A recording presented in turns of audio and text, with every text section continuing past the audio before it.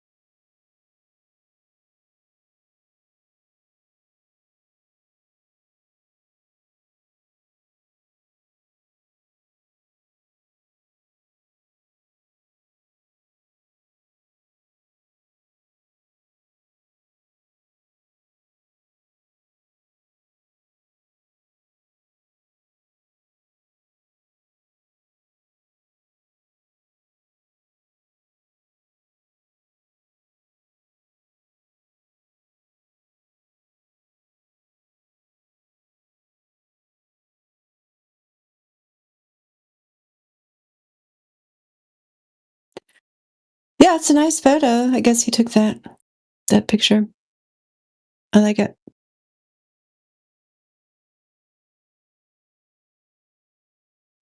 It does look pretty cool. I see that pretty often here in Iceland as well. Like, I mean, I don't think that's unique to Australia. Right. Yeah, we have it here. What? I guess I don't understand. What is it that makes that picture unique? No idea. I mean, I see the full moon out during the day all the time, and it was out today during the day with. Well, now it's kind of cloudy, but earlier it was what 5/8 or something. I don't remember what it was, but with the filter, I could have taken the same picture. Yeah, I think it's full next week.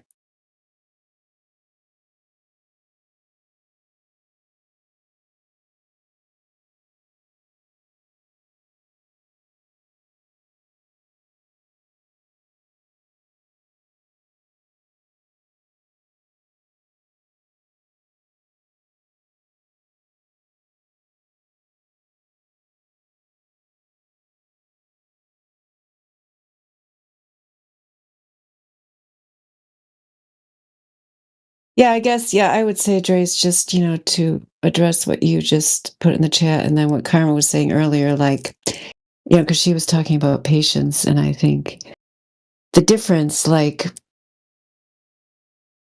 when you're teaching a young person something, uh, and they're just not getting it, like, that takes a certain kind of patience because you explain it one way and you think it's really clear. And you explain it another way, maybe they still don't seem to get it. Or you like very carefully spell out directions, that you already explained several times. But like that's all normal level of patience. But then like trying to explain something to someone here, and usually a lot of times they're full grown adults that just isn't even listening at all to what you said, and then their only rebuttal is, just some complicated version of "nuh-uh," they have nothing to back it up. They obviously like didn't even take in what you said, or they just like that dude was doing during ladies' night, just go and like search up some AI answer and read it off to you. It's kind of like, yeah, I mean, I don't know how patient somebody has to be with that kind of thing. Like this new thing where they read off the AI answers, like that guy was clearly doing, like, that's why I got frustrated with him. And then you finally muted him because it was kind of like, I'm sitting here just with my brain, like actually engaging in the conversation with you and, talking off the top of my head about what I know and have learned about what science really is and what it isn't. But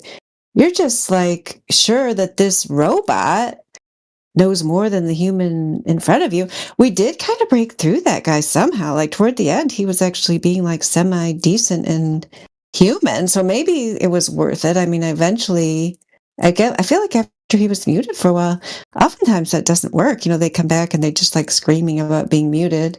But that guy actually, I don't know if you noticed that, he was like actually more of a person, like just talking to us like a normal person by the end.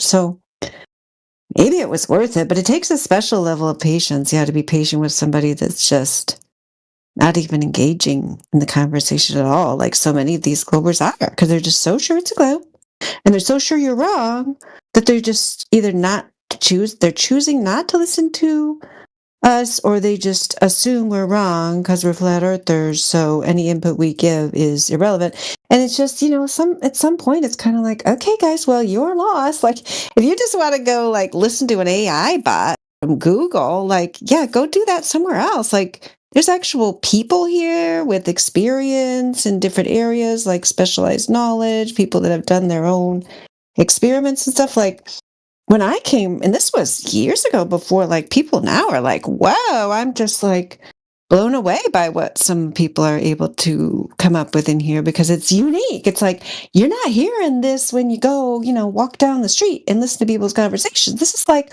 high level stuff. And I thought that back in the day, I totally immediately recognized. I'm like, wow, this is like intellectual conversation. Like, where else am I going to find this? But these people, I guess it's just going over their head. It's like, no, you have a chance here to hear another side. If you just want to hear what NASA says, I mean, it's just so weird that they parrot it. Like, who do they think? Like, I just don't. They're not getting any credit for it, right? Like, no, unless they are. Sometimes they are like performing for their friends, but most of the time, I feel like they just need it to be true, and so they're really doing it for themselves, right? I don't think they're really like engaging with us as people. They need to prove it to themselves, and prove is in quotation marks, right? Because they haven't proved anything, but it's just, I feel like if I could get my head around that, maybe I could deal with them better. But like, that guy was really, he had me like at the end of my rope. I was just kind of like, yeah, I don't want to talk to this dude anymore. So that's why I was glad you muted him. It was at the perfect time. I like how you mentioned children and the learning and experience of children, because I believe from my experience with children, and you probably can attest to it, that with children is for them to learn from what you're saying. It's more for them to relate the words that are being said, and how they can visualize attaching the words with something that means something they can observe that they've seen, so they can attach the word to. You say apple, they can attach it to the fruit. You say road, they're gonna attach it to where their moms is driving them across, or something like that. So visualizing what is being said, and they kind of can make sense out of it, versus the glow believer, or these people that are not hearing what they have replaced the words with some type of belief or some type of authority, that they believe in the nonsense of sense of the word.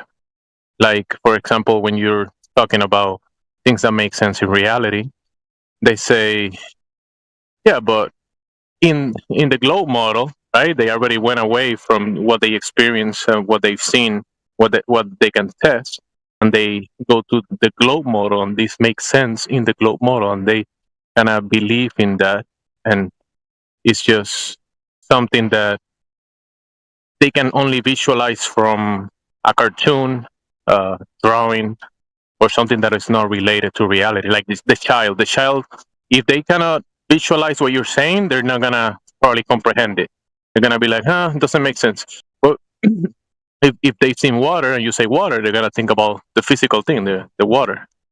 If you say whatever you say, if they have experience with that car, they know what you're talking about, the door of the car.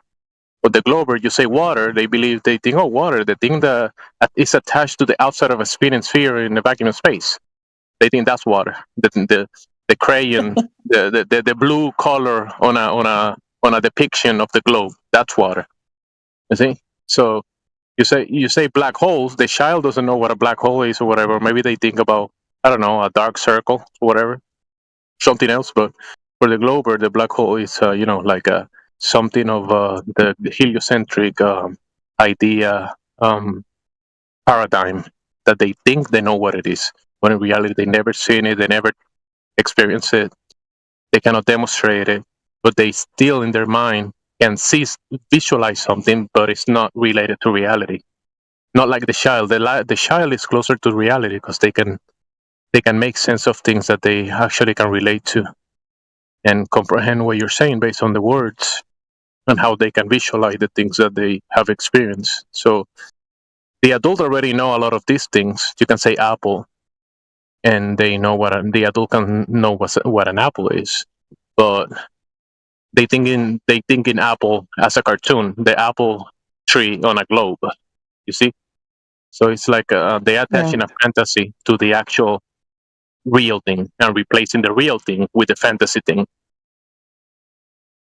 Yeah, the children, yeah, especially if they're still like in the concrete operational stage, yeah, they're like more in the moment. They're more attached to reality. I mean, that's a great way to describe it. That same guy was later telling us that water was curved. Yeah, and it was just, and he was all like toward the end. I mean, I was kind of laughing at him, but like he was almost starting to laugh when he was trying to tell me that gravity curved water onto ball, because I feel like he was maybe finally starting to see the absurdity. Because, yeah, they experience water. You know what I mean? Like, they go to a swimming pool, they go to the ocean or whatever. Like, yeah, water's level, guys. You know, like, where do you see this fantasy that you're talking about? But they just have to keep repeating the story because, yeah, they've moved into this abstract reasoning stage. But then it's almost like because of the Globe program, they've left the concrete behind it. I mean, they're forced to, right? They have to, like, leave reality behind and go on to this abstract thing, when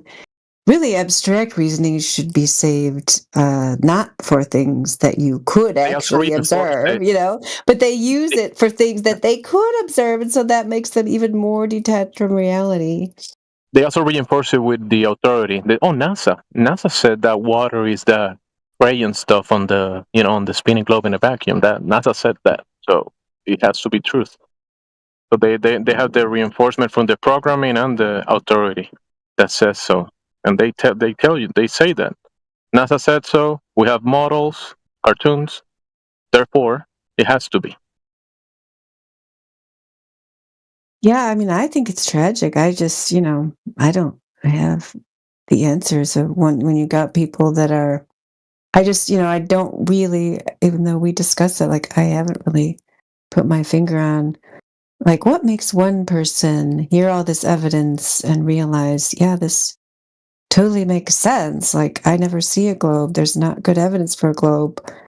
And then this other person just stay in this bizarre fantasy world that other people told them about. I mean, I guess it is, that comfort of authority must have a big part in it. Like, they need someone to tell them what to do, what to think, because that makes them feel safe. I mean, I think that must be a big part of it for a lot of them. We know that it's a rare person who's able to live outside of that.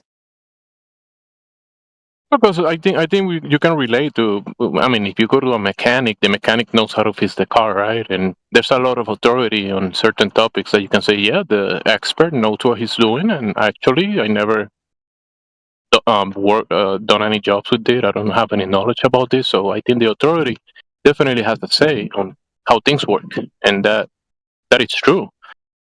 But it doesn't mean it's true when someone that has never experienced a black hole can tell you he knows what a black hole is because he said so. Well, bro, he's never experienced that stuff. He never tested it. He's just someone saying something, words that have no meaning behind it when you trying to attach it to reality. Or exoplanets, or Earth being a globe, or water in a vacuum, as in a pressurized system. They try to talk about these fantasies as if it was reality, like something that you can actually go to the mechanic and fix your car because he knows what he's talking about. It's not the same thing, not the same authority. Someone is an expert in fantasy and he can talk about fantasy, doesn't mean the fantasy he's talking about relates to reality.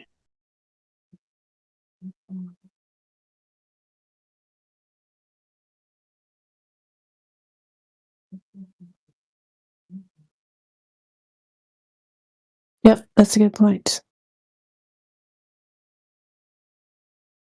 It's like an expert in the DC universe or Marvel Spider-Man. He knows everything about Spider-Man. He knows everything about Superman. But yeah, he's an expert on that topic, whatever fantasy it is. But it doesn't relate to reality. It's the same thing with the globe. The experts on the globe, but what does that mean? I mean, either it's a globe, the one that you can go to Walmart or Target and buy it as a decoration for furniture or whatever, decorations. That you can relate that to reality. Yeah, that might be a globe. You can buy one at a 50% discount, or you can just go to most schools. They probably have it in the trash bin. Get one for a really low price. But to relate that to the earth is that's a different story.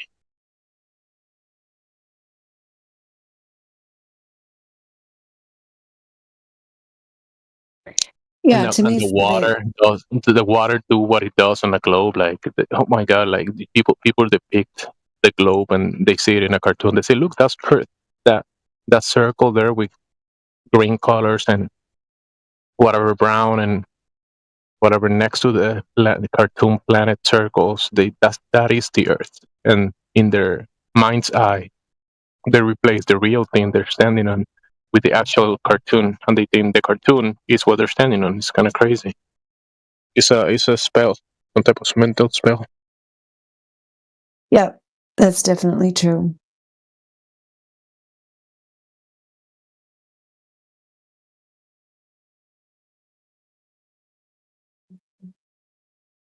Yeah, I mean, and to me, they just sound like, be the same if somebody came in here and tried to tell me, their Dungeons and Dragons game was real or Klingons really exist, whatever, living in their little sci-fi convention, but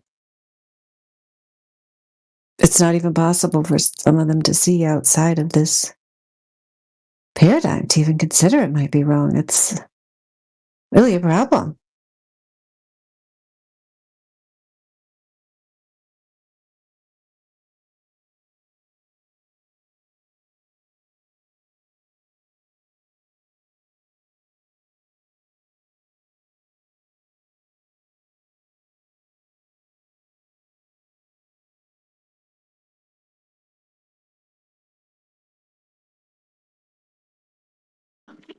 The question is of these people that present themselves as globies here, how many of them are here to actually discuss the topic and have a conversation versus how many are they just thinking that this is just an extension of a role-playing game of some variety that they'll go from room to room of different topics just trying to role play they're for this or against that or whatever.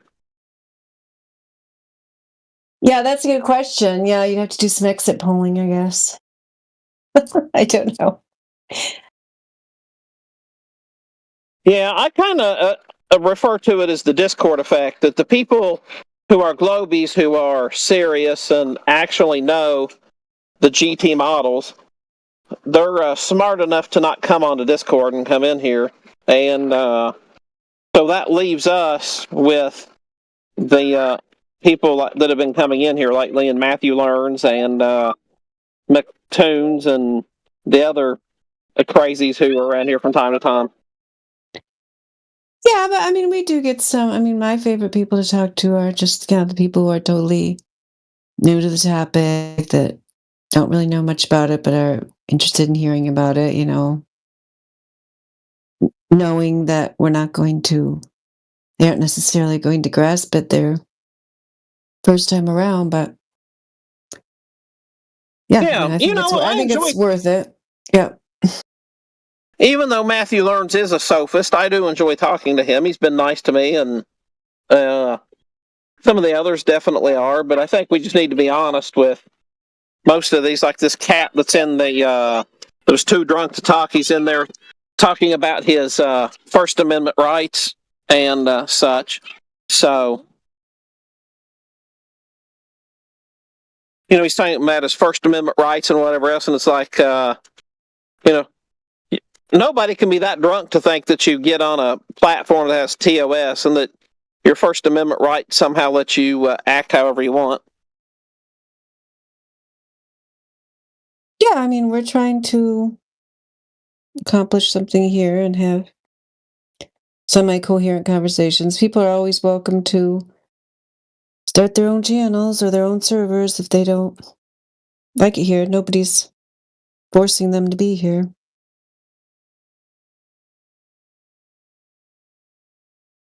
And yeah, Tristan, exactly. I think you've summed it up, everything I've said, in just a few succinct sentences there. So yeah, you got it.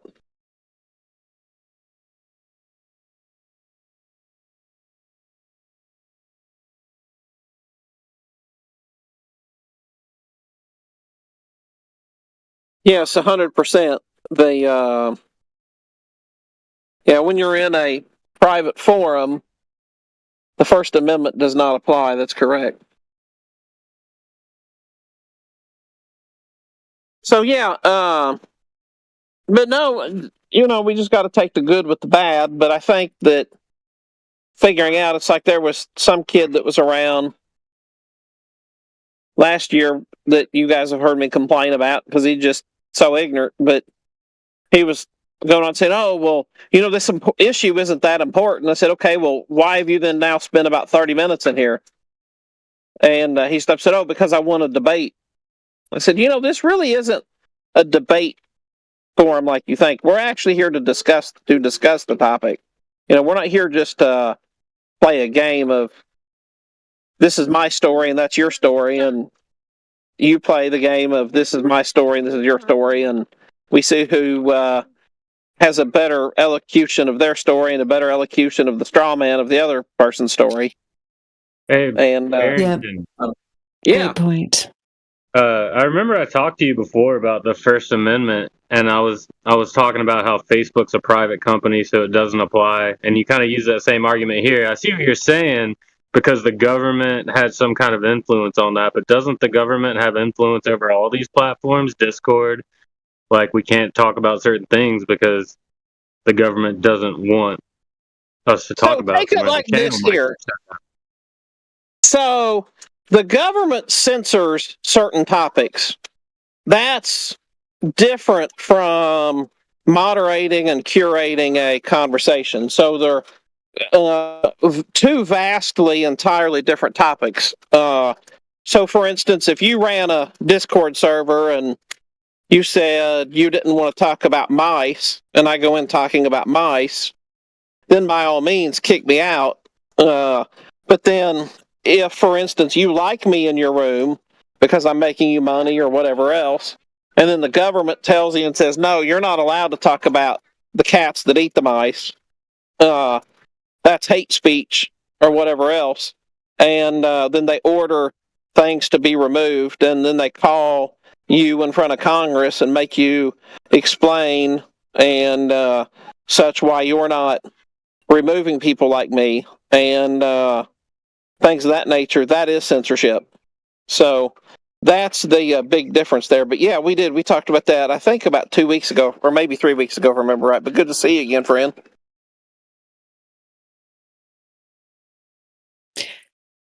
Yeah, I think what you said about it not being a debate, I think that is, I think you've got the crux of the difficulties we sometimes run into here. Like when I was talking to this individual, Mikey, earlier, explaining to him what a scientific experiment was and why the Cavendish demonstration wasn't one and didn't demonstrate the cause and so on.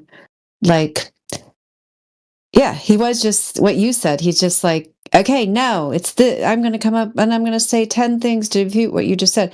I'm just not used to, because I guess I'm used to, and not that I'm like presenting a lesson here, but like, when I present a lesson, I like research it. Like I know exactly what I'm talking about. Everything has citations, informations, and so on. Like students don't just like if it's math or science or anything, like I don't think I've ever. I do remember one kid back in the early 2000s arguing about mercury and the temperature there was something I said about that, which was nonsense anyway.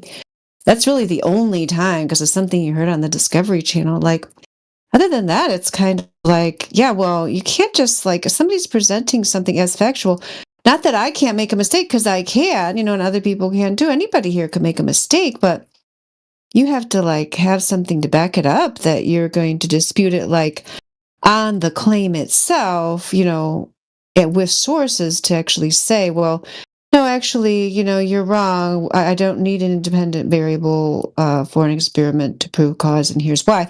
No, it's just like, they all do it. It's just like rapid fire, because like you said, they're just trying to either win it in their minds or give the appearance of winning it. And this guy wasn't very good at it, but some of them that are, use these deceptive techniques that are, they're just, it's very obvious when they're just trying to give the appearance of winning and just the way they say certain things, and they'll start like subtly putting the other person down, say, well, no, you don't actually understand, blah, blah, blah, whatever it is. I mean, and it's just, I don't know, I don't mind being here. Like I said, I prefer talking to new people. Like when those people come in, it's like, yeah, I can deal with them, and if I'm in the right mood, I can slam them into the ground, but it's just like, they're just so pointless. It's like they're just being deceitful, and they're just they're not trying to learn. They're just want to give this appearance of winning. They're all about an appearance. They're not about the truth, and it's just very difficult to deal with them. I didn't deal with them for like over 2, probably almost 3 years. I just didn't engage in this at all because it's not a debate. I mean, it's been over for a really long time, It's just there's no real argument. So, I mean, we're just doing them a service to even humor them and pretending that they have anything, because they just don't, know it. So,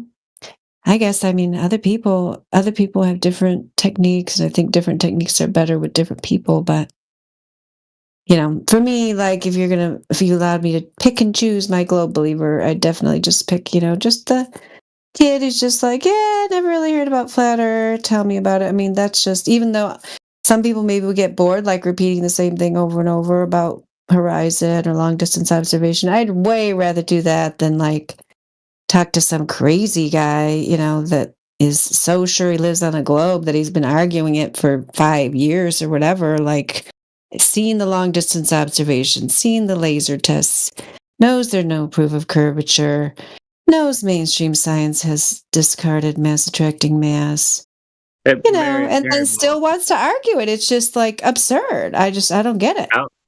How long has it been since you stopped believing in outer space as such?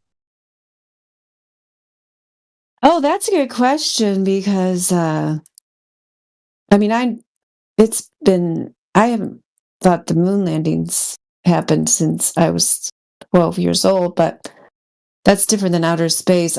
Like, even after I knew the moon landings didn't happen, trying to remember what I thought about space after that, but yeah, like you realize space is fake. Like it's not flat Earth. There's a lot of other implications, and then it's like, oh, well, that means that all this space is fake. Like how long? yeah, Do you remember when because you I feel realized like, that?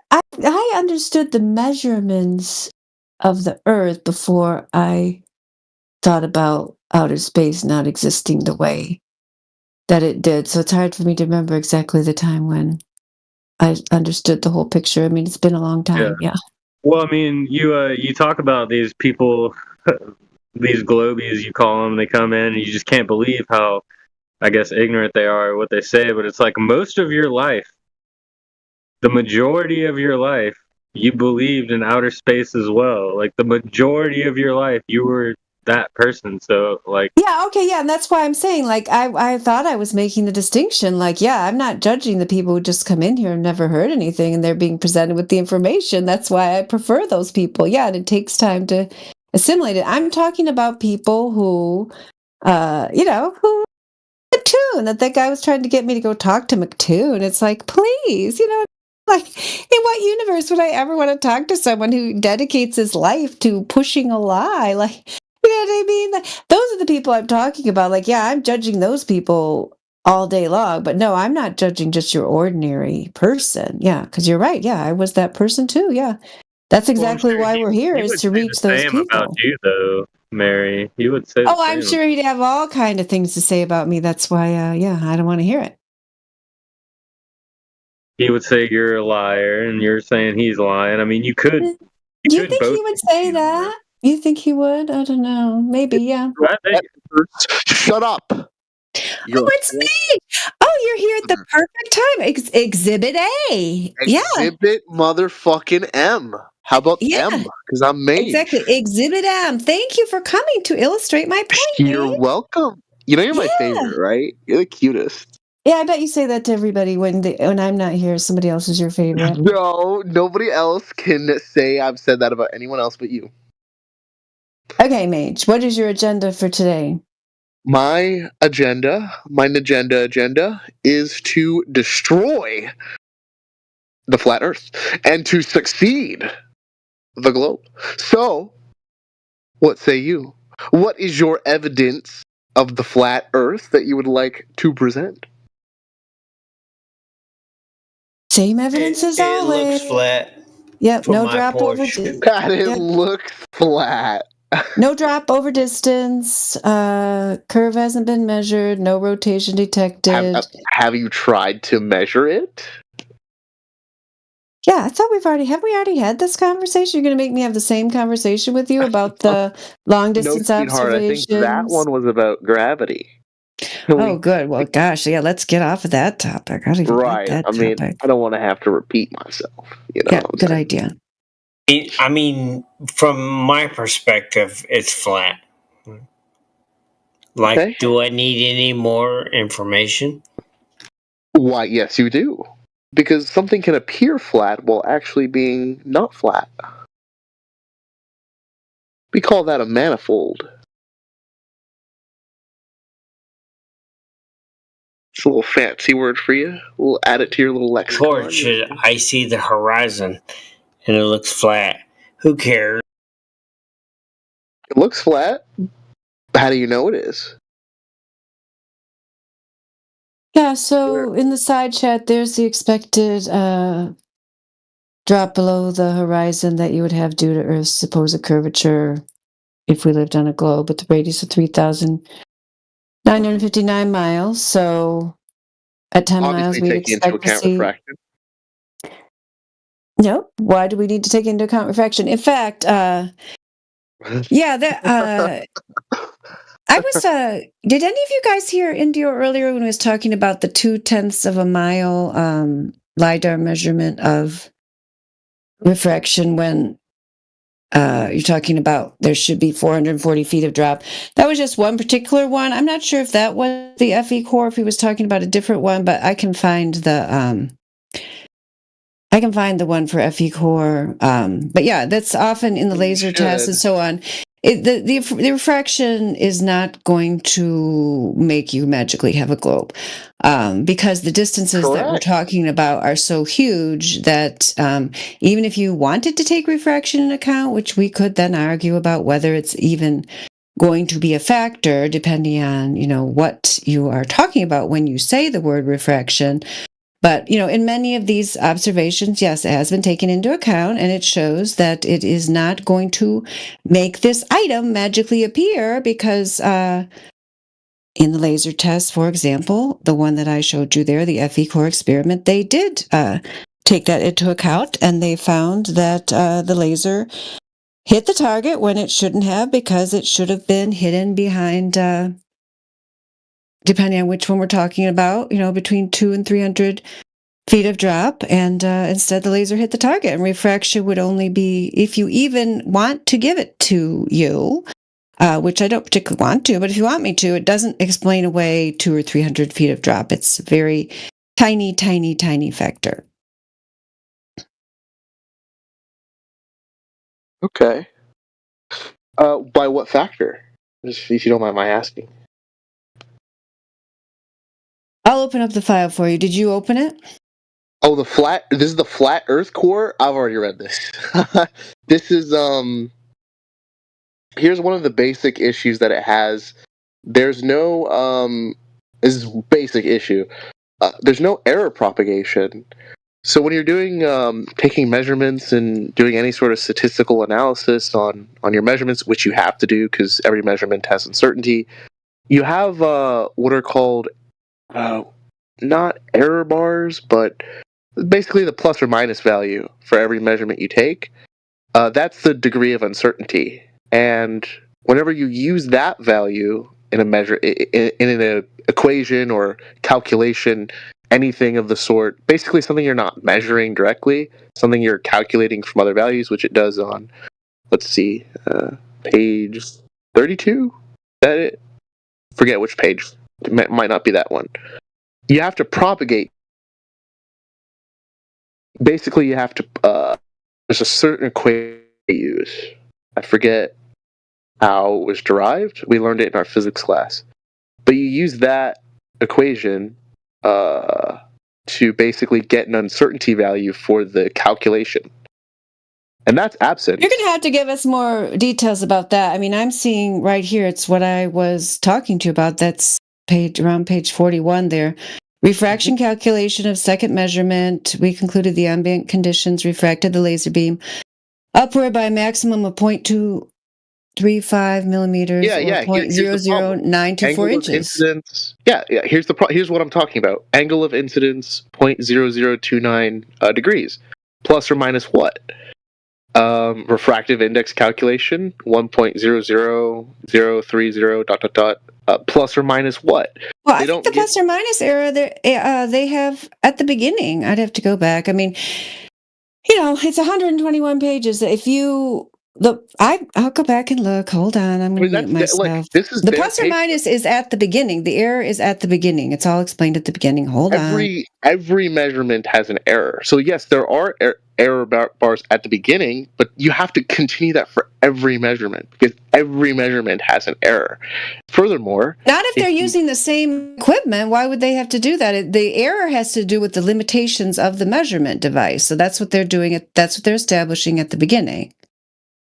So they just don't put it here, like at the angle of incidence? Well, I mean, yes, like it's the same with any. If you're, doing a physics lab, whatever, scale you're using, the scale on the balance, that is your error. So, I mean, so you're going to have the same error if you're going to use the same balance every time or whatever it is you're using. And we would put it every time. We'd put it every time. Well, I didn't write this, so yeah. So you want me to cut and paste? You want me to write it on there for you? I know you didn't write it. No, because you're being ridiculous. Because no, poorly hey, hey, I'm not going to be your favorite anymore after this conversation. You're being completely disingenuous because you're bringing up the error. I'm telling you, it's at the beginning. They use the same measurement device. I don't see it. Okay, I'll find it for you. Hold on. That's you're saying it like it's extra, but this is the most basic, fundamental sort of principle of taking measurements, that you have errors. Your measurement's gonna be uncertain. So I just don't know why they didn't put it for every measurement. Yeah, that's ridiculous. I'll get out my little pen and I'll write it on every page and then take a screenshot for you. You're being nonsense. I will find you. Okay, sure, no problem. I will find it for you. If somebody else wants to talk to him, it's going to take me a little while. I know it's at the beginning. I've seen it several times. Hey, look, I'll be back. I'm back looking for it too. All right, you're not the only one. I'm trying to be as honest as possible, but I can't even begin to take these measurements seriously if they don't have certainties. So that's where I'm at with this. But I'll keep looking. Okay, I found it. Hold on. It's hard for me to tell when I've got it on my phone what page this is. It's like sometimes I touch it and it gives me the page, sometimes it doesn't. It says measurement procedure. Based on our experience with aiming difficulties at Lake Balaton, Mike Kavanaugh made changes in the software of the SALAD, S-A-L-A-D, and developed an automatic GPS targeting system. The new aiming precision of the SALAD is plus or minus 0.01 degrees. We used a closer distance reference target with GPS coordinates to calibrate The laser heading and the software was then capable of automatic laser targeting to any position based on GPS So I'm at the page that coordinates. you're reading. Mhm. The position of the salad is 0.01 degrees. Is Plus or that minus. the angle of incidence? Is that for which measurements that, first of all, which measurements use salad, like the one on page 41, and which measurements are associated with this uncertainty of plus or minus 0.01 degrees? That's part of the problem, is if that is the uncertainty that is for the angle of incidence, how am I supposed to know that? I don't even think it can be, because it can't even be the uncertainty for the angle of incidence, because this is, let me count. You were on, yeah, here it is. Oh yeah, this is, Measurement I don't know, I'm procedure. around like 14, 15, Yeah, it page can't 14, it can't 15. be the uncertainty for the angle of incidence, because the significant degrees differ. The significant degrees for the precision of the salad is 2 significant degrees. The significant degrees for the angle of incidence What are measurement you is talking about? 6. 0.01 degrees. No, yeah, that's two significant figures. That's Oh, sorry. okay. Yeah. I meant to say significant figures if I didn't say Okay. that. Yeah, you did not. You said 2 degrees. Oh, my bad. Yeah, sorry. I 2 forgive you. significant figures, right? The other one is 6, and basically this you wouldn't. But basically, you would put, for if this were a well written, well done measurement, what you would do is you would put the number that is the uncertainty as the same number of significant digits, because that is the degree. That's the last significant. That's what it means to be a significant digit. That's the last significant digit that you can measure with any sort of precision, and anything afterward is uncertain. But you have, for the measurement of the angle of incidence, 0.00026 degrees, whereas the precision of the salad is 0.01. So basically, I'm saying this can't be the uncertainty for that measurement. So kind of this is the problem. Like, one of the problems is a lot of your measurements are missing these uncertainties. So I can't actually determine how precise these measurements are.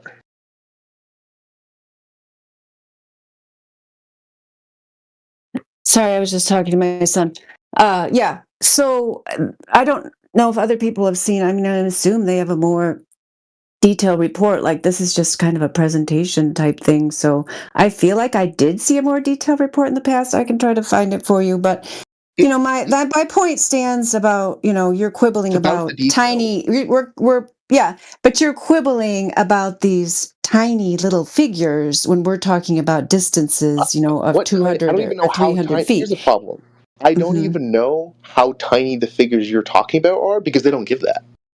If a scientist had done a good measurement and given these uncertainties, I could say, yeah, this is tiny to a fifth, of the negative power, or something like that. I could say to 5 significant figures, this is insignificant, and so you're quibbling about something that shouldn't affect the overall measurement. We could say that if we had it, which we don't.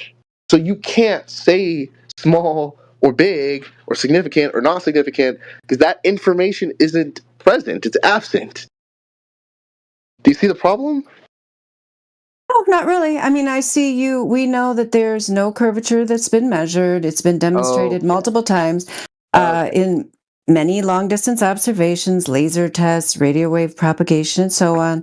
So, yeah, I mean, I do think, you quibbling over, 2 places after the decimal point when we're talking about order of magnitude much greater than that is just that, a quibble that you're You denying can't the say reality you because can't say you order don't of have. magnitude. You're I okay. just said it. Why can't No, I say it? okay. Tell me You're why. repeating the same problem, which is that you don't know to which significant degree these measurements are precise to. So you can't say this order of magnitude by which it doesn't matter, because you don't know. They don't even know, because they didn't give it. Yeah, I wouldn't say that's true. You'd have to read through I mean, I'm not going to sit here and say it's not there because like I said, I haven't looked at this recently, and I think there's a more detailed report, which I will find for you, and I mean, I'm not going to be able to do it instantly, but Okay. I feel like, you have seen enough evidence and you still haven't produced any measurement of the curvature. So where is the measurement of the curvature? Well, here's the thing. I can give you a measurement of the curvature. I actually do this quite often, where I'll give some measurement that someone else has taken, and then it becomes a game of 20 questions, like, how do you know that they actually took these measurements? And I could ask the same thing Just about like flat you're Earth doing, before. just like you're doing here. I mean, you're trying to do it, but you really don't No, have a I'm not leg to even stand on, questioning. and I get No, it. no, Yeah. no. This is how I know you don't actually understand the objection. Is I'm not questioning if they took these measurements. I'm assuming that they took these measurements. I'm simply saying you can't conclude anything about them because they lack basic statistical quantities like uncertainty. Basic statistical quantities Okay, like well, give us error your bars. best. Give us your best curvature measurement with acceptable statistical error that you Why would I do appreciate that? is measured, because that's what you're coming in here. You're claiming there's No, a no, globe, you right? didn't let me finish. You didn't let me finish. Why would I do that when you don't even understand what's wrong with these measurements? Why would I expect you to be able to understand a new set of measurements when these ones aren't even understood? You don't even know why these ones are bad. No, Because I asked you and you said no. no. That's not a valid. That is not a valid summary of what has just happened here. I We would were say it looking is. at the I told you, I am not going to, on the spot, be able to read through 127 pages of this presentation and agree with you if they are or are not there. I explained where some of them were having to do with the device that they use, just Right. like I asked. And as soon as I gave you that, then you made the standard higher. Now that you've No, made the standard higher, Mage, do you want me to I mute you? didn't You're make going the to let me standard finish? higher. You did make the standard higher, so I said to you I would need more time to read all 127 pages to see if what you're claiming is true, or to go and find a more detailed report. So you're going to have to move on to Oh, another wow. topic, because I am not going to debate whether something is or is not there when I have not in recent memory. I did read all 127 pages of this back in 2019, but I haven't done it recently, so I don't have it memorized. So you're going to have to put that issue on the table and stop making your claims. Where's Here's your the thing. curvature? Where's your curvature measurement? Here's the thing. You shouldn't even have to look for it because it should just be there. And Oh, that's what. shut it. Okay, I'm done with him. Does anybody else want to talk to him? Because, Okay. All right. No, he's no, it's not okay. It's serious okay. about, you're not This is pretty serious about, common. no, you don't get to say it's pretty common. No, you're not serious about a free and open exchange of ideas like a real person who is interested in education or information would be. Because when I said to you, I will read through all 127 slides to see if your claim is true for you, because you're saying it's not there. So therefore, I would have to do the work to prove your negative claim, or I will go and find a more detailed report. Then you're trying to characterize that as something it is not, and you're trying to still say that those figures are not available. And I'm saying maybe they are. But since that is not a good topic for a live stream to sit silently and read 127 slides, I'm putting that on the table. If you were arguing in good faith, you would say, yes, Dandelion, that's a good idea. Let's talk about this next time. Here's my next question. Is that it? Am I back? Yeah, we're back. Thank I you, didn't Miss. mute you, so guess so. Hey, I'm gonna ask you something. Are you into like any femdom stuff? Or are you pretty vanilla? You can be honest with me. You can be honest. I'm not talking to this guy anymore. You guys can have him.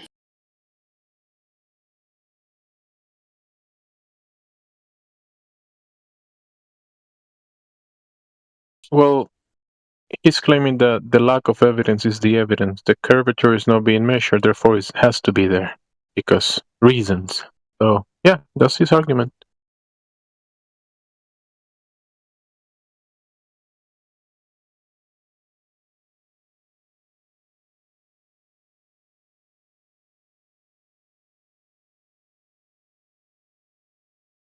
He's not being serious anyways. He's just messing around. So whatever anybody wanna talk to the Nonsensical, dude.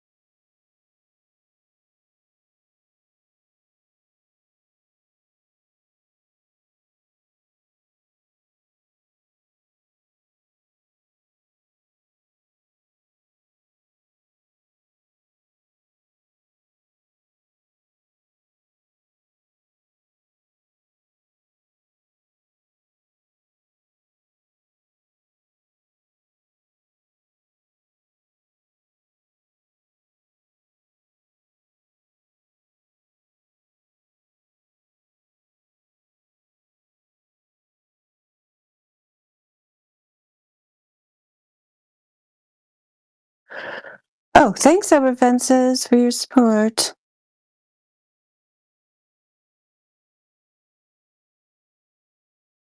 Yeah, I mean, you guys heard that. He came in there claiming refraction, so then I showed him how refraction was taken into account with a plus or minus error measurement and a calculation of a very, very tiny refraction, less than 1 inch, and then he claimed that there wasn't. I'm hearing an echo. Where is that coming from? Are you guys hearing that? Okay, nope, it's over here. Never mind. Sorry. Oh gosh, now I lost my train of thought. Yeah. Then he complained about the measurements not having an error there. So we showed him what page the measurement error was, plus or minus to the hundredths place. And then he's just making other claims. It's just kind of like, come on, guy.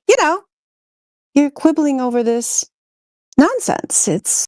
I just, yeah, that's exactly the kind of guy I told you I don't like. And then he came in there to be annoying, to show us how annoying he was. So good job, guy.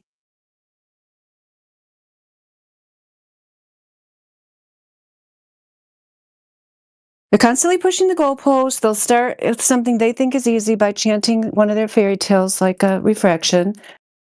And if that doesn't work, then they'll change to something else. If that doesn't work, they'll change to something else, forgetting that originally they just came in thought chanting refraction was enough, Then they'll say, this was never done in this 127-page paper. It's like, oh, okay. That's a nice claim.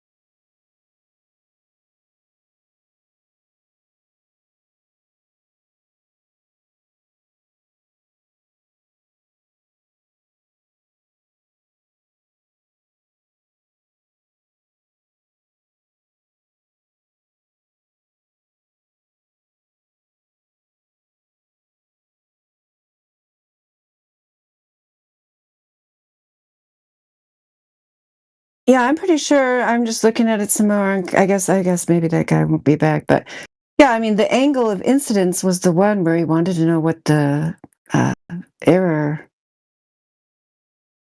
was, and I would think the angle of incidence is measured with the salad, which it says right there on page 14. The error was plus or minus 0.01 degrees. So I think we already covered that. I think that guy was just arguing about stuff we already covered, just arguing to argue, I guess. I don't, he's just arguing to argue, right?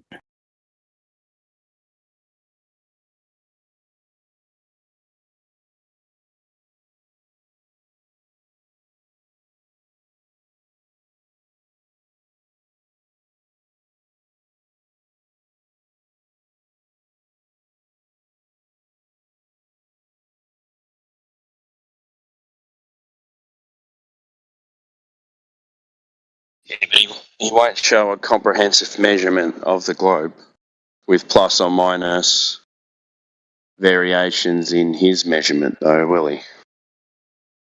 He just criticised the work that other people have done because there's no plus or minus, which there is. And then when asked to show, as he did at the end, his measurements with plus or minus, he fucking spurged out. Yep, because they got nothing.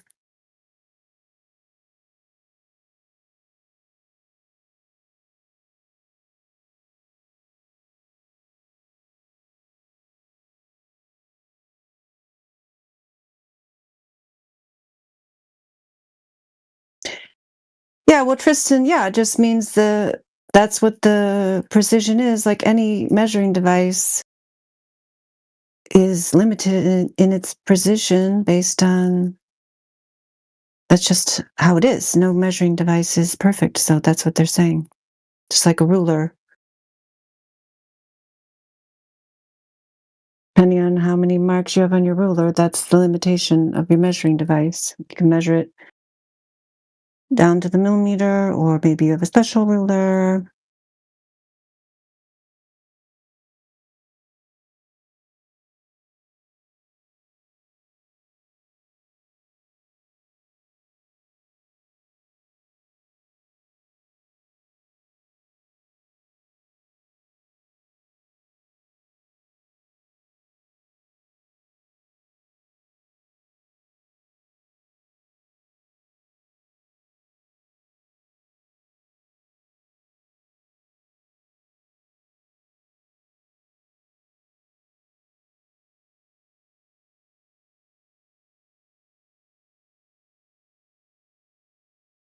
When you want to find the uncertainty, then you do plus or minus half of what the smallest mark is. So if you have a ruler that has millimeter marks, then your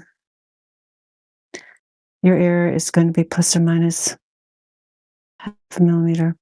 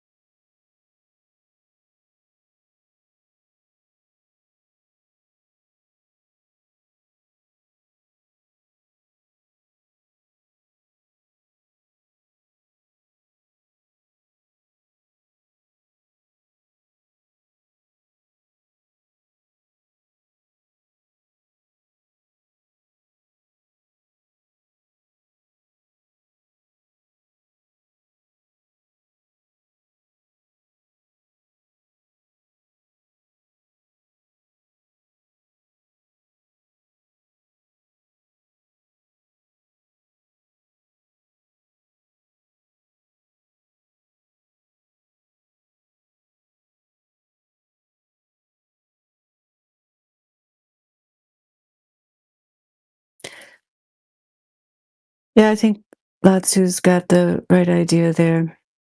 We don't have any direct verifiable surface curvature measurements proving we're on a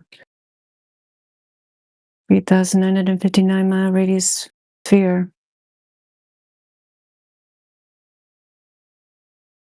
It only exists in their imagination, so to me, the long distance observations, the horizon observations, the laser tests, I mean, they're self evident, but even if you don't like objective measurements and math, you still don't have a globe anywhere.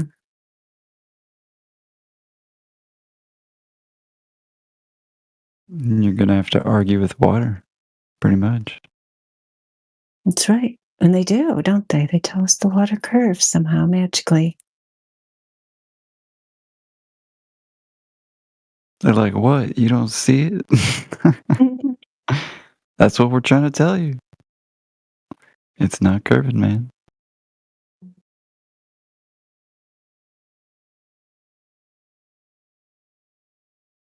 The proof that it's curved is you can't tell. You're an ant on a beach ball. Imagine you're an ant. Yeah, the proof is just imagine. I don't want to be an ant. Doesn't sound like fun. Plus, I might get stepped on.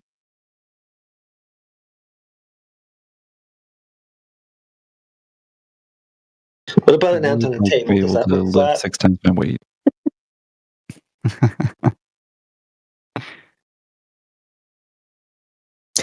Yeah, I guess if I was going to be an ant, I'd rather be an ant on a table. At least I might get some crumbs up there.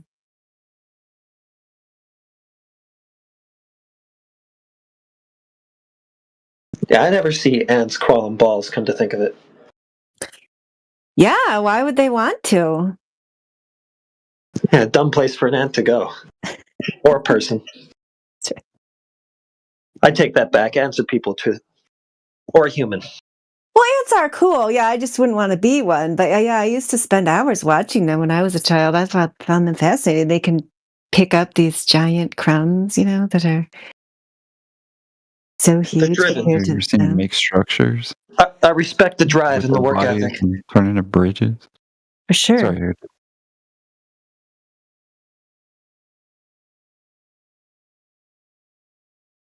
Oh yeah, making those gigantic little anthills. I mean, gigantic from their perspective. They can build them pretty fast. Like you get rid of them, and then they're right back there. They don't waste their time dealing with trolls online or with heartbreak or any of that kind of stuff. They just get to work. Yeah, maybe I like being an ant here. It took you really selling me on the idea. I wouldn't have to deal with people like Mage. Everybody would be cooperating. Maybe they're onto something. Ants have had it right all along. That's right. There's no ants like standing there saying, "We're not on an anthill. We're on a beach ball." No, not even one.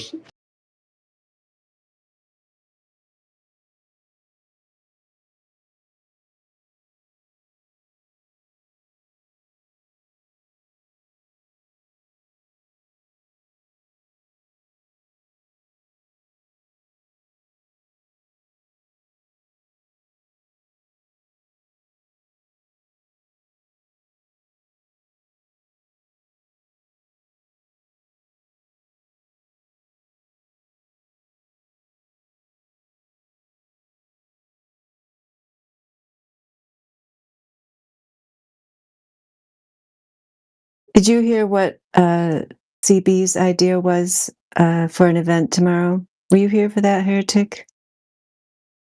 I heard it, yeah. He wants someone to do a master class on talking in the VC, basically, right? Yeah, I guess he's trying to recruit somebody else to do it. Yeah, I guess he's not going to do it. Yeah, I got a really good plan for somebody else. An ant would never do that. AI, you said?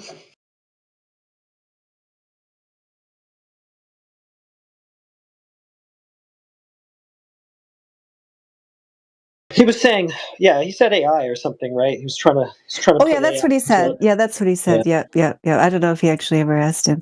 I mean, yeah, I agree. He'd be good at that. I don't know if he's up for it. I don't know. Yeah.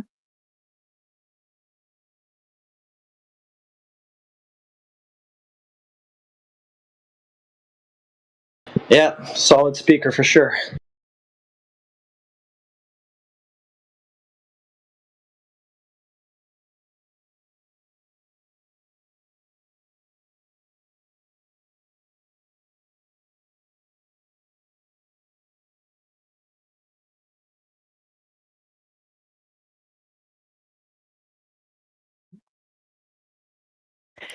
Yeah, I mean, I had some ideas if we didn't have any Cobras for ladies' night. I mean, I had some ideas of like just presenting some material, but I don't know. Most of the time when we're in here, like there's people to ask questions. I don't know. Because it's kind of hard to like present stuff the way it's set up, like, especially because other people are talking. So it's not like you can put something up and then everybody can be looking at it. I don't know. That's why he was asking Indio about doing the stage, which I don't actually even know how the stage works. Like, have you ever been to something that was on a stage in Discord? Yeah, they do it here sometimes, and like they'll just bring up a speaker at a time, type of thing. You have a big audience. Like on this server, they get hundreds or something, like 1,000 people or something sometimes. They just bring someone up who wants to talk. Like, they'll have like, here's Kent Hovind, and he's going to, debate evolutionists or something, and one of them will step up and they'll just go one at a time. So the main purpose of it is just to control, like, not having too many people speaking at once.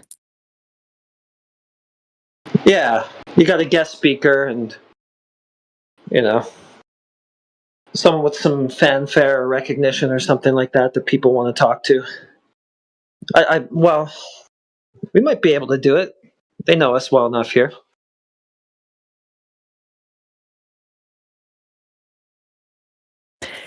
Yeah, because even like presenting, like sometimes people will put something they're trying to show on the little screen here, but then that limits how many people can be in here. Seems like that's problematic. But I guess, I mean, I remember we used to, in the home server, sometimes do presentations and then we just say like, okay, well, this person is going to be putting stuff in the chat. So while they're putting their stuff in there, then Yeah, put other stuff there. that's always really hard to control. Yeah. Well, you yell at them a few times and it works out. Yeah.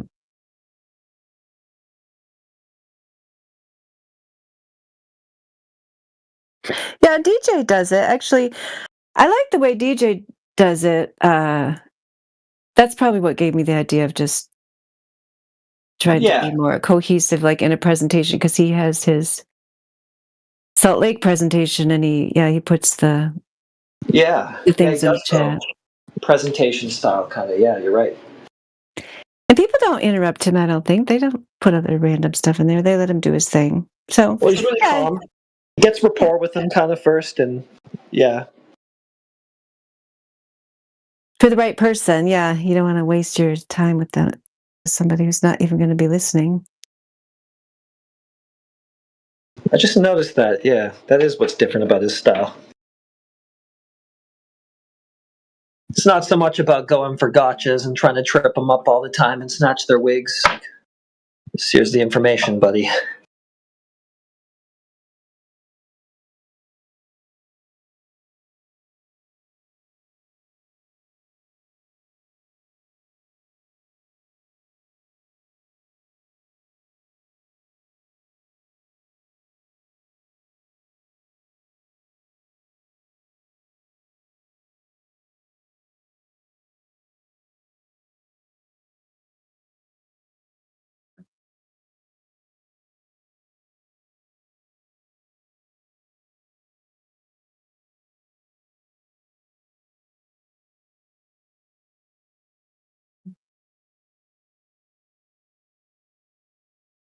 Yeah, because this, I was wondering if anybody had any feedback about this image. I put it in there earlier when I was talking to some dude. It's from a Dr. John D video.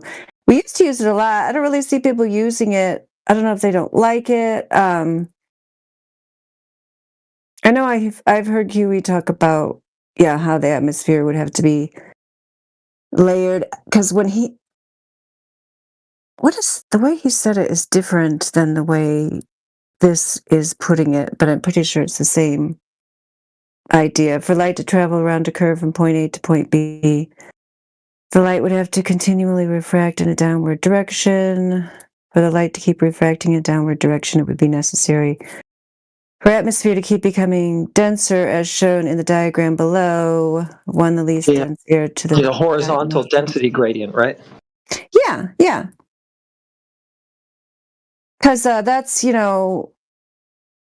it's the same medium, and that's what they're trying to sometimes, even when we bring up refraction being two different mediums, they'll sometimes bring that up. But the density gradient is not going the way it would have to be going for them to make their claim. I don't know. You think it's all right? Yeah, I think so. I mean, I always like to just go straight to how did you measure the globe in the first place to know any phenomena occur on the globe. But I mean, that's a fair point too. Like, there's all sorts of ways to take them down. Yeah, I guess it depends. Like, I probably used that, with these like weird little British teenagers that, it probably wasn't even point in bringing it out to them. But Yeah. because I don't think they were into like the finer points. But yeah, there might be sometimes when it's worth bringing up. Oh yeah, you might just lose them on something like that. Yeah. They'd be like, huh? What? It's like, I mean, they don't even really know what they're talking about half the time when they squawk refraction. They're just literally squawking, right? Yeah. Oh yeah, but Morbus, I totally agree. Ladies' Night does attract the super numpties. Yep, you're totally right about that. It's always been that Misogyny. way. That's right. They think they're going to be able to pull their little tricks on the ladies, I guess. I don't know, or whatever. They just want to be able to talk to a lady, and they don't get to do that in real life. I don't really know. But Yeah, it's the shot.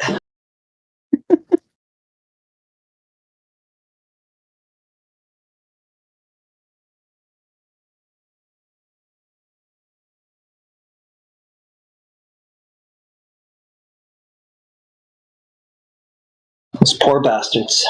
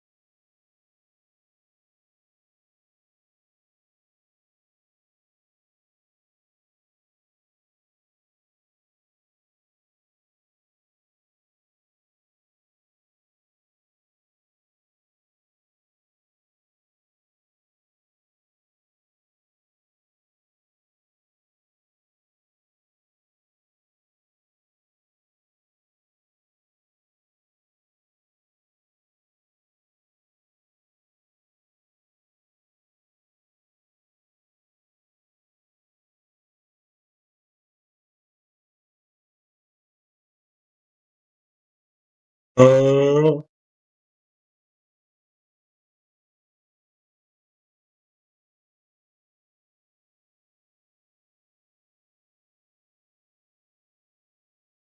is someone greeting us?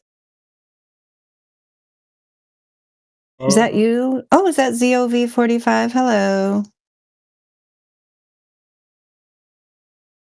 What's happening?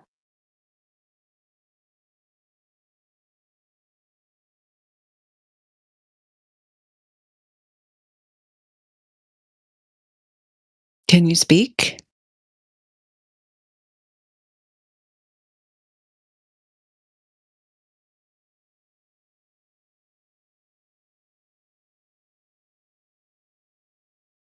Guess not. Well, if you've got a question or if anybody else does, feel free to speak up.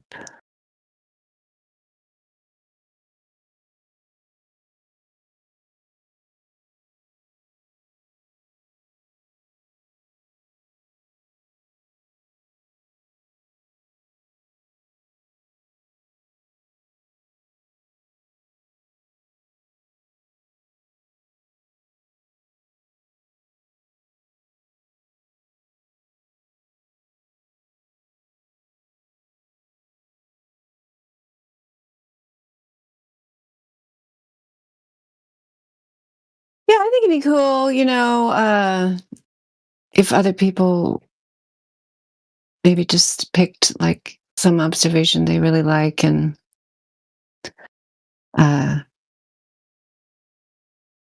was able to just kind of present that one. I mean, like I sometimes do that with Chicago, but I feel like I don't have it organized like DJ does. I just kind of randomly talk about it because it's the one I've seen, so I feel good about talking about it. But I don't know. I just think we have a lot of people with different strengths here, so I think people should feel confident to like maybe just hone their information in a certain specialty area rather than try to know all things. I don't know. It's hard you can't know everything.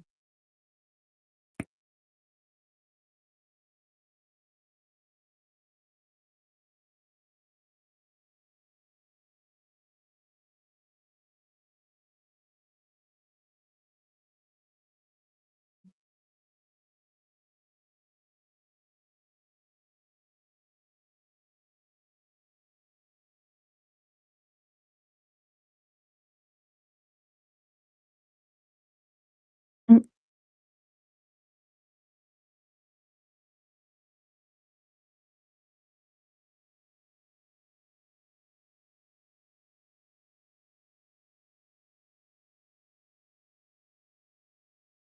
Platter, you hardly ever talk here, but you can talk. I've heard you speak before.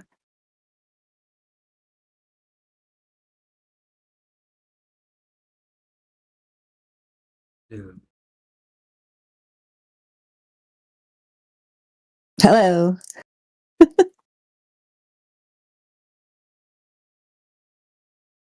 Talk all day and then I'm quiet here at night. It's quiet there, so try not to be too loud. Is that what you said? No, I like I talk all day long, and then when I get on here, it's like, okay, time to mute up and switch over to the chat skanking. Oh, I hear you. Yeah, I talk all day, and then I keep talking. It's raining here, which is really nice. I love hearing the rain. I can hear it outside the window. I should crack the window so I can hear it better. Well, we got some lovely weather, 32 Celsius. 32? It's hot, huh? Finally.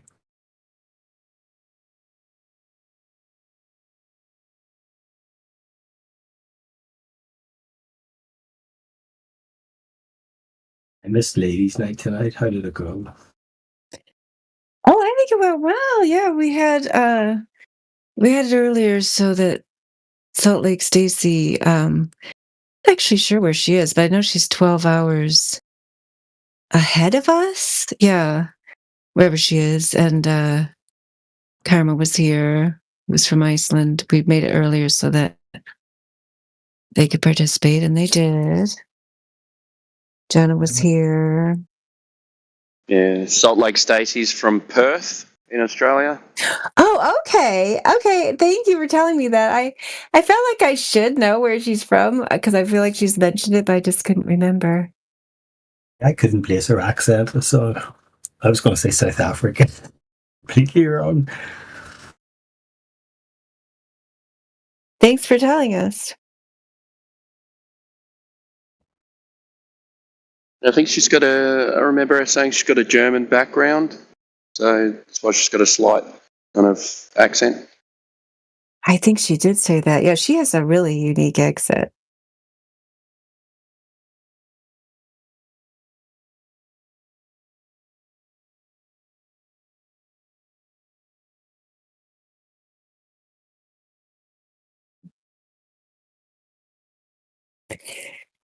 Yeah, so Platter, yeah, I think it went pretty well. We had content the whole time. Glow believers asking their glow belief questions, not accepting the answers. The usual. Any female Globers come in, or is it all usual? No.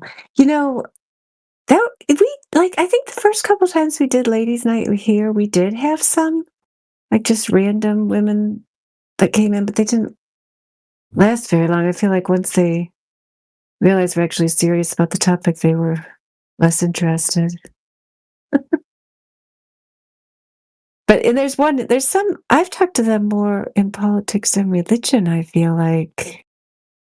But yeah, we haven't seen them as much recently. That I mean, they should come, right? If it's ladies' night and they want to defend their globe, I don't know.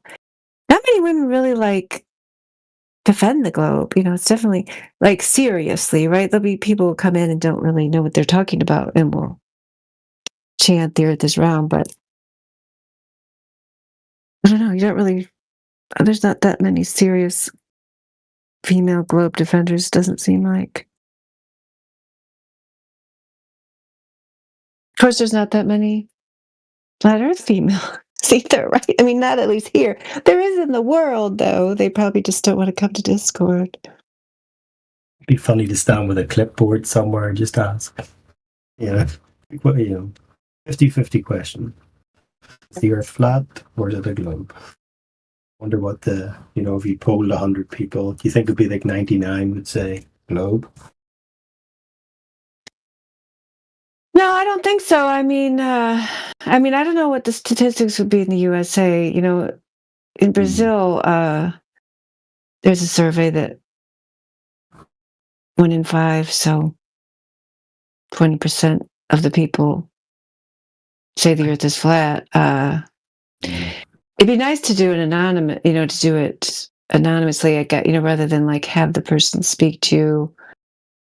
Yeah, like if you could have them fill out a little card, maybe put it in a sealed envelope. I don't know, just. I guess it might be better. It said, is it flat or is it a globe? Is it a globe or is it not a globe? Yeah, I think that's good. Yeah, that's one of the reasons I've been recommending that short Dr. John Dee video to people because there's one that he has which is focused on the horizon. I think it's the short one where at the end it says, yeah, if you see the horizon beyond the buoy, then you don't live on a globe with the radius 3,959 miles, and then you can further investigate where you live, Is he? I think it's a good way to put it. What is he, a doctor of? Is he work at a university? Is he in a science department or? I'll put the link in there. Dr. John Dee. Is he a flat earther? Yeah, or just? Yeah, he is a flat earther. I always have trouble remembering what his PhD is in. Spectrophotometry. Yeah, there you go. Yeah, I was going to say, yeah, something else, but you're saying it right. Yeah, spectrophotometry. That's right. Thank you, Heretic. Is he in the US? No, he's in the UK. I mean, his laser tests are in the UK, and he's over there.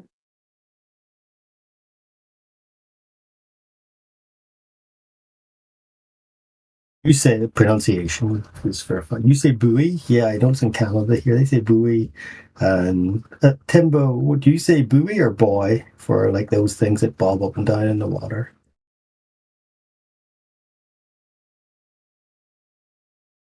That would be a boy. Yeah.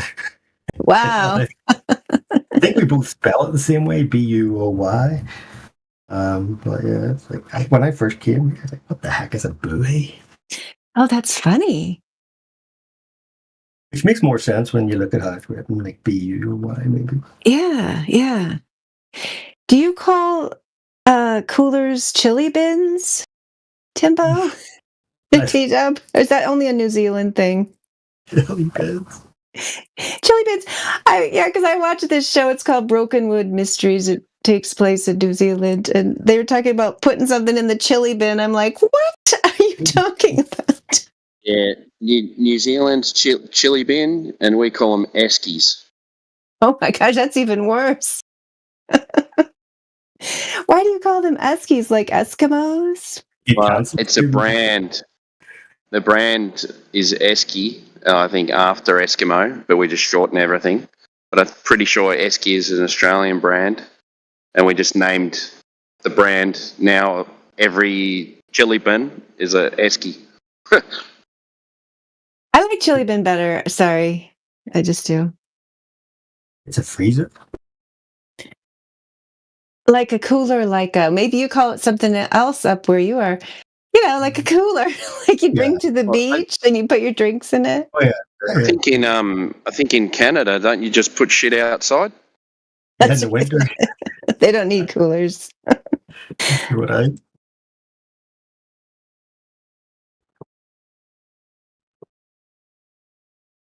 Chili. What was it called again? Chili whack? I think that no. Chili bin. Chilliwack is this a region here, or hold on, Chilliwack, like a town here.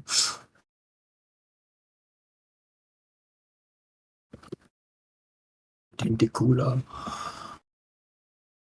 Yeah, I did do that one time when I lived in Montana. I can't remember if the apartment didn't have a refrigerator, if it was broken or something, but I totally just put stuff out on the roof outside the window in the winter, and yeah, it worked perfectly fine. It's kind of a cheap apartment. It's kind of gross. I didn't stay there long. It smelled bad, and the guy across the hall was really weird.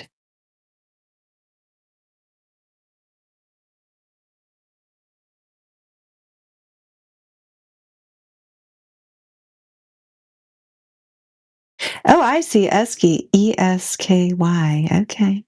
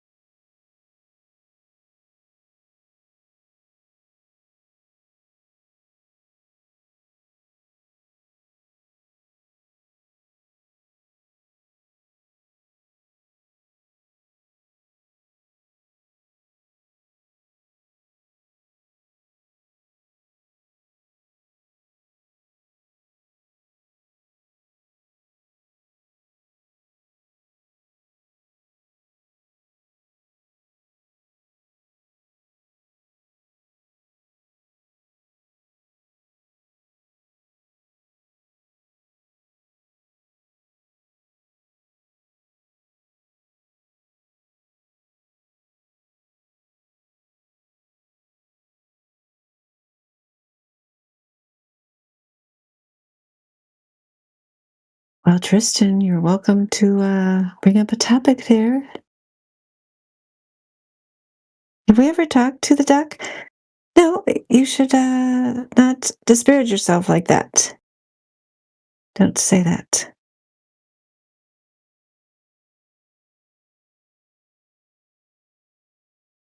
A way to increase your knowledge base or your intellectual acumen would be by having a discussion, if that's your goal.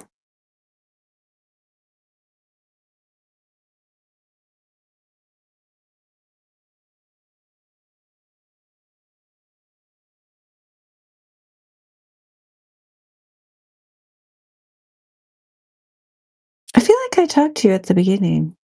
I don't know, a while back. Maybe not.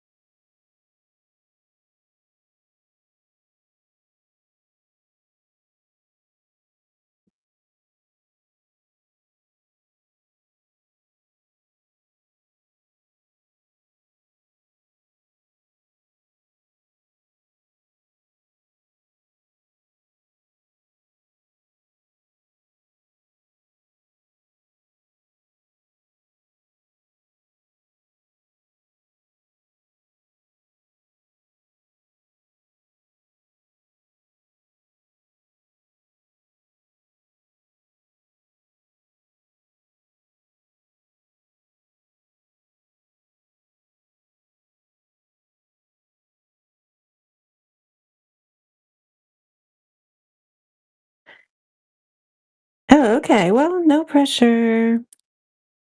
Oh, but so okay, well, you were going to do it, but the chat took off by the time you got back, so now it has not taken off. So you know, that'd be a good time. But no pressure, yeah. Nobody's forced to speak if they don't want to.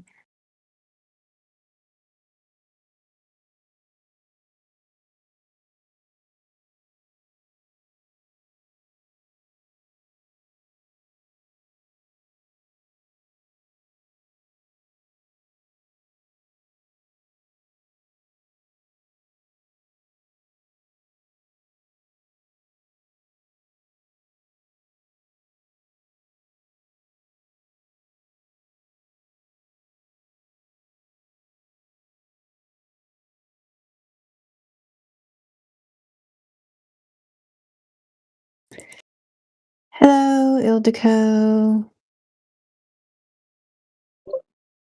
Gosh, I missed ladies' night, did I not? Wednesday. Yeah, we did the official thing, but you're a lady and it's still night, so it's cool that you're here. Oh, how'd it go? Pretty well. I don't know. Does anybody else have feedback? I mean, I only have an insider's perspective. I don't know if anybody that listened from the outside has a perspective or. Any absolutely crazy people? Well, yeah, I mean, this one guy, Mage, you wouldn't have liked him, Ildiko. He was pretty scary. I shouldn't say scary. That's giving him too much credit. He was just disingenuous. He was a liar, charlatan, snake oil salesman. Did you tolerate it for very long or? Too long, Ildiko. Too long. You're better than I am. My God. So tenacious, patient. Wow. There are some pretty strange people that come in here sometimes.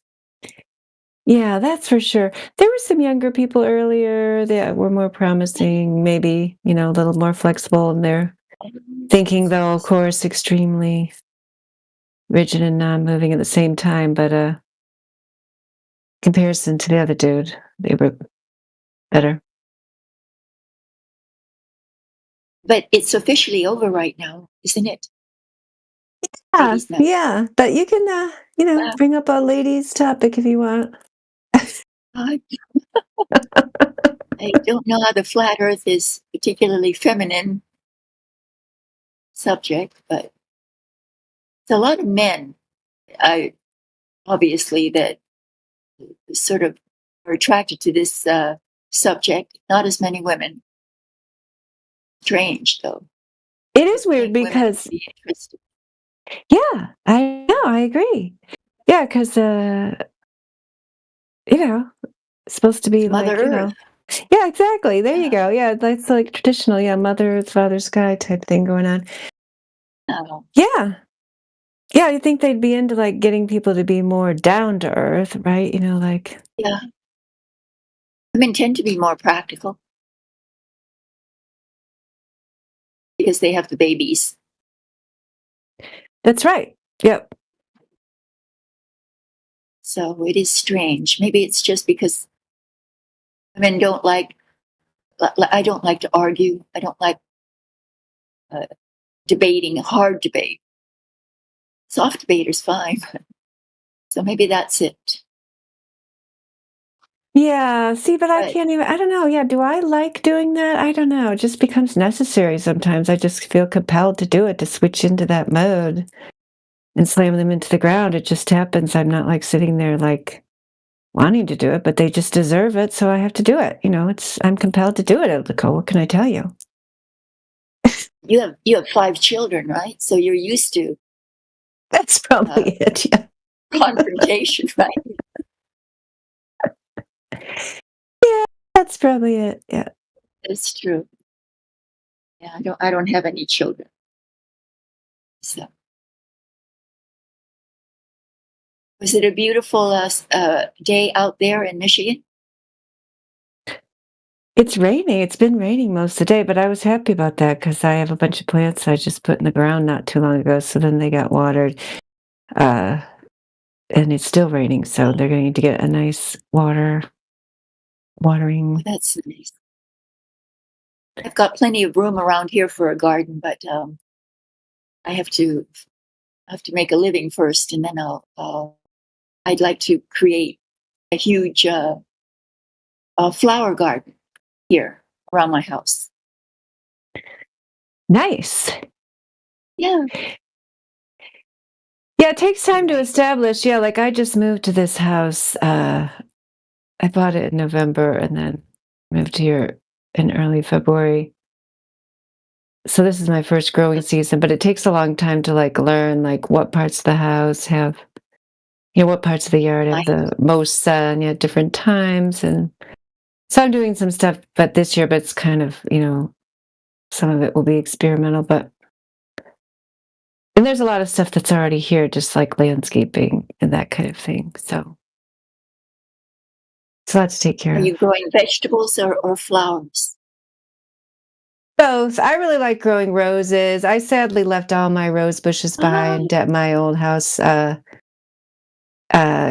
children still go there, half the time. So my one son, I'm like, you could prune those and weed them, and they look really good. I don't know if he has or not. He might. I should give him some more information about it, because some of them are like, I very carefully selected them for fragrance, because most roses you get at the store, if you just go to a regular garden store, they select them for either blooms or like resiliency. They don't like I don't know if you've noticed that, like the old-fashioned ones were, of course, fragrant. That's what roses were famous for. I didn't even realize it till I went to the Rose Garden in Chicago. It's pretty amazing. They have this rose garden. It's part of Grant Park, I think. It's near Grant Park.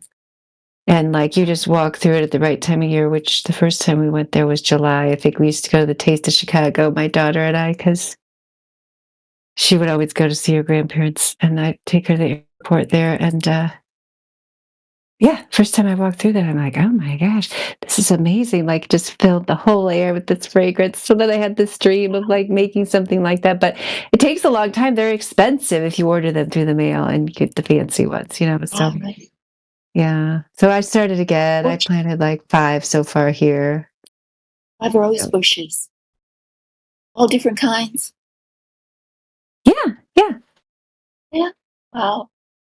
Unfortunately, there's only 3 homes on this property, my landlords, and another one that I can't see from my house at all, but someone just moved in who is a rose gardener specialist. And so I've been being given deliveries of roses almost every day from my landlord. Oh my gosh, you're kidding me. No, Did isn't you it have a beautiful? landlord that's good? I never had a I landlord that gave me know. roses. Did He's a sweetheart. he have a Every crush day I on get you? I hope not. I'm past the age where that kind of thing is relevant. But I have yet to meet the rose gardener. But when I start my my own garden, I've been told that he'll come over and help consult and show me how to do it. So once I I love it. have roses, I'll show it to you. I can't wait. Yeah, Yeah, it I should get be mine from beautiful. this place. I get mine from this place called Heirloom Roses. They're really good. Oh yeah, I don't know what I'll do. I'm sure he'll be able to tell me where to go, how to buy. He also he grows fruit as well, so papayas and mangoes and all kinds of things. So I get free deliveries of those too. That was wonderful. I seem to have landed in paradise. That is great. I know. I can't even imagine. I know, it's wonderful. So, but my only connection to civilization is this channel and you. So I Wow, appreciate you gosh, being here. yeah, that seems like a lot of pressure if we're your only connection to civilization. Yeah. Wow, I feel like we need to be more Well, civilized. it's just this isn't always the most interesting conversation on YouTube. I peruse all the others, you know, I'm interested in other subjects and I always come back here. It's always the most interesting. I So was thank just you for saying doing that. Yeah. Oh, yeah, you're welcome. Thank you for being here. I mean, you're part of it. Yeah. it. Yeah. I mean, I was saying that to Trace earlier, like, yeah, that some of these people that come in here, I feel like, especially if they're really attached to the globe, like they just can't even hear what people are saying. And they will often say that, like, somebody will make like a very coherent statement with like citations and information and everything, and then they'll just say like, "Oh, you're just saying a bunch of word salad," or "Nothing make any sense." And it's kind of like, "Oh gosh, that just made like perfect sense to me." Like, you know what I mean? Like, I don't know, they just can't Yeah. even hear the words, I guess. I don't know what it sounds like to them. I don't know. It's quite thrilling when you find someone who is totally open minded and sort of gets that aha moment. Um, it's really quite thrilling to see, you know, people waking up. Yeah. Yeah, for sure. Doesn't happen that often, but I've heard it happen once in a while. Yeah, I don't know if Mr. Ropes is waking up. I don't know if he's trying to talk. He keeps like lighting up. It's kind of like static. Oh, Are you okay, go trying to say ahead. something? Oh, no, I don't know. No, I'm just observing. Oh, okay. Yeah, what have you I observed so I thought I far? was on push to talk. No, I Oh, just that's joined. cool. Yeah, I just joined. Yeah, I was thinking about trying to use push to talk because I know people do that. I used to, I've tried it before. I don't know. Do you have to like, you have to change like in your settings or something? You gotta set a keybind that'll that when you hold it down, it'll activate your microphone, but you can choose which button it is. I tried sometime. Yeah. Seems like it'd be a cool thing. Have you been here talking to us about Flat Earth before? No, I think I've listened. What did you think? I don't know. I'm not really a scientifically minded person, so I can't really come to any conclusions on it. Yeah, but I mean, you can, observe the reality where you live. I mean, Ildiko, you came to it just from accepting reality the way it presents itself, right? I have a question.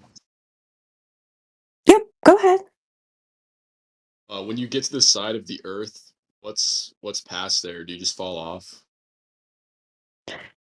Yeah, so usually when people ask this question, it's because they have this idea that's been put out there in a lot of propaganda and misrepresenting memes that show the flat Earth as just kind of being like a flattened out globe, like a flat disk flying through space, or like being in the solar system but just being flat, which is not what we're claiming. Is that what you were thinking we claim? Yeah, yeah. Yeah. Yeah, so we don't claim that because that would be silly, because we not only reject the globe due to lack of any verifiable evidence, lack of measured curvature, lack of observed rotation, we also reject the heliocentric model for numerous reasons, as well as outer space, which violates the second law of thermodynamics with this claimed vacuum or near vacuum next to the atmosphere of Earth. So we throw out all of it because it's all not scientific, it's pseudoscience. So for this reason, we say the Earth is flat and stationary just as it appears, as well as the fact that the drop over distance has never been measured, and we see objects in the distance that we would not be able to see if we lived on a globe of dimensions claimed. So we don't claim an edge. We don't think we're floating through space. We think the Earth is stationary, and we do not claim a disk. Does that help? What? The truth is that it's flat. Can you say it one more time? Because you were cutting out a little bit. What did you say? I said, who is keeping us from finding out the truth that the Earth is flat, and why are they doing it? Oh, yeah. If you find that out, let us know. I mean, many people have asked. I mean, why do you think somebody would do that? Maybe it's a sick joke. Yeah, I mean, it's totally possible. That, there's so many reasons. I mean, it's true that some people just like lie. There's like that duper's delight where some people just like fooling other people. Yeah, I mean, that's possible motivation. I feel like they're getting a lot of money out of it. So, I'm sure they get a lot of side benefits besides, NASA taking millions of taxpayer dollars per day to perpetuate a fraud upon the entire world, as well as all the other things that would be based on this power structure that also is controlling information. If you think about the just information control by itself has been shown throughout history to be a good way to control a population, to get control, maintain control, and get it, establish it, maintain it. Information control seems like another good motivation, possibly.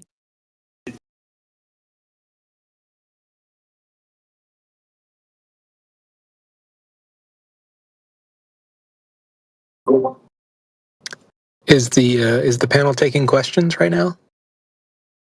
Yeah, I've been answering, but I mean, other people can answer too. I mean, yeah. Go ahead. You got a question there, Prot? How would you like us to pronounce your name? Are you Prot, like short for proton? Are you Prot? Prot. Yeah. Well, a movie I really like is K-Pax, and he was named Prot. I never saw that. Was it good? It was good. Yeah. I recommend it. It's a sweet movie. So my question is pretty simple. I live in Minnesota, and I really enjoy stargazing. So whenever I watch the stars to the north at night, some of them appear to dip below the horizon throughout the night. And I'm just curious where those stars are going when they drop below the horizon, or when they appear to drop below the horizon. Where are they going?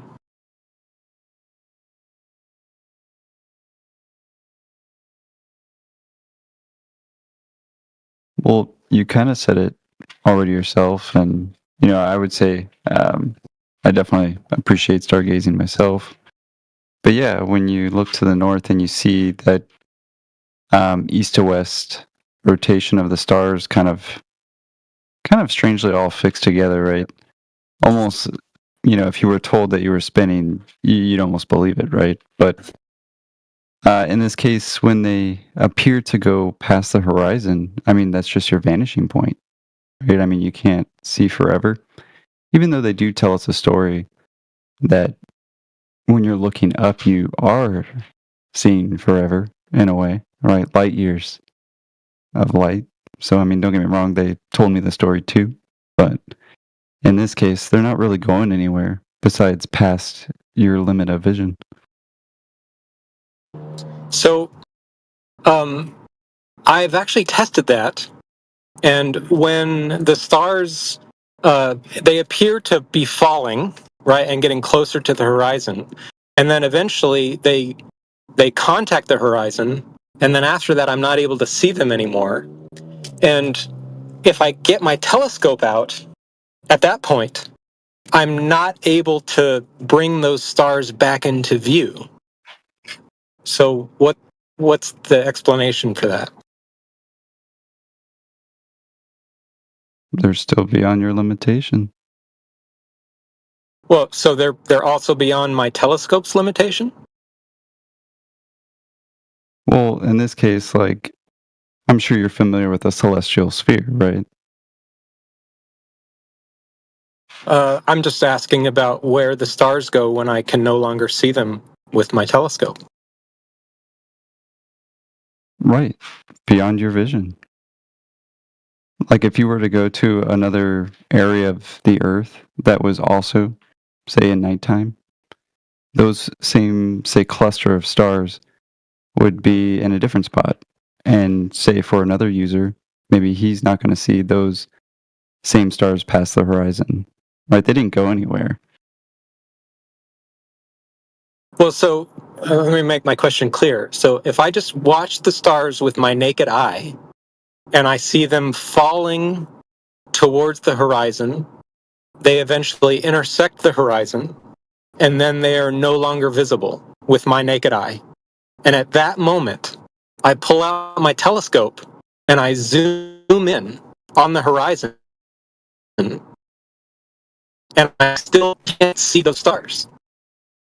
So it's not just a matter of Well, I mean, let's take not a being look. able to see them with my eye anymore. Like the telescope can't see them either. Well, yeah, I mean, I'd be glad to take a look.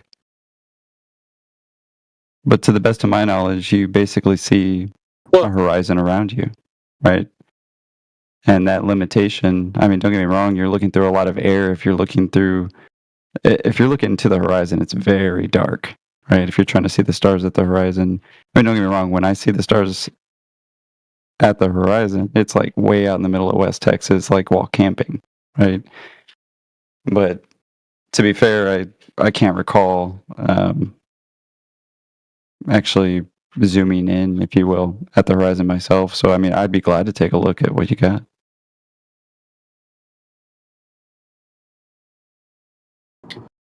So the globe model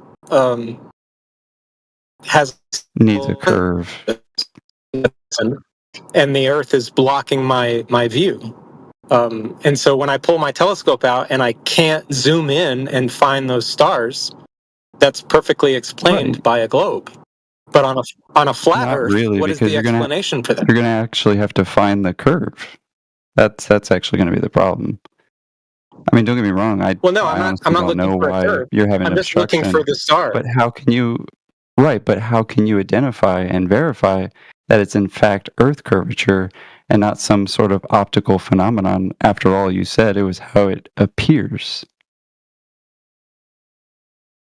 Well, yeah, so that's why I'm asking this question. So what would be the optical phenomenon that would prevent my telescope from being able to see the stars after they have fallen below the horizon according to my naked eye? Like I said, the amount of air between you and what you're looking at. In this case, the lights that are getting closer and closer to the horizon. Like I said, if you had more information, we could take a look at it. But I mean, for the most part, I'm just like, well, I don't know. We're kind of just talking a hypothetical here for the most part, hearsay, if you will. Flat Earth have no answers Okay, to this question. Oof. So then, based on what you're saying, are you then claiming that I'm trying to understand your response. So with my naked eye, I watch a star appear to fall towards the horizon, and then I can no longer see it with my naked eye. Now, if your claim is that so how do you know it's that just it's because Earth the curvature star is now so if your claim is now that I can't see it with my naked eye because it's too far away, then a telescope should be able to see it. But a telescope can't see it in that case. Yeah, but your angle to that star is going to be like 0, isn't it? So you're going to have everything in front of you, like mountains and stuff like that. So no telescope will be able to see that. It's going to be a minimum. It's going to be a minimum elevation angle. So you won't be able to see it after that.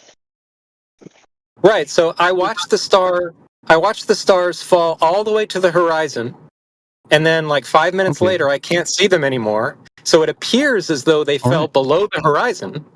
But if you're saying that they've just gotten too far away, then a telescope I'm not should saying be able to anything see. besides they're outside of your limitation of view, right? You don't see them, right? But in your case, you're making a claim that it's Earth curve that's obstructing it. So how do you know that it's Earth curve obstructing it? You're just assuming that it's Earth curve obstructing it. Well, so let's be Like, very clear. there must be I am nothing asking else. you a It question. must be physical Earth curve. Let's be very clear. I am asking you a question. When I can no longer find those stars using a telescope, where did they go? Past the horizon. So, like below the horizon? Because that's where they were How do you going. go below an apparent location? Where were they to begin with? So the Sorry, path they of are the in free stars. space. I didn't know where they are in free space to start with, let alone where they went. I'm just tracking the path of the stars throughout the night, and on the left side of the axis of rotation, they are falling to the horizon, like they are slowly moving downward, and then Are they they get to moving the downward? horizon, and then I can no longer see them. How do you know they're moving downward? Because I'm watching them move downward. Yeah, but that's just an apparent effect.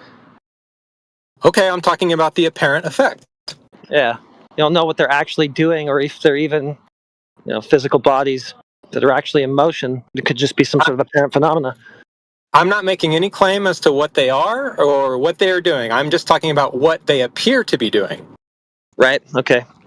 Right. So they appear to So be they falling appear to to be the going horizon. Earth curve.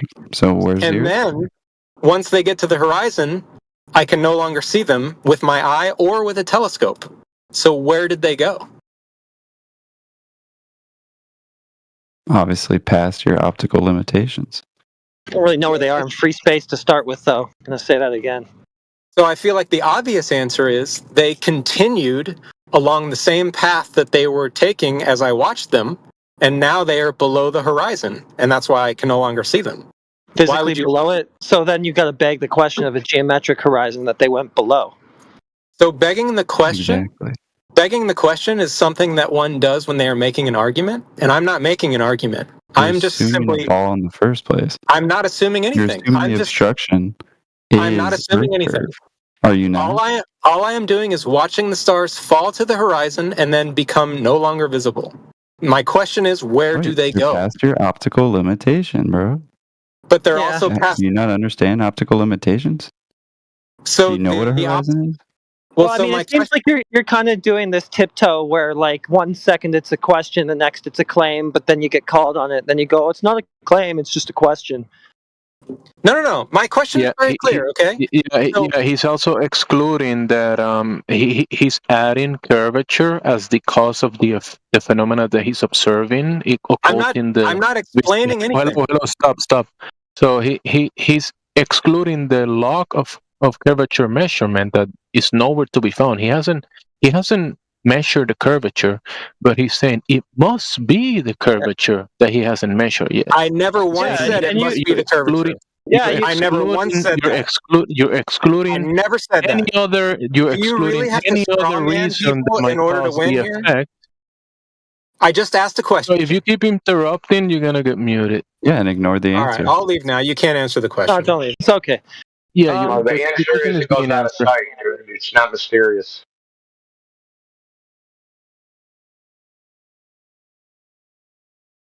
I mean, you can track its ground position if you want. It's above that. There's no continuous surface curvature of the ground, so it hasn't gone below anything. If you're going to use My that question ground is as a reference. very, very simple. If my eye can no longer see something, and then I pull out a telescope and I also can't see it with the telescope, then it's not a matter of just visual distance. You can't see it with a telescope still. Because I pulled out a telescope and I looked for it and I couldn't find it. Oh, baby. Okay. Prove it. That doesn't mean it's not visible. Maybe your telescope is inadequate. Or there's another variable called What is that meteorological visibility.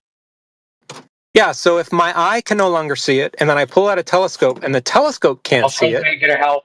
Telescope ain't gonna help. then it's not a matter of angular size, right? I said meteorological visibility. So the air is opaque. It's not transparent. Okay, and so going on a telescope don't make the optical path more clear.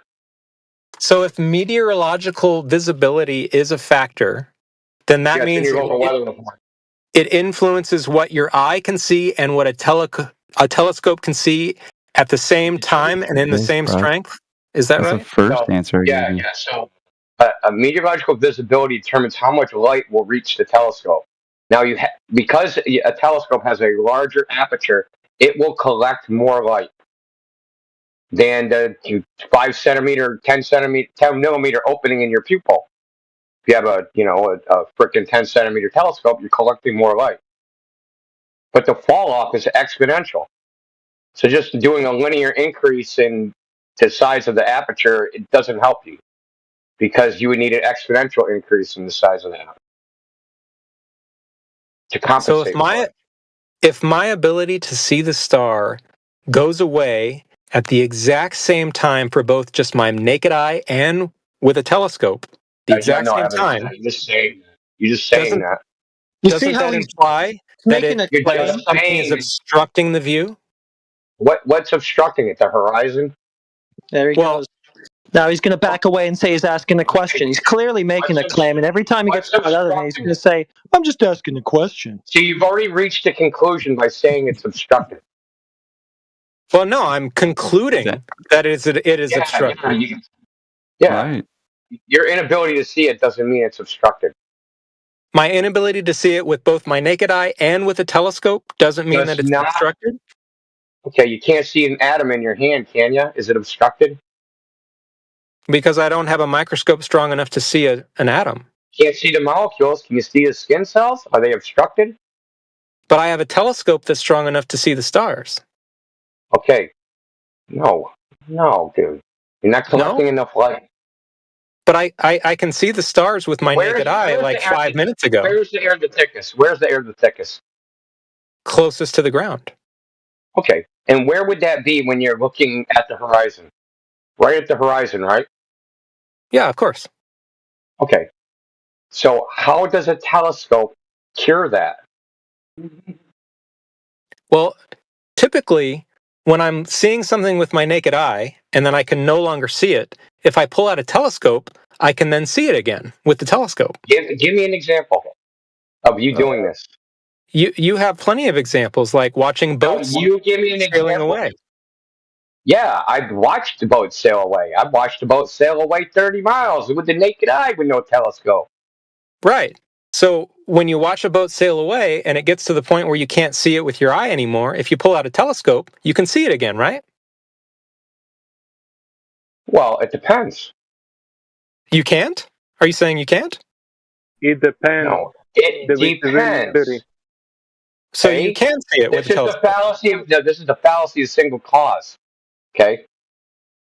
There's different reasons why things become invisible, right? Where you cannot see it. Now, what if the boat sailed out 20 miles and it went into a bank of fog? Telescope ain't going to fix that. And that's what we're talking about. Meteorological visibility. The air is not transparent. There are limits to how far you can see. You can look up your local weather report and look up the visibility. And it'll say something like 10 miles. It isn't 10 miles, 20 miles with a telescope. It's 10 miles. Telescope, eyeballs, frickin' anything. Doesn't matter what it is. Okay, so then the answer to my question then. So you're not going to address what I just said. No, I'm tying the room together. So the answer to my question then is that the stars don't go anywhere. They just get too far away to see with both my naked eye and the telescope. Is that what you're saying? Or they get obscured by the atmosphere. Anything like what I said. They get obscured by the atmosphere. Is that what you're saying? Yeah. The optical path, okay, is going through air. And that air is absorbing and attenuating all the light from the star. That cannot be detected by your eye or a telescope. But when it's just above the horizon and I can still see it, that's not happening, what you just said. Because the air is not as thick above the horizon.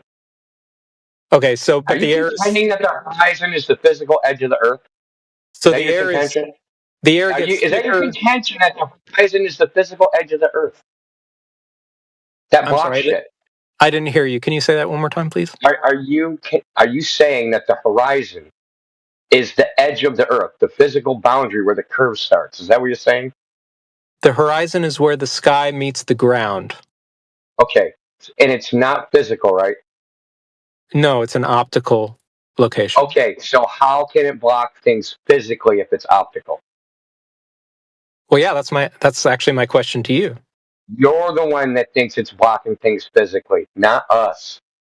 Well, no, I'm just saying it appears as though the stars are falling below the horizon.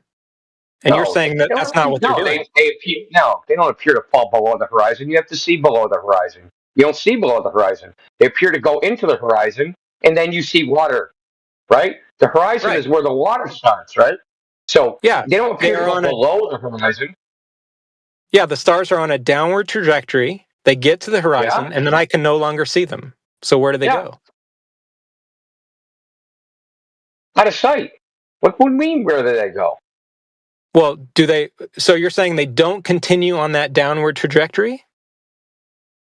Well, if you could see, if you could somehow make the water transparent, you would see them go linearly with perspective, go away in the distance. Okay, so you say they're going further away. Yeah. But when I get my telescope out, I can't bring them back into view. So what? That's because there's a horizon. There's an optical limitation. Right, but if I can't see them with my eye because they get further away, the telescope should be able to see them, right? It's not a distance thing. This is when you have half an education. You think the only reason they're getting further away is because they're too far away and they get too small, or it's blocked by something. No, that's not the only reasons you can't see things. Okay, so you're saying they get blocked by something. You keep saying so. You're saying you're just strawmanning my position over and over. I'm just repeating what you're saying. Absorbs. No, you're not. If you repeated what I say, you would be quoting me and not saying so. You're saying. Okay? Yeah, you just said that they are blocked by something. That's what you said? No, I did not. You just said they were blocked by something. Absorbs the light. Air absorbs the light. Okay, so they're blocked by the air. Well, the light is absorbed by the air. It's not blocked. So when it's slightly above the horizon, it's not being absorbed by the air. But then when it when it gets to the horizon, then it starts being absorbed by the air?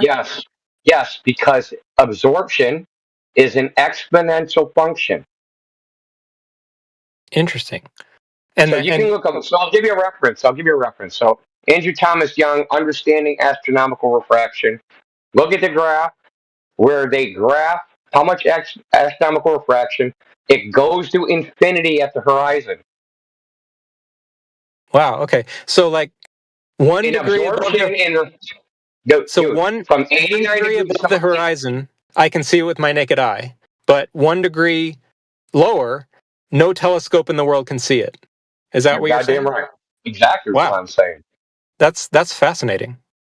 It's Okay. not fascinating. It's predicted by physics and the known properties of air. No, I It's find not. that This isn't fascinating. my shit, dude. This isn't my shit. Bro. This All is right. your shit. Well, thank you for answering my question. I appreciate it. So in Come on, astronomy, NDO, they can't let him measure. destroy you like this. Well, hold on. In astronomy, they don't measure up from the horizon; they measure down from zenith. So so 0 would be considered 0 zenith distance. The horizon would be considered 90 zenith distance.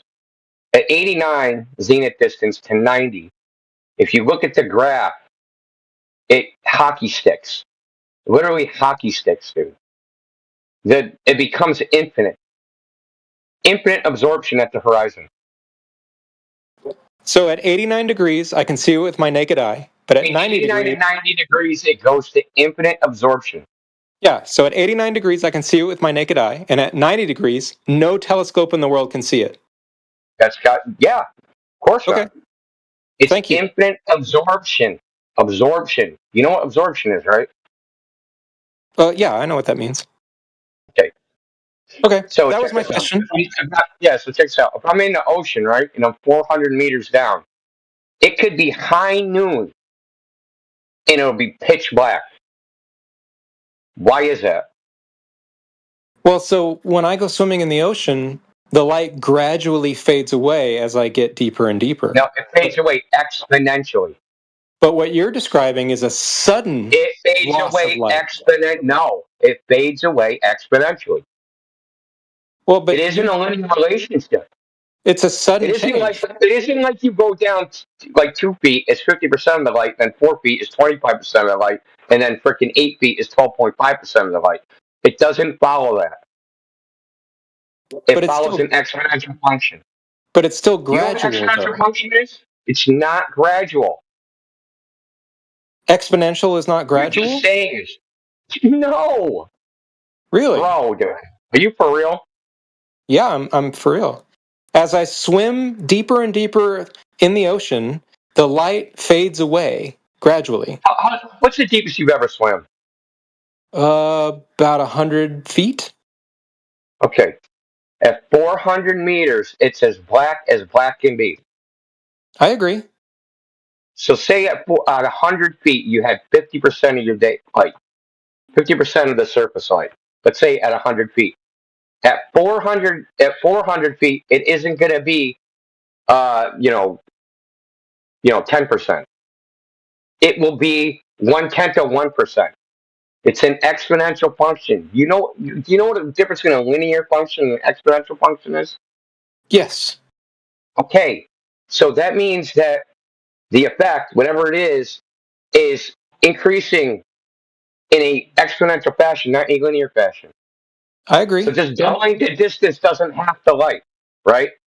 So perspective is linear, right? So if you double the distance, it halves the size. That's a linear function.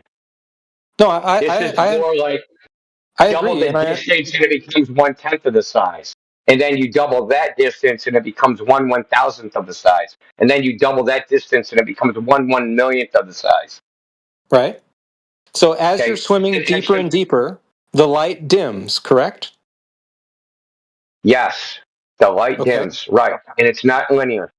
Okay, great. So if we're watching the stars falling towards the horizon, if what you're saying is true, we should expect the brightness of those stars to also dim. They do. Correct? They do. But the difference between the sun brightness at solar noon versus when it's at the horizon is 12,000 times. Okay. Or sorry, my mistake. 23,000 times. Okay, so then it's 23,000 times less bright at the horizon. Okay, that's cool. So as I watch the stars fall towards the horizon, my naked eye can see them all the way down to the horizon, and then suddenly That's it can't not see true. them anymore. You're making that up. Really? You're making that up. Yeah, you are making that up. That's right. You can't see them all the way at the horizon. There'll be a gap where they disappear. Really? Yeah, really. Okay, there are so many videos on YouTube of the northern stars rotating around Polaris. Yeah, going down to the horizon? No. Yeah, all the way down to the horizon. Yeah, what, a set of mountains? No, I mean the horizon. Yeah, the horizon, where the sky meets the Earth. Yeah, I'm talking like 90 degrees, dude. 90 degrees from zenith. It will disappear before the horizon. The horizon is just where the sky meets the Earth. Yeah, in this. Okay. When we say horizon, we're talking about the 90-degree horizon. 90 degrees from zenith. That's not the definition of horizon. Okay, but that's where the horizon. Like, are you going to say, hey, I'm in a valley. I'm in the bottom of the Grand Canyon. I look up and then I see the frickin' edge of the Grand Canyon. That's the horizon.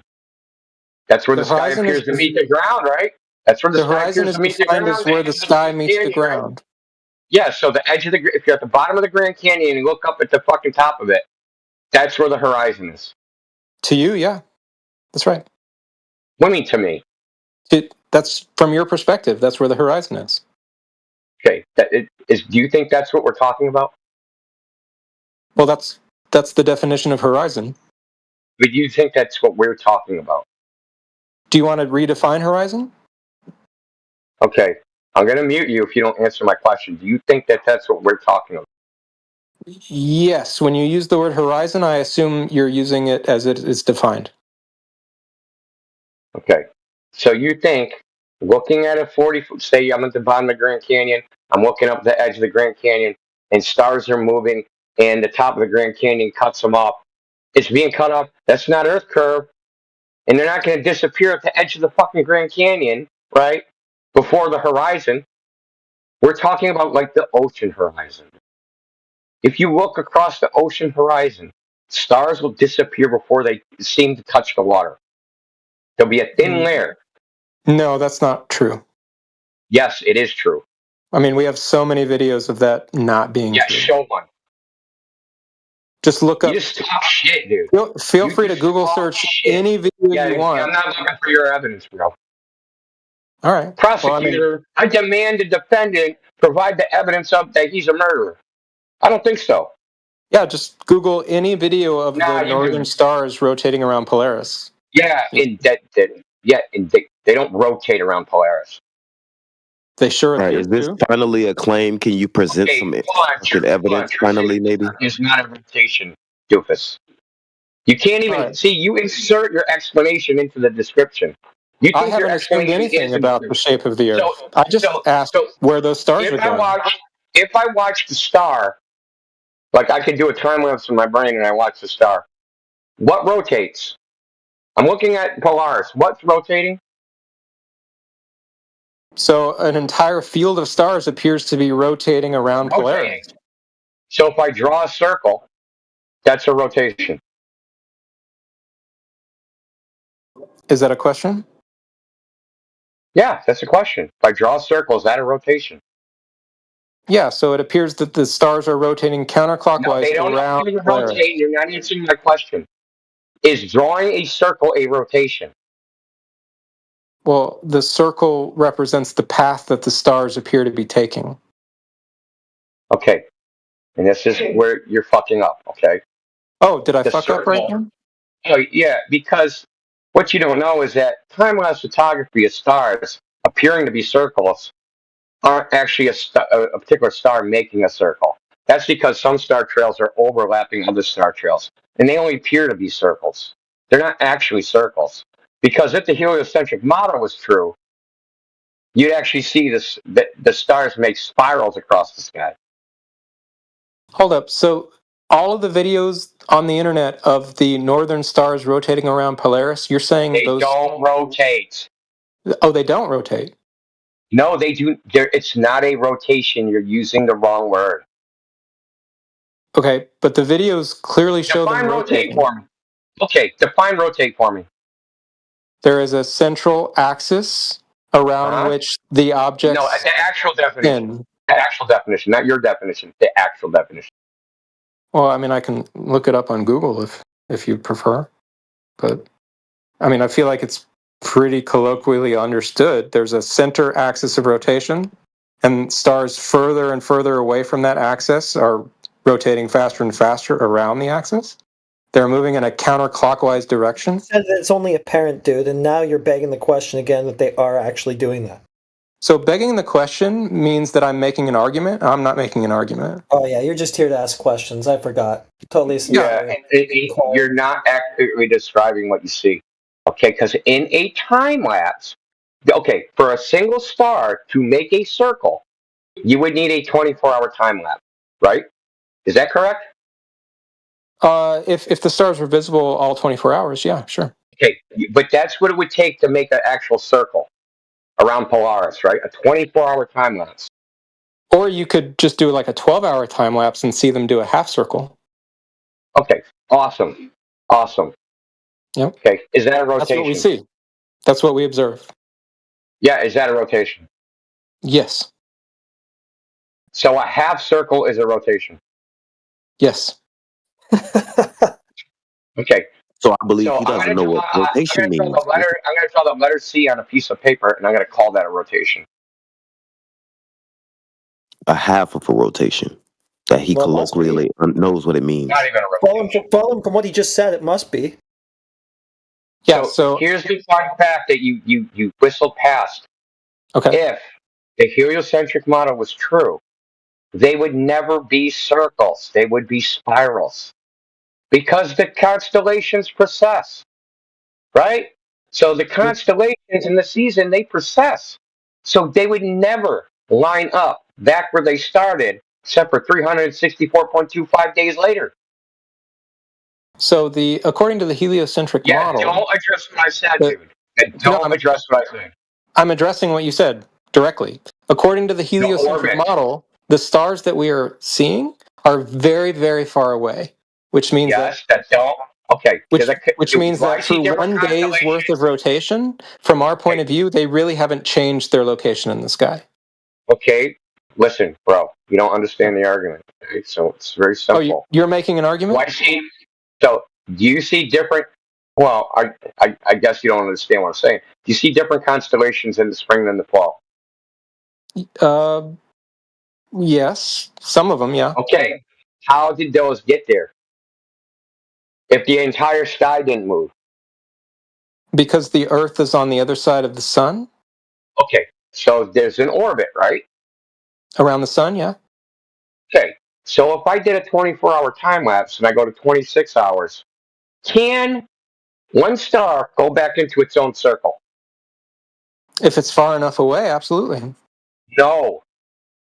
Then how would the constellations fucking move?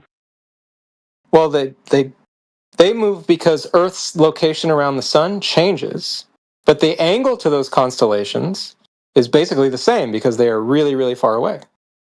Is this a question or a claim? Dude, this is some stupid shit. Bro, that's a good question. You don't understand your own model for shit. You really don't. It's kind of hilarious in a way. But you guys are all like this, so it's not actually surprising. Well, why don't you be very clear and concise with what I'm getting wrong here? Okay, so the orbit makes it so every day, say the stars trace the circle around Polaris. They don't actually go around Polaris like that because Polaris is not in the center. So Polaris is half a degree off, but you obviously knew that, right? But no, you actually didn't.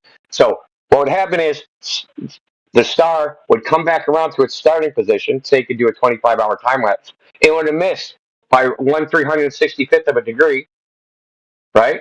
Which is 1/365th of a circle, which is almost a full degree. It's and it much would smaller come than back that. around and come back around because it's precessing around Polaris, right? So you have the Big Dipper. Say the Big Dipper. Much smaller difference than that. Listen. Say that it's 1/365th of a circle. No, it's much smaller than that. Starting point. Okay, so let's say I look at the North Star in the Big Dipper. The handle's pointing east. In 6 months, it's going to be pointing west. Right, because we're on the other side of the sun.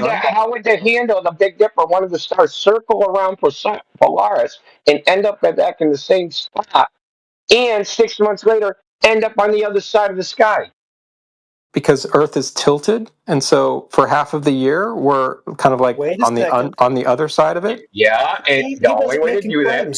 So that causes the constellations to flip Same as the moon. That's right. But if you're tracking one star in that constellation, that one star has to be flipped over too. How does it get there if it's just making circles? Because the Earth is on the other side of the How sun. does it get there if it's just making continuous circles, dude? Because the Earth is on the other side of the sun. That doesn't answer the question. How does it get there if it's just making circles? It can't move. There's no translation in a circle, dude. You need some motion that translates it, right? Left to right, east to west. The Earth It would make a performs that spiral up motion? past the sky. That's what I'm trying to tell you. And if you don't believe me, you can actually ask ChatGPT or Gemini or Grok or fucking even just type it into Google. All right. Well, I have to go, but Yeah, thank I you. bet.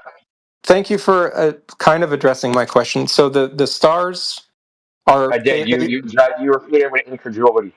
So the stars transition from visible with the naked eye to impossible to see with the strongest telescope in a matter of That's right. seconds.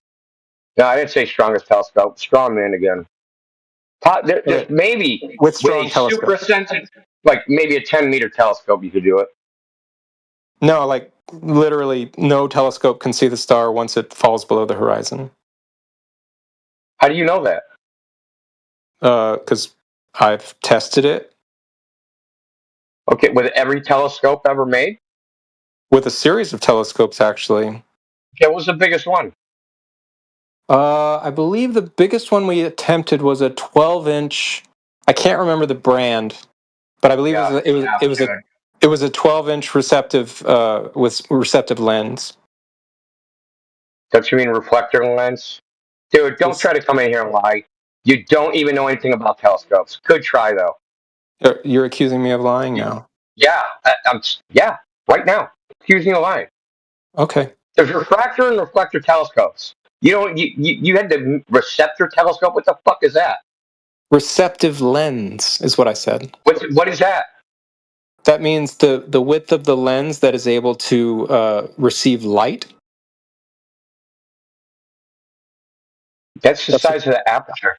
That's what telescopes do, right? They receive light. That's the size of the aperture. India looks like you don't know what a telescope is, India. Bro, he's making up. Listen, seriously, dude. Anyway, I do have to go. Thank you for answering my question. So stars go from visible with the naked eye to impossible to see with any telescope in a matter of seconds. Thank you. Have a good night. You're right. Can somebody That's what we say. Bullshit artist. Dude, why did they have to come in here and lie? Who was the idiot that fucking spoke up? Snufkin. Let's go, Snufkin. Your turn, Snufkin. Are you really going to put your eggs in that basket, bro? Like, are you serious? Like, go find us a citation for receptive lens since you thought that was such a good idea. Your turn, Snufkin. You're up. Yeah, defend his position. This should be funny.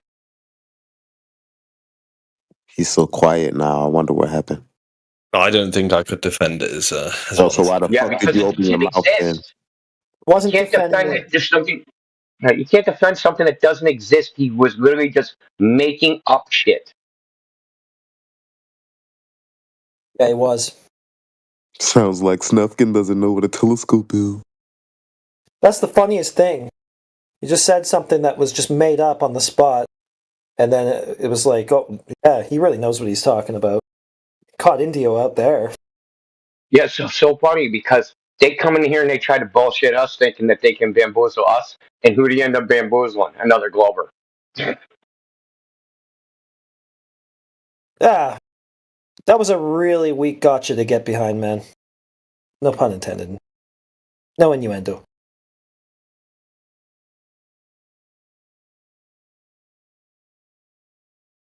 Yep.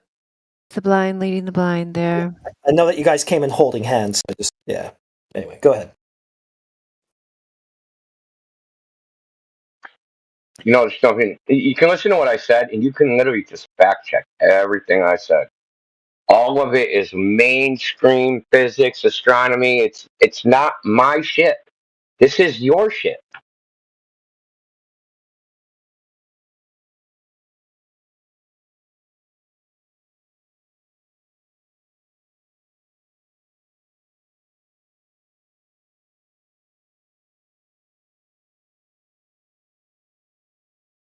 You can actually just go on Wikipedia and look up meteorological visibility. And the entry says, according to the Rayleigh model of the atmosphere, the furthest you can see even the brightest light source with the greatest amount of contrast, cleanest possible air at sea level is 296 kilometers. Now, obviously, that's wrong because people seen farther than that. But I'm just saying the physics model says that's as far as you can see.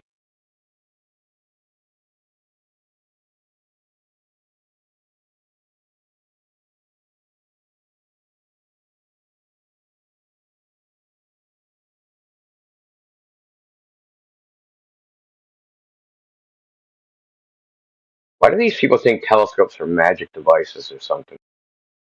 I really don't understand that.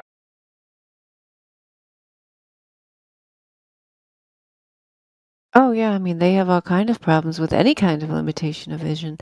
But yeah, I was just thinking when I said the blind leading the blind, it kind of makes me feel bad for blind people because they can't actually go out and look at a long distance observation. But maybe I feel like they would be have an advantage of, do you actually feel any motion of the earth?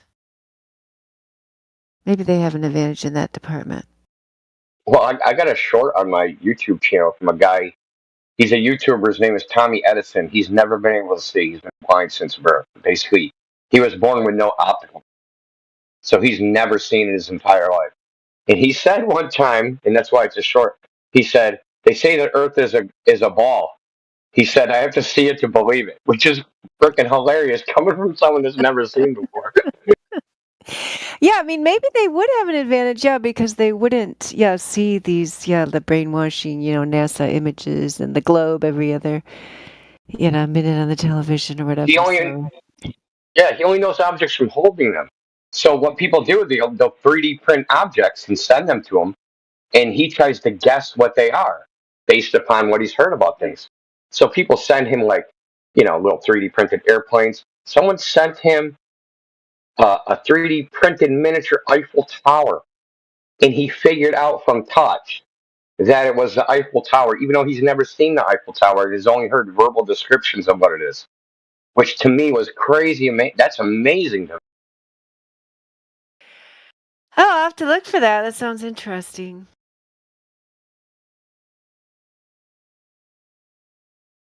It's on your channel. Well, I mean, the short about him saying it would have to be a globe. I'd have to see it to believe it. But that's his reference, right? His only reference is touching a ball, and they're telling a blind man that can only know a ball by touch that we live on a ball. I mean, to him, it's probably because he can't see the world. He's never seen the world. To him, it must be so nonsensical, right? Because how he experiences the world without vision, right? He can't imagine that he could walk far enough where he's upside down. You know what I mean? Like, to him, that's crazy, right? Yeah, you're kind of selling me on this idea. Maybe they would actually have an advantage, depending on who they are and what they pay attention to. I got to ask you a question about this guy Mage that was in here earlier, but hopefully, I mean, I probably will see him again, but you know how in the FE Core experiment, at the beginning it says, I'm trying to find the page again.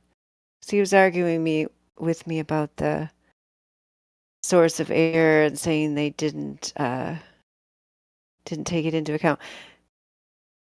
Because I know Jose used to talk about this all the time, but it's been a while since I looked into the details. Because anyway, where it says here, I think this is around page 14, Mike Kavanaugh made changes in the software of the SALAD and developed an automatic GPS targeting system. The new aiming precision of the SALAD is plus or minus 0.01 degrees.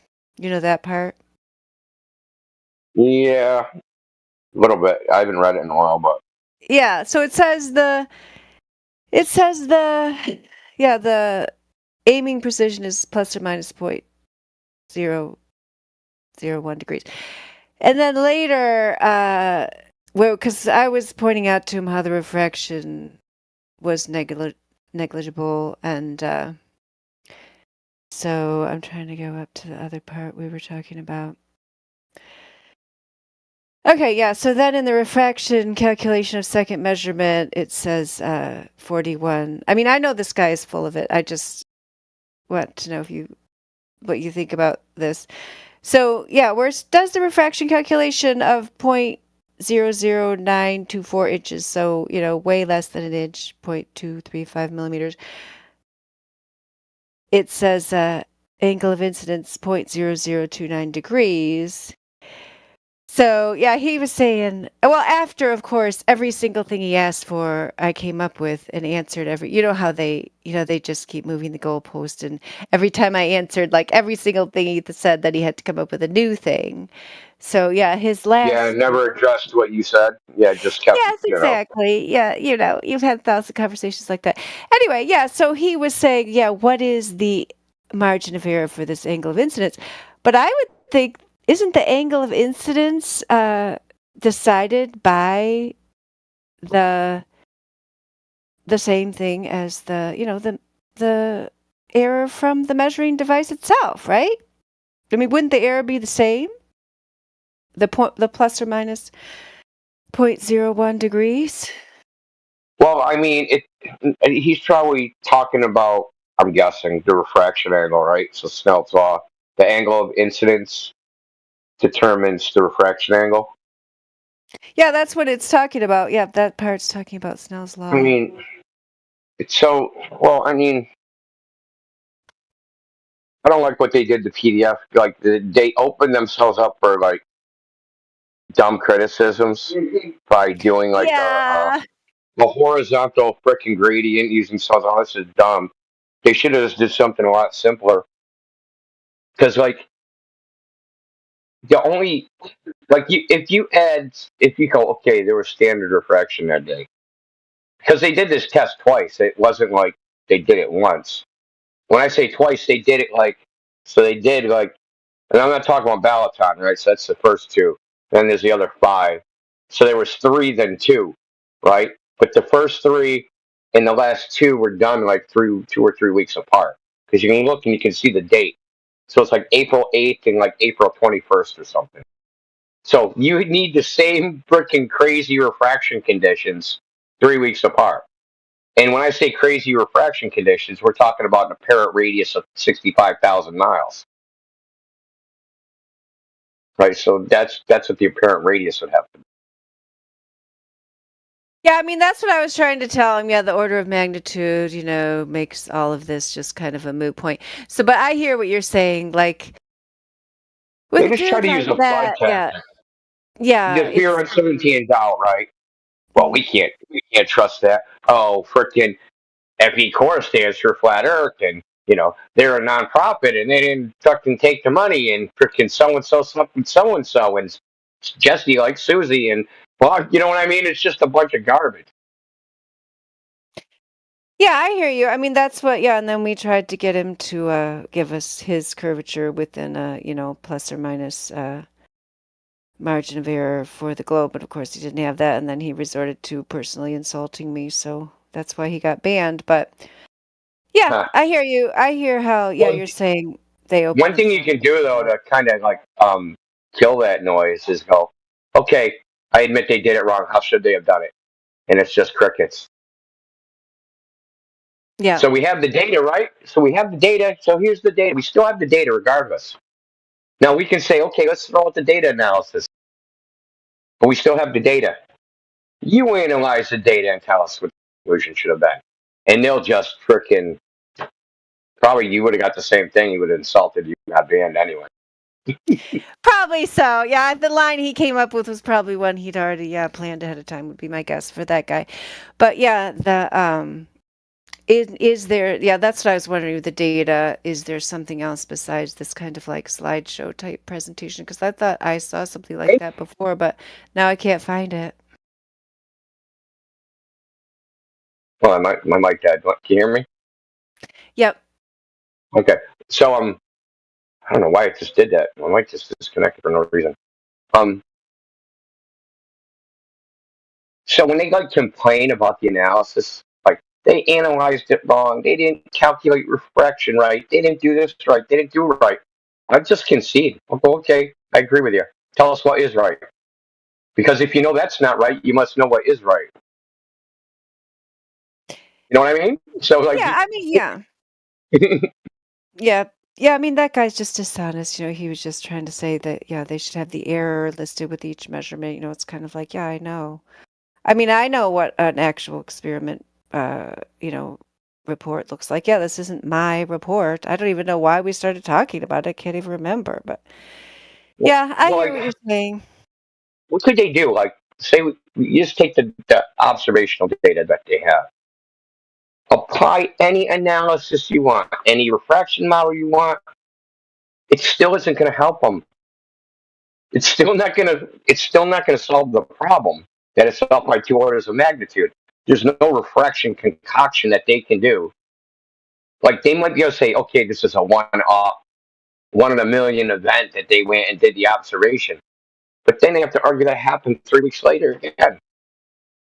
Like, I mean, and you also have to say, because they took meteorological stations, that they didn't pick up this crazy weather condition with the meteorological station.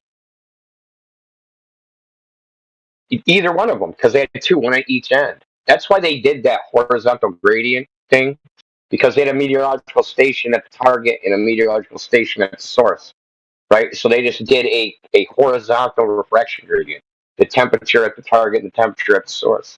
So they just modeled it that way.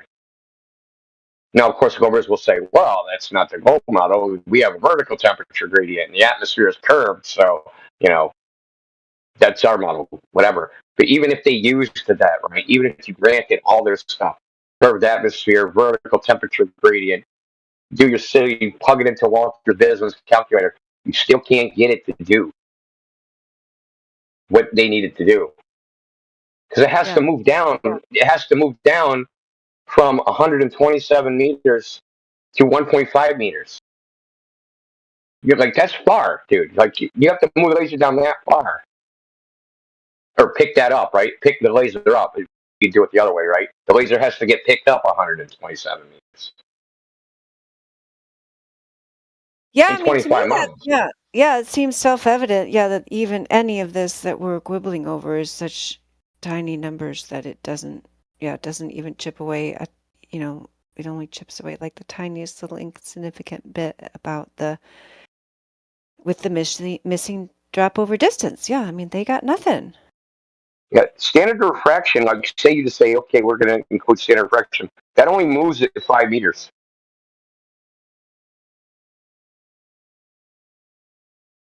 So they got like another 122 meters to go. Yeah, just that by itself, yeah. That should be, I mean, of course, all of these arguments should be enough. Of course, it's never enough for them, and they have to keep moving the goalpost, and never ends.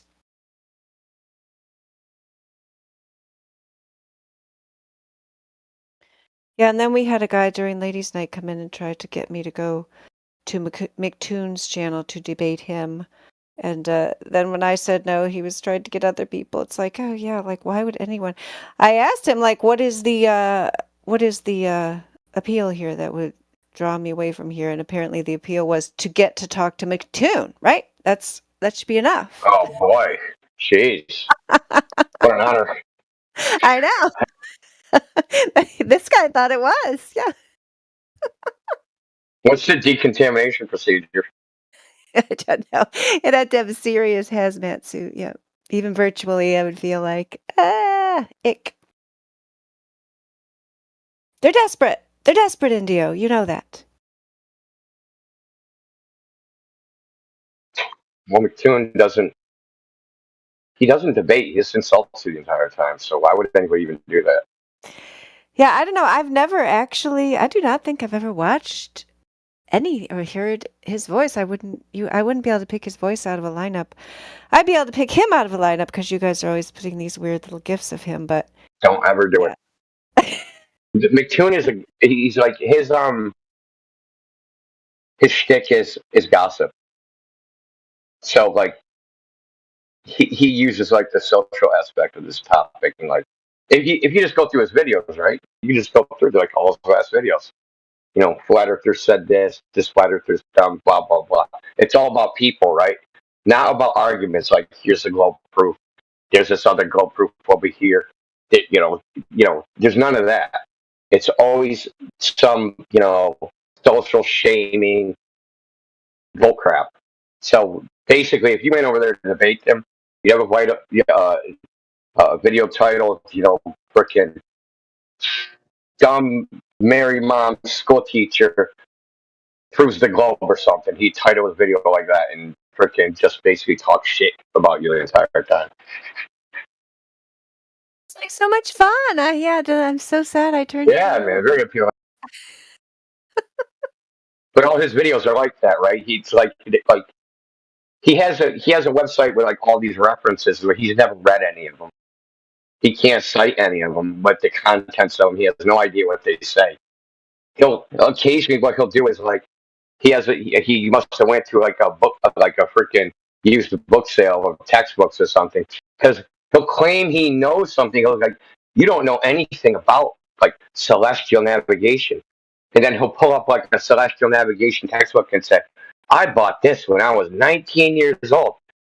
Right? You know what I mean? Like, just like he points at the book as if he read the contents of the book and that he's had it so long or he got it in college or something like that. So he's automatically right because he showed a book to the camera and you're just a dumb flat earther. Like, gimmicks, dude. I would never go on there, not in a million years. Yeah. Well, yeah, I wasn't even a little tempted, so you don't have to worry about me. But yeah, thank you for telling me because I really don't know anything about him. Yeah, I Well, remember I mean, when. how weak is Huh? that, man? You don't know anything about physics. You're a flat earther. Well, I got this book when I was in, whips out like some physics textbook, and then makes a whole bunch of freaking claims about physics. And because he whipped out a physics textbook, somehow he's an authority on physics. Yeah, I mean, I can see why he has to, find his material by using flat earthers in their lives. I mean, flat earthers are interesting people, that's why I like hanging around them. So globers are, some of them have some interest level, but a lot of them are just really bland and stereotypical and repeat the same things over and over. One time I remember David Letterman had the lady who had the Guinness Book of World Records record for having the highest IQ on his show, and he was doing that, like making fun of her, like asking her weird, obscure knowledge questions, and then like making fun of her for not knowing it. And I remember, like, even then, I was quite young. I thought I knew that IQ was pattern recognition, like I'm thinking, I even asked my mom, I'm like, does he not know that IQ's pattern recognition is not like trivia recall? And I said, why is he making fun of this lady? And she had a pretty good answer. I can't remember what it was. It was just kind of like, oh, yeah, that's just kind of his shtick. And he likes to put other people down, or he's threatened by her, or whatever. I can't remember what she said, but it really made an impression on me because that's what, all these guys come in here with their little tricks because they're insecure about their own intellect or whatever. So they just try to make other people look dumb. But anybody who knows what's happening, knows what's happening. And everybody else, if they're fooled by them, then I guess that's their problem. Yeah, I think they want to be.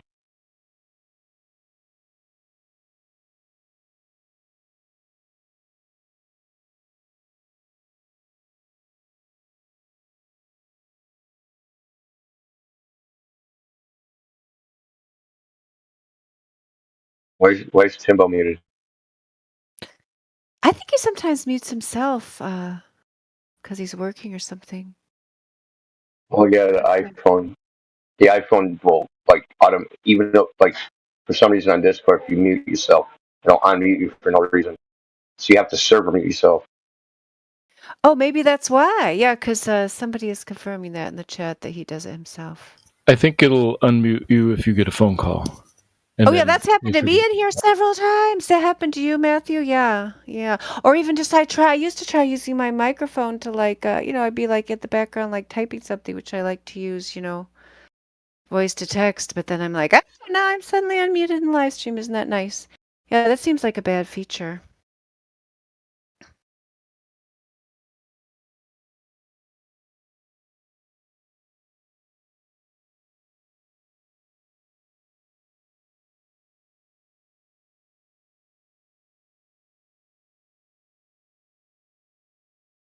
So I learned, yep, from the live stream. Can't use voice to text doing something else. So I'm usually, a lot of times I'm working in the background.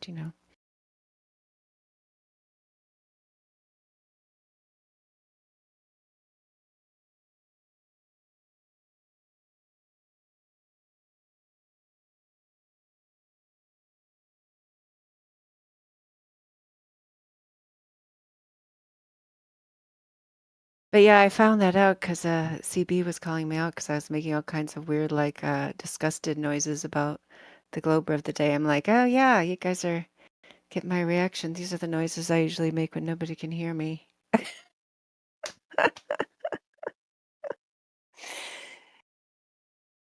But not about you, Matthew. I'll say it right to your face. I don't mind. We go way back. Yep, that's true.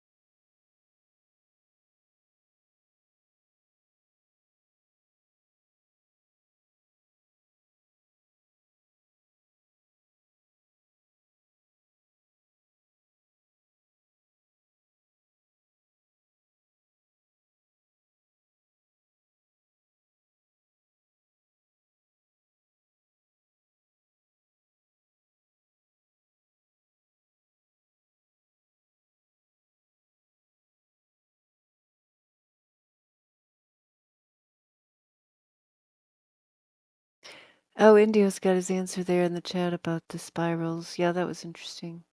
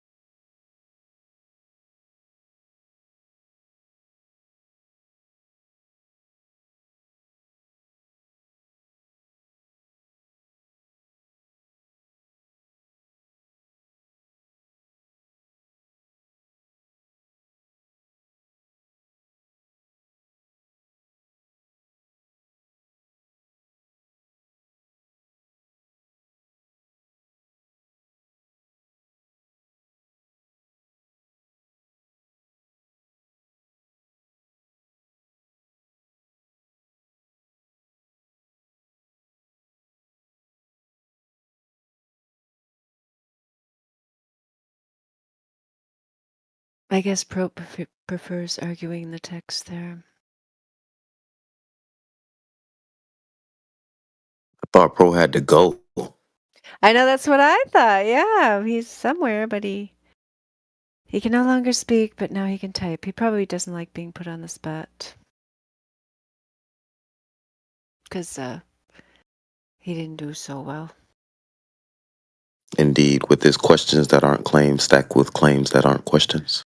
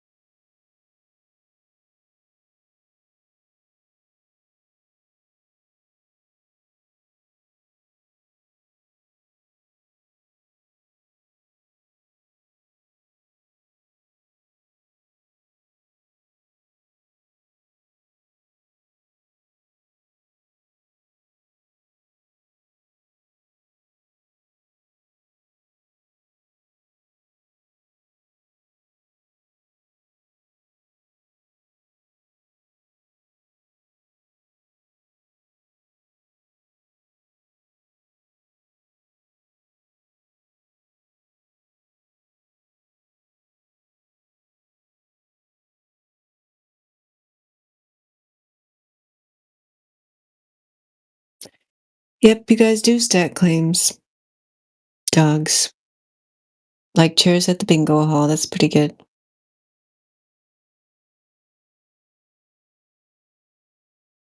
We just want to see those curvature measurements, drop over distance documented.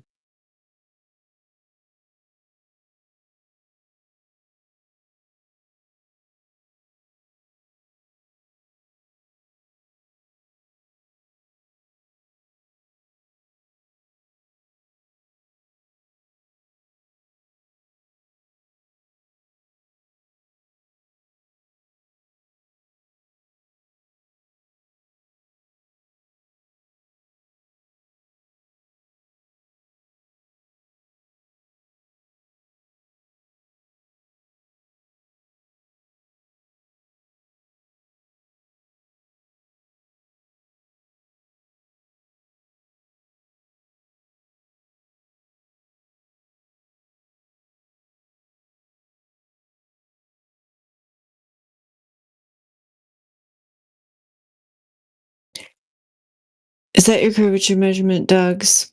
That image? Yep, that'll do it.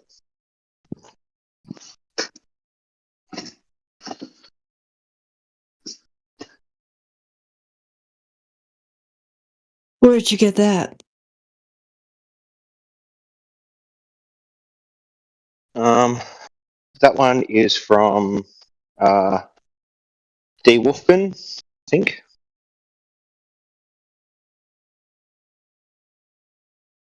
Who? D. Wolfman. It's a picture from Twitter. There's a big compilation of them on MC Toon's webpage. So I just looked that up. There's videos too. Yep, we've been hearing on that how great McToon is. Yep, I guess he's got the answers to the universe. So, yeah, maybe you should open up a church. So it's not the worship of MC Toon. He just compiles a whole lot of information on the globe Earth so that people who just know the facts can go there and easily get the information.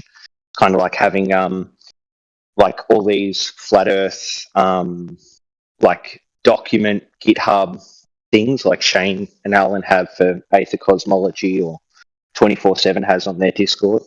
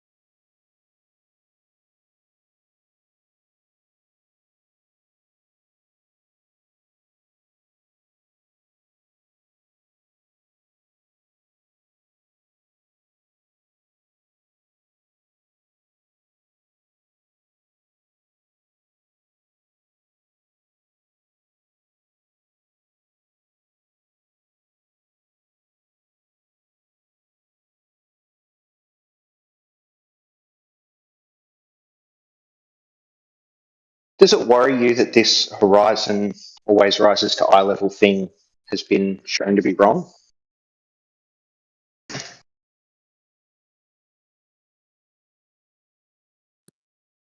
Are you asking me or somebody else?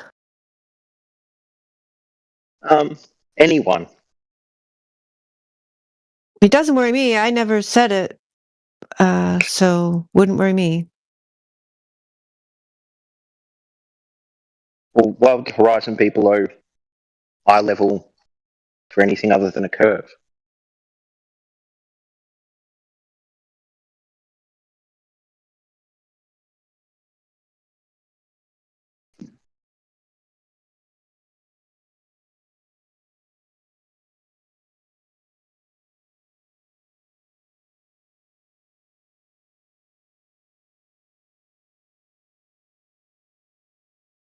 You're talking about your image here? Is that what you're talking about?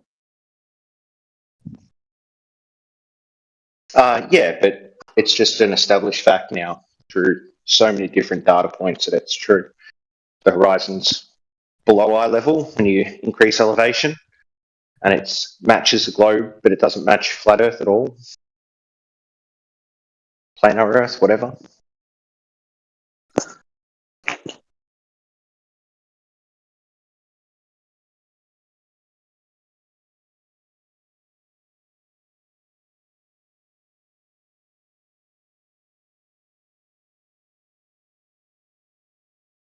Since there's no measured curvature and no verifiable evidence of a globe, and, I wouldn't say that a globe is the only possibility for that observation, but Well, that is measurement of curve, though.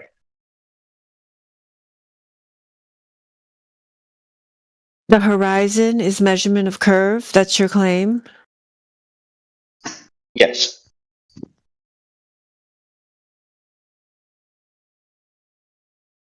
Or did your time machine break, man? This is 2025, bro.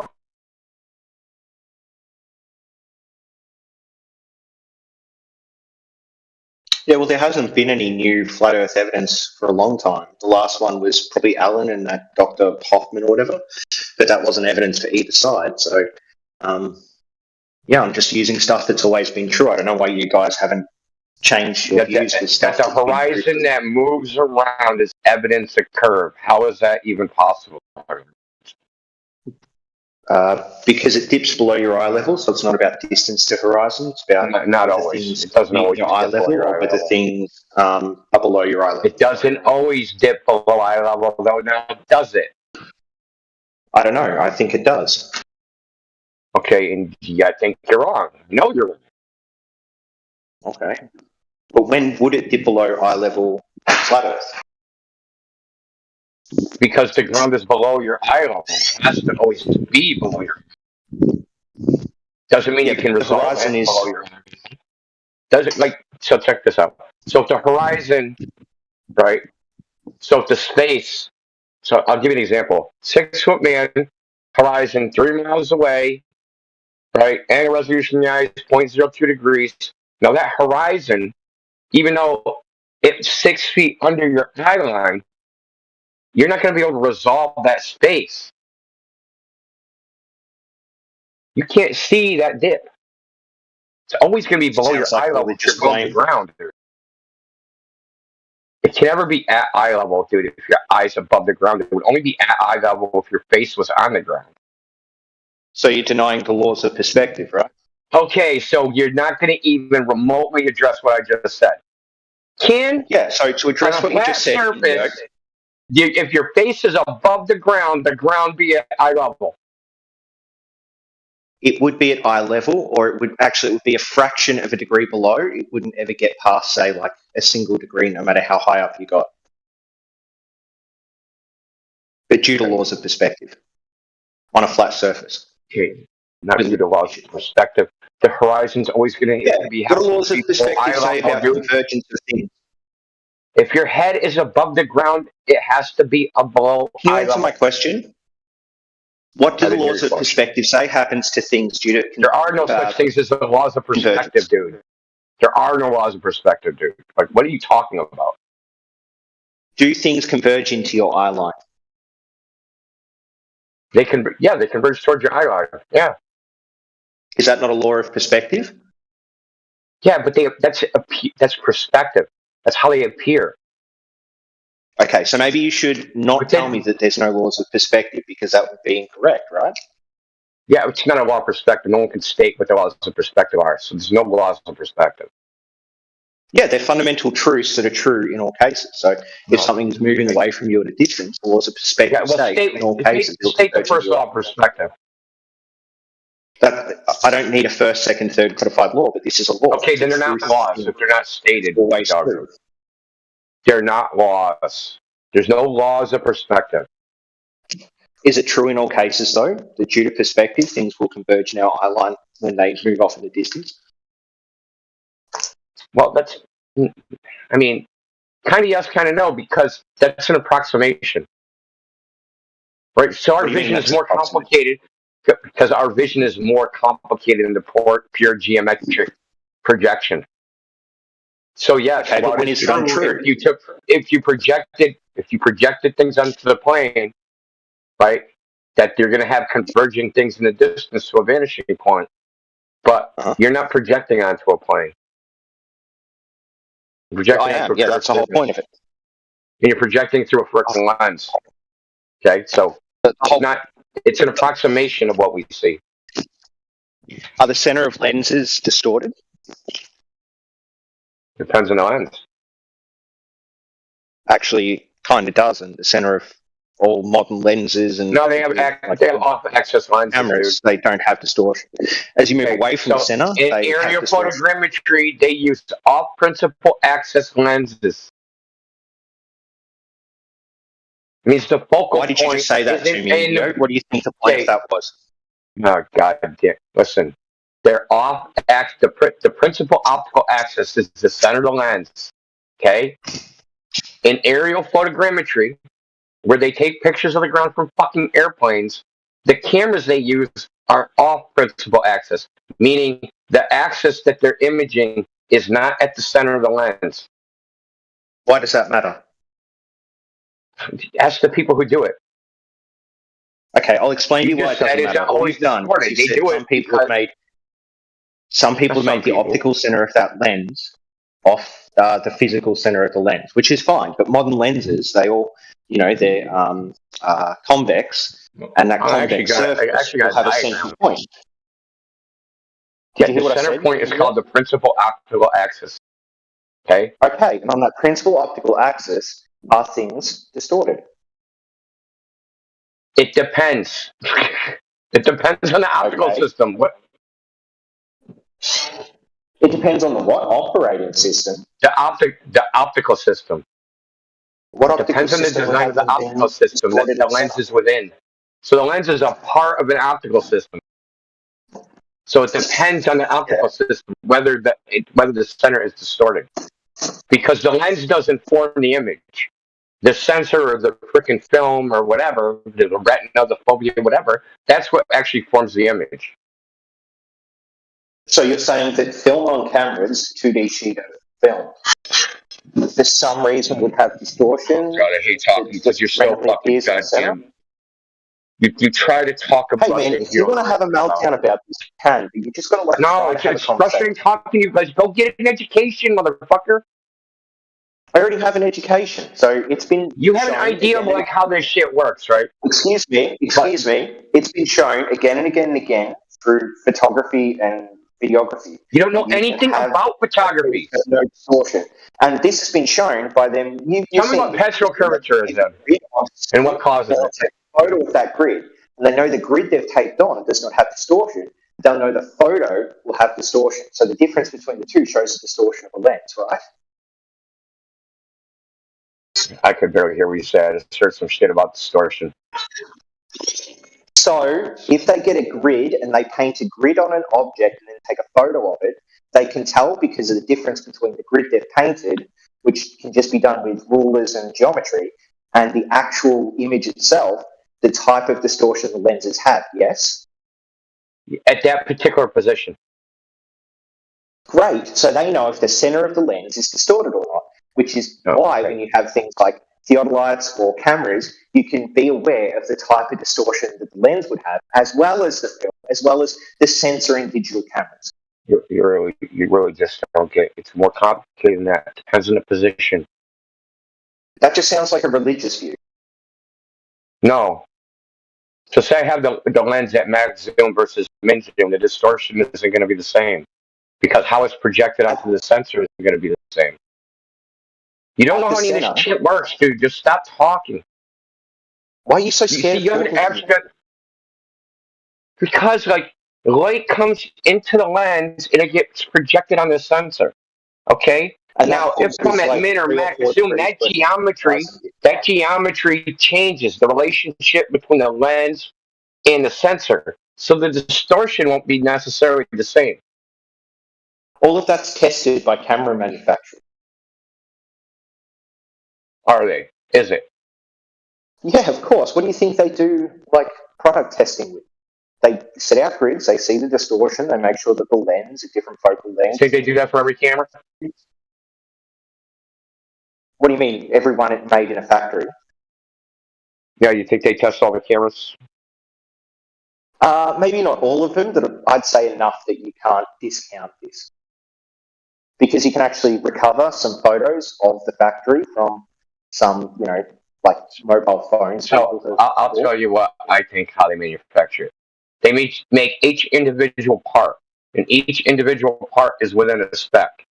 And as long as it's within a spec, it goes in a camera, and then they assume that it'll make a freaking whatever their tolerance with distortion they're willing to accept. It'll make that image.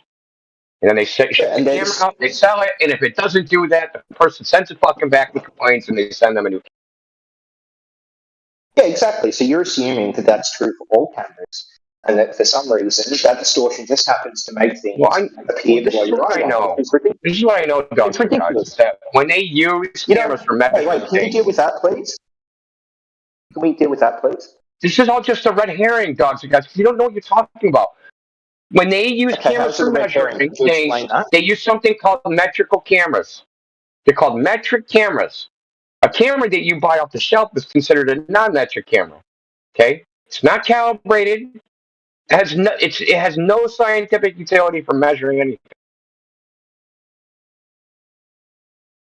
And what's you the point? Can't draw conclusions about the image. Why'd you just say that to me? Oh god, dude, I'm just going by what the literature says. Your faith requires you to think that all cameras are false. Pictures are false. Dogs and guys, I know more about images, projecting images, than you'll ever know. And I knew that 20 years ago.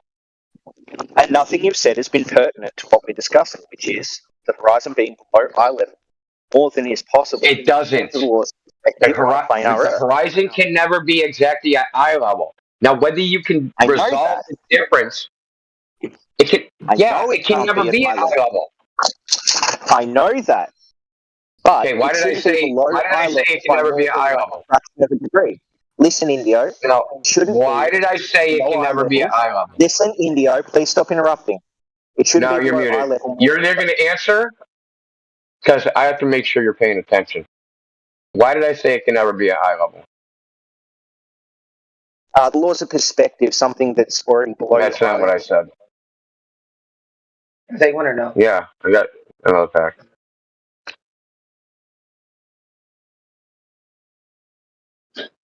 I said, because if your eye is above the ground can't be at eye level. Eye level is the level of your eye, right? So if we drew a line through your eyeball to infinity, for the ground to be at eye level, it would have to intersect that level, the level of your eye. That line. It would have to intersect the ground. It can't, because your eye is above the ground. The only way the ground can be at eye level is if your eye is on the ground. That's what I said. It always has to be above eye level. Now, that doesn't mean you can resolve it, that difference. So, like 3 miles away, a 6-foot gap between your eye level and the ground is unresolvable because that's only 0.02 degrees. So, it'll appear to you to be eye level. And vision's even more complicated than that because you actually don't your vision don't work like a fucking camera. It actually bounces around and you focus for a second on one thing and then your eye bounces to another thing and then they call it saccadic freaking, what do they call it? I can't remember the name off the top of my head. Anyway, the point is that your eye can never be at the ground can never be at your eye level unless your face is on the ground. Has nothing to do with perspective. Now, do you understand what I said? So I have to ask you to repeat it. Oh, great. So when you muted me before, I was actually in the process of saying exactly what you're saying. Okay.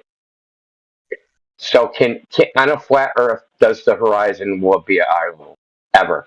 I answered that before, but the horizon will not get to eye level. Now, the problem is that the sun starts above your eye level. Excuse me, India. I'm going to finish what I'm saying.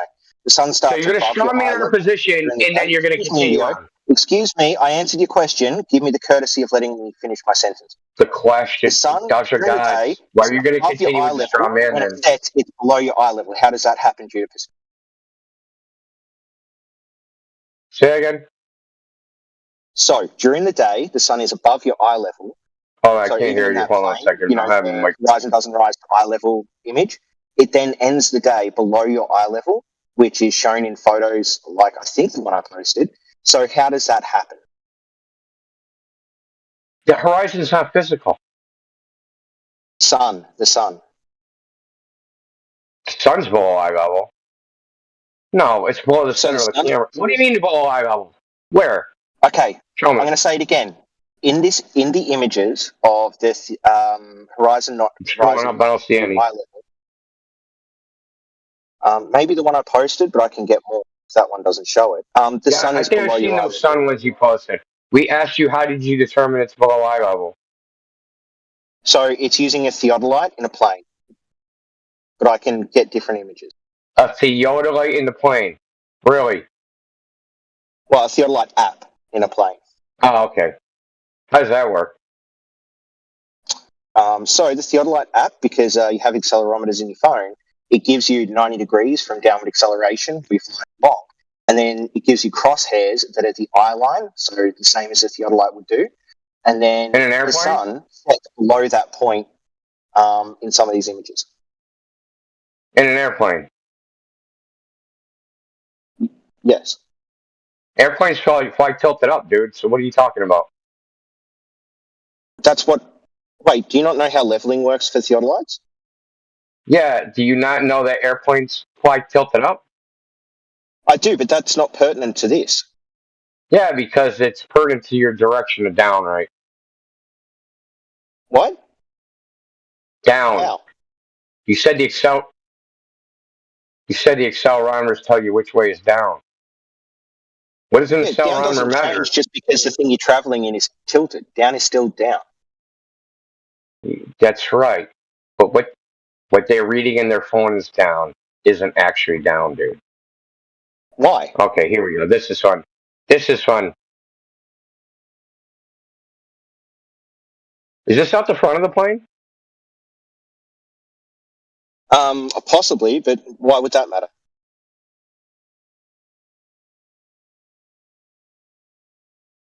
You're just so... This is like talking to a baby, dude. I'm okay, so sorry. Look, I'll explain to you what you've done here. So what's happened here is that there is a theodolite app, which it It doesn't change if you're inside a plane or not. That still gives you 90 do you know? degrees from the How do you know? acceleration. How do you know And that? so from that, How do you it know shows that the that? sun is below the crosshairs. How do you know that, Dr. Gods? How do you know that? Okay, how do you know that? What I said? Why'd you just screenshot what I because said? you made a claim that you made a premise on which everything after followed. And I said, how did you know that? How do you know that it doesn't operate differently when you're on an airplane? Because it's been tested on airplanes, like it's been used. Oh, really? For, show us that data. Show us that data. Navigation in planes. Show us that data. MEMS accelerometers that are in phones tested on airplanes to see if they freaking match the fucking so-called gravity vector. Let's see that. I don't know if I can do that. Making shit up as always, dude. This is why no one wants to talk to you, bro. No, you're trying to find a desperate rescue device. That's all you're doing. No, I don't even. The question You said the sun is below eye level, and you can't even see the sun. How can planes fly if down isn't down? They don't use MEMS accelerometers from fucking telephones. What? They don't use MEMS accelerometers from telephones, dude. That's not the I didn't say a MEMS accelerometer. That's what's in a phone, dumb fuck. Yeah, but I didn't say anything about that. Down is down, regardless of where you are. That is what the Theodolite app is using in the phone. It's using a MEMS accelerometer. And the direction of downward acceleration does. Shut up, dude. Fucking retard, dude. I didn't say anything about you, so you don't even know how it works. You don't know how any of these devices work.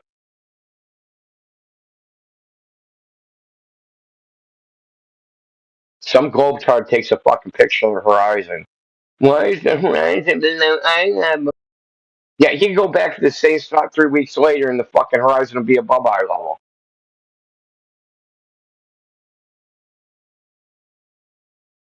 We don't even know what the orientation of the camera is. And you're basing it upon the MEMS accelerometer on a phone. They're not fucking made for that. They didn't design MEMS accelerometers for a Theodolite app.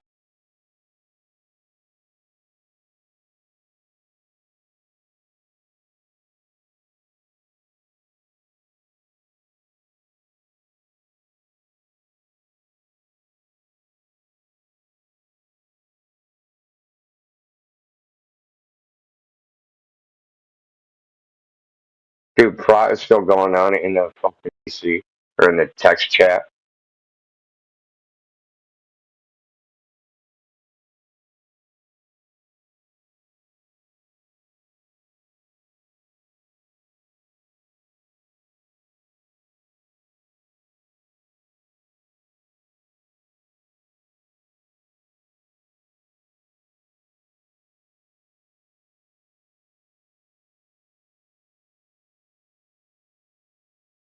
Dude, the wolf's bane for all Glovers, like it's like the cross or garlic. You just say, how do you know that? It's fucking, it just ends it right there.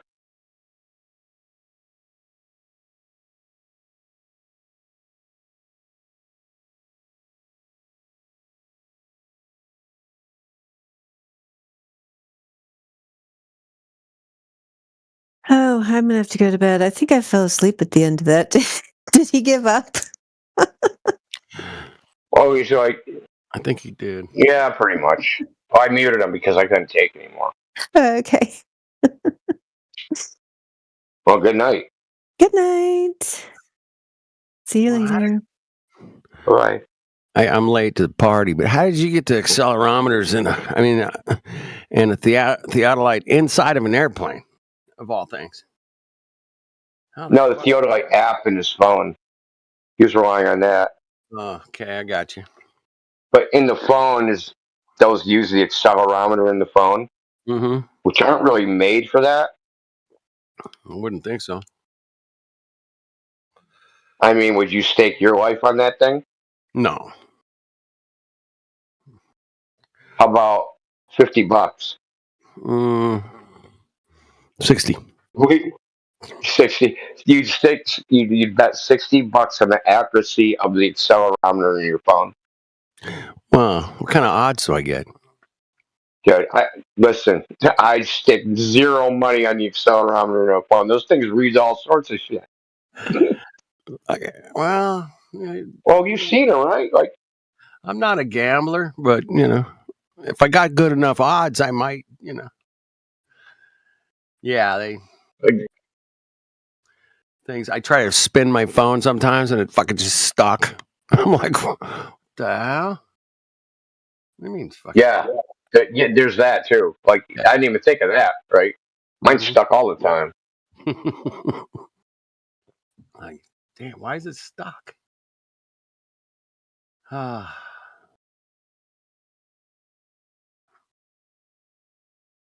Dude, I literally place zero money on anything with accelerometer. Look, bro, like even playing video games on it is dodgy. Mm-hmm. Dude's trying to prove a globe with it. Oh man, he's got a lot of work to do.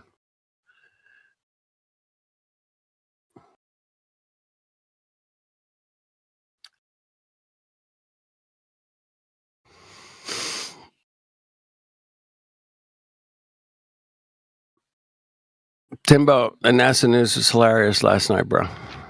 It was hilarious. What was it, NASA news? Yeah, I was finding some doozies, bro. So, Ice There's Moon. an article on Zero Hedge was. Hold on, I'll read it to you. Fuck. Dude, this shit made me like, my God, man. Space is the most undervalued industry in the world. Yep. They've been So saying invest that. your money into my space snake oils. Space snake. Space snake oil, baby. I like it. That's what it's come down to, man. Bunch of space oil. Space oil. Not snake oil. Space oil. It only works in space. How long till the AI figures out space is fake? I thought it already did. Well, I figured out that zenith is perpendicular to the horizon. Asked that question today on Google, and it got that right away. All right, that's a start. Yeah. So it's the right angle with the horizon. Yeah, as well. I guess I know space is fake. Yeah. Did you guys hear Drace's interview with the AI about Earth? No, I didn't. It was amazing, man. It sounded like a real interview. It was great. Anyway,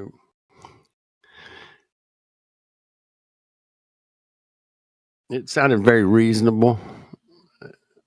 It was fast. It was impressive.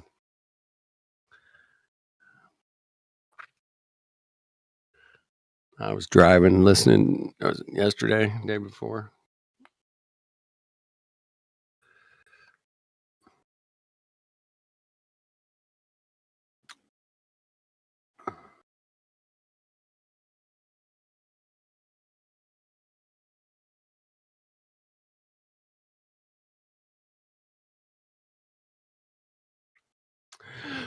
Thanks, Miguel. I like that one. I'm gonna mooch that, bro. I'm mooching that straight away, bro. I'm saving that one. I like that. Kinematics. The rigid body for describing motion over a flat, non-rotating Earth. Love it.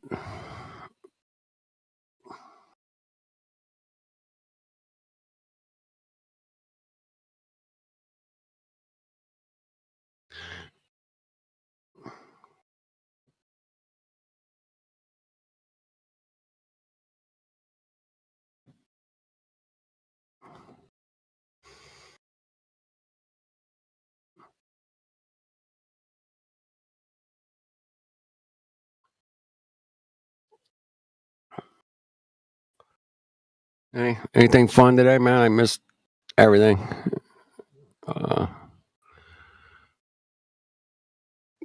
Had no chance to listen in today, man. Would have liked to, but Yeah, I caught. I haven't been in. Get mine. what was that? You're breaking up. What? Said I haven't been in a while, so I had to get mine. Okay. I got a couple scalps today. Nice. I heard a little bit of the ladies' night, just like maybe 20 minutes. I'm glad to see that back. Me too, man. Just really glad to see that back.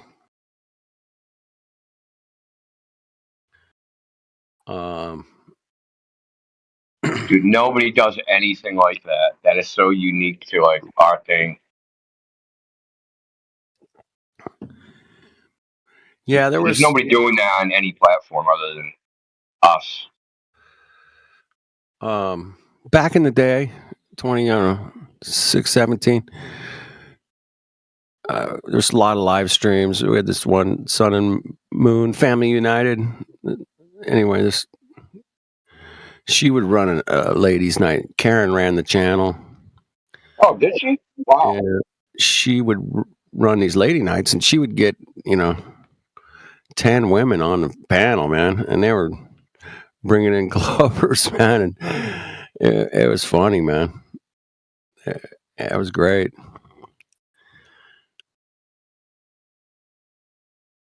Anyway, that went on for maybe, I don't know, 6 months or something. Yeah.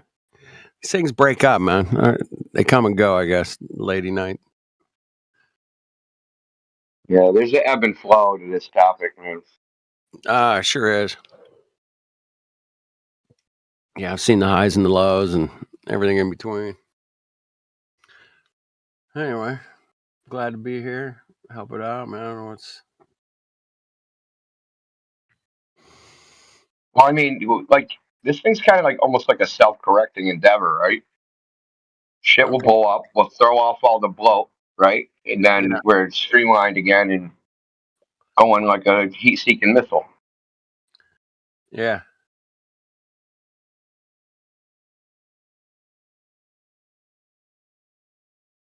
I mean, do you regret Jaronism, Golden Globe? Not me. Wish you would have did it sooner.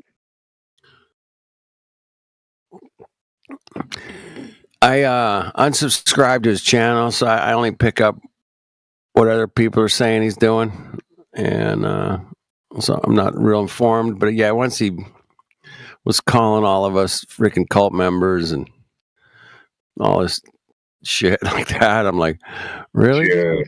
Come on, bro. You lost the fucking... He lost, bro. He was calling people cult members for believing the arguments that he made himself. Right. Exactly. So yeah, I had to let him go, man. Good luck, Jaron. No, that should be something. Go get a whole bunch of the evidence of. So Jaronism did come up with good pieces of evidence, right? Sure. So someone should go back and get his evidence, his best pieces, like his 10 best pieces, and go, how do you explain this, Jaronism? Correct me if I'm wrong, man, but I think he nuked all that shit. No way. Yeah, that's what I heard. Probably less than a week ago, I heard somebody said, yeah, he nuked his channel. I think it might have been, I don't know. It just nuked all of his content. He still has a channel, but all that old flat earth shit, I think he nuked it. Like, remember when he did a Freedom of Information Act request for the golf ball shot? Yes, the golf ball shot, yep. And how does he explain all that now? Or the sword, right? The sword thing. I'm sure you've seen the sword video where they pass that freaking object back and forth for 4 hours or whatever it is. Yeah, the sword. He explained that. Well, you can't. There's no explanation for it other than they're just dicking around in the pool or something. I don't know. For 4 hours? Yeah. The sword tool, bro. The sword tool that didn't do shit for 4 hours. Yeah. Yeah, that's good stuff, man. That was hilarious. I was laughing. Thank you, Jared. But I don't know, man. I'll just leave it at that, man. I wish him luck. Good luck, bro.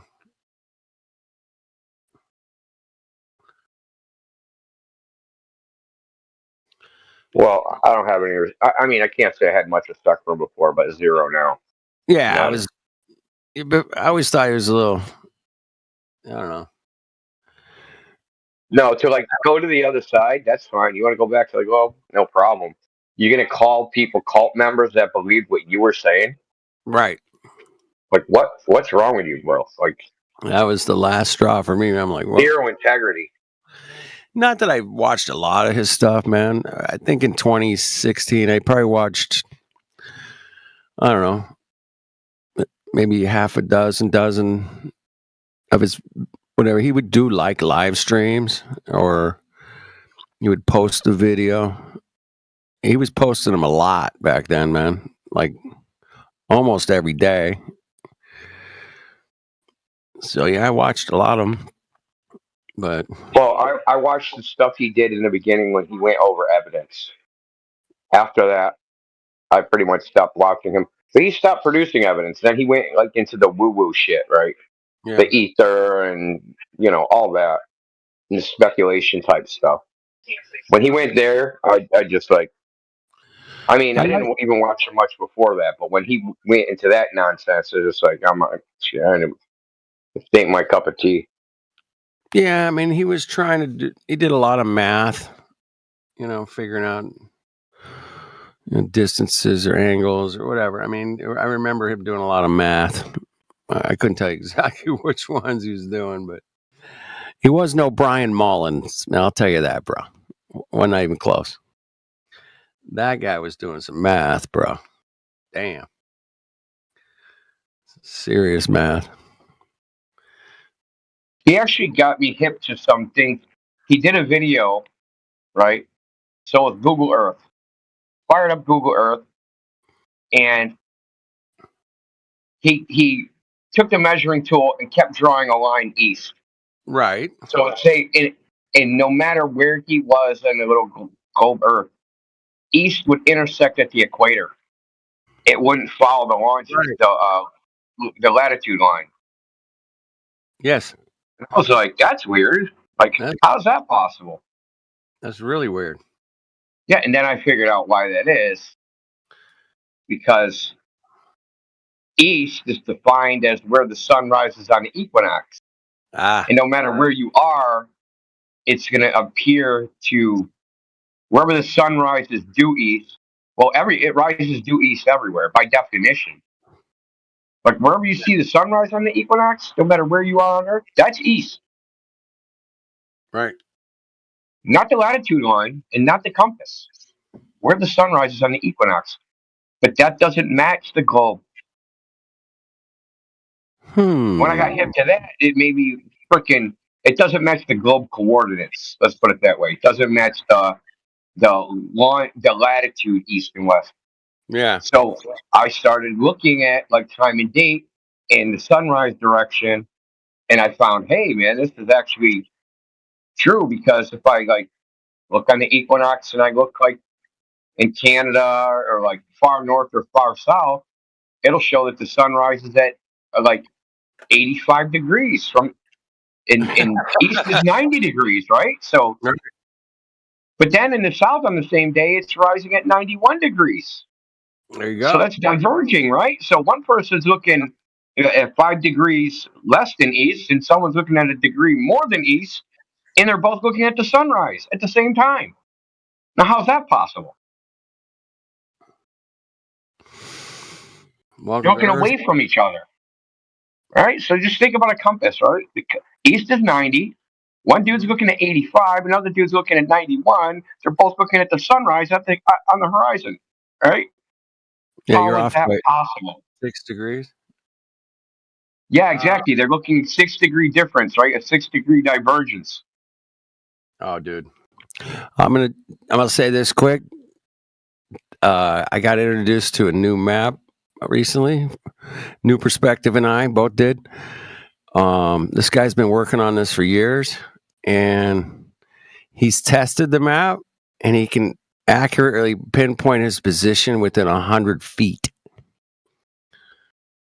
It's fucking tight, and he's tested it. So I can't explain it yet, but if you want to get in on it, fucking talk to New Perspective. He knows more than I do, but I got to go back and review and watch it again and talk to him. Yeah, again.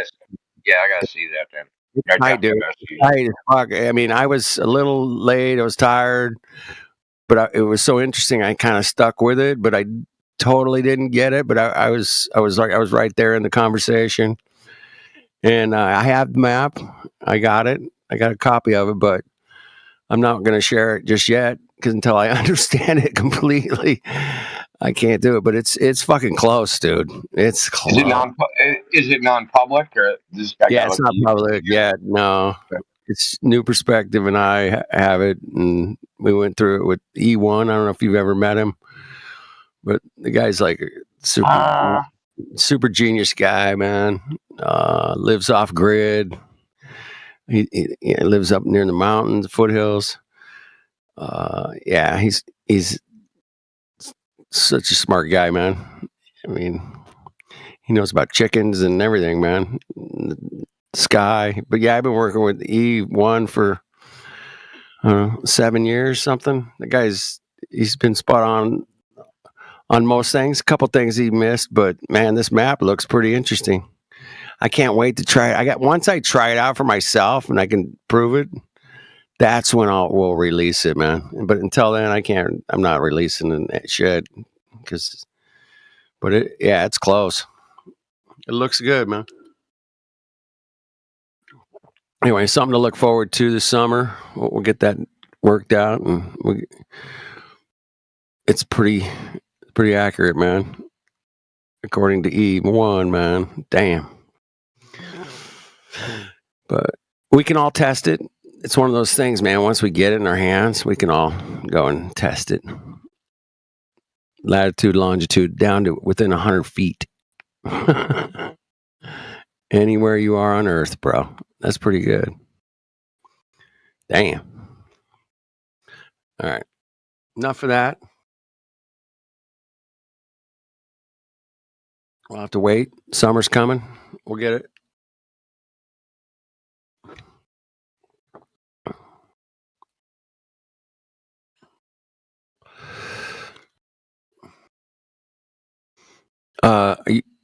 You got a lot of business going on in India? What do you mean? Oh, yeah. Yeah, you can say that.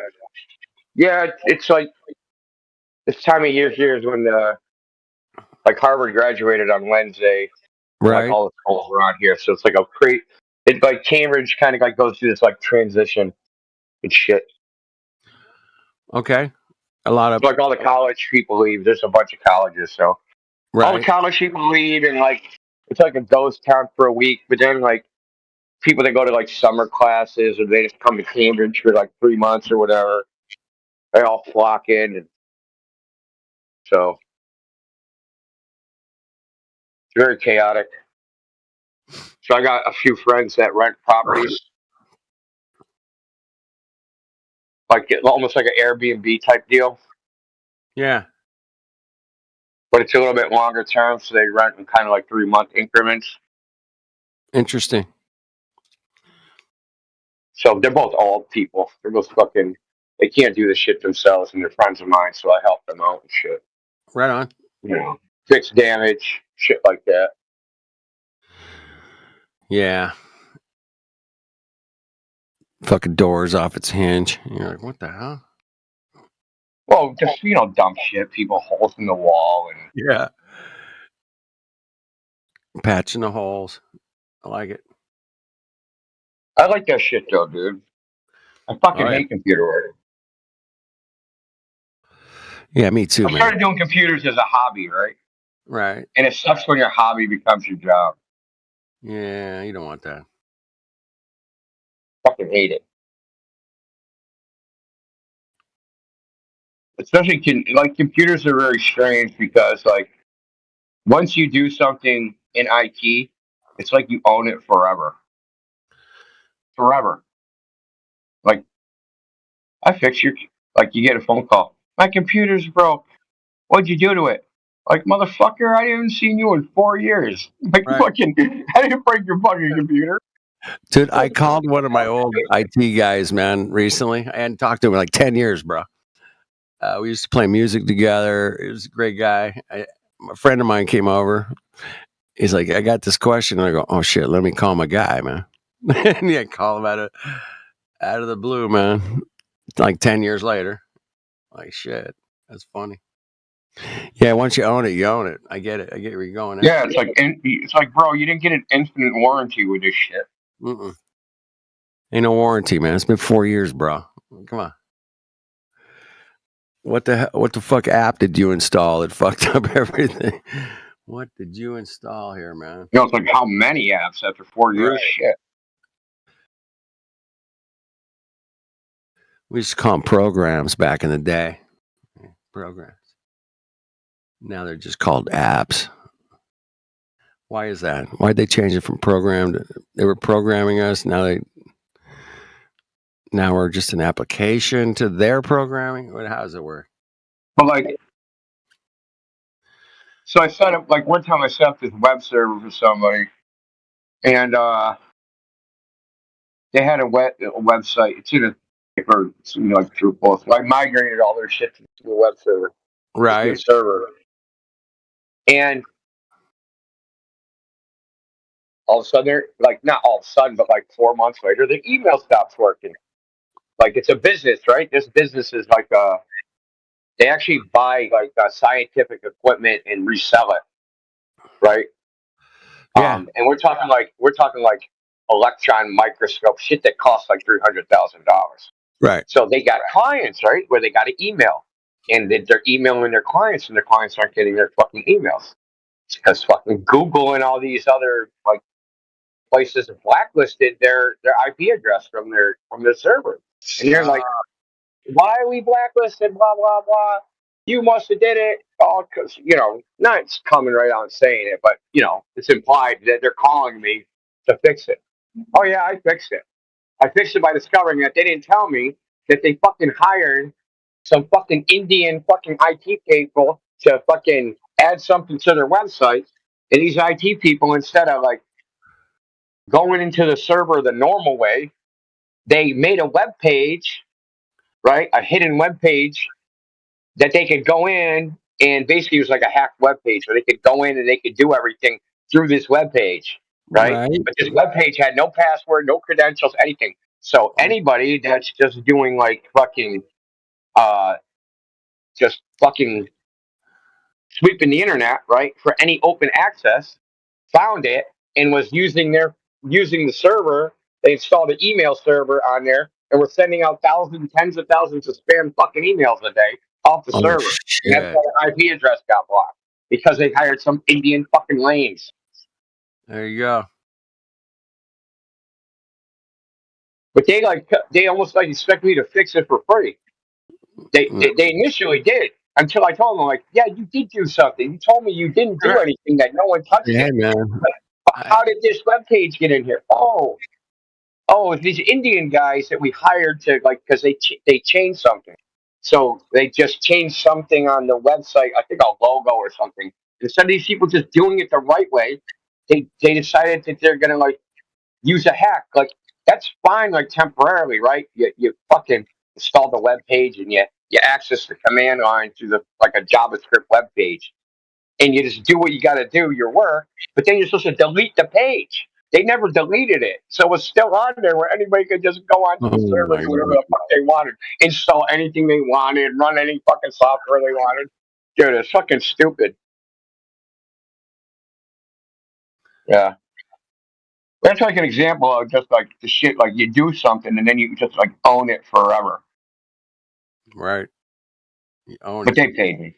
Like those like motherfucker, I'll take your shit down. You think the Indians fuck your shit up? Wait till we see what I do. You don't pay me.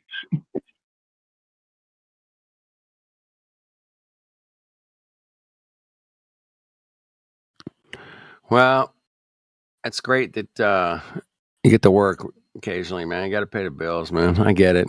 You got to do what you got to do. I mean, I make enough money passively where I don't actually like have to work, but Right. then Yeah, I'll I'm be kind of like, then I'll just be like scraping by. So I kind of just work to like, A, I'm bored. B, it's fun, and extra money don't hurt. And then I just end up giving it all away anyway. So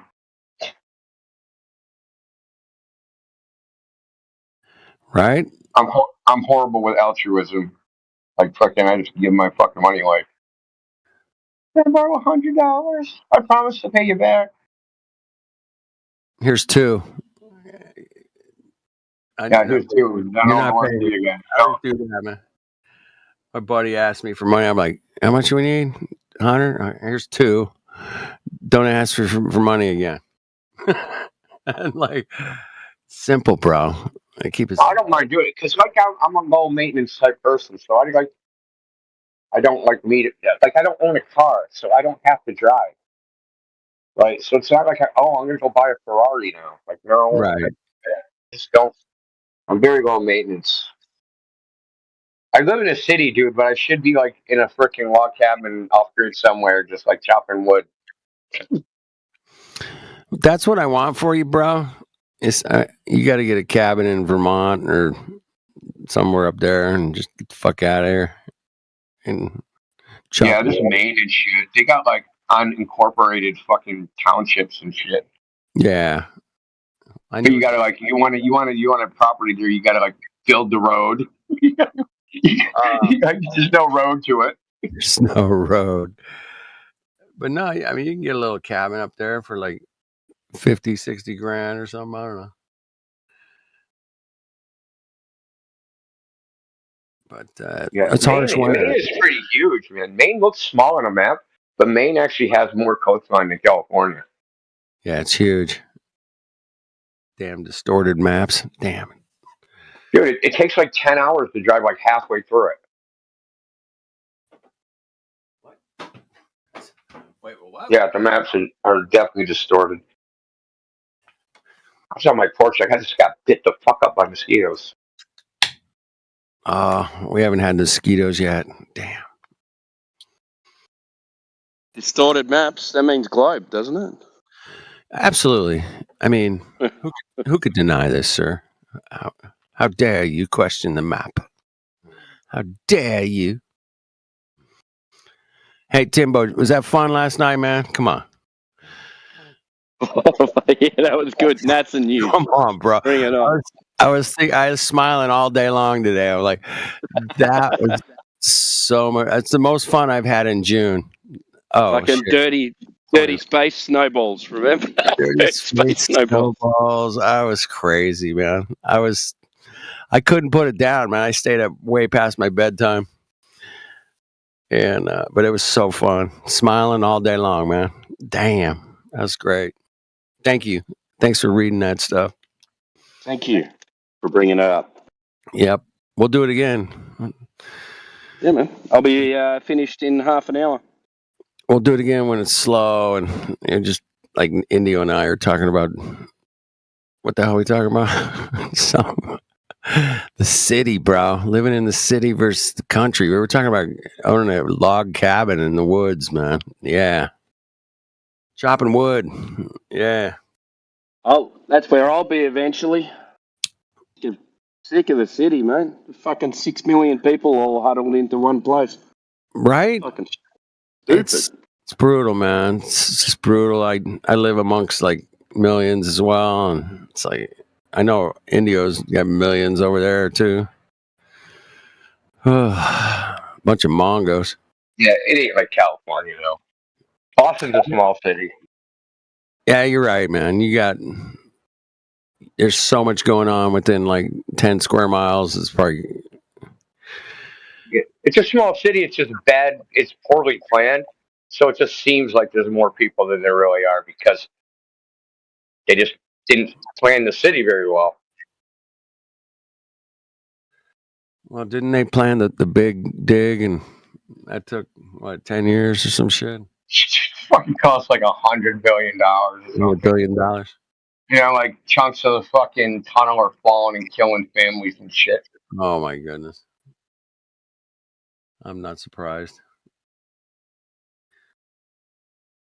Because they cheaped on the glue. There's a lot of grift in that freaking project. Right? Yeah. So because of that project, in Massachusetts, only police can work road details. It's a state law. So we don't have like flag people. The police have to work the detail. What the fuck? So while the big dig was going on, the highest paid people in the executive branch were state troopers. They were getting more than the fucking governor. Getting like fuck. So check this out. So, and like all the roads, like in Boston, because part of the tunnel goes under the city, but they have to like block off a street because they were like freezing the ground and shit. They're like pumping Freon into the ground so that they can dig the tunnel and then put up the cement, but they had to make sure the fucking high rises didn't sink into.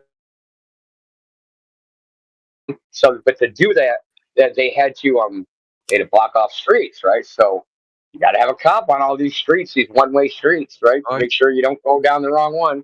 Right. So just one cop, I'd go into the gas station to buy shit, and this cop was in there all the time buying scratch tickets, dude. Like all the time. Yeah. Why? And I asked, there was like a Croatian guy working there. It was like a Shell station. And I'm like, why? How is this guy in here all the time buying like fucking $500 in scratch tickets? He's like, oh, he's a state trooper. State trooper. Turns out that guy, he ended up in the paper like a year later as the highest paid person in the executive branch. He was making $600,000 a year doing road detail. No. Oh because man. he paid like $75 an hour. This is back in '99, right? So like $75 an hour to do road detail. Yeah. And that's straight time, right? That isn't even like the overtime. No, the overtime's where they rake it in. I know a few cops are in there. Yeah, it's like overtime. Dude, I talked to people that were like the tunnel, that were digging the tunnel that initially, right? So they're like a tunnel workers union. I was talking to a dude. He's like, there's only 30 people in the union. He's like, I get 100. So this is also back in like 1999. He's like, I get $175 an hour, and then overtime is double time and a half. Right. The dude's making like $500 an hour, and this is '99. So like lawyers were like high-priced lawyers were making $500 an hour back then. The dude's making more than a high-priced lawyer fucking using a jackhammer. Oh, so good on you, man. Freaking, I love that shit, man. Lawyers are fucking useless, man. I would always say, man, if I could get rid of corruption, I could probably fix most of the world's problems. But good luck with that, right? I mean, come on. People are corrupt, man, and they just. Dude, I listen. It would be a police state, but the thing is, what I would do, I'd be like, I would take every job and I would put it on a hierarchy, and like the most essential jobs would get paid the most. So at the top would be sewer workers. Anybody that has anything to do with fucking pumping the shit and piss away, they're the most important people fucking on earth. There ain't nothing more important than that. I love, yeah. COVID. Look at COVID. COVID proved it, right? What did everybody do?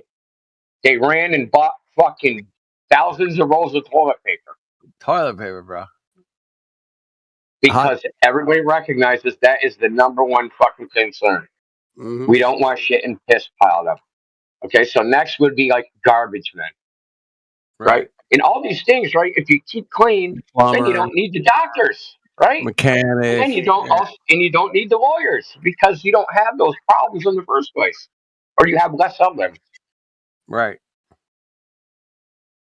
Yeah, all the sanitation guys I know, man, they do make like the electricity guys, sewer guys, electricity guys, the water guys, like anybody doing any infrastructure shit. Water guys, they got to be up there high, pretty high, man. We got to have some clean water, man. Don't be dumping a bunch of weird shit in our water, man. Thanks. Yeah. Dude, those jobs should be paid the most. Yep. I agree, Period. man. I mean, carpenters getting paid well. Fucking lawyers, they should be at the bottom. Politicians, way at the bottom. Oh, politicians should have to work for free. It should actually be a prison sentence. Like, if you commit a crime, you got to freaking work for the government for free. Oh, Then we'll have like camps, right? Like they give free room and board, just like prison. Right. But they get to push a fucking pencil all day and answer telephones. Right. Look, think what we got already, right? Can it get worse? Can it get like worse than like the No. Department of Motor Vehicles? Like if you hired a bunch of prisoners to work for the Department of Motor Vehicles instead of what's there now, could it get worse?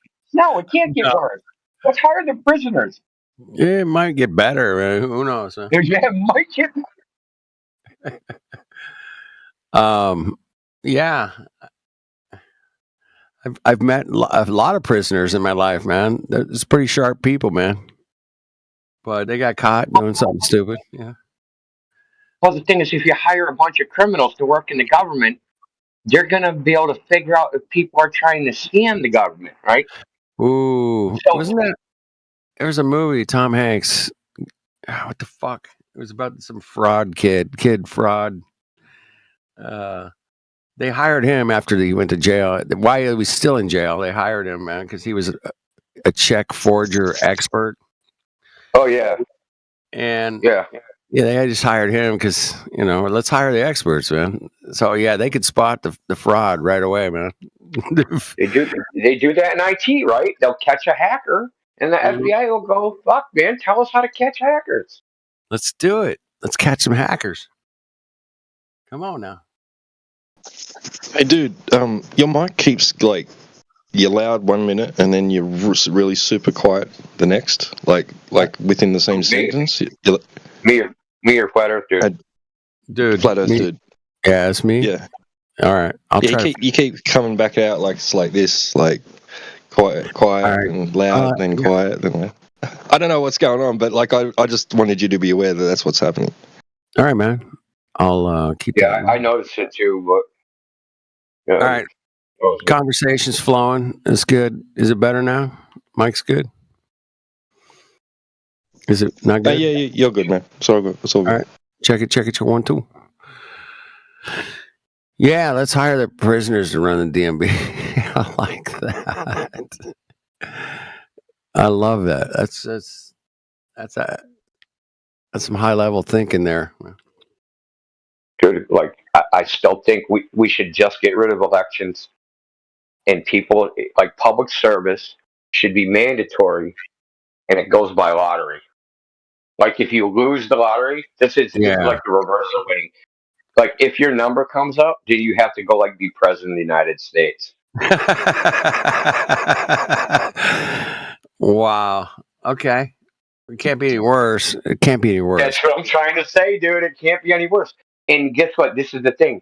You get rid of the incentive of the grift, the graft, the fucking schmoozing, the nepotism, all those things, because you never know who's going to fucking be president. All that shit, like the corruption, just goes away instantly. You have no more corruption. The only thing that can be corrupted is the lottery part. Yeah, they could corrupt that. The lottery there's no way to have a gain from it, right? You didn't know you were going to become president. Boom, you're the president. How are you going to do any corruption? You haven't created the fucking network required to make corruption, right? So you think it just elect Joe Schmo, right? He's like, wait, what? Me? What the fuck? What if he's the plumber? You don't register to vote. You register to get fucking elected into office. Yeah. But you don't get elected by getting voted in. You get elected by lottery. It's like conscription. Wait, do you actually win your money as well? Like you win the billion or whatever? Yeah, you're gonna get paid, right? The whatever the salary is, but that's all you're getting.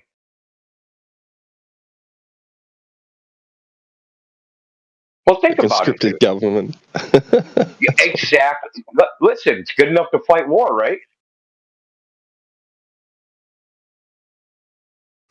Absolutely. Yes. Yeah.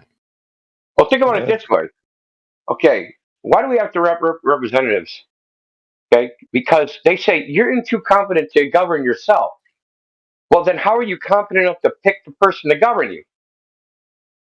Right? So they're assuming that system assumes you're incompetent, that you can't govern yourself, and that you need someone to tell you what to do. So you elect I'm going to elect freaking Donald Trump to pass laws to tell me what to do because I don't know how to tell myself what to do unless Donald Trump tells me.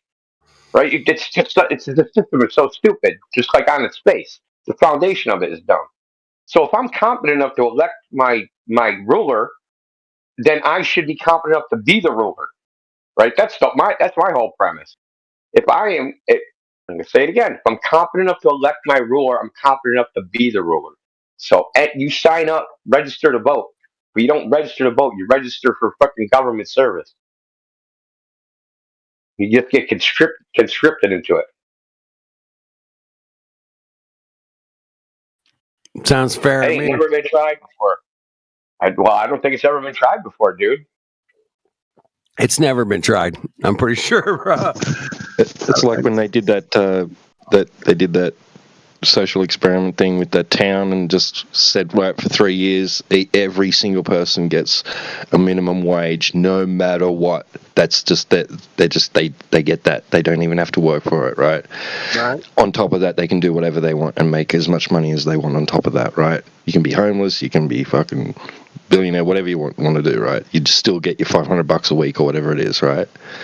And they reckon that the town boomed and the crime rate dropped, unemployment rate dropped, health services improved, everything just improved. I don't know if it's true or not, but that's the story.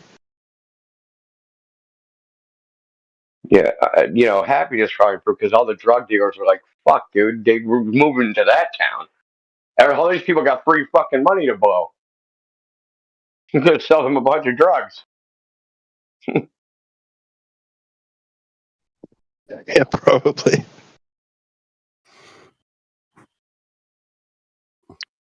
I mean, let's keep it real. Most people that are in at least in America, most people in government assistance, you're not exactly walking the straight and narrow. No, they're not. Yeah, that's a problem. Hey, speaking of boondoggle, fucking spending money on crazy shit, you guys did the dig. At least you guys got the big dig completed. We got this thing out here, man. It's cost billions of dollars. It's called a high-speed rail train.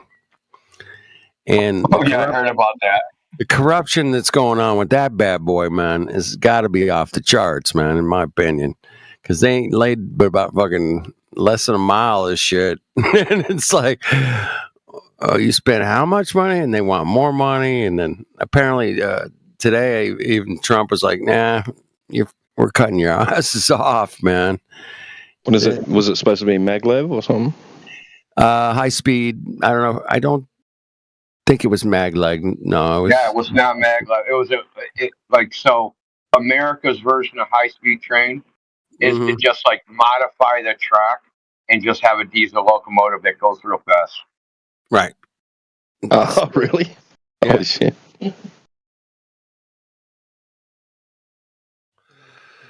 No, maglev, you have to have coolant systems and yeah.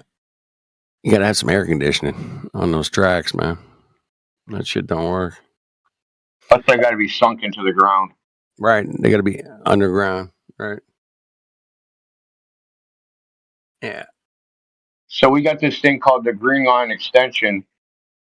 The Green Line comes into Cambridge 2 stops. So it goes Museum of Science and Leechmere. So we're going to extend this to 13 more stops. It's going to go into Medford, which is another town over, and it's going to go into Union Square, which is in Somerville, which is another town. So it's split. So after Leechmere, it splits, and they made 2 extensions. 13 stops, $13 billion. Oh yeah. So guess what? These train stops, they're above ground, and it went to where there was already track there, because it was So it goes. This was like an old rail yard. Bro. So the track was already there from CSX from freight trains, and they just went. They just modified the existing tracks for the trolley, and fucking that's all they had to do. So it wasn't even like expensive to do that. And then they had to build the stops, but they're not buildings; they're outdoor stops. So they just built basically a fucking awning, right? So $1 billion awning? Like, what are you talking about? Like, are you freaking out of your mind? $1 billion awning. Yeah, pretty much, dude. Because the stops, they built 13 stops. The stops are like maybe, I don't know, half a mile apart. And it's an above ground train. It's a trolley.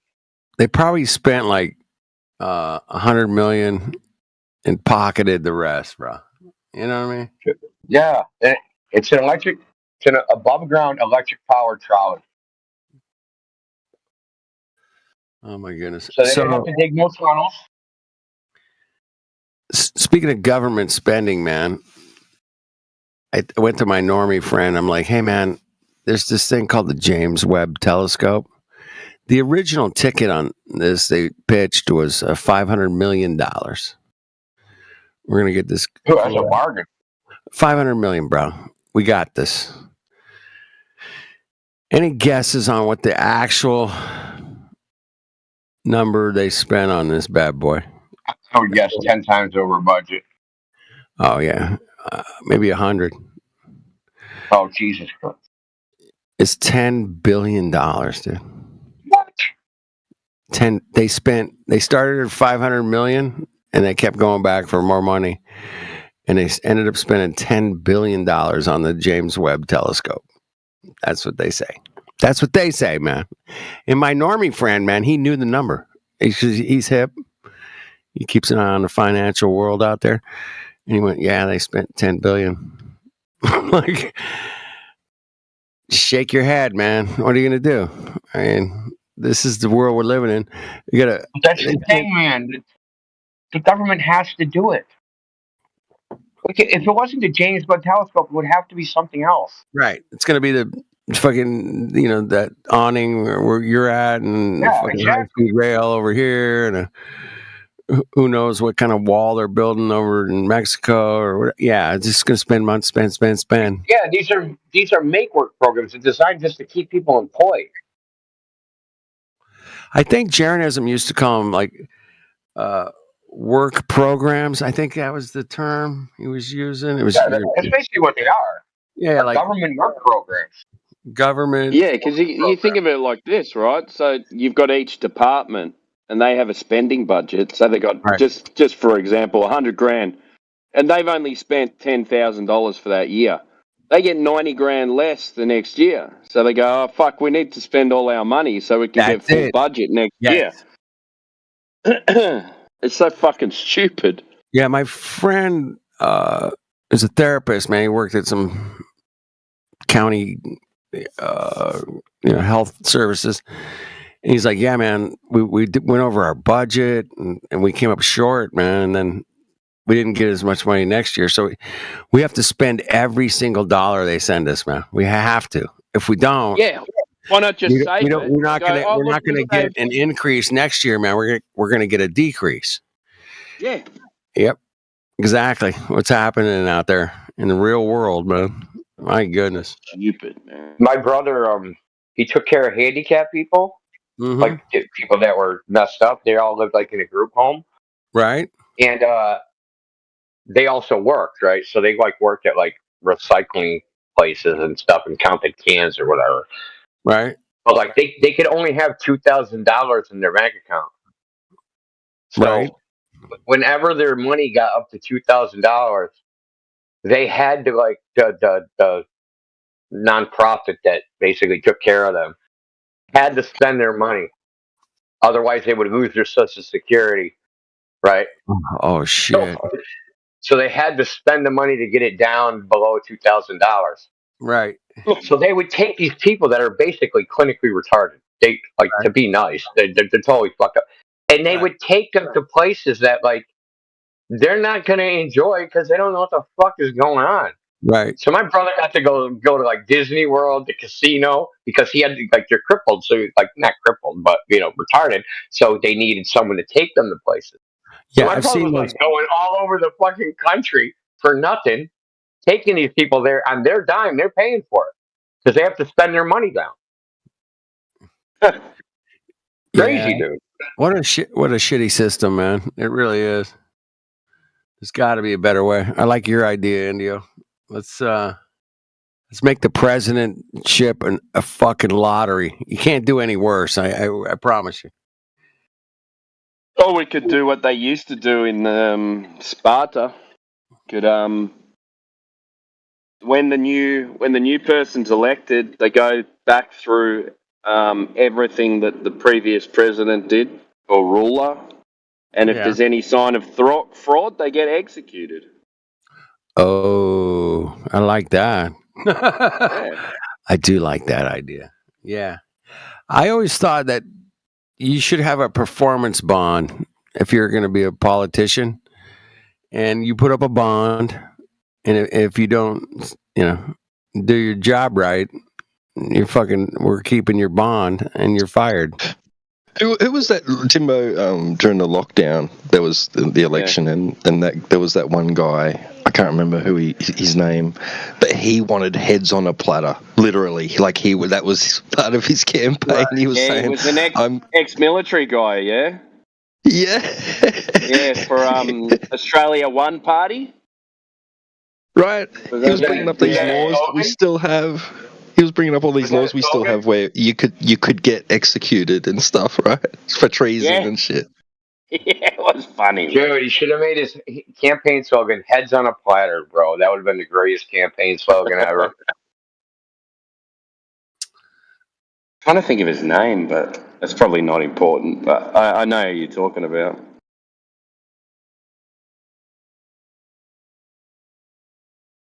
Well, in the United States, you couldn't take a government. I don't know if this. I mean, it's probably still on the books, and everybody just ignores it. But you would have to take an oath, and you weren't qualified for any public office unless you believed in a future state of rewards and punishments. Meaning, you had to believe in an afterlife. You didn't have to believe in God. You could believe in reincarnation. You could believe in anything. You'd have to believe that there's some punishment after death for the wrongs you did in life. So you're accountable. Exactly. Otherwise, you have no accountability, right? Right. I like it.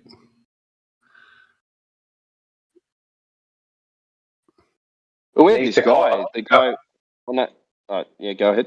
No, I was just going to say they call it a future state of rewards and punishments.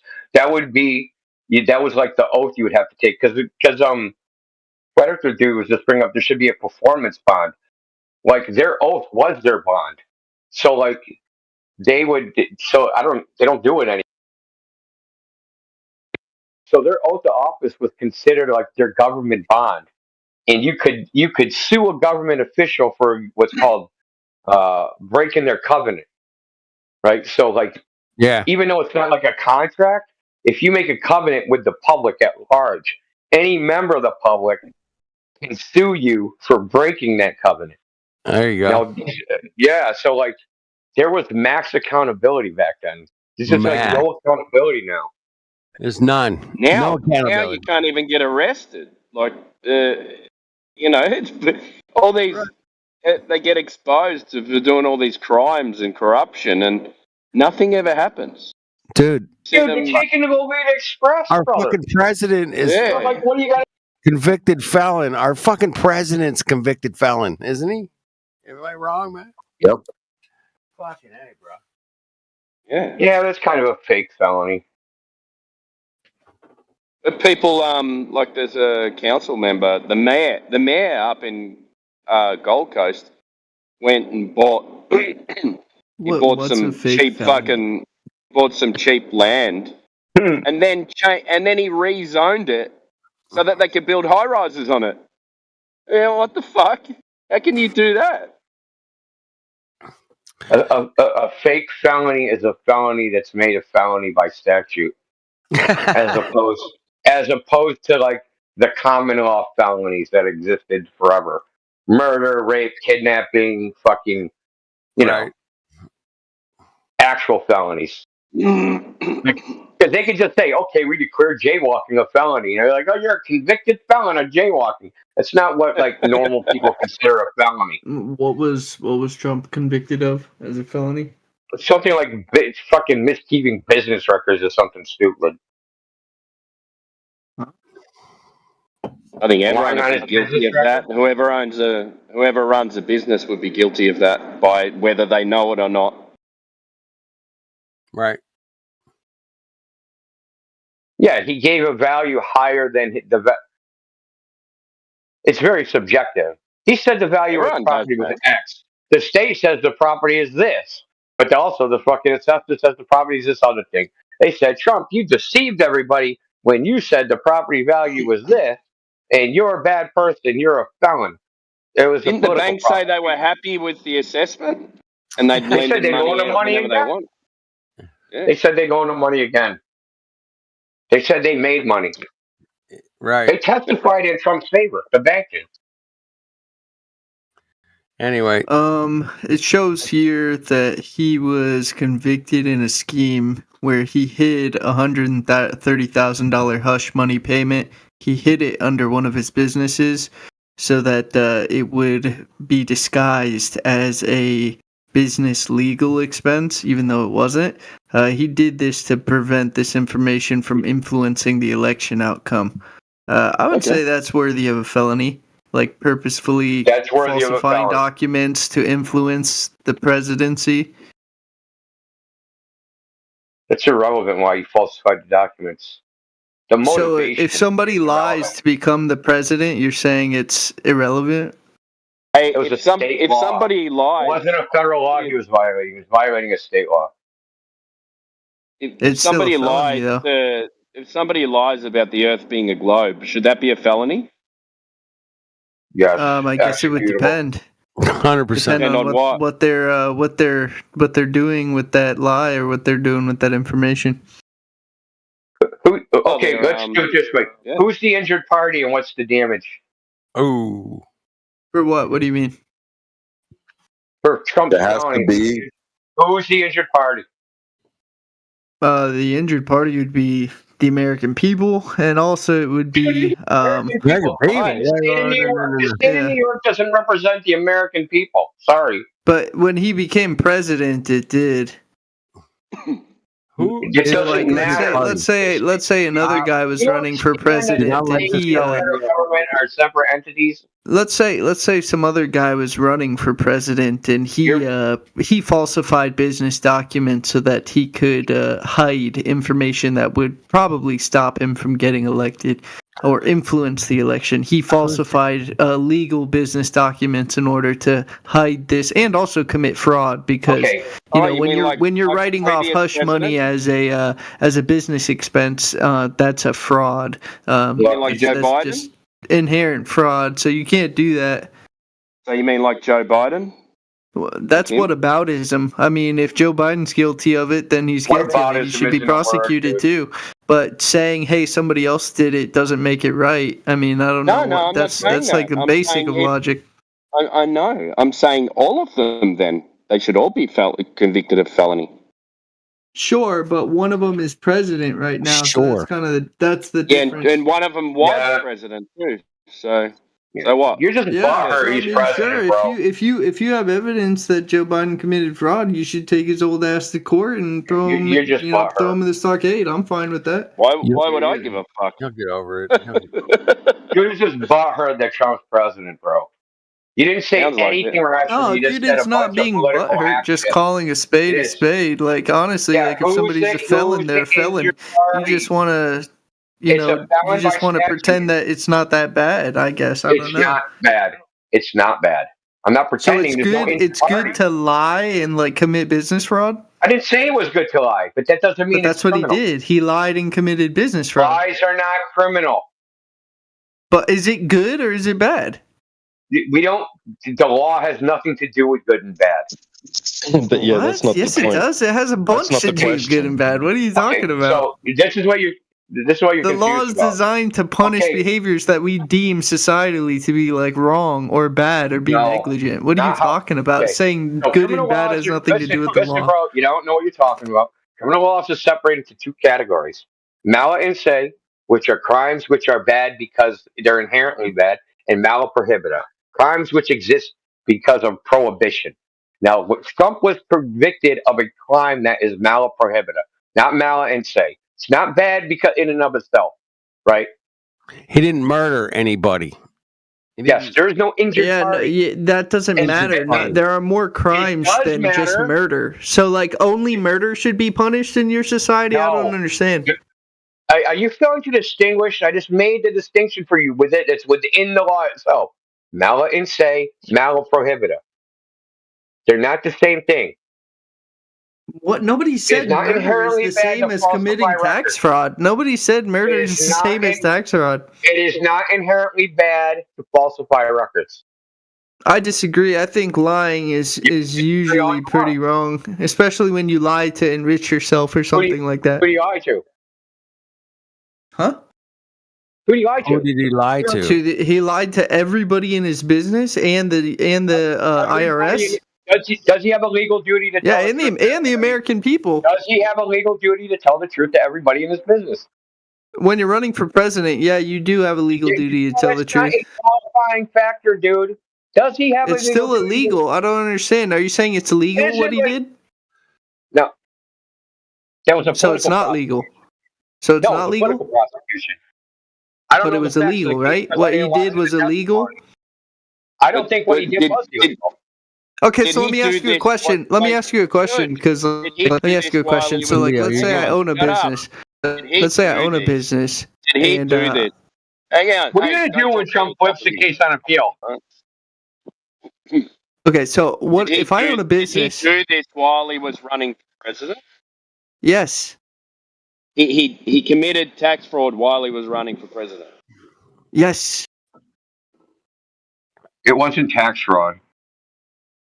Yeah, it wasn't tax fraud. What was the I mean, actual essentially, when you hide What was the actual expenses that crime? are not business expenses under your business, that is tax fraud. Yeah, it's a You know, subset. they were That's what I slipped into politics. They were business expenses, though, because he paid a lawyer. No, but it was for a private civil case. You can't write off your private civil cases under your business, buddy. Holy fuck! Do you own a business? Do you know how any of this works? You sound ignorant. Listen. Well, Jack, I have a He piece had a lawyer. He had a lawyer on retainer. That lawyer incurred a charge. He paid the lawyer back for the charge that he paid. So the lawyer paid Stormy Brooks $100,000. Tell Trump, hey, I paid this bitch $100,000. Trump gave him the $100,000. He classified that as a business expense because he paid $100,000 to his business's fucking lawyer.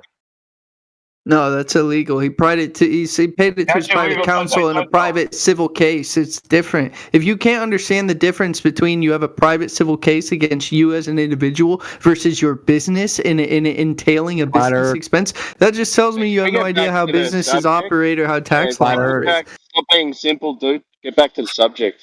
Flat Earth. Yeah. Who gives a fuck? W. Trump. I'm just going to say this, dude. Your ad hoc. When laymen evaluate the legal system, it's laughable. Bro, what are you talking about? You're the layman here. You have no idea how Not any of when it this comes works. to the You think that if someone has a business, they can just put all their expenses under the business and they don't have to justify any of it. I can just put any expense, any willy-nilly expense under my business. My business will pay for it, and there will be no consequences to that. Holy shit. You would go to jail in a heartbeat if you ran a business. Hey, Simple Jack, how old are you, man?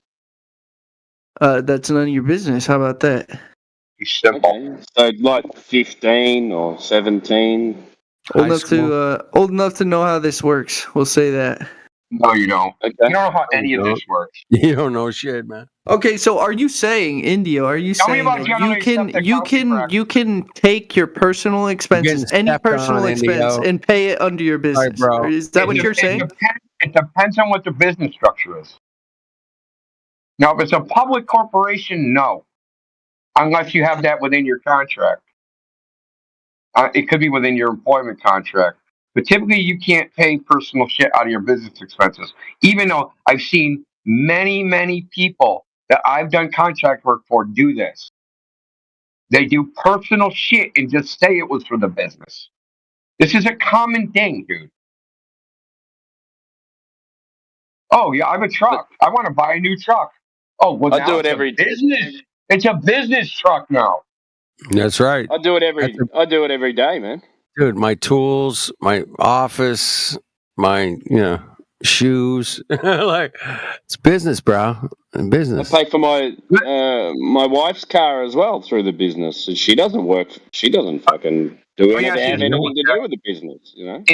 If disclosure of the affair with Stormy Davis would have had a negative effect on the business, would that have been a justifiable business expense to stop the business from losing value with the revelation of the affair? Would that be a justifiable business expense? Yes. Yes, it would. Because he's paying it out to protect the business. Right. That's simple. That's what I would do. You pay it out. Protect the business. Let's go. Anyway, it's a bullshit felony. There's no injured party. Yeah, Not a that's common what law I'm saying. Anyone who owns a business or runs a business would be doing this all the time, whether they know it or not. Dude, there's people on the jury doing it. No doubt. Yeah. Anyway, if you want to charge someone something, charge the accountants. Like fuck, they're the ones that tell you to do it.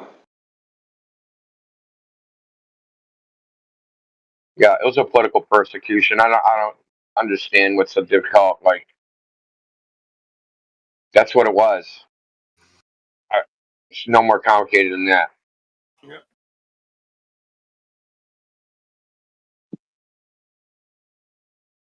The bitch campaign, her campaign fucking promise was to convict Trump of a fucking crime before she was ever elected. I mean, what the fuck, dude?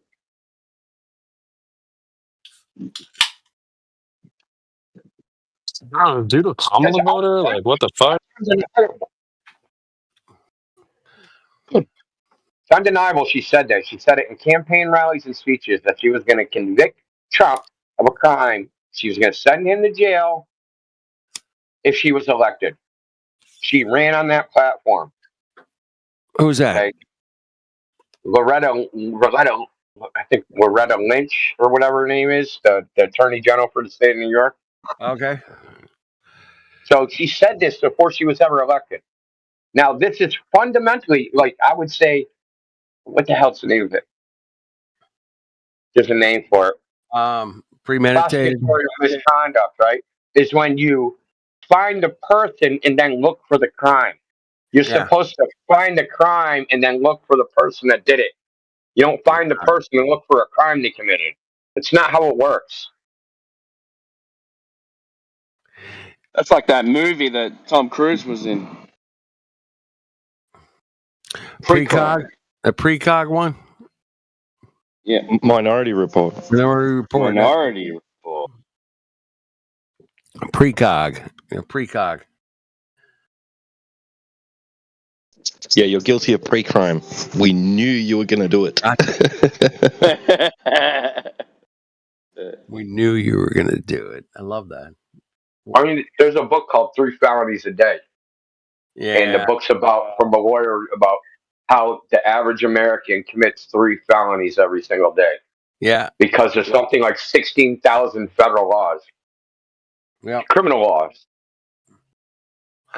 My buddy grew up in the 60s, in high school, and if you didn't register for the draft, that was a felony. If you just sat at home and did nothing after you turned 18, then that's a felony. I thought that was an interesting way of putting it. Yo, Flat Earth Jude, I have a piece of advice for you. Mm-hmm. You can always be thinner, look better. Okay. And tell your wife I said not to wear that outfit again. What's going on? I'll tell my wife whatever you want, man. I'll tell her. Because I'm an honest guy. So I'll tell her you said that tomorrow. That's hilarious. All right. He gone. Patrick Bateman, Mark. That's a new one. Yeah, that was weird. What are you going to do, man? You did recognize that from American Psycho, right? The movie? There is an idea of a Patrick Bateman. You having problems with cranberry juice, buddy? Yeah, maybe. Pigeon-hearted pusillanimous weasel. Why isn't it possible?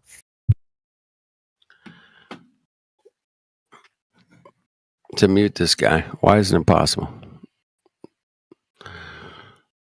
That was weird. All right. That's just called a distraction. We were flowing, man. Thought it was cooking, but the whole felony thing, yeah. Interesting. Where's the injured party? I couldn't. I was going to bring it up, but like the Supreme Court has ruled on this already. That these, like some states, still make some dumb shit felonies. Oh, and they're not.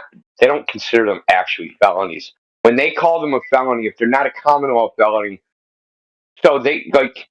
There's a due process that you're supposed to receive for a misdemeanor charge, and you can't go to prison, and they can't have sentences over a year. But they don't have to give you like the full due process, so they can give you like 6-man jury trials or judge trials. We don't actually get like the full due process. But if it's a charge they consider a quote unquote felony, then they have to give you 12-man juries, right? You got to get discovery, the full fucking process. Because, and I don't actually agree with this stricken ruling, because I think like even if you have threatened to go to jail for one fucking day, that's bullshit. Right. You should get a full trial, even if it's 1 second.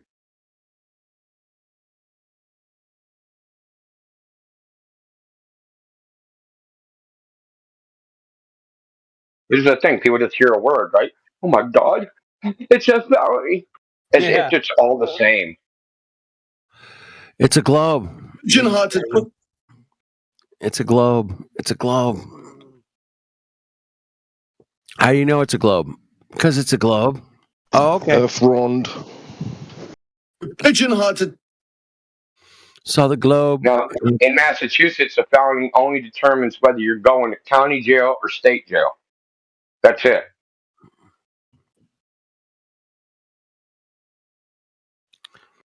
Yeah, I think that might be the same here in California, bro.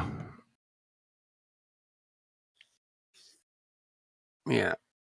You got people in California doing prison sentences in county jail now. So they come out with a CDC number, but they never been to prison. It's hard to get sent to prison now in California unless you have a violent crime. What's up, Saints? What up, bro? How you doing? You guys are all talking about Thanks. What up, dude? Long time no see, bro. Dude, man. I know, right? Oh, dude, your last track was fucking tits, bro. I left Which you a one? comment. Fuck, man. I don't know. It's like a month ago. Okay, that's right. Oh, dude. It was AI, right? Did you do AI? Yeah. It was all AI, right? It's just me writing the lyrics and picking like the beat and the instrument. Yeah. Yep. Yeah. But it was great, dude. It was one of the best ones I've heard all year, and it's June, bro. Yeah, that's great. Dude, you should drop it in the chat, man. That shit is tight. Damn. You remember which one it was? Dude, it was so I got a lot. I just remember going, fuck. I know you did it on AI, but you switched from doing, in studio shit to AI. I just don't have access to studio no more, Yeah, that guy got. Oh, yeah, you lost the connection. I get it. Yeah, I don't even know what happened to that guy, bro. Yeah, let me look on my subs, man. I'll tell you which video. Hold on. Okay. Yeah, let me check it out, man. Let me look. You're Flatter-Day Saints 2.0 or something? Yeah. Right? Yeah. Right. I subbed to you. Flat Earth. Why is there another one? Flat-a-day Saints. You're the second Flat-a-day Saints. Well, I got locked out of my first account. That's why I just made it this one, 2.0. There you. Did someone just say something about Flat Earth? Yeah, just curious. What are you curious about, man?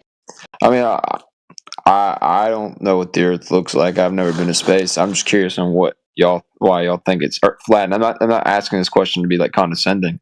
That's all right, man. Yeah, all good. Well, when you go outside, do you see any curvature? Well, If you went I to the live edge in- of a lake or the edge of the ocean or something like that, do you see the Earth curving or? I mean, I live in Appalachia, so I don't know if you see mountains and shit. Yeah. Yeah, so I can understand where you're coming from. Yeah. So, do you feel it moving? It's supposed to be spinning, right? It's supposed to be a ball and spinning. Yeah, but I mean, that's not all. I'm just kind of starting. Right. Okay, I understand. No, like I said, I'm not. I'm not trying to be any way. I'm just. That's all right. I know, man. So, every day we use the Earth as a flat stationary plane. Right. Building, construction, roads, bridges, airplanes, boats, shipping, anything you can think of is imagined on a flat plane. Well, not imagined, it's used as a flat, non-rotating surface. So not as a ball. So if it was a ball, it would be used as a ball, right? Right. Yeah. It goes without saying, doesn't it? If we live on a ball, I would use this place as a ball. And it measures flat. No curvature at all. Point to point over the water. Should be a drop over distance, 10 miles, 66 feet from your point, 1 foot observer height. That's a 6-story building disappearing over a physical curve. Let me ask you a 10 question. miles. Can you see oxygen? What do you mean, man? Yeah, That's another guy interrupting your conversation. Oh, is it? Are you going to say, because you can't see oxygen, that means you can't see curvature? That's the dumbest shit I've ever heard, man. No, that's not what I was going to say. Yeah, you cannot interrupt the conversation and save your He was question for talking later. to himself. You're having a conversation. Yeah. Are you a black flat earther? This is crazy. I'm curious on what Aussies are schizophrenic. Aussies are fucking nuts. You guys might gotta shut this fool up. You might gotta shut him up. Damn, that was kind of funny there for a second. He went to insults, really? Come on. Yeah, because he doesn't know That how was to. funny. You didn't want to hear what Timbo just said to you. You didn't hear what Timbo just said to you. That was more entertaining, huh? I mean, that's not what I'm saying. I just thought that guy was kind of funny the way he just kind of started insulting. That's what I'm saying. Yeah, we're used to it, man. We get it all the time. It doesn't affect us. Hey, Saints, man, that Hollywood basement, man. Okay. I'll drop that. I dropped it. I dropped it in the chat there, man. Okay, cool. So, what do you reckon, dude, about what I just said? I mean, I can understand where, like, if you're using that, and like I said, I'm not. I mean, I don't unless you guys are scientists. I would feel better if I did my own research. But like I said, hey, you know that's what we say to everyone, man. Do not listen to us. Hear something here and check it out yourself. Come to your own conclusions. We're not trying to convert you into anything, dude. You come to your own conclusions on whatever conclusion you come to. Right. Sorry, go ahead, man. Because, like, I was just saying, he doesn't need to be a scientist. It's science, particularly. Right. Yeah. What I'm saying is like, I personally believe in around Earth, but like, I've never been to space to see. So And what makes you believe that you live on around Earth? or we'll call it a spherical Earth because round can be flat too. So I think circles are cool.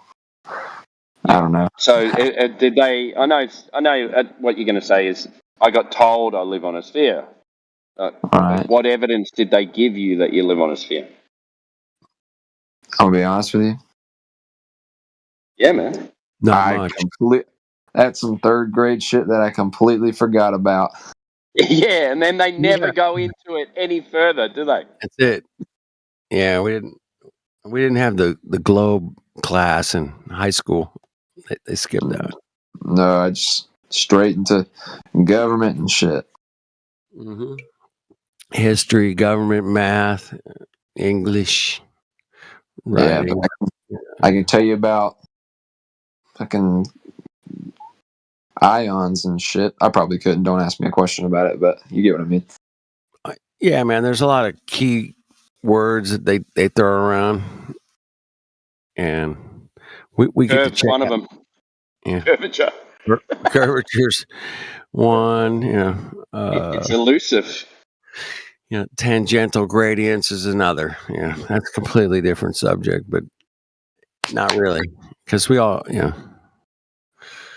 know that planes fly on a flat stationary plane. Everybody knows that. Even Wolfie knows that. Crazy. Anyway. I mean, I just thought it was interesting. I really just wanted to hear y'all's perspective because I have never talked to someone that, is outgoingly about the flat earth. And that's why I'm open to.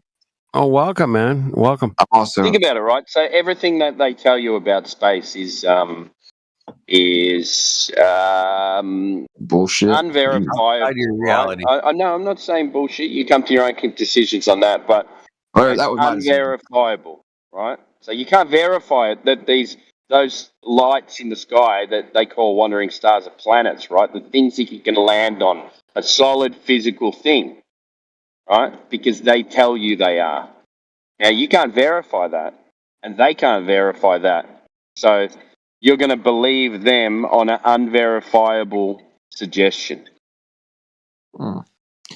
Now, does anybody believe that, or any of you guys believe in flat earth for a religious reason? Because I know that some people, that's their thing, is also goes with religion. I'll be honest. A lot of people get religious after. Yeah, comes after. That's what I was going to say. Yeah. Gotcha. You got to realize that if it's so, we've come to the conclusion that it is flat. So all that stuff about space, bullshit, right? So we're in something that's either contained or it's all that it is. Earth could be the only place that exists, right? So then it would have to be created. Because the globe's a creation story anyway, right? Yeah. Just, they say Spaceballs, came from, a big bang, something out of nothing. It's a magical story. Yeah. So this is the elephant that's always in the room when it comes to this. Mm-hmm. That you've adopted something called the Copernican principle, and that comes in part and parcel with the Big Bang and all that stuff. And the Copernican principle states the Earth is not unique. It does not hold any unique position in the universe. That it's just like everything else. Well, that assumption has no evidence, right? There's actually no evidence for that. It's a philosophical decision to believe that. So, if the Earth is unique, that naturally leads people to some religious view, whether it's Islam, Buddhism, Hinduism, Christianity, or whatever, because all religions are flat Earth based. They're not based upon a globe.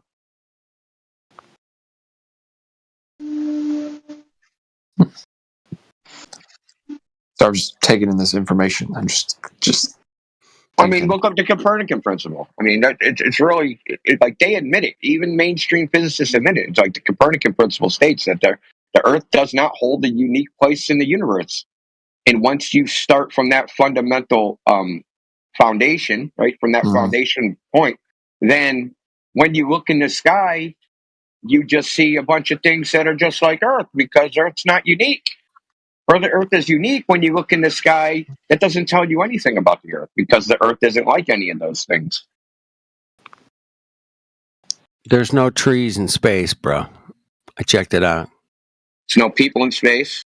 No people. No trees. No Nikes. No Nikes. What? No rivers. Are you fucking serious? No snow skiing. Snow cap. No. Tits. No. Nothing. No space hookers. Sorry. Damn it. Yeah, they've got 3 tits up there. Haven't you seen Total Recall? Arnold Schwarzenegger. Although you can get dome in space, that's a possibility.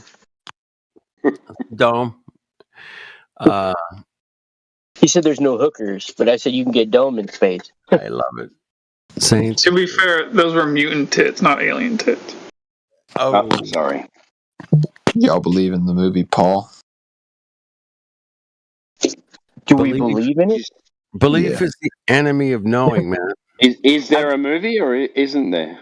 What do you mean? Oh, there's a movie and there's an alien with 3 tits. That's kind of all I got for you. Okay, so why would we have to believe in the movie if it exists? I just wanted to bring up the 3 tits joke from that movie. That's kind of all. That's kind of my only reason. I live by it just because. Do you think if the Earth is unique, that a creator is just a logical consequence? What way do you mean unique? Not like anything else. Trees, rivers, unique. Snow. Very unique. Cool place. There's the Earth, and nothing's like the Earth. And when you look up in the sky, none of those things are like the Earth. They don't look like the Earth. They don't act like the Earth. Like there's no similarities. 0. I mean, in some ways, there's some similarities. In a lot of ways, there are differences. You had your but there are chance, some Simple things in Jack. common. Can you give one? Can you give one similar thing you can observe? I mean, they both exist in reality.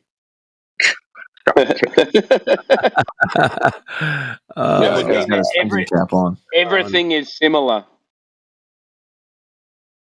Yeah, I mean, like trees and dolphins and dolphins in space. Cool, man. Well, dolphins and Mars are similar. I don't think there's dolphins in space. There's no dolphins in space, man. Come on. There's Probably dolphins. not in just space. What about seagulls? You guys seagulls up there? Well, hang on. If you think Earth is in space and seagulls and dolphins are on Earth, then by proxy they are in space. Right. That's what you have to conclude, my friend. Repeat what you said. You got to conclude it. Finish it. Is Earth in space? Is Earth in space to you? Yeah, that makes sense. Yeah, and everything on Earth is in space by necessity. Dolphins. I guess yeah, you could say that. Yeah.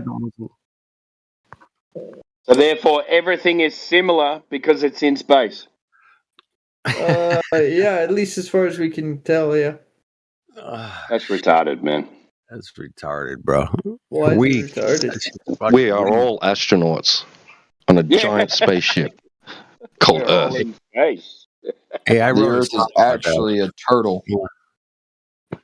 My Earth goes 1.5 million miles per hour. Why you think it's retarded, or you just is that as far as your logic goes? Yeah, it's like say that's retarded. It's like in math saying that the getting the common denominator is 1. Right? This is above my pay grade. Why is it like that? Can you explain? That's the similarity, because everything is similar because it's in space. That's why it's retarded. I mean, that is a similarity. Oh my God. Yeah, everything that we perceive to exist exists, and I guess that's a similarity because we perceive its existence. But that's where it ends. Certain things we perceive do not exist. Oh, okay. What? Like a curvature? Like what? What do you say? Like a hallucination? That does exist. Brain in the jar guy here. Damn it. You can perceive a hallucination. It doesn't make it real.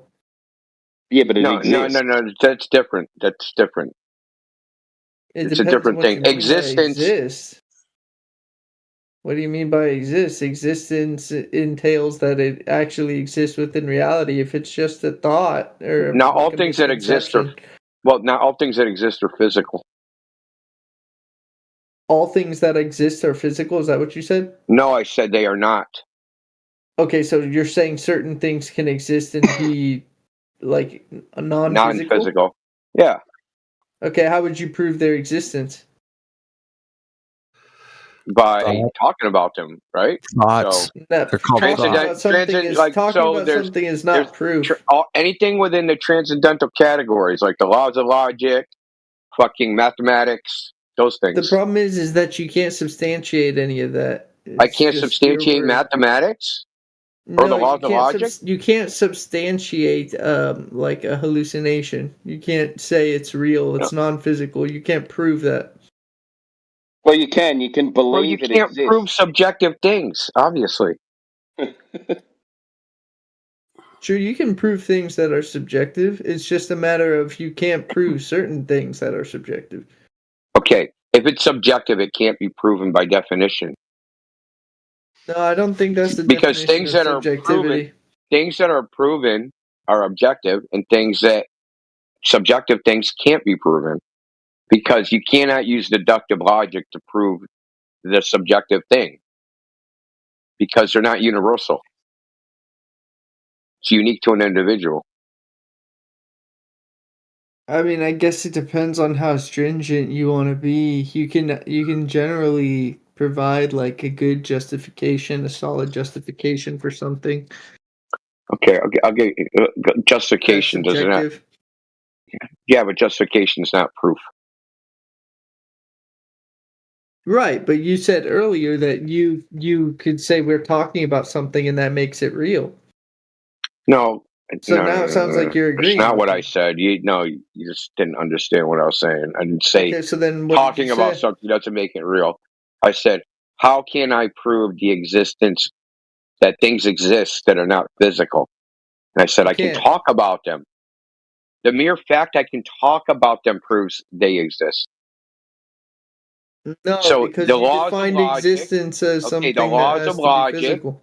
the laws of logic have the law of identity, the law of non-contradiction, the law of excluded middle.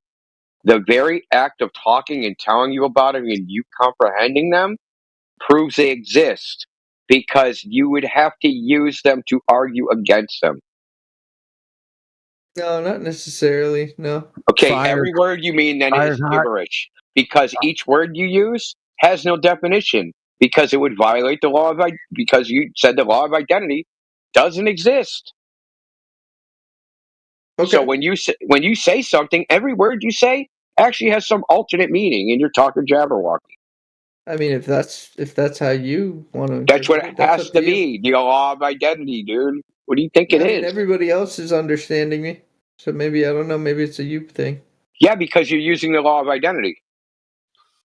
Okay, can you point it out to me? Can you show me where the law of identity is?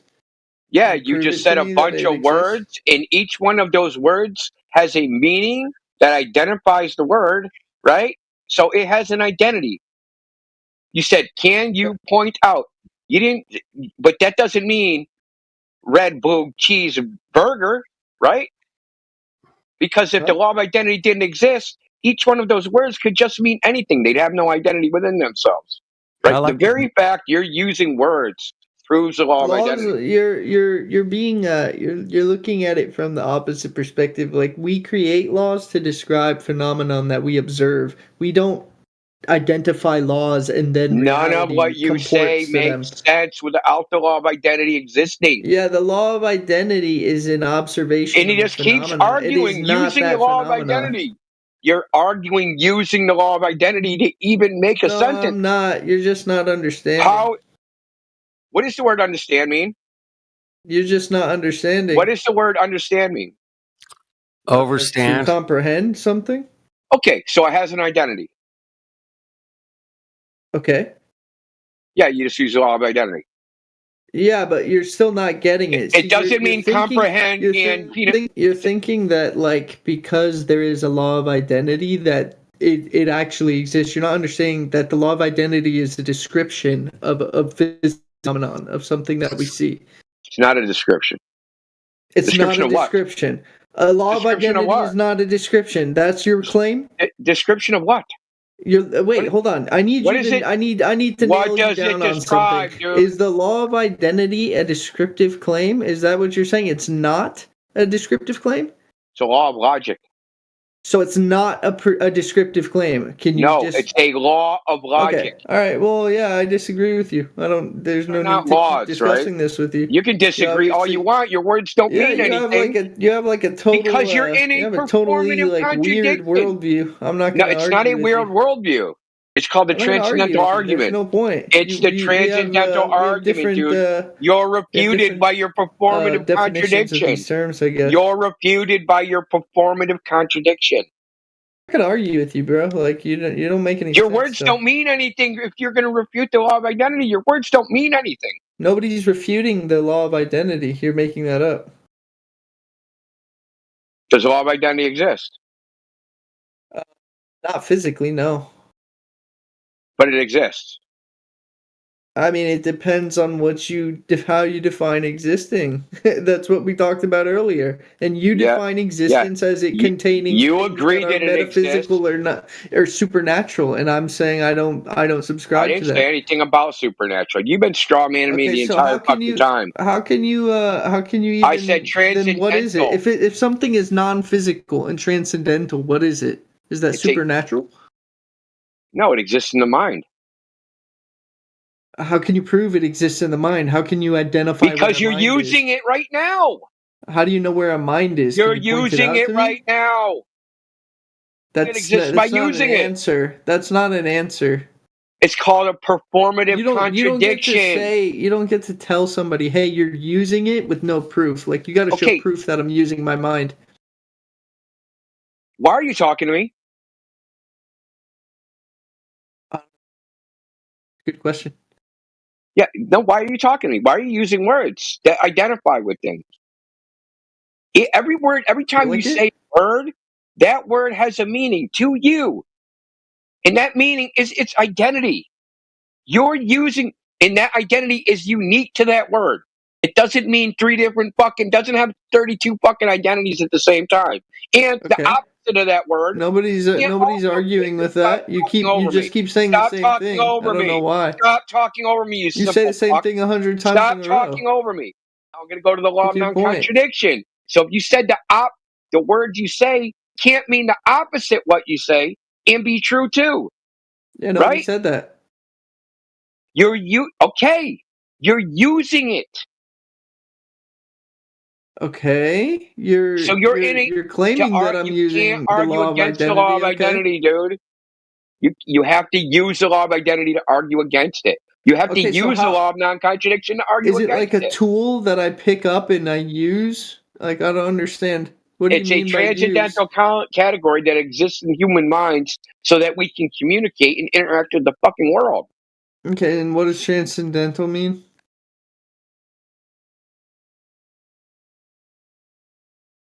It exists in the mind. What does transcendental mean? It exists in the mind. That's what transcendental means? What does anything mean? You don't even believe in the law of identity. What does transcendental mean? It's a word you keep using over and over. Now you can't define it? I did define it. I said that means it exists in the mind. Let's see. It exists in the mind. And where can you show me that a mind exists?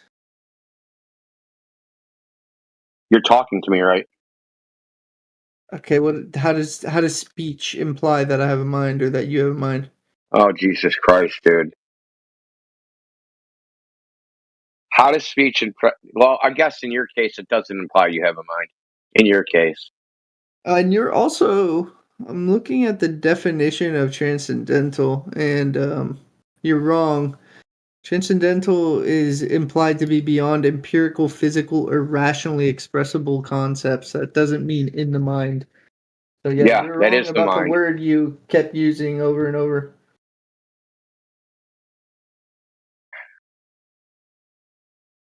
So maybe you don't use it. It it exists in the mind. It exists within the mind, dude. How do you apprehend How do you apprehend anything that's not in the physical world except within the mind? Apprehend? What are you talking about? Apprehend. I'm not apprehending anything. Not in that context. So that's a word context fallacy.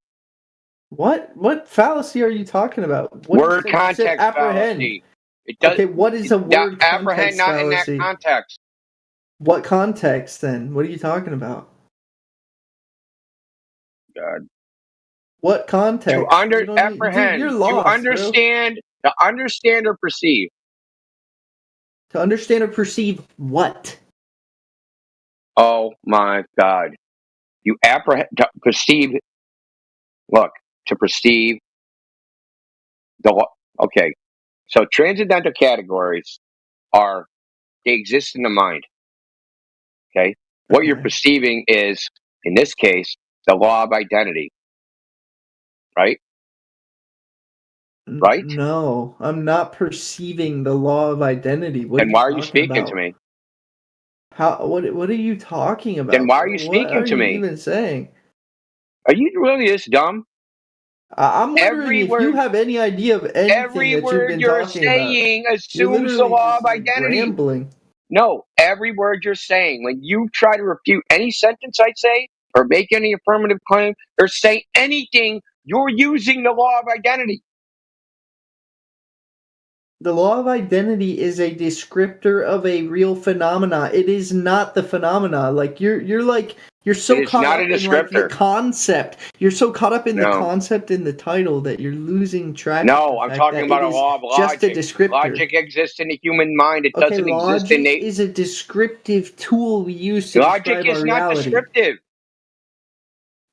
Okay, all right. We use logic to make I'm not gonna argue with you, bro. There's no point arguing with somebody that says logic is to not make descriptive. evaluations. There's no point in arguing with somebody that says logic is not descriptive. It's not. Okay, why not? Okay. First of all, that would be infinite regress in the first place. But it's not descriptive. It's a tool the mind uses to make evaluations of what the truth is. Okay, how does the mind use it? Okay, it applies the laws of logic, the rules, right, to figure out what the truth is. So then what is logic if it's not descriptive? Oh my God. You're like, it's getting difficult because you're like too stupid to comprehend. Dude, I already told you I was done with this. You keep dragging this shit out. I already told you we disagree and you can't let it go. Done doesn't even mean anything. Every word you say has no discussion. meaning. You can talk about the flat earth. You can talk disagree. About whatever, but you don't can want to disagree drop all it. you want. You're just too birth. Okay, bro. I'm going to, and I do disagree with you. Okay, so but you can't I just want to point out that you refuted yourself handle that, when you listen. I want to point out that you already refuted the whole part of this argument. Look, nobody you said, wants to hear you talk about this shit anymore. Like everybody's ready for this to be physical, done. And you conceded the laws of logic are not physical and don't exist in the physical world. Oh, so you're one of those guys, like, you can't read a room. Everybody's telling you to shut up, and you're just sitting here being like, no, I have to get the last word. Dude. I have to get the last word. I have to get the last word. You're just embarrassed. I don't want to talk to you about this. Like, we just You're embarrassed. Disagree. You're what embarrassed. Am I embarrassed about? Because you conceded already 5 minutes ago. No, I didn't. You're crazy. You said the logic good logic. You're too stupid to realise it, dude. You conceded 5 minutes ago when you said the laws of logic. That's why I'm not even bothering to talk to him. Dude, when you said the laws of logic don't exist in the physical world, you conceded. No, I mean, anyways, I told you I don't want to talk to you about this anymore. Too stupid to realise. Yeah, he is. You're right. No, we should move on to somebody else, dude. Stop talking. Stop talking. We should move on for you to somebody else. Well, I'm just going to mute you so we can have a conversation with somebody who understands what's going on. I'm done talking. I don't know why you act like... Then stop talking! He's stopping.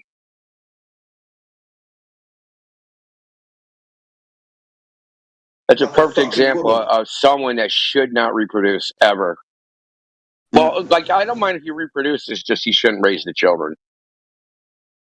Thanks fuck for that.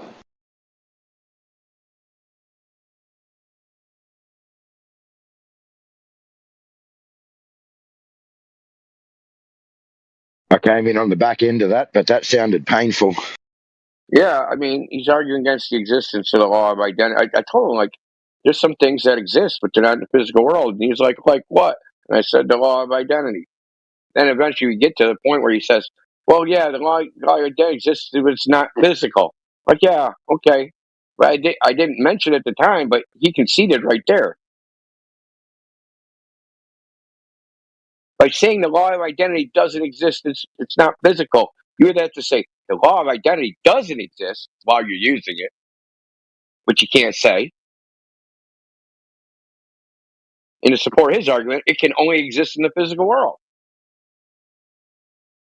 which it doesn't. So he's like a materialist atheist. Ain't that right, Simple Jim? You're a materialist atheist that thinks things only exist in the physical world. Just call him Simple Dick.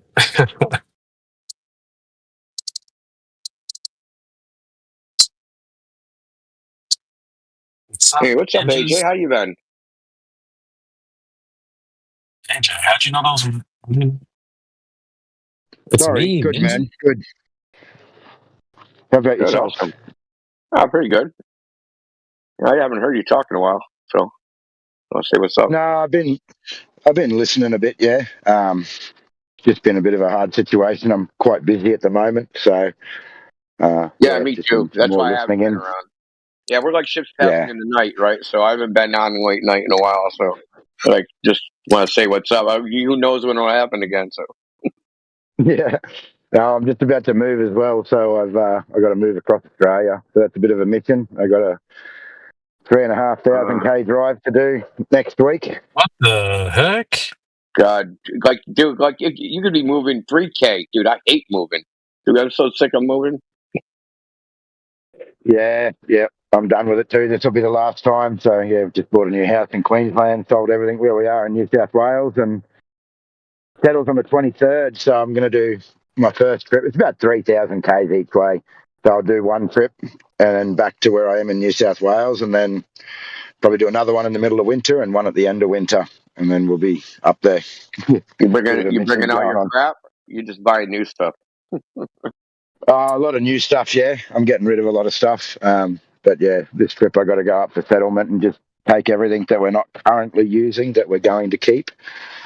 And then, yeah, there we go. Can't wait. Yeah, it's cold. The thing about moving is it's when you realize how much shit you have that you don't really need. Yes, 100%. And you do it all the time. Like, I think the worst thing for us is that a juicer, yeah? You're like, oh, I'd love some fresh juice. You go and buy this juicer. There's a million friggin' parts to it. You throw it in the cupboard. You never use it again. Then you end up getting rid of it. And then one day you just go, oh, fuck, I'd love a juice. We should get a juicer. The same thing happens over again. I got another one to get rid of. Yeah, those blades are like impossible to clean, man. I don't know if they've improved the design, but I used to own one. I don't know, like 20 years ago. Cause like the blade for the juicer is like, if you don't have a dishwasher, those fucking things like washing those by hands, fuck that. That thing's got to go. Yeah, there's a lot of things that are going this time.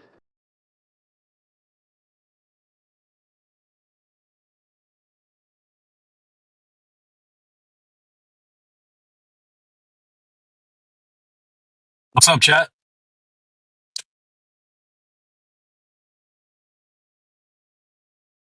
We're live, bro. I was just gonna ask that. I'm gonna quickly plug tomorrow's show. Looking to do a show tomorrow in 24/7, guys. What's on the time? how to yap in the VC. Time? You guys are usually popping off in the morning when I get going in the morning. But I'd like to start it pretty early. If not tonight. But I don't. That's gonna be tricky because we're gonna have to get the bot over there and then have everyone move and stuff. It's kind of tricky. But I'd like to organize that at some point. So just want to let everyone know now.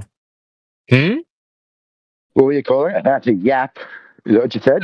I don't know if I'm going to call it that, but I mean, that's the idea. Man, we is to sort of just called those dudes in from Chill Chat the other night, mate. They're fucking master at making master Yappuccinos. yappers. Yeah, That's the funny. other two the other night. Don't you remember them? I think I know what you're talking about, but yeah, I just think it'd be a fun show to put together. So I think we should try it. So tomorrow, be on the lookout. Thinking, yeah, man. If you guys just be ready to hop over there, is all. It's hard because there's a lot of ninjas in here. We're gonna have to slide them over. But yeah, just look out for. If you don't have a link, get it now, and get your brooms ready. We're gonna go over to 24/7 chat. Not necessarily. We don't have to do it tonight, but tomorrow.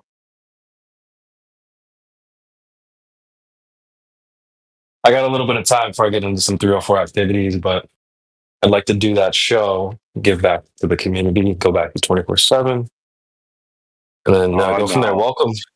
You're gonna dip on us right in the middle. Yeah, I'm gonna have to dip. No, I'm not gonna tap. What's his name? Honestly, bro, there's so many. I low key forgot her names. I didn't save her name on my phone, dude. But we're gonna figure it out, chat. We're gonna ask for Instagram or something. We'll figure it out. I got another one on Friday. It doesn't matter. But let's just keep cooking, guys. We had somebody that just joined and left. You little slut. Bro, I mean, hey man, it's supposed to be summer, dude. Oh my God, it was 87 degrees here today, man. There were so many half-naked chicks. Facts. Dude, you would go crazy here. Crazy. Boston? I know, bro. Dude, there's so many chicks that just walk around by themselves. Right? They ain't got no dude. They ain't like got a freaking second wheel, right? Girlfriend hanging out with them. They're just by themselves. Perfect. Yeah, exactly. Dude, when it's so many, like the ratio, like I started noticing it about 6 months ago. Like, goddamn, like girls like never walked alone when I was growing up, man. They were always like with a girlfriend or a dude or like, their family or something. They never walked alone. It's like got a lot of independent women around here, I guess. Yeah, exactly. So you don't need a wingman to take the bad one. No one to jump on the grenade. Oh man. You know how many grenades I jumped on? Oh my God. Bro. That's funny. Rolling my boulders here. Is he still cooked or?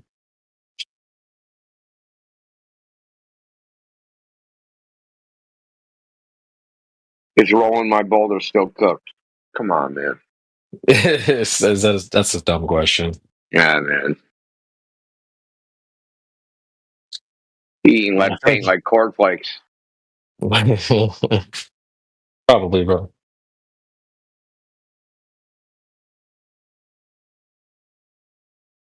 We have let's see. He has spoken to Hackos. Hackos.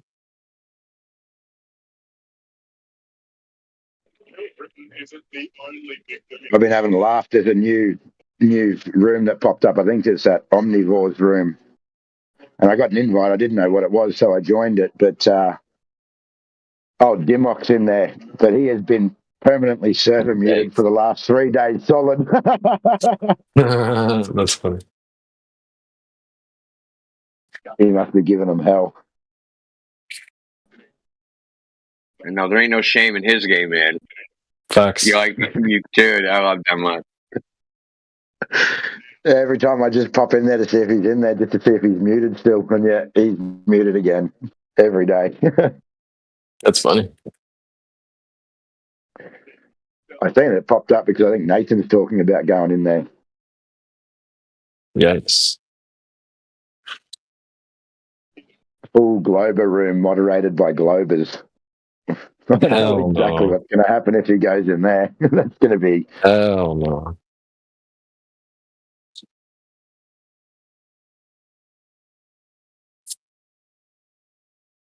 No, thanks, bro. Who are the mods?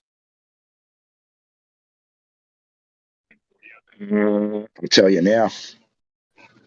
Yeah, I wonder who they modded up over there. You can actually see the moderation notices who's getting muted. There's a lot of Globers getting muted too, yeah? Oh, nice. They're muting a lot of Globers. So Omnivore is one. Eggs is another. Left lane. Benji Space. Yikes. Zoidberg. Yikes. C. Montreal. Yikes. Wait, he's a Totem. Is he a Globetard SE? I thought he was. That's like a freaking who's who, a freaking sophist. Wait, SE. I thought he was a. But I thought he was a flatty. Don't know. Right, Indio isn't SE on the flat side? I don't know. He has a deep voice. He talks. He's got a weird voice. Pretty sure he's not a Globetard unless things have changed. That's crazy. Yeah, I'll click on it and see what I get on his. He's a senior moderator. Not on duty.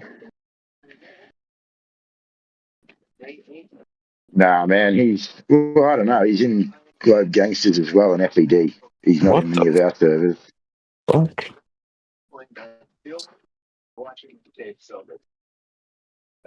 Yeah, Manufactotum. Risky. Rich Evans. Ew. Rich Evans. Jesus Christ. The hell, man. It's the who's who of anti-flat earthers. The moderation team. Dude, my problem isn't that they're anti-flat earthers. My problem with that crew is that they're sophists.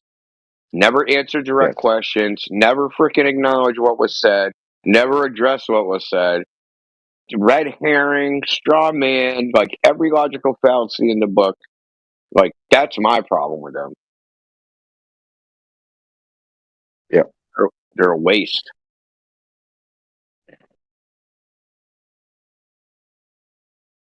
Post shit they ain't never read, like Rich Evans. Why don't you just post Wikipedia.com and say, read this and freaking leave? Someone did that recently. They put Google.com. Bro, what the? Jesse looks like he's over there doing his Theodolite total station speech. Still? Yeah.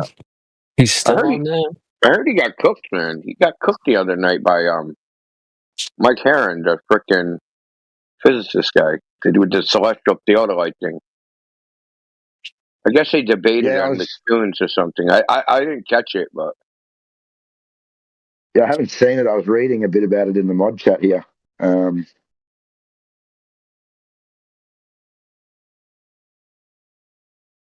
It was, sporadic. He's all over it, mate. He's a legend. He's all over everything called sporadic. He's a gun. W Amish. Big time W. Yeah, he's like top. I'm saying top 15. Dude, I would say he's higher than that. Yeah, top 10. Yeah. Dude, we should be, you know what? We should be toxic and name a top 15. I know there's a lot of people out here, pussies. Oh, we don't want to offend anybody. We should just do it, bro. Fuck it. We can start a poll or something, get a top 15 best active, and we can do best of all time, pound for pound. Well, I don't think it's offensive, yeah. I know. It should actually give you a bit of want to go and do some more research and improve your arguments. That's like a side project.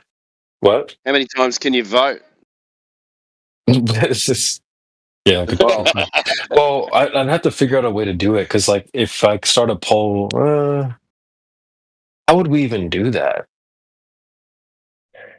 I don't know how you'd choose between the top three. I don't know who you'd put. Like, you got Jedi, Indio, there's Chris, AI, yourself, AI. It would be Alpha. It'd be impossible, man. Well, there's definitely there's like a certain set of names that are going to be in the queue. I don't think it'd be that hard, but in terms of like organizing how we cast votes and stuff like that, it would be kind of a pain in the ass. What do you rate it on too? Like everyone's better at different things. Like I don't even know how you rate that. Well, maybe like maybe what we would do. Oh, you know what? How they do it in the UFC, I think, is like every media member makes their own top 15, and then you kind of compare across the board. Like, okay, this one's, I don't know. It'd be really tricky, but I think that'd probably be the way to do it. Is like each individual in this panel creates their own top 15, and then we put that on a spreadsheet or something, and then we kind of like then let AI figure out. Or I don't know. We could figure that out. Yeah, there'd be some trends in there, and we could probably use those trends to. And then maybe we could vote after that. I don't know. It's like a long time project I've had in my mind, but it's just never manifested yet. I'll tell you who I like listening. I like listening to Cyclone. He's fucking hilarious, dude. He's just awesome. So funny, just how sarcastic Glovers. Exactly, dude. So funny. He's great. They don't even know they're being insulted. That's the funniest thing. And it's so clear as well what's going on. And you go, this poor person. He checked me in. He did my VC verification. So, like, big fan of that dude. I can't remember my VC verification at all, but whoever it was, they grilled me, yeah. I didn't get in easy. Get it easy. Nice. You don't remember who it was? Mine was old, dude. Yeah, it might have even been AI, yeah. They get cooked. But I'd only be guessing, yeah. But I did get cooked a bit. Man, you guys had it easy. I was grilled by Matrix. Oh shit. Oh god, damn. Matrix and T-Dub. Matrix thought I was like. Matrix thought I was somebody on a sock account. He's like, I recognize your voice, you motherfucker. I'm like, damn. It's like good cop, bad cop. It was good. No, it's good cop, worse cop. Yeah, Matrix had all your details loaded up, ready to hit enter for the ban before you even started talking. Before he was Banhammer. Yeah. Banning. You know who IVC verified? Before him. Good. Heretic. Really? Yeah. Oh. I like Heretic too. I like a lot of dude. I like listening to everybody. Everybody's style is so unique, dude. I like listening to like pretty much everybody. Yeah, facts. It's hard to even say like I could rate them like who I think is the most effective. But that actually breaks down into like effective as in like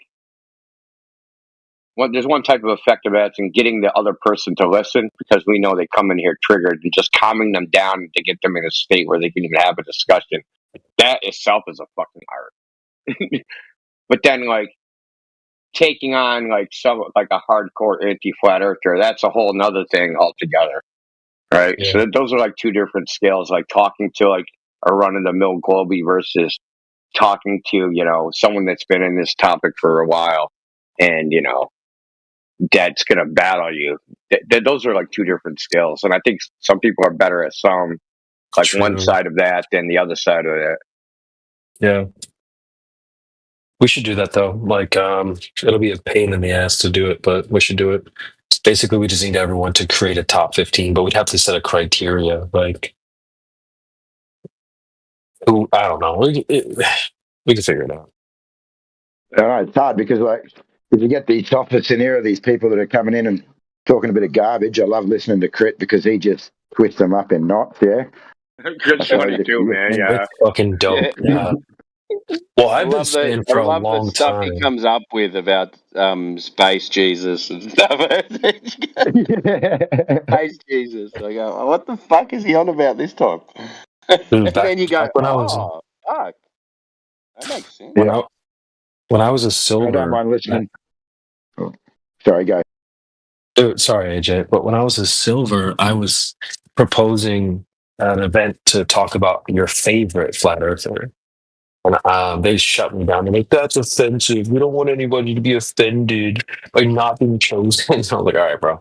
But I had always said for the longest time, Crit was my favorite. Still rock with that dude. Hey, go ahead, AJ. My first conversation was with Miggy, right? I think there wasn't that many people in, right? It was just, and he got me one day. I was just listening. I was very new, and he got me, and then we had a conversation. And so yeah, I'm just happy just listening. I spoke to Heretic and stuff as well, and then I jumped on one night. Well, it was night, and I was having a couple of beers, and then Miggy jumped on. It was maybe a couple of us. Do you remember Captain Flat or something? Fuck, what was his Captain, what is it? Yeah, I think I know what you're talking about. Is he not Captain Caveman?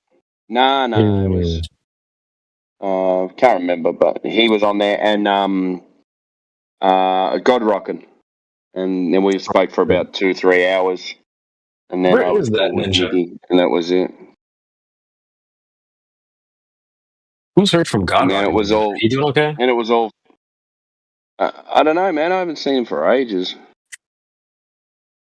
Yeah. Shout out DJ. I like hearing DJ. DJ? Yeah, WDJ. Yeah, DJ's new to me because I had a break. I had a big break, and I came back. I was like, who's this guy? And then I remember he'd been around for ages, but never spoke on the mic. Mm-hmm.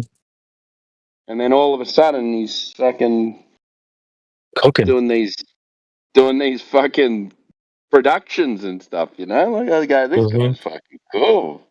Oh my god! I tuned in a live stream one time and like I'm listening to DJ like there's this newbie and I'm like, oh my god, he was like smashing him, dude. Just going through the Black Swan with him. Pause. And the guy was fighting and he didn't have a chance.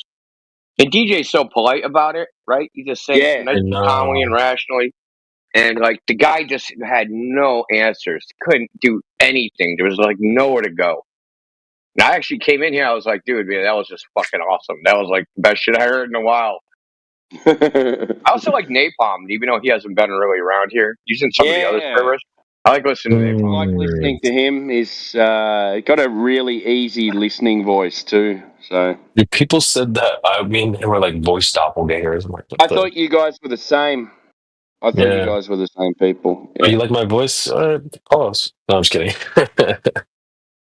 Yeah, but then I worked it out. It's like, because Napalm's a bit more white, esoteric, a bit more esoteric, I'd say. I'm just messing. Yeah, man. Hope those guys are doing okay. I like listening to people, I guess, that deal with noobs better. Ooh, that's me, baby. That's me that's all just day. like that's like. I mean, I like the battles, but at this point, I'm like so sick of the battles that I'd just rather listen to like normal people talk. You know what I mean? Just like yeah, people exchanging information. Yeah. The battles are cool every once in a while. I tend to be in them a lot. Maybe that's probably why I don't like them. It's good if it's if the conversation is a battle and it makes sense. It's good to listen to, but like that battle before with that idiot that just kept on walking around in circles. I get stuck into shit like that all the time. I know you do. Yeah, you do. This guy is so fucking annoying. You do. You always get into these philosophical arguments, man. I'm just glad you're on our team, bro. We're so lucky to have you, dude. Yeah. Like, I don't know if people tell you that, but I think you know that. But like, just as a reminder, bro. Shout out to you, man. Dude, thanks. But I'm like, honestly, everybody in here is good, dude. I know we're mentioning people, but these are just like personal preferences. I'd stick anybody in that comes around here regularly. Mick, Jedi, anybody. Like, dude, oh, we need a champion. Any one of them. You just freaking any one of y'all. Just step forward. Go ahead. Like, I totally trust them to freaking smash any Kobe. like without hesitation, just like no fear at all. Like, you know what I mean? Like, well, I don't know if this is how he's gonna. I have no fear about how anybody would do. It's everybody's so good. It's just I'm fucking the blessed one.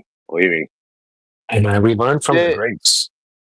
There was a guy that kind of used to sound a bit like Heretic. He was one of the mods, I think. Oh, it's a Gospel Bear. Gospel Bear. That's it. Oh Say, yeah. don't fucking W me, bro. Dude, Yeah, there's like people you haven't heard either, like Wretch, man. Wretch freaking like he almost never talks, but man, he tears people up, man. Like I know you guys probably never heard him because he's kind of like old school and really hasn't been in DC the last few years. But man, like when they bring up space, oh my god, he just fucking. I wouldn't want to be them. But who's that? What's his name? Wretch. His name is Wretch. Right now, he's going by Najel Bo and JALBO. But he's been around since like the beginning, like way back, and he's still around. But he's just like he bought a business and shit, so he's like on that all the time. You know what I mean? Is he a southern like I remember that. He's in Florida. Okay. Wretch has like a really deep voice, so like if you hear him talk, like he only like comes around like kind of like for the mod meetings and every. I mean, maybe he'll come around tomorrow because we'll be in the main server. He ain't gonna come over here. Oh yeah.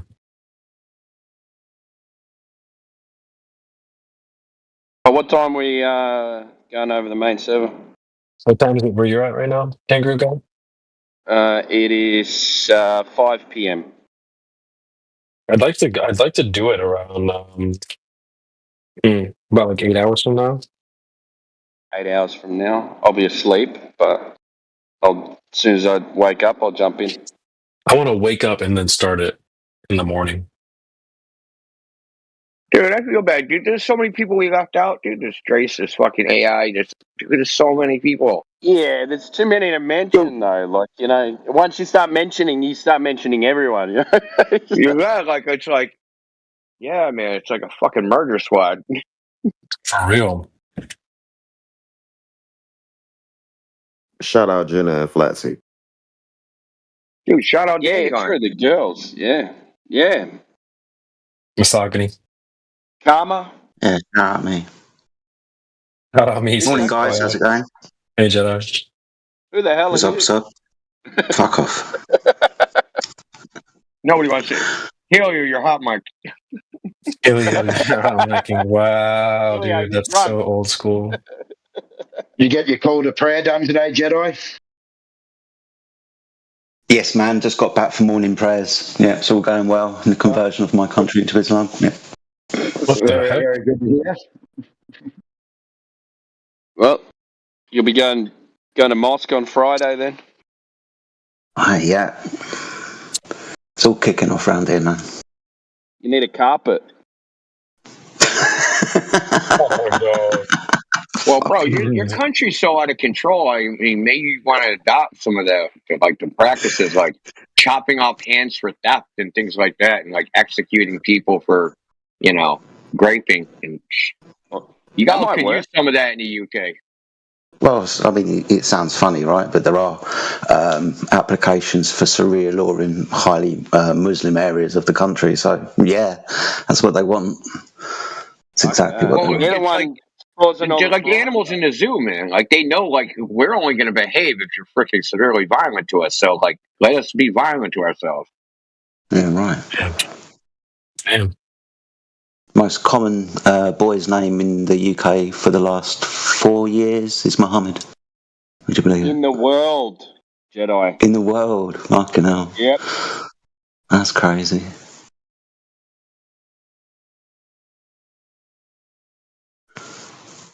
That always seemed like sacrilegious to me. Like even like in Christianity, like why would you name your kid Jesus? It just seemed like you shouldn't be doing that.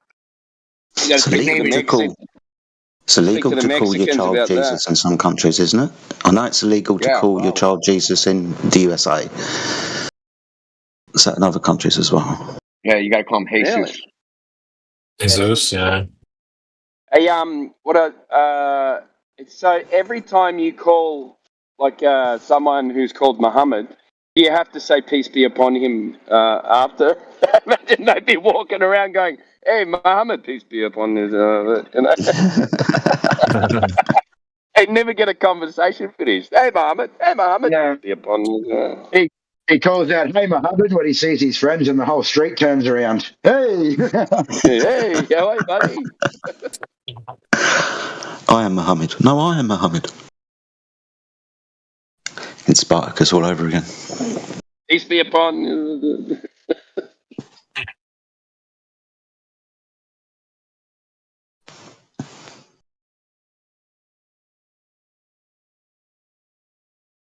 Yeah, guys, bring your advice tomorrow to the show.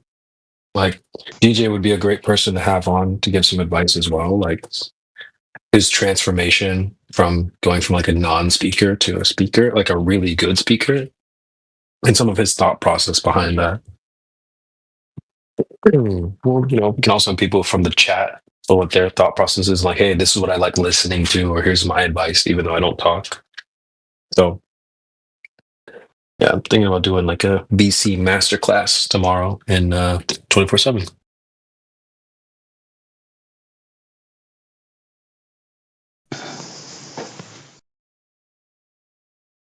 Everyone's gonna have some good advice. I feel like it's gonna be a great show. Who's the German guy that comes in here? What's his name? Which Clay Under Seal? Clay Under Seal. Yeah, I like listening to him talk too a little bit. Even though he gets way off the rail sometimes, but if I hear him say spinning, tilting, spubbling, wobbling, I'm gonna leave the server. No, I'm just kidding. I'm kidding. I also like XO. I'm a little sadistic too, so I like that. Like, yes, XO. I like XO too. Can we bring him back? Definitely agree with XO. He's funny. Until he starts calling us demons. Like, yes, yeah. I know, right? You just have to aim him in the right direction. Aim him at the exactly. That's dude, I'd love to see that debate: XO versus McToon. That would be so funny. That's a bit sadistic. Dude, his opener debating a Globe is just so. It's so like humiliating. Like, to be a Goldberg, he's like, you'll be denying your own claim. You'll run from your claims. In 30 seconds, dude. And they do every time.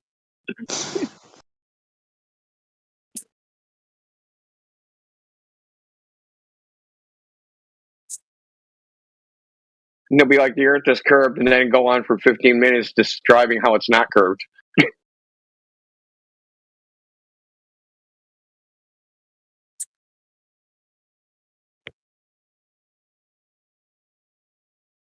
Bring him back. Well, it's curved, but actually, we can't detect that curve because we're ants on a beach. And then they'll go on, for, like I said, for 10, 15 minutes describing how it's not curved.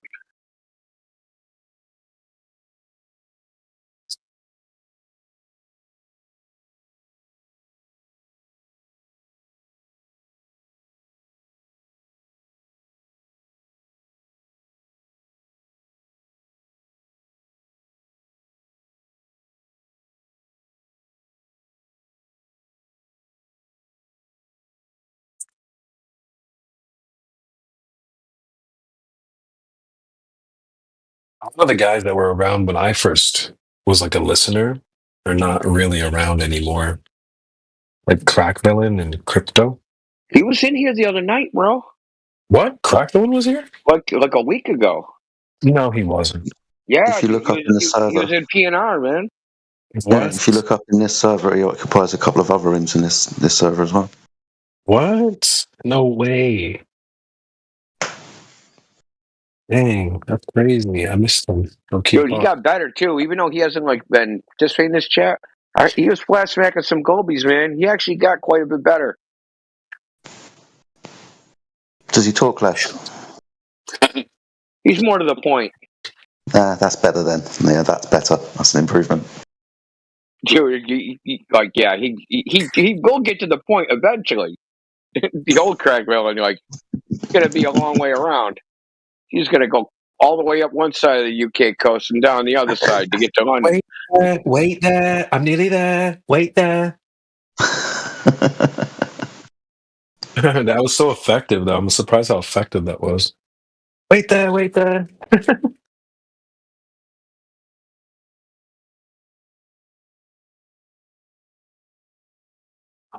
Yeah, that was like, it was like super you Jedi. It was like you, Jedi, him, Crack.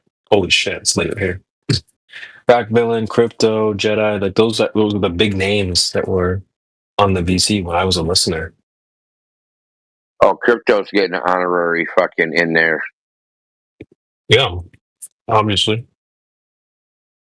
He was around.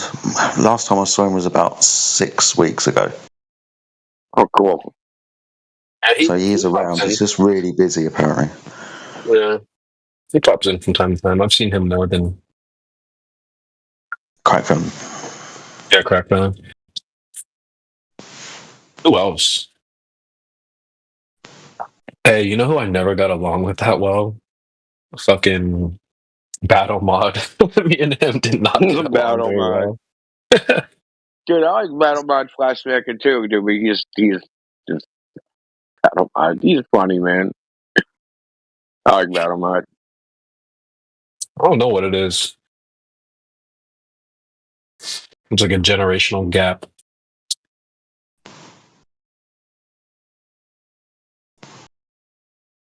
Who else was like some big names? I'm trying to think.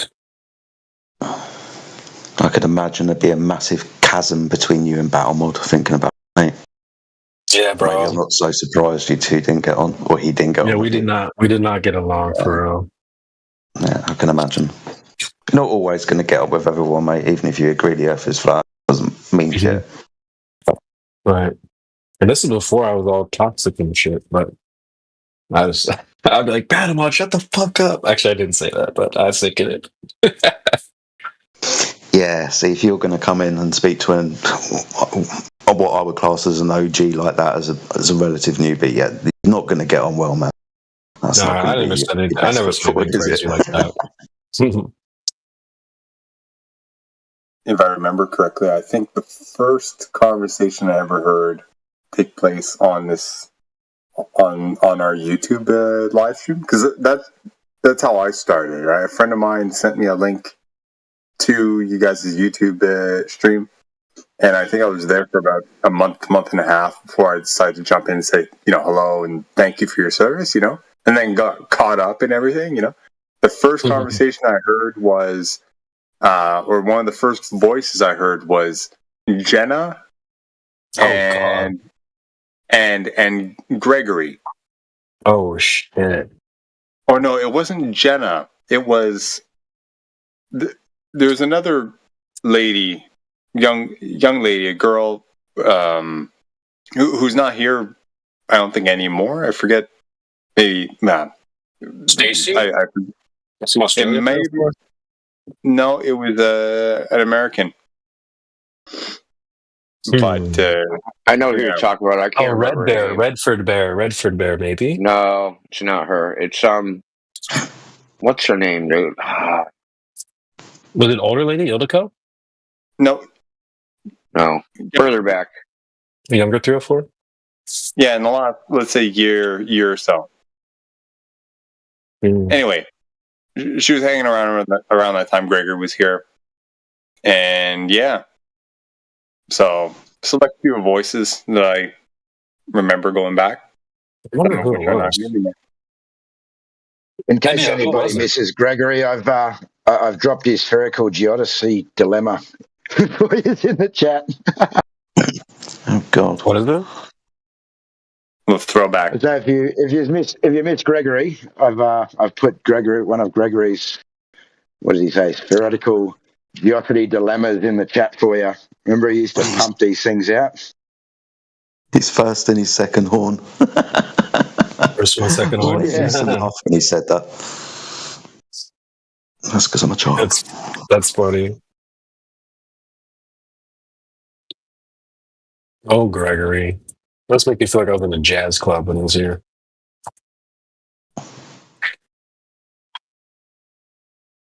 Yeah, I'm trying to remember who the girl was. It's wild. I don't remember. Dude, she has a southern accent. I can't remember her name, dude. An accent?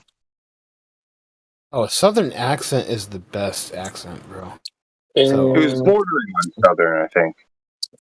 Flatsy? Talking about Flatsy? No. This girl's from Kentucky. Can't remember her name. Wait, she was from Kentucky. What? And I didn't meet her? Wait, what the? Oh, you didn't meet this girl, homie. I don't think she's your type, CV. Was she overweight? I think so. Yeah, definitely not my type. She's from the South. I mean, true, you're right. You're not from the South, you're overweight.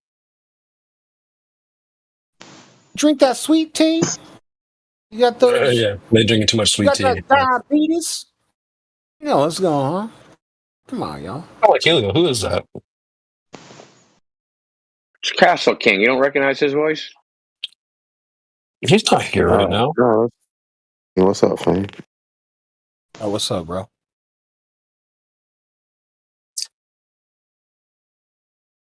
Oh, it's Feynman. Oh, what's up, dude? Finally, bro. We're talking a bunch of shit in the chat the other day. I still don't believe your shit, but I'm here. I'm listening. Just making fun of shit. I'm back. I came back, bro. Shit. Let's cook. Why? Turn the grill's on. Real fast. So who here is a flat earther? Yes. Me. Everybody. Have you heard of the Michael Bailey theory? Who the fuck is that guy? Oh, yeah. Sounds like Go you're on. Tell us all about you're not well versed in flat Earth or shape Earth theology, are you? So the Michael Bailey theorem proposes that the Earth is actually a rhombus. Okay.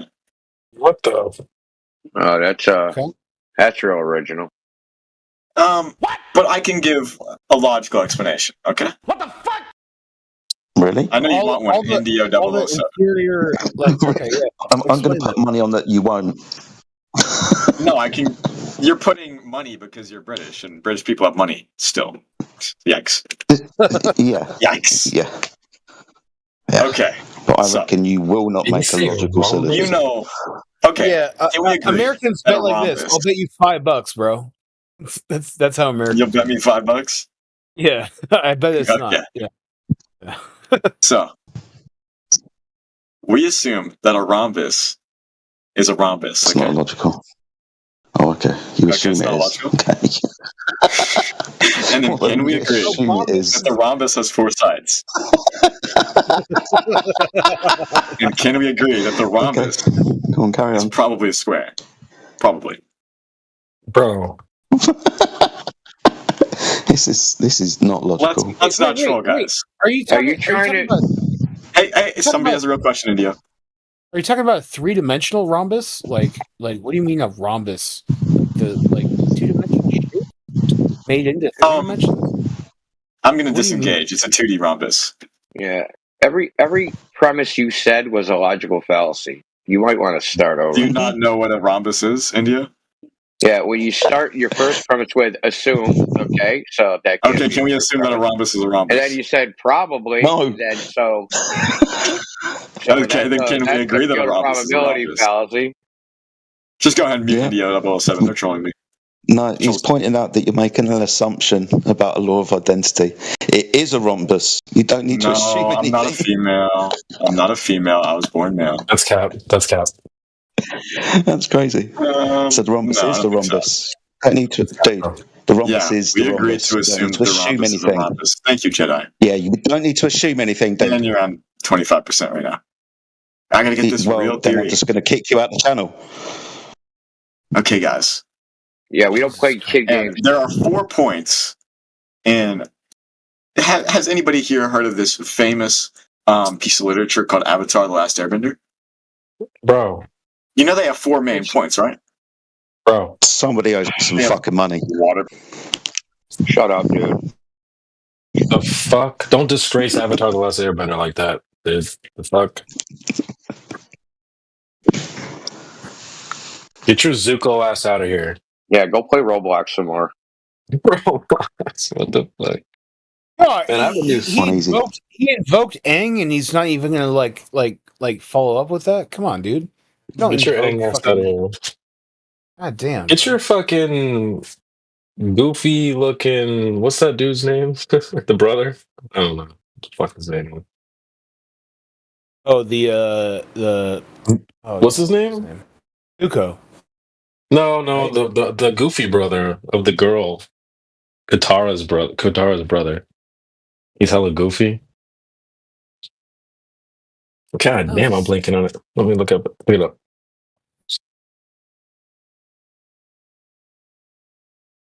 I'm gonna fuck it up though. Now, you said you're not believing what CB said. Like, what did he say that was wrong? Sokka. Get your Sokka ass out of here. Sokka. That's what it is. Get your Sokka ass out of here, sucker. Sokka. God damn. Dude. The thing he said that was wrong is he pissed off a bunch of like anime fans that love The Last Airbender. Bro. Facts.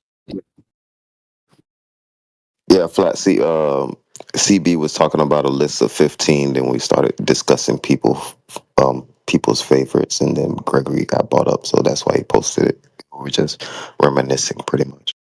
Okay, we're gonna go back to what we were talking about. Grisp is right. It was truth prevails. Nick, is that right? Oh yeah. Truth prevails, bro. Forgot about her. Oh. Shit. I'm not sure. The name was like a regular person's name. A word? Her Discord name was just a regular person's name. I was thinking, is it Ariel? Janae. No, it can't be Ariel. What did you say it was, Mike?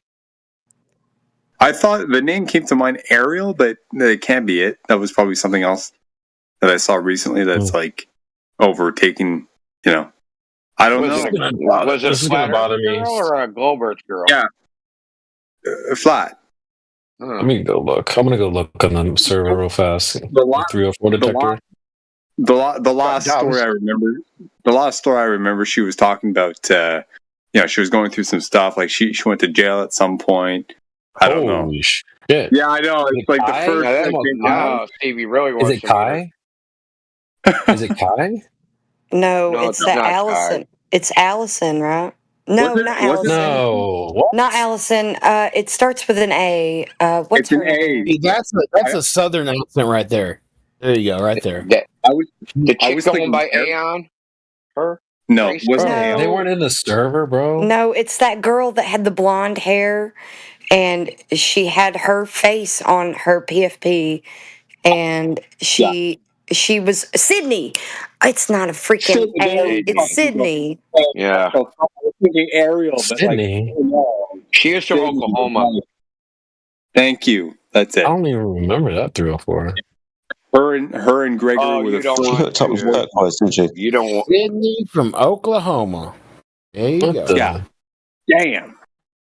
He said, "God damn." Sydney kept coming into the VC talking about her like, oh my god, if you were there, CV, you would have fucking cooked her. Her relationship problems and blah blah blah.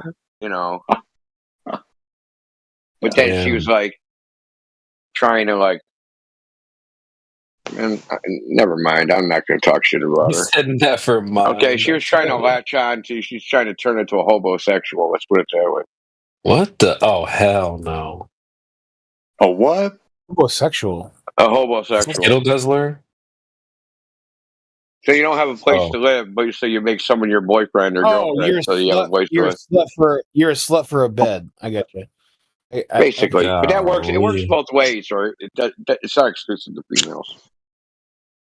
She got to England doing it. I mean, Sydney made it to England? Yeah, Turquoise. You remember? Sydney and Turquoise got together. Oh my god, you got to move that fucking island. and Tech who? Fucking all these flat earth chicks end up over there, dude. You need to stop that shit. What's Bro, going on over there? Save some I for don't know, us, man. bro. It's the fucking accent, whatever it is. Yeah, true, bro. Oh man, you're right, man. Because I have a thing for British girl accents. I couldn't do it. I couldn't do it, bro. I don't think I could do it.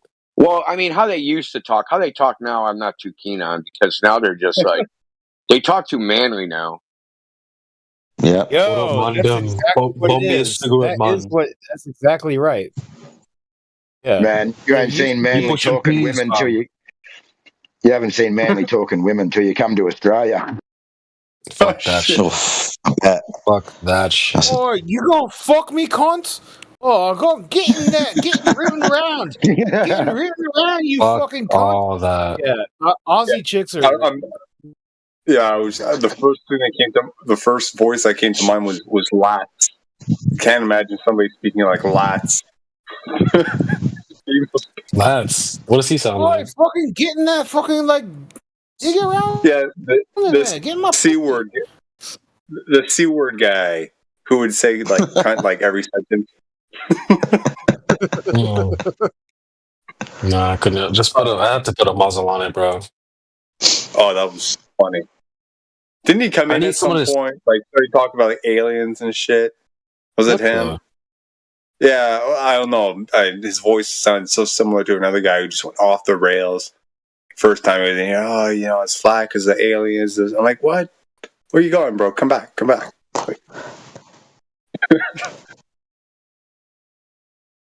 Yeah. Bro, if she doesn't sound like Leluca, just like stop it. Just don't even talk. You need to sound like Lulu. It's over. Who that? Yeah, you don't. She changes her name like a million times a day, but she always kept the same profile picture. Let me take a screenshot. Lulu or Leluca. She did that song with fucking Eli. What is that? How's that song go, chat? Yeah, Luca used to talk all the time, and she just stopped. Yeah, I know. Yeah, she did a really good song with Eli, bro. The song was fire. She got married, I thought, and that's why What? she ain't on. That's what I thought. Bro, someone was trying She's to had a scoop her up. baby. She's got a baby. What? Holy! How old is she, bro? What the heck? Dude, I run the 24/7 Flat Earth whorehouse. Like, what the fuck's going on here? I know, what the fuck, dude? Oh, and she's got a family. She's got a family. Okay, we'll call it the Flat Earth married dating now. service. She's a baby. Bro, it's a 304 Central. That's the reason why she's not around is because she's dealing with being a mom. What, like you? How old is she? Sorry. Old enough. Oh, Jesus Christ, dude. I feel like everyone was trying to scoop her up. I didn't realize she already. Damn, bro. No, it was just you. Nah, that's cap, bro. Oh, you outed yourself. It was not just me, bro. You know who I miss? So stop talking. Hold on a second. Go ahead, Fly. Fine Maine. Go. Are you a Glober? Ooh. Oh no, I'm an atheist and a skeptic. I don't believe in any of that. I think that we can just go ahead and, center focus on you. So, in this topic of flat Earth, do you think that the Earth is a globe or flat? It's high noon. The Earth is a sphere. Okay, so if you think that the Earth is a sphere, what evidence do you have for that? Please provide. I don't have any. It's a faith-based argument. It's purely religious. So you're a religious zealot for the globe. We understand that. Yes. We're going to go back to flat Earth then. So go ahead, guys. Thank God. Shout out, Shane. Shout out, Fati. Bambi. What's going on? Yeah, she hated me. We've got a few others in here. We've got 1872. We've got Hackos and Aries. Anyone spoken to these guys? No. What's up, guys? Welcome to the channel. What's up? What do we have? Go ahead. Hello? Aries and Hakos. Aries. Ares. What's up? What's up? The container.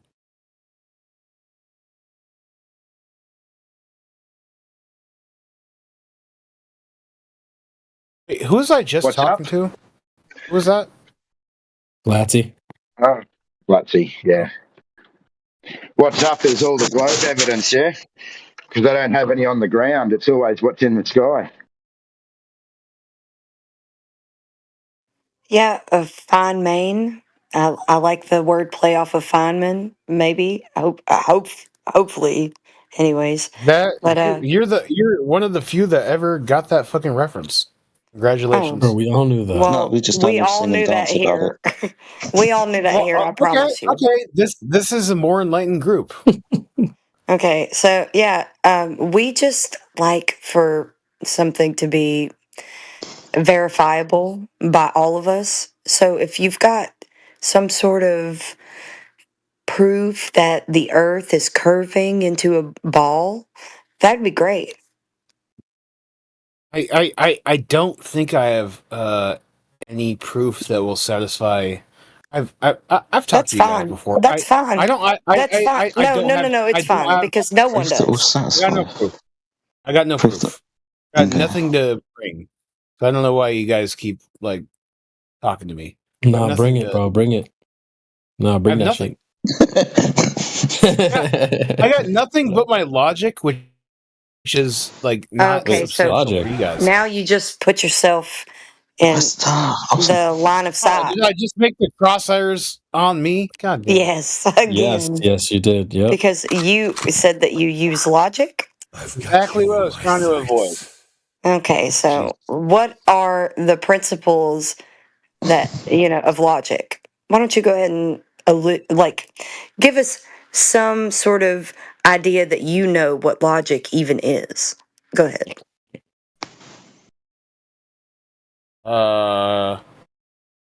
I don't know what the foundational principles of logic are. Well, that's a problem, isn't it? Because if you say that you use logic, don't you think you would damn well know the principles that make you would think the so. laws that make the principles of your logic that you use up?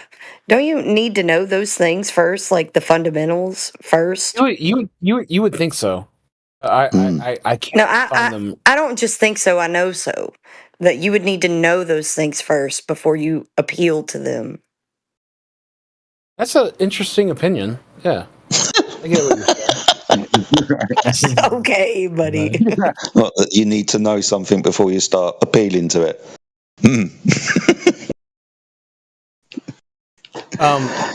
So my counter argument would be, don't you think you need to know some basic mathematics? Your counter argument. You've been demolished at the root of everything so far. I don't trust you to tell me the air pressure in your tricycle tires. Tricycle. Okay. So I'm not able to retort, I guess. You're not credible. You're not a credible source. Yes, thank you for recognizing your own worth. So mathematics. And if you anybody know anything about math? Does that matter to you guys at all? Does math matter? Why does math matter? What is hold on. Fine Maine. No, it doesn't. Okay. I have a question for you. What are the four types of logic? I have no clue. No clue. Mathematics is one of them. So you have no idea what you're talking about again. You're right. You're right. I have no clue what I'm talking about. So do you know anything about math? I'll go back to that question. Yeah. You can trust me when I tell you that calculus? No calculus? Do you know anything about the Do you know fundamentals of logic, No, or calculus even is more the types of more complicated logic, than math. mathematics being one He's of not them. listening. He's You know talking anything right about through you. calculus? He's Classy, that talking man is right through speaking. you. Let's be honest. He did this the other day. It's Fine, okay. you didn't even know what None conic of you guys sections know were. I anything would about. just. You You guys didn't know even know what nothing about conic mathematics sections itself. were. You don't know anything about math. You don't. Okay. Yeah, You fine. didn't Why know do you what need conic to know? sections were. They teach that in like third fucking grade. Conic sections, yeah. Conic You said sections. that before, and you could barely pronounce it, and then eventually, like I was like sections, conic sections, and then you like railroaded me. Yeah, now you're just talking about me. Other than the fact you didn't even know Okay, what they so were. calculus, bro, algebra. Anybody Is that wanna all you talk about know? Is all you anything? know is calculus? Is all I know math? Yeah, I know a lot of math. No, is all you know calculus? Is that the only field of mathematics you know? Algebra, geometry. I used to be a tutor. I could, What about geometric algebra? Do you know about that? You know about Clifford algebra? Clifford algebra? You don't know anything. You're a dumb fuck. Shut up. I don't know what dude. Clifford algebra is. I don't know what that is. What is it? Oh God. I love how none of you guys know anything about calculus, but all of a sudden, oh, No, Clifford you've algebra. heard Word you like didn't 10 even know. You times. didn't even know what you're even doing. Yeah, duh. Simon, you didn't even know. You didn't even know what you actually do in calculus. What your mathematical operations are even doing. You didn't even know what they were. Newton's method. You didn't even know what.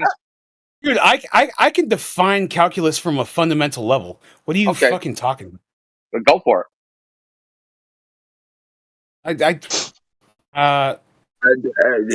What?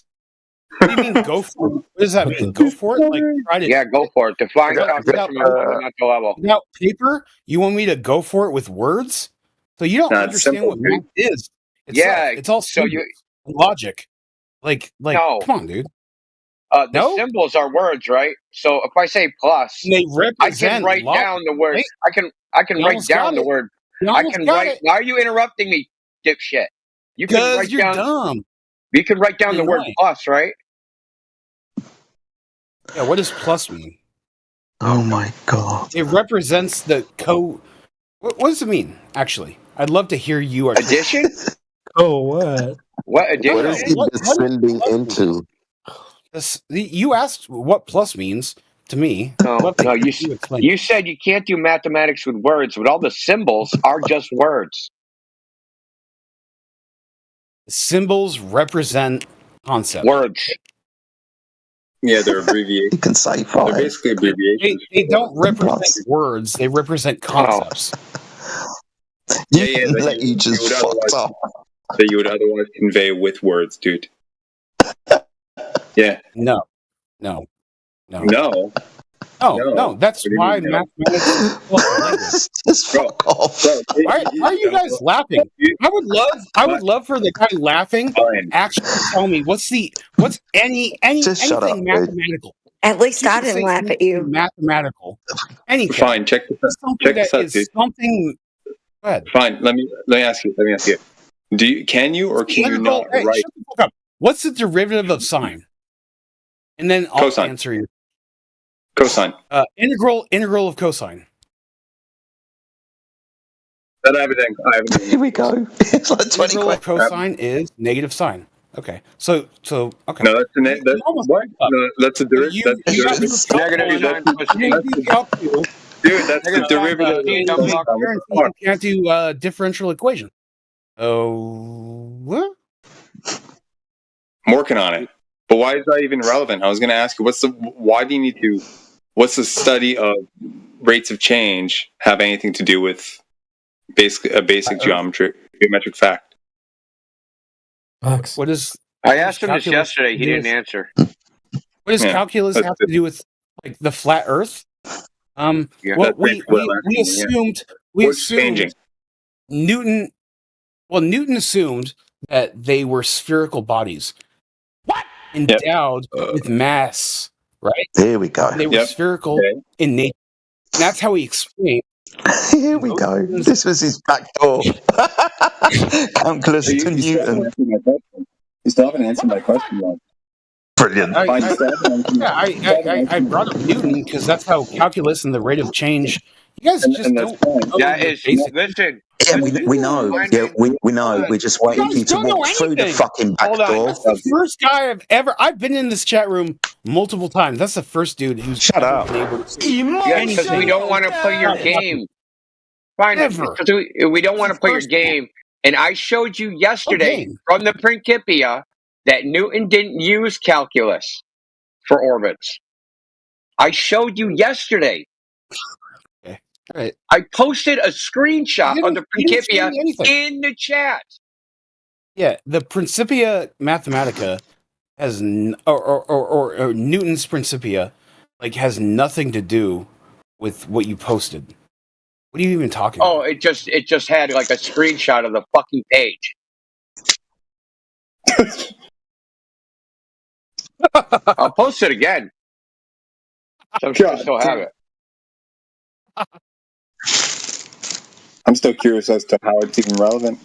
The whole calculus thing when we're talking about geometric facts, basic geometry, dude. Hey, it's broken, dude. Broken. Okay, so what, look at this. I have a square or I have a cube, right? That cube sitting on my table. How am I going to use calculus to? What am I going to do with calculus for that? It's a static object. Right? So no answer. He's a prick. Annoying. Yeah, he's a prick. think so. No answer. No answer. It's so funny when you say prick. It's prick. There's more to feel bad for than to be trying to label him as a prick or whatever. I would say you should feel bad. You should feel bad for him more. Right? I was trying to. I was trying to sympathy for him. Nobody listens to you guys. Nobody takes you seriously. No, you now honest. You were saying, you said you had a belief. You started off honest when you first started. You were honest. You said you just had a belief. Then you were blindly defending with your life something you didn't even understand. So, yeah. I understand mathematics and physics. I get that shit. I guarantee you that we understand it more than you. But your evidence was using logic. That was your first piece of evidence, that you used logic to deduct this globe, and then you didn't know what the laws of logic were, and somehow you threw it out into math. I asked not to be involved in this conversation. I said, leave me alone. She then shut up. No. Stop I heard acting like you want attention by talking all the time. I will shut up. I will bow out. You were chiming in. Totally correct. You guys are right. Listen to me. Listen. You should. No. Listen. I will yes, shut up. listen. You guys are right. You were chiming in, and I called you out. I wasn't. Yes, you were. That's why I called you out. Nope, I wasn't. Yes, you were. Not about the flat Earth This thing. is recorded. Yes, you were chiming in our conversation, and I called you out because you sounded like an idiot. So I called you out, and I was like, okay, what do you think? Is the Earth a globe or is it flat? You called me out. I called you out because you sounded like an idiot. And you got a little bit. You sounded like an idiot. No. Yeah, that's absolutely. Because you sounded like an idiot. She sounds hot, though. I'm just going to say that. Hey, what's wrong with this clown? Chill, You sound lonely. I sound okay. I am lonely, man. You want to hang out? Yeah. Yikes.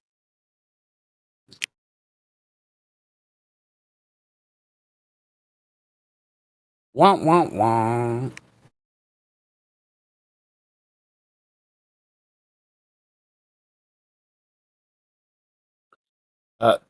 Y'all good, bro? You better know. In the chat, dude. In the chat. I'm in the chat. Okay. Yeah, in the chat. Show me the calculus in here.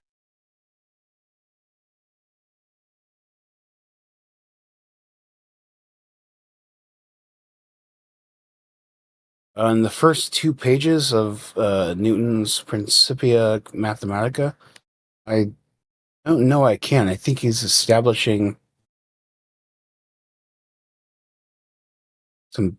It's also the geometric Latin. relation of an orbit. You read? I didn't know you read Latin, dude. That's amazing.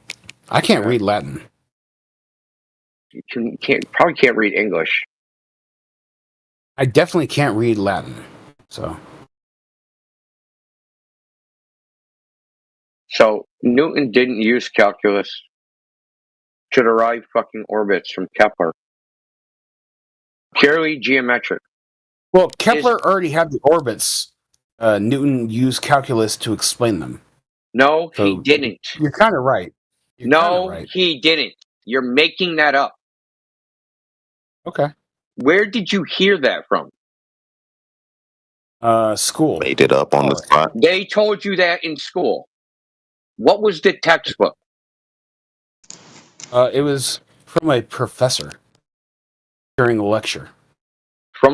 So your professor made a baseless claim and you believed it. So here's my suggestion, Feynman. Go watch Feynman's Lost Lecture. Here's my suggestion. Go to college. No. Shut your mouth. Go watch Feynman's. See, you want it? I have been to college. I've graduated. That's my unlike suggestion. You. So unlike you, I graduated. You don't know what you're talking about, dude. What'd you major in? What was your major? Not math? It's computer science.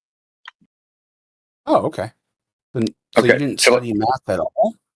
Oh, God. No one said that. Okay. All right. Look, I went to university when you were a twinkle in your fucking daddy's eye. I'm 36, faggot. Yeah. I'm way older than that. You're older than... 36, yes, yeah. he is. I'm older than 46. Oh, damn. You old. All right. That makes more sense. So go watch... No, it doesn't. You don't know what makes sense. So, since you took a name... Sound hot. You still sound hot. Since you took a name, right? You took the name Feynman. Go on YouTube. Watch Feynman's Lost Lecture. You know what it's about? Yeah, I've seen it. Yeah, so how Newton derived orbits from Kepler has nothing to do with calculus at all. Nothing. You can derive all those orbits. But that's not what Newton did. Great, but that's not what Newton did. No, do it. Why don't you derive all of the Newton? No. Let's see you derive anything from Newton to Einstein's field equations. No. We want to see it. No, he didn't. You're lying and making shit up, dude. You're you're totally lying. Full of shit.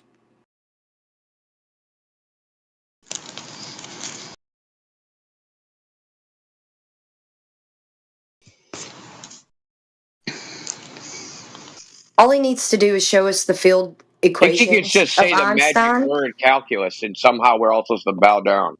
Yeah, but he just needs to show us the field equations where Einstein's would be a derivative from Newton. What? We went from Kepler to Newton, and now you're going from Newton to Einstein. What's that? I don't. Yeah, because Einstein's field equations superseded all of Newton's. So anything that you have to say about Newton, you're going to have to appeal to Einstein later on. So we're just going ahead and skipping there. Yeah, I get. Standing at the end of the road, waving at you, waiting for you. Waiting for you to get there. Mm-hmm. Waiting for you to get anywhere, really. Yeah, for real. Anywhere would be nice. All right. I mean, it's in the Wikipedia article. Oh, thank you for telling me Wikipedia. Did your professors tell you that you could use Wikipedia as a resource for anything? Did they do that? They didn't say we couldn't use it because. Did they tell you not to use it specifically? No, they didn't. No, they didn't. They did not tell you to specifically not use Wikipedia. In high school, they did that. No. In college. In high school, they did that because they didn't realize in high school that Wikipedia. No, I'm talking about college. They didn't You can realise. go down to the bottom of the page and look at the citations on Wikipedia. Then the professors all of a sudden realized that when I You got to think that? college. Because I'm in college, I can use Wikipedia now. Yeah, dude, you sound so smart. Thank you. There's a direct reference. Yeah, and you know what? When it says in Wikipedia, Not a don't direct. usually match That's the an reference. inferential reference. Feynman. Yeah.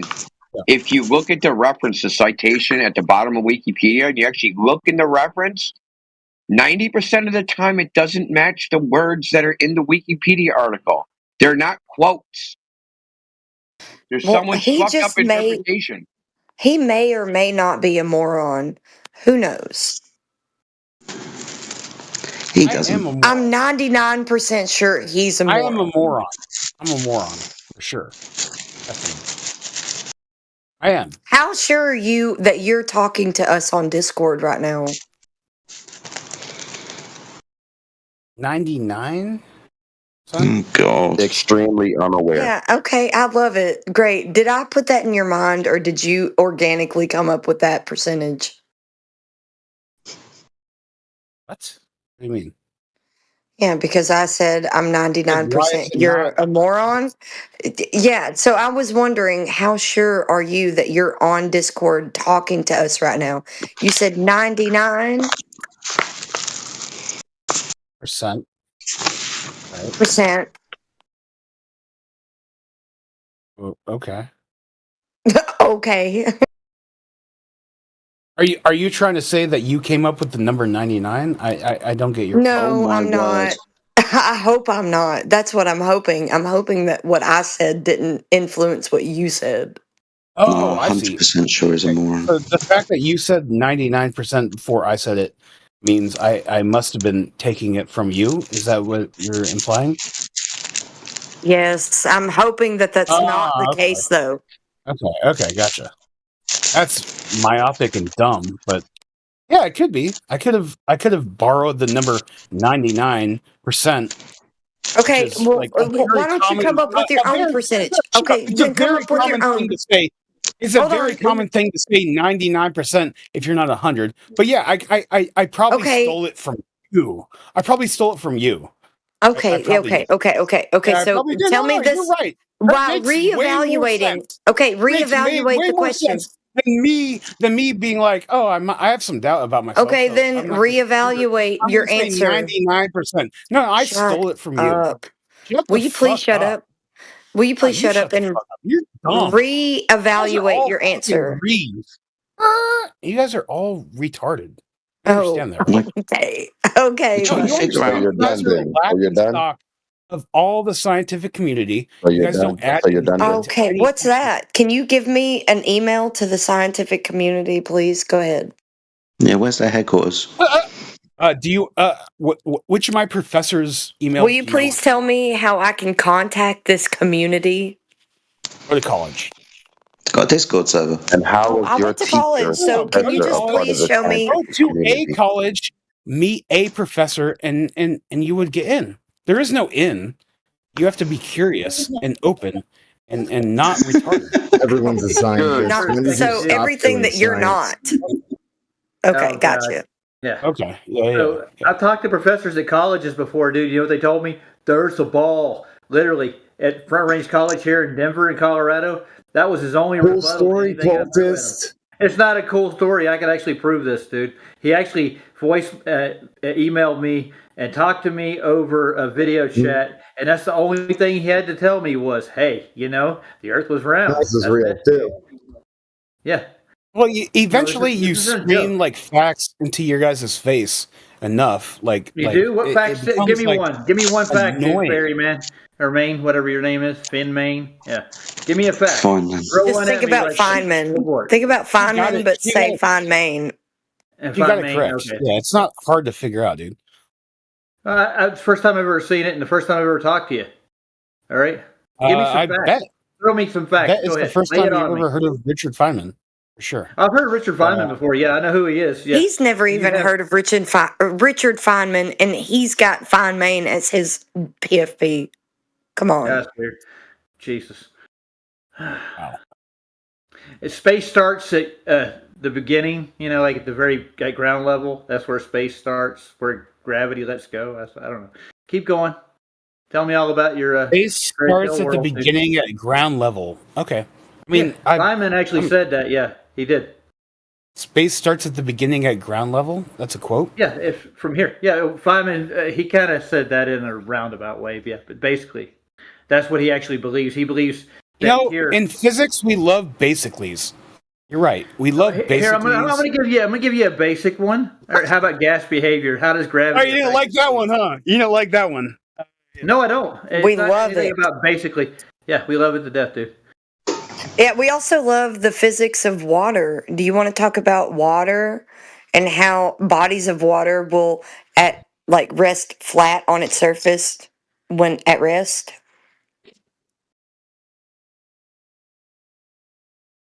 Unless acted upon a force such as wind. Can we talk about that? Can we talk about water and gas behavior? We can do that. Do you want to do that? Because that's only going to lead to your detriment. Yeah, sorry about that. Fucking dog. All right, what were you saying? Yeah, we can talk about physics. We can talk about the physics of water and gas behavior. All of these things. Fluid dynamics. I hate that shit. Yeah, so we can actually discuss this and destroy you on this point also. So, do you know anything about these things? I hate fluid dynamics. I got like a C. You hate that. Okay, so you don't know anything about it. Is pretty much what you're saying. You hate it. You don't know anything about it. I know some things about it. Okay, you don't know enough about it to have the conversation. Yeah, let's go with that. Yeah. What? Okay. He's chock full of science, Flatsy. He's chock full of science. I'm telling you. It's chock full of ignorance. You're chock full of ignorance, and you don't know anything that you're talking about, and you want to come in here and spout stuff off like incoherently, and then when you're called out, you don't want to take responsibility for the things you say. Okay, let's go with fluid dynamics. Let's like what, dude? Like what are you even? Why do you even want to talk about a subject you don't know about? I know about it. I got a C in it, and I don't like it, but I'll talk about it, I guess. What? What's the definition of gas pressure? Start there. So the last time I said this, I got tripped up because you guys were like, just answer the fucking question. Is it walls or barriers or whatever? Just answer the question. What is the definition of gas pressure? Gas pressure is the exertion of molecules on an outside barrier or wall or whatever the fuck you want to say within its container. Like it's the outside pressure. It's the outside force of molecules moving around. Yeah. Colliding with the walls of the container. Yeah, it's basically like a manifestation of kinematic motion on a small scale, magnified by billions. Okay, awesome stuff. Statistical mechanically, it's hard to define exactly. Like, okay, can you have gas pressure without a container? Okay, can you have gas pressure without a container? Oh, this got brought up the other day. I don't know if you can. Awesome. Yeah, seems like the Earth is the only example where gravity can contain a gas. Sorry, it might be that you can't actually do another experiment unless you get a big enough body about the size of the planet. Special pleading. So you want a special plead?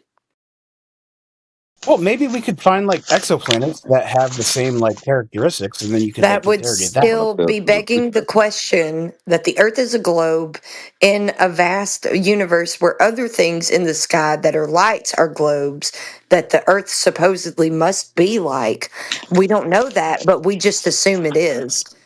For whatever argument's sake. I don't know what What does argument's that sake, have to because do not with? this What argument's does that sake. have to do with I'm going to gas? go ahead and not grant you that the Earth is anything like those things in the sky, and He asked you're not about granted gas any of that in a until you container. prove it. What does this have to do with gas in the container? Which is what he asked Because about. gas pressure requires a container, and you are special pleading that the Earth being a sphere in a vacuum is the only example that you can give, but you can't demonstrate it. Textbook begging the question. I can't demonstrate it. Like I can't like show the Earth itself. What? Like No, you can't demonstrate I don't experiment. have. I don't have I'll a explain to theory. you. Excuse me. I'll explain to you. You can't demonstrate experimentally that you can cause gas pressure with anything else other than physical barrier, i.e., the claim that you said gravity just a moment ago. You can't scientifically demonstrate that. Okay. What about centrifugal force? What about the like fuck? rotational? Literally is a non sequitur. We don't need to entertain your non sequitur because it's a logical fallacy. So why don't you stay on threw out point something and and it's called a actually go non-sequitur. through it with Jedi? Interesting. All right. I again, there, not again, but yeah, there is no. I can't demonstrate with a experiment that you can contain a gas just with a gravitational field. Okay. Yeah. Awesome stuff. I cannot. Welcome to Flat Earth. Yeah, we also don't have the phenomenon because of second law of thermodynamics. So that's the law. The claim is gravity violates that law. We don't have the observation of the law being violated. You just say it is. Awesome. Okay, thank you. Okay, Jedi cut out, but he said that you would also need to understand the second law of thermodynamics and how that would violate that. What is that? What's the second law of thermodynamics? Specifically with gas, you would need to contain gas for gas pressure and gas pressure. Listen, at this, we're just going to the fundamentals of gas right now, and entropy of gas. Gas entropy means that gas fills the available space. So gas pressure could not be adjacent to a vacuum without expanding into the available space. That's what he's talking about. Right. So all those fundamental laws of thermodynamics all have one caveat: a closed system. No. Okay. No, I'm not right. Oh, okay. Yeah, no, I'm not going to disagree with that. I was just going to stop you, but then I was prematurely stopping you. So yes. So a closed system would need to be provided here, given gas pressure requires such a thing. You need gas pressure to have containment. Yes. I.e., a closed system, right?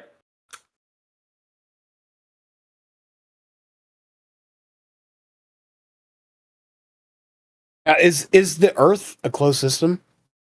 It has to be, yes. Okay. Interesting. So the sun doesn't impart thermal... Energy can be transferred in a closed system. So, yeah. That is not what a closed system means. You're thinking of an isolated. He's thinking of an isolated system. Yeah, it must be. Where energy and matter cannot be exchanged. But in a closed system, listen, Fine Main, can you just listen instead of talk so much so you'll learn something? A closed system. You're not going to teach me anything. I just did. So Closed you're versus thinking of the. Stop talking. Stop talking. Okay, I've already figured it out. Yeah. Okay, yes, isolated system means which doesn't exist in at all, by the way. There is no demonstration of an isolated system. Okay, yeah, That's purely theoretical. Thank you. Okay, so a closed system is where energy literally what thermodynamics is. Can you It's stop all theoretical. talking for a second? We are maybe. live streaming. This is important, okay? We are live streaming right now. Dude, she's trying to correct your misunderstanding of open, closed, and isolated systems. Would you let her? And isolated. No. In thermodynamics, closed is isolated. That's what it means. No. It means there is no energy Would you like being examples? imparted to the system. There Would you is like no energy examples? being imparted to the system. So, Excuse me. Earth itself is not a closed system if you don't include the sun. Excuse me, dummy. Can you shut up? Boy, Flax you're has already fucking tried wrong to on this demonstrate one, that you're boy. incorrect. You're fucking incorrect. Would you Boy, like an Can't shut up. example? He's triggered. He's too triggered. Just let him air himself out. I wonder if he knows what a can of soda is. Can of soda? Yeah. Have you ever left a can of soda in the car on a hot day? Not a closed system. Closed system, dude, because the energy, the heat outside of the closed system can enter the you guys system. have a good night. I'm Bye. done. I'm bowing out. You Guys know, have a good fuck night. all, by the way.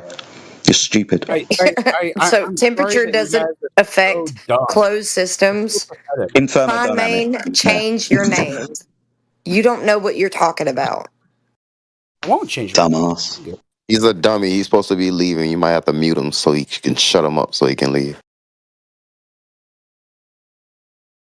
Yeah, he kind of exposed himself that he doesn't know a lot, but that's what most of them do. Yeah, for sure, bro. But he's still here because he's leaving. No, I like hearing the It's black. just part of his cope. He needs to hear it. That way I think that he was looking to get muted. I think that was his goal. Like he wants to get muted and booted. Then he could feel like he did something and accomplish something today. Yeah, these people come in here and they want to be muted and booted, and they think it's some sort of trophy, when actually they were muted because they're idiots, and they were booted because they won't shut the heck up. It's kind of funny. He has a lot of projection. He kept talking about how the people here don't know anything, yet he displayed and proved that he himself was the person he was speaking about. Total projection. But I don't care about the projection. I like exposing him because I did on every front. Yeah, you did a good job. He got wrecked. He didn't even know the principles of logic and trying to appeal to it in the beginning.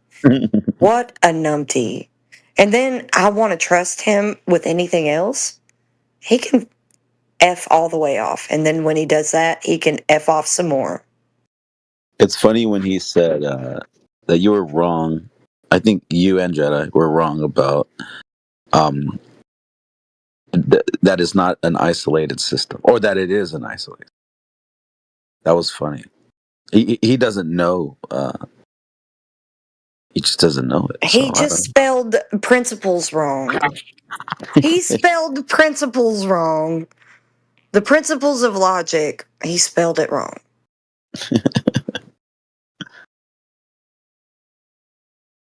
Sorry, I didn't know you knew how to spell. He got what he wanted. You're up next, Mr. Shick Shack. Yeah, why don't you tell me how to spell? Thank you.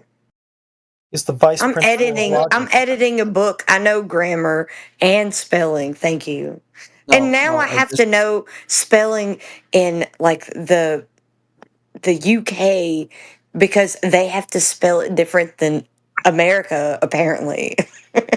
And then they want to say it was us first. I'm just kidding. I'm kidding, Jedi. Properly. Yeah. Is the word you're looking for. Properly. I just have a quick question out of curiosity. We spell it properly. If I can just ask that question. Sure quickly. you do. Yeah, no, actually out of curiosity. How do you guys like explain satellites? How do We you don't. explain coffee tables on a globe? Dude, shut up. No, like genuine question. I don't care about what you want us to We don't. explain. Why don't you give us the proof of your globe first? Yeah, you know, like curvature would be something that you would have to have if we lived on a globe. That curvature is nowhere. Where is it? Can you tell us? Please. I mean, to live on a globe, you don't necessarily need to see the curvature, but okay. Okay, so it's just over there Wait, somewhere. what? Just trust somebody else that it's there. You don't see it, but it's there. And so we're going to build a whole paradigm off I'm of this curious now. idea that you don't get to see, but we do. Um, I'm curious. sorry. Can we Okay. measure it? If you have limited vision, which every human does, and you're small in a very big environment, Okay, so measure it. So where's the measurement? what do you mean, like So we can't measuring see it. curvature? So you can't see it, so measure it. Where's the measurement? Okay, again, I'm not gonna go into a debate. Yeah, that's where we need to go. He The can't. surface He can't is where we measure. need to go. He can't. No, I He was can't literally measure it asking because you- he I can't was see asking it. you a question. How can you measure something you can't see, my friend? Yeah, so why would we want to believe your crazy paradigm and wild claim that somehow a level, which is a, you know, straight flat surface, somehow curves over there where we can't see it? Okay, well, I mean, if you take a telescope and you look at other No, no, no, planets, no. I want you Ooh. to take a measurement. Thank But you. hold on, So Fats. you Let him say take finish. it. Sorry. Please. Please. Thank you. Go on. Tell us what happens when you take your telescope. yeah. So if you take your telescope and look at other planets, in I believe Okay, I'm not now I'm pissed educated off. on this topic. I believe in different seasons. He gave you the benefit of the doubt and you failed. So wait. So why would Sorry, Earth? hold on. Do you know why I interrupted, my friend? Because you said we can't see the curvature because, you know, the human eye is. Sorry, Jedi's cutting out because Limited. his mic But is then you shit. brought out a telescope, and I Hold on, Jedi, your mic was is cutting hoping out. that you were going to improve the optical ability of the human eye. I'm not sure. I'm not sure if you understand what a telescope does. You have to Yeah, take a he does telescope. understand. He understands what it tells. But he was talking about, he was hoping that you were going to expound on the optics. So the optics of the eye would be limited. So you would need better scopes and optics to see further. But you talked about optics and looking into the sky and zooming in on a surface have you don't have no knowledge of. You don't know how far away it is. You don't know what it is, and you can't verify anything that's given to you via some sort of consensus or Do science you? or So whatever you think it is, but it's not. do you remember in school when you did the experiment in Yes. magnification? Yes, I remember in And so school when I did all the things that you did. I mean, I live in France, so I don't know if you did what I did. You know what magnification is? Yes, so that you can zoom in on a surface or particular particles on that surface.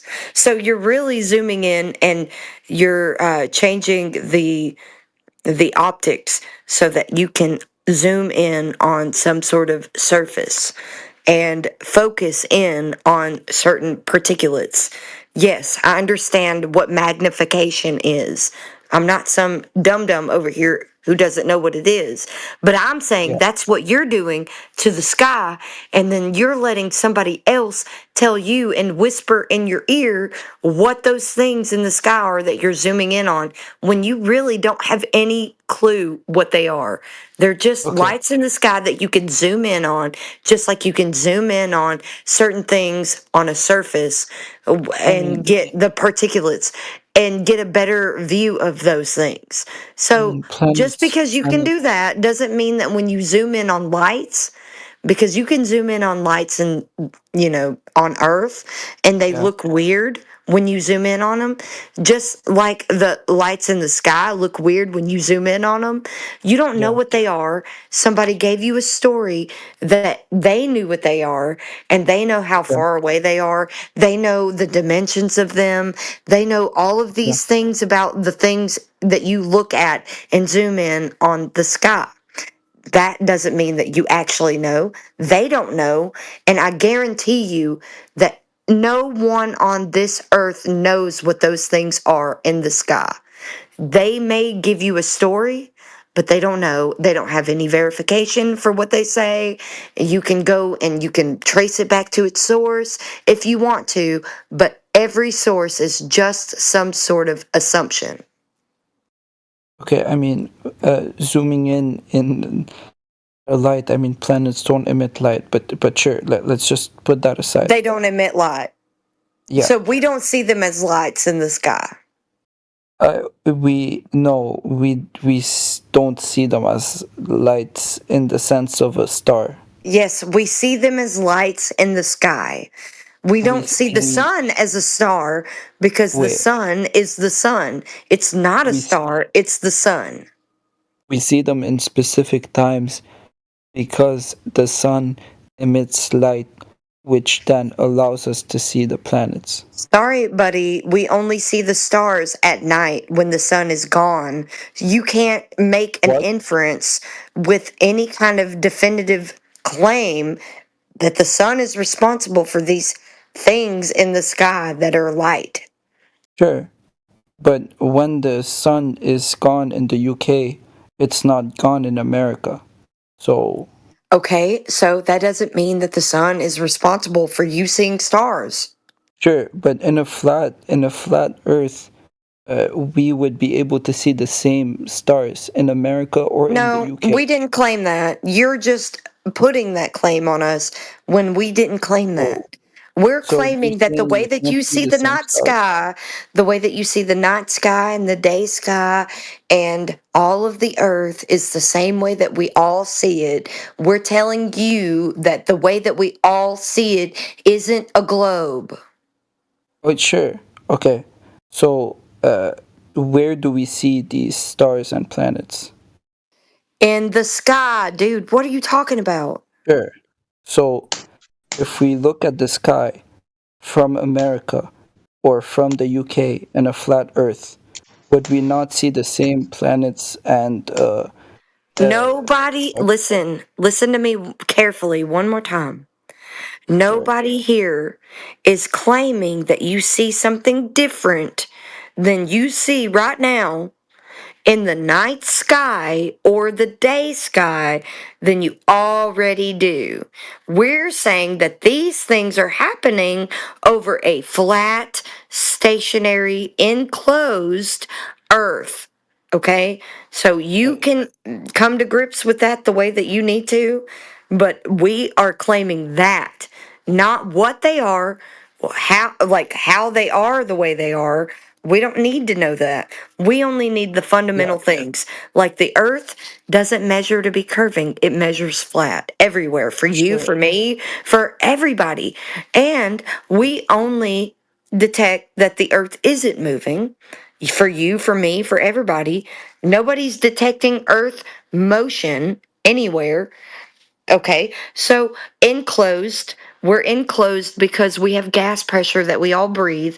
Gas pressure requires containment because gas pressure requires the gas molecules to be bouncing off it's like elastic collisions with gas molecules and the walls of its container. So we don't have the vacuum of space, these balls of terra firma in the sky that you can land on. That's not a thing. And there's no gas balls. There's none of those things that you think the lights are that. There's something else that we don't know. So somebody telling you that they know, this is the everybody needs to stop believing this heliocentric paradigm bullcrap, because this is what's rotting your mind. You don't know how to think right. You don't know how to process information, and you don't Yeah. know how to disseminate it. So why don't you go and take the time to learn your paradigm before you come in here and argue it? I mean, okay, so I was just making like a simple logical claim. You didn't. But You didn't. okay. If I can just explain myself, I'm trying to be very nice here. I come from good faith. So, what I told you is look at the skies. You told me these things in the skies that we see, we cannot affirm. I told Yeah. you. Wait. I told you, don't look in the sky. Look at the surface. Okay, okay, I got you. Okay, No, look wait. at the surface of the earth instead of the sky, because the surface of the earth is what's in question. So is it curving into a ball, or is it level, straight, and flat like we're telling you? I think I've been very respectful in not interrupting you, so I'll just make my point, then you can speak. So we were arguing. You and don't then run the I room, buddy. Okay, sure. So I told you actually these planets don't emit light. The sun emits light, which allows us to see them. You said, who told you at night that the sun emits light? I told you that in America, the sun is there, while in the UK, the sun sets, and in a flat earth, geographically, Yeah, we so look, see why the don't you same stop circumstance. there? Stop there. Yeah. Because in a flat earth, you don't know what flat earth is. You're just assuming that you think it's some sort of disk in space.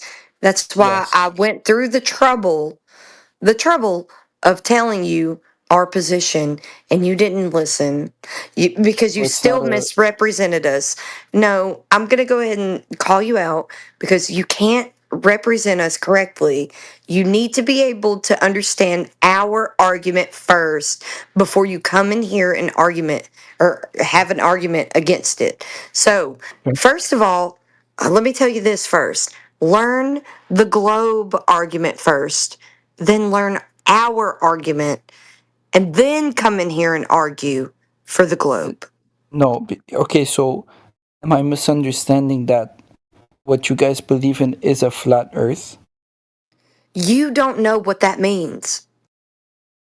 Wait, so you're not arguing for a flat disk Earth? Did I not give you such a good explanation right No, now? you just Like I explained did, because pressure I said gas. the earth is flat. It's not moving, so stationary. And I said it's contained. These things can mean only one thing, that your paradigm of a globe and a vacuum is completely false. The globe, Okay. the vacuum is false. The globe planets and the globe stars millions of light years away, all of that's false. None of that is real. You just believe it. Nobody can verify it. And I guarantee you that no Rambling one flats. on this earth knows what the stars in the sky are. This huge monologue doesn't address your inconsistency when it comes to what you claimed. So I don't understand your argument. What inconsistency? So I've explained the inconsistency. We were talking about what I believe are planets. I don't know if she Okay. believes that. And then I said these planets do not emit light. Okay. The sun emits light, so we can see them. And Okay. then she said, but at night the sun doesn't emit light the sun isn't there. I told her in America, the sun is at full day, while in the UK, the sun is set, so it doesn't emit light in the UK, according to a flat Earth, of course. And so, since in a flat Earth, if we look at the skies, we should see around the same stars and planet, then her logic fails at when the sun sets, the sun doesn't exist anymore and can't emit light to represent these stars. Oh yeah, I doubt Flatsy said that the sun doesn't exist anymore. Yeah, I didn't. So, if you're going to appeal to That's not what I logic, said. what are the laws that make up the principles of logic? Hold on, Go ahead. Flats. Hold on, Flats. Before we go off on this, I want to Oh, address the okay. Sorry, misunderstanding. I want to just cut him down. Let's address that. Okay, go ahead. Yeah, I'm trying to defend you here, mate. So I doubt very much that Flatsy said that the sun turns off. Did you say that, Flats? Doesn't exist? No, I did not. I definitely did not. What did you say? I said that when the sun isn't there, it's nighttime, so you see the sky in the nighttime where the stars are visible. Oh, that's okay. I'm sorry. Okay, wait. Let me just get a straight face. So Do you see the sun at night? Do you see no, the but sun at night? Okay, I in don't America we either. see the So sun. that's what I'm telling you. The sun isn't there, and I see In stars in America the it sky. is. There is no sunlight. I just see a night sky with stars in the sky. But in Okay? America there's sunlight. And in a flat Earth you'd have the same stars and What are you talking planets. about, dude? Nobody said that. In a flat... Sorry, this is a bit I wanted to get to. In a flat Earth, the stars what? So in a flat Earth, if you look up in the skies in America or anywhere in the flat Earth, depending on the size of the flat Earth, you would still be able to see the same stars, even if you were in America or in the UK. Why is It depends what stars you're talking about and what they're relative to. So things that are in the north that observe northern circumpolar stars will see the northern circumpolar stars. If you move somewhere else, you can see other stars, like the southern circumpolar stars, or on the equator, you can see the tropical stars. You know, the constellations. But what do you mean you should see? You should not see. We do see. It's dependent on the location of what you can see. How does this make? Just think about it. How does this logically We've already make thought sense about it. in a flat Earth? Yeah. Go on. I'm trying to think about it. And tell me to think about it whilst I'm going through it with you. Yeah. How does this carry make on. sense in a flat Earth? What do you mean, how does it make sense? It's observational, dependent on the limitation of the human eye. Yeah. Let me obviously have. For example, do you think that because the sky looks... Go ahead, Jimmy. Like, I'm literally trying to talk to you. Sorry, I think I'm lagging, mate. Do you think that because the sky looks... Sorry, dude, thank you. It's probably me.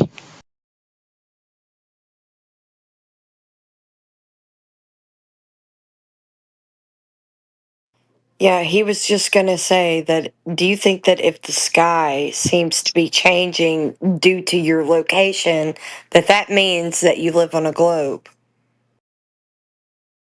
No, not necessarily, but it's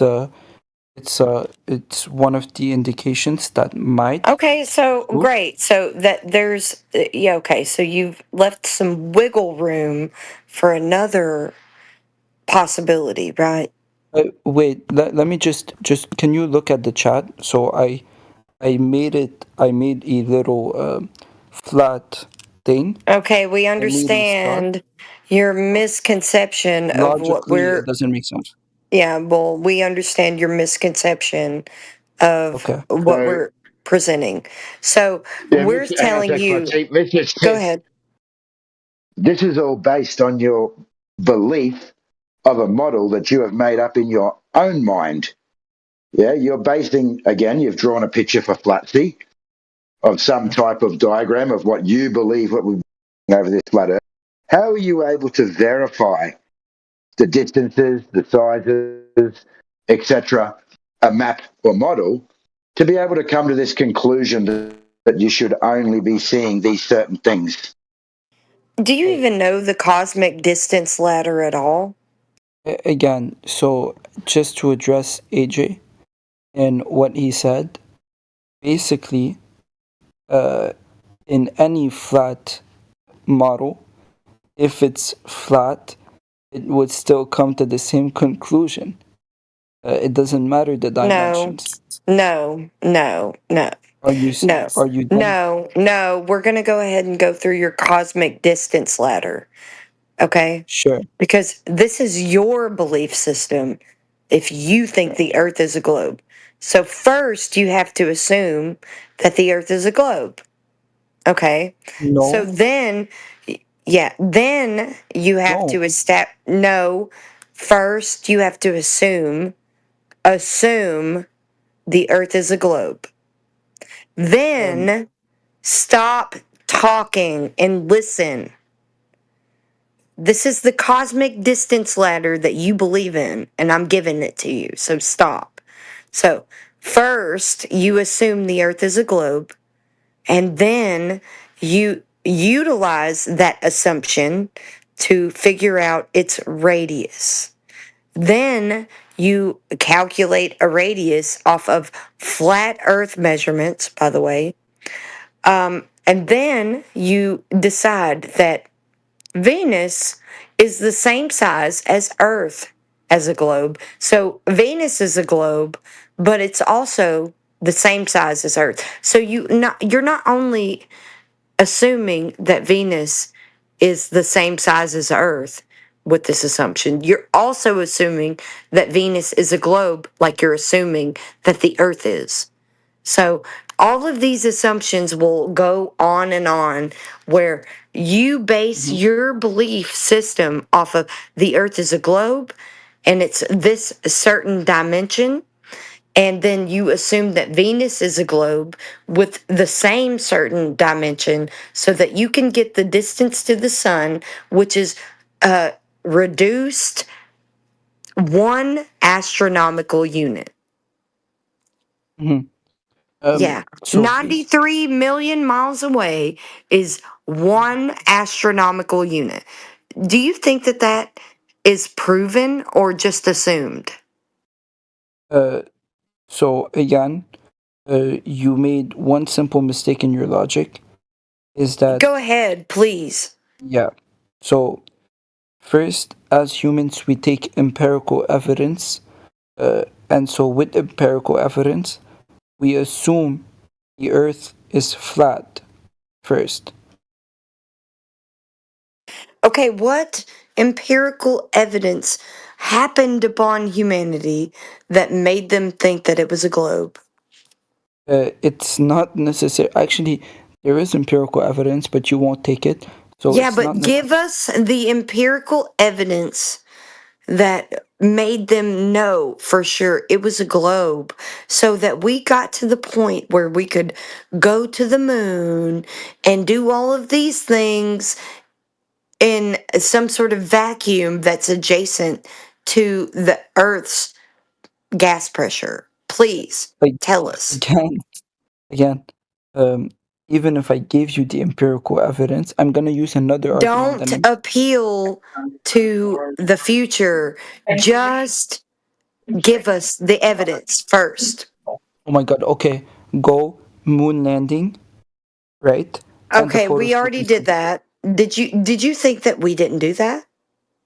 See, I told you you're gonna reject it. Let's move to another No, conversation. we didn't just reject No, it. you didn't listen. Yeah, listen, my friend. She asked you, how did they know the Earth was a globe prior to the moon landings and everything else that is apparently occurring? No, that's because they would have to know. They would have to know that prior to flying to the moon. So how was this? She said what empirical evidence, not what Yeah, evidence. before the moon, Two before different all of things, that. AJ. Yes, I definitely gave you a caveat. How did they know that the earth was a globe before they went to the moon, before they did anything like that? Why don't you give us that evidence that they knew that the earth was a globe? Like Please how go. we. Okay, sure. You're putting me on the spot. So, first of all, how they knew that the Earth was a globe is, first of all, they looked at other planets around them. No. Galileans No. calculated. Okay, No. stop right there. Stop right there, my friend. What is a planet? You keep on claiming these No, no, no, planets. What no. is the It doesn't even matter about what a planet is. Well, It matters about the measurement of the Earth being the thing he said it is, so that they could at all go anywhere into this paradigm that begging he the thinks question. they're going into. Yeah. The issue he I has was in the using first circular instance, reasoning. Latsy, yeah, you're right. If he's not going to know the definition of a planet to begin with, yeah, and then there's nothing that shows that nothing that he can show that we are a planet, just like the ones that he describes in the sky. He's not going to know what it is to begin with, anyway. So logic follows that if there is a tendency of What's massive the objects, principles of logic? sure. So if there is a tendency of something, it is probable for that thing to be true and to be a universal law of logic. So if you took your cup, What are the laws of logic? okay, if you took your cup right now, No, what are the laws of logic? I just explained the laws of logic. You did not. Okay. No, you didn't. You want me to name what the three What are rules the of logic? laws of logic? Oh my god. Yeah. I don't remember the 3 laws of logic. The law of identity, the law of excluded middle, and the law of non-contradiction. Are you kidding me? You don't remember? These things No, are I don't. fundamental to you and you appealing to logic. No, when Do you know the types of logic? sure, again, I don't remember. It's been a long Oh, time. you don't remember the types of logic?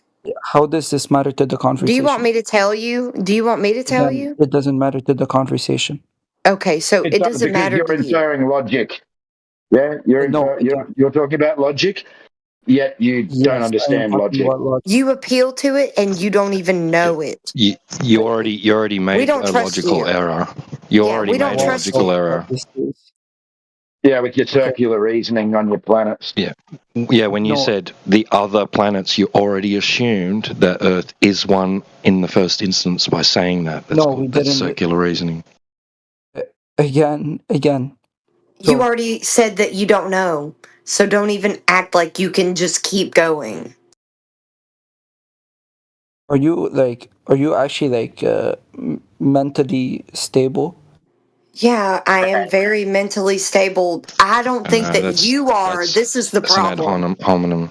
Now Yeah, you're he attacking is. the person instead of the argument. So you're using fallacious logic in your no, bro.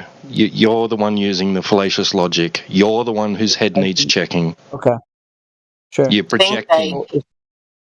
Guys are yelling at him. It's hard for him to Let me continue my argument. Do you think that we're yelling at him? Nobody is yelling. You got problems too. So if you let me continue, what I I was don't saying. think that they should, but you go ahead if they let you. So, if you take your cup and through the years and years of you dropping that cup and it falling and breaking, you can assume that every single cup that you pick up will fall. You gain this logic. This Gravity logical is not a reasoning. force. Okay, sure, it's not a force, but it falls, right? The cup falls. Not always. No, not always. No. So you're trying to link this to your leap in logic to say that the Earth is like other planets, which has just been pointed out as circular No, reasoning. I never made this argument. T-tub.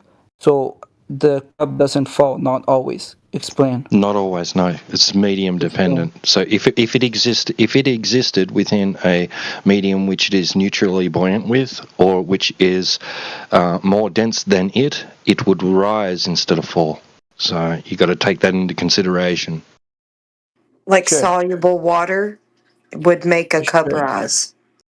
Sure. Okay. Throw But a wooden cup into a pool of water. Sure. But again, we can again assume that because we've tested it since our childhoods, if we put not a cup, it wouldn't work. We're not worried about what you're saying. You're clearly ignorant. Somebody else, No. See, surely. If we put something, how do we say léger? We put something not that heavy in water, it will float. We can assume this. So again, we can, by reasoning, assume. Yeah, assume that object to medium relationships are, No, that's not what I'm saying. I'm gonna saying there is a determine tendency. whether they go up or down. Yeah, we know. I'm saying there is a tendency. So if we observe every single planet and there has never been a flat planet. You don't know of any other planets, whether you don't even know that Earth is a planet yet. You need to discover that Earth is a planet first, and then you can move off of that. So what is it? Well, let's go back to my question then. What is a planet? Please give us a definition. Exactly. Yep. You're not going to accept my definition. Define planet. For a definition, not your definition. Don't try and divine people's thoughts. That's called poisoning the well. Okay, so don't poison the well. That's another fallacious move, man. We do not accept your lack of a definition. No, okay, sure. I can define it, but you're not going to accept it because you don't believe in gravity. No, don't do that. That is poisoning the well. Do not poison the well. Please, just give us the definition. Okay. So a planet is, how do we say this? A corps céleste, a celestial body that is round because of its attraction of force during the creation of the sun and the creation of the system, and it normally follows a regular orbit around. Okay, so it moves. Yep. Normally. Yep. Cool. So, now what do you see on these other planets that you would see on the Earth to tell them that we are on the same thing? You cannot view the Earth from the outside to have a view from a different reference frame. So what do we see on these planets that are just like the Earth? Do we have oceans, people, plants, water, animals? Is there anything else that you can tell us where you could make this connection? It's absurd on its face anyways, because there are lights in the sky and they have no, nothing in common with the Earth at all. Well, also, what I'm asking you here, this is all he sees is lights in the sky. He's claiming they're planets. So what is he seeing where he can make this relationship and say, hey, those are like what I'm standing on? Sure.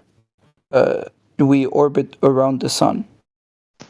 Oh, Where's whoa. Okay, so we see the sun moving in the sky, therefore we rotate around it. Where does that follow logically? If you know logic so well, why don't you tell us how it logically follows that we all observe the sun moving in the sky, but then we conclude that we're moving? I mean, it's out of me that you would trust your eyes, considering you don't special plead. Let's not special plead. That's a fallacy. Sure, I'll explain. You know Galileo, right?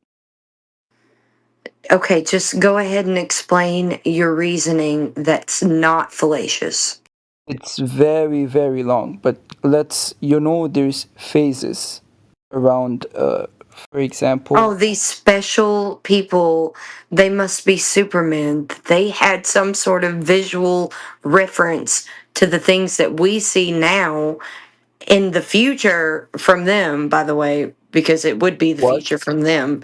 From them, it would be. So we can see something that they were able to see at this point.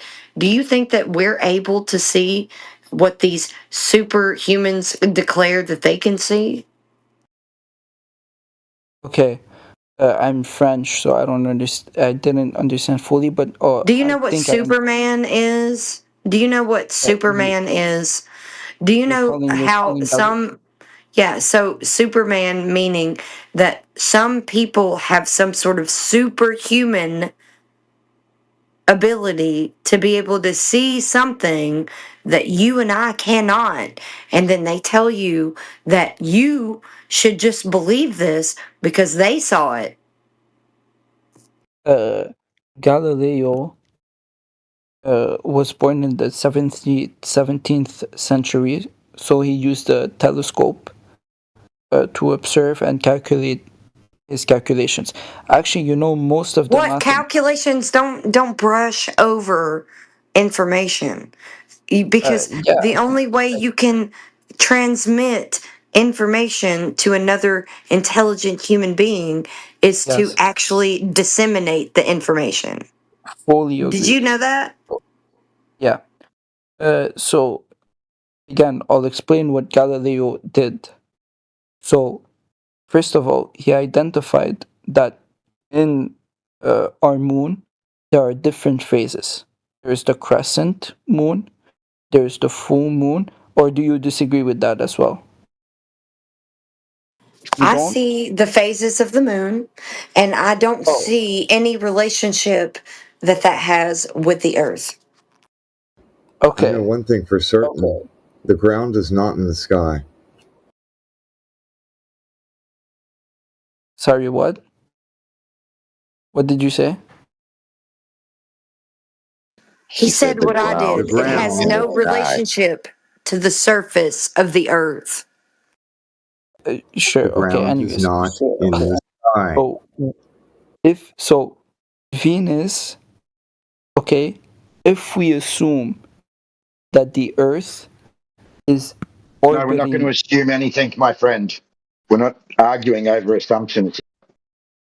Do you know that to do an experiment, first you need to make an assumption and see if it's true? You No, don't know that's false. what You have to make an an experiment observation. is. We need to form a hypothesis so that we can do a hypothesis test. Yes, Yeah. exactly. So Okay, Galileo. so what was your naturally observed phenomenon here by Galileo? Oh, Yeah, no. Galileo. Let's go more fundamental. What are the three constituent parts of an experiment? Honestly, let me No, translate that. answer right now. Yeah, let me translate that in French. What was it? Put it in the What chat. are the three constituent parts of an experiment? Go now. The three constituent parts of an experiment? Stop Googling. I'm not Googling, I just don't understand, bro. Okay. Les trois parties constituelles d'un expériment. Les trois parties constituent. Ok, oui, je comprends. Alors, il y a l'hypothèse, premièrement. Tu dois formuler une opinion sur ce sujet. Après, il y a l'expérimentation. Et il y a aussi la conclusion. Alors, l'hypothèse, l'expérimentation qui doit confirmer ton hypothèse et ensuite la conclusion qui vient après l'hypothèse. So he kind of got it, but he's missing the first part. Tu manques l'observation initiale. Right? C'est quoi? Il y a une observation initiale naturelle qu'il faut voir avant. No, three constituent parts of an experiment. So all you need are three things. Three things. Let's move on. No, we're not moving on. Do you know what the three constituent parts of an experiment are? Go. No. He was saying Yeah, he was saying the hypothesis, experiment, and conclusion. No, that's not it. That's wrong. Right, he's missing the natural observed No, phenomena. he's not. initially. No. He's missing everything. None of those things Well, are yeah. correct.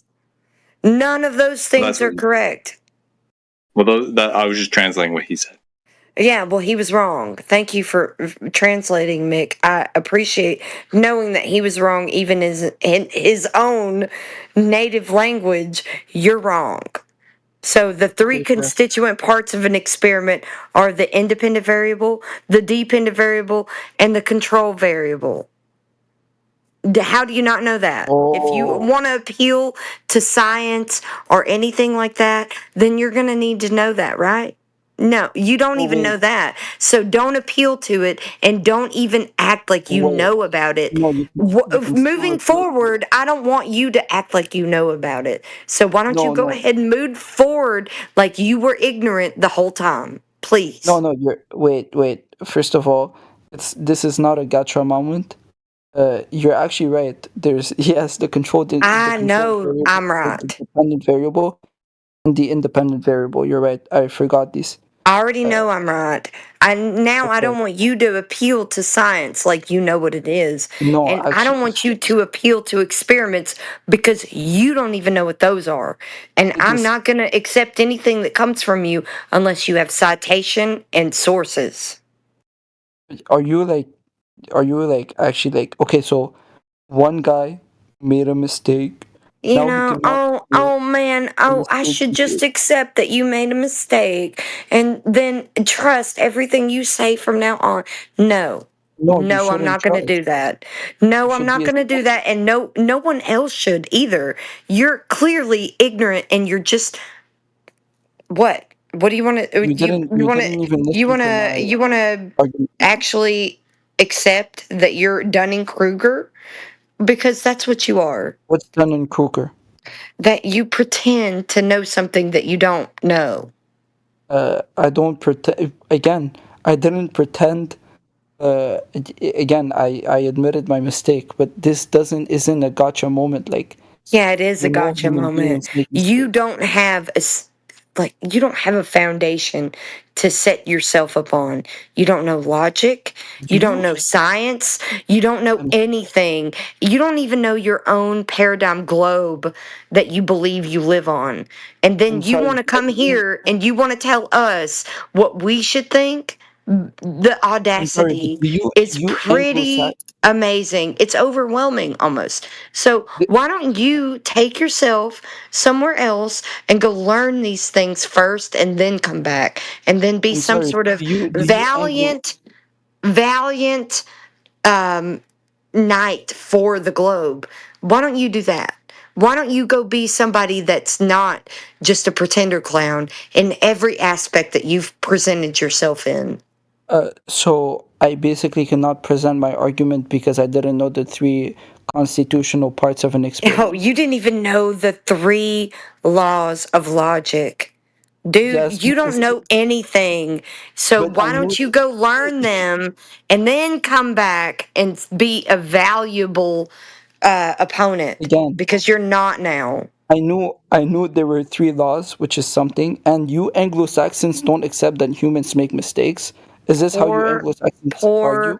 You. Everybody else is at fault but you. You don't want to take responsibility for your own faults. You want to put it off on us like we're the problem, but no, you're the problem. So why don't you go find out what you don't know and then come back and tell us?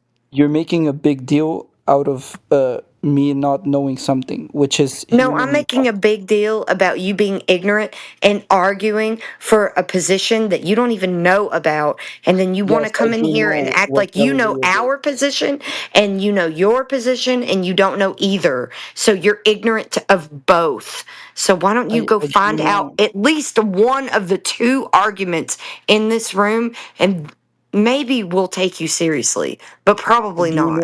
Okay, so I do know how Galileo argued, so I can bring that first of all. You can't because you're stupid. Okay, see, Anglo-Saxons are so rude, bro. Like, you make one mistake and you have a gotcha moment. Is this how Yeah, Anglo-Saxons deal okay, with you? but you don't know anything. So passionate.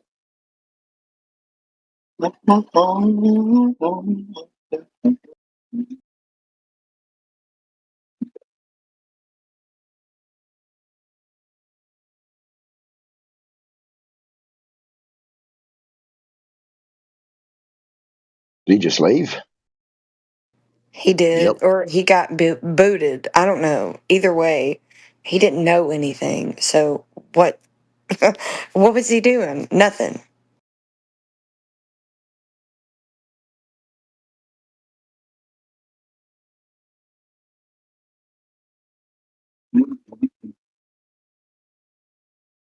Well, I mean, he didn't have to leave, like, just because he was inept at defending the globe position. He could have hung around and asked questions, or just had a conversation. I mean, he didn't have to try and debate. I think he felt ganged up on. Are you gonna white knight for him? Because I can debate you if you want me to. No, you're fine. You don't want to defend the position of being on a globe in outer space? No, because I don't know what the bottom on the globe. I Well, know where I'm at now. what you should have recognized is that he got exposed for being ignorant on all the things that he appealed to. So if he's going to appeal to things and then I challenge him on the things he appeals to and he doesn't know, then he's probably not very credible. And you shouldn't be thinking that he has anything good to say. It's not that I thought he had something good to say. I think that in order for you to grow, you have to challenge yourself with different arguments. Oh, I challenge myself all the time, and I love being challenged. So if you've got something that challenges me, I will very much enjoy talking to you. But if you don't have anything and you pretend like you do, that's where I'm going to come at you with full force. If I have the conviction to, because sometimes I just let these guys go at it because they can do it. I don't need to do anything and they'll do it. I understand. I love being challenged and I love having some component or some sort of opponent, not component, but say opponent that will give me something that I can, go back and forth with. But that guy had nothing. He literally appealed to everything he didn't know about. We deal with this on a daily basis. So you're not in here every day like I am or like I used to be or whatever. So you don't understand the lengths that these people will go to defend some sort of paradigm that they didn't even come up with. They didn't come up with it. They didn't invent it. They defend it like they did.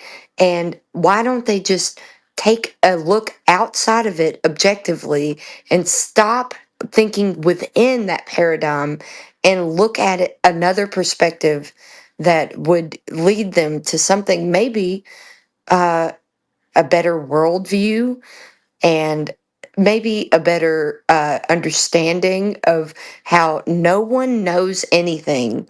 Because let me tell you something, human beings or people or whatever you want to call them, they're pretty stupid and very easily manipulated by someone who has knowledge that they don't. All you need to do is have knowledge that other people don't and use that knowledge to against those people and you come with the Yeah, out you come here we you might want are. to clarify when you say nobody knows anything.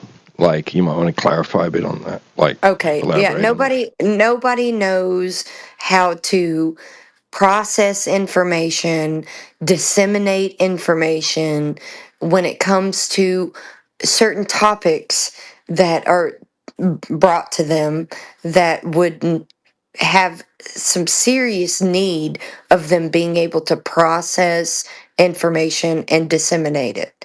Okay, so we're talking about processing When you say information. nobody, though, you mean in a general sense, like the majority of the population? Yes, I do. Yeah. Yes, not the majority of here on. Yeah, okay. So we have people here in the world who just they have their own problems. They have to go to work every day.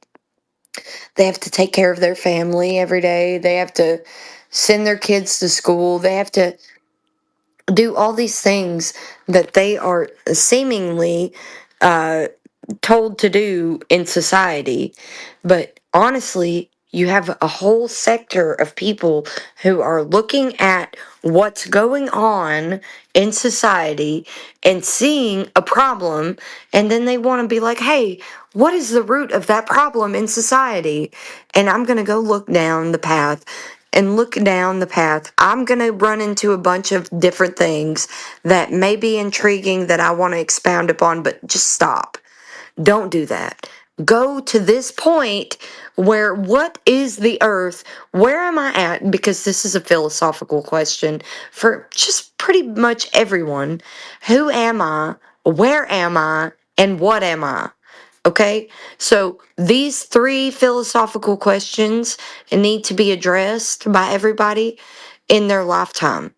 So you need to know that there's something going on where they're not telling you.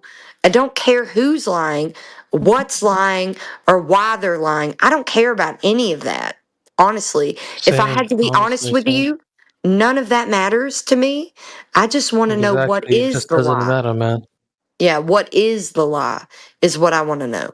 So if I want to go down the categories of things that are important to me in my worldview, I would like to know that the earth isn't a globe in the vacuum of ever expanding space. Okay? That's what I would want to know. If it's not true, then I want to know that it's not true. Do you want to know that it's not true, or do you want to just believe it? I honestly have to agree with Flatsy. I'm happy that we have strong and independent women in our voice chat and in our flat Earth community. Thanks, you guys.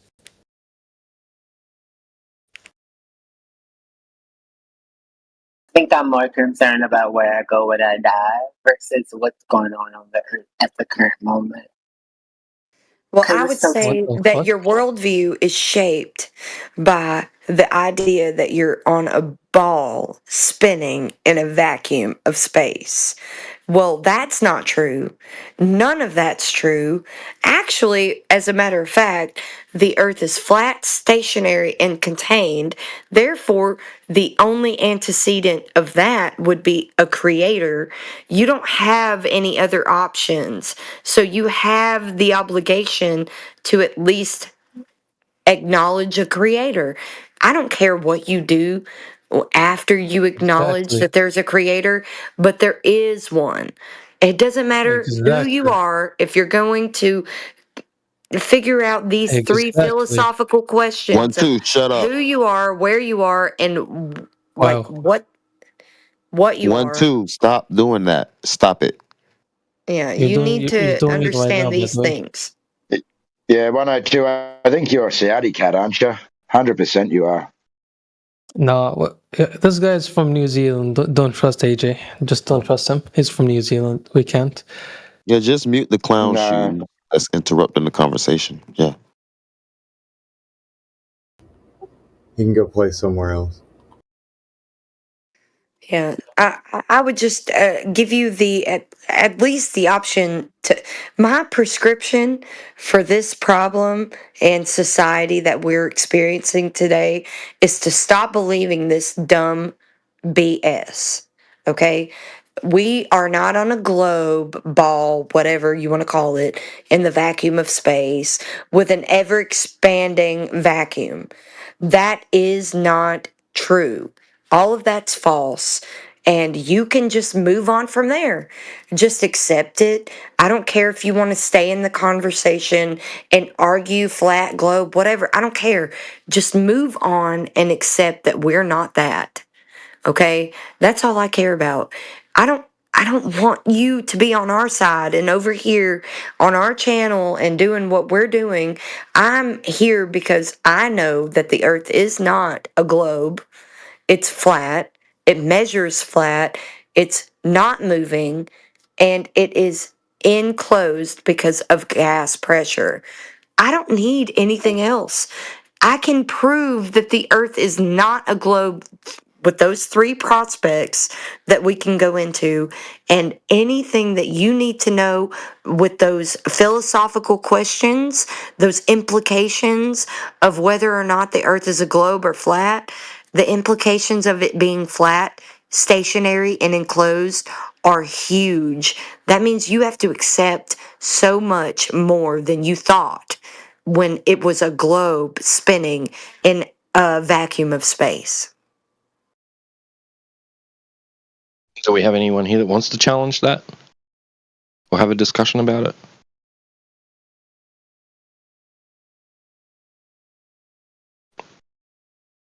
Is there anybody here that wants to defend the position that they live on a spinning ball in outer space? Anybody?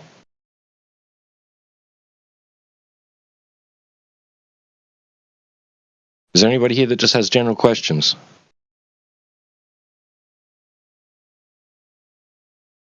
Okay. All right. Fair enough. Carry on.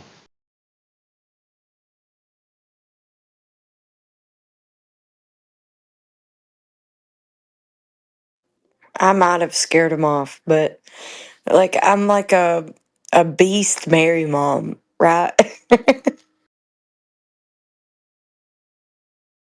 I think that she's a lot like me, but she's like more because she's an educator and in the field that she is of science, she argues the way that she does, but I'm just like a beast version of her.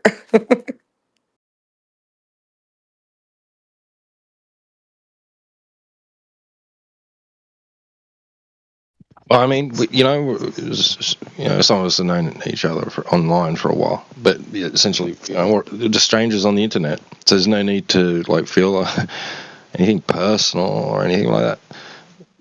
Don't be frightened to speak up if you want to talk about this. If you've got some questions or you want to say something, speak up. Open your mic.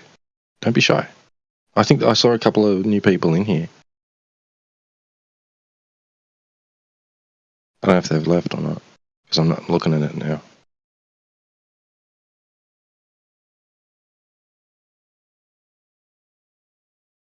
We know y'all got questions. Come on. They're not gonna bite. Well, we got Hackaz at the before AJ, and then we've got something LG Sexy AS.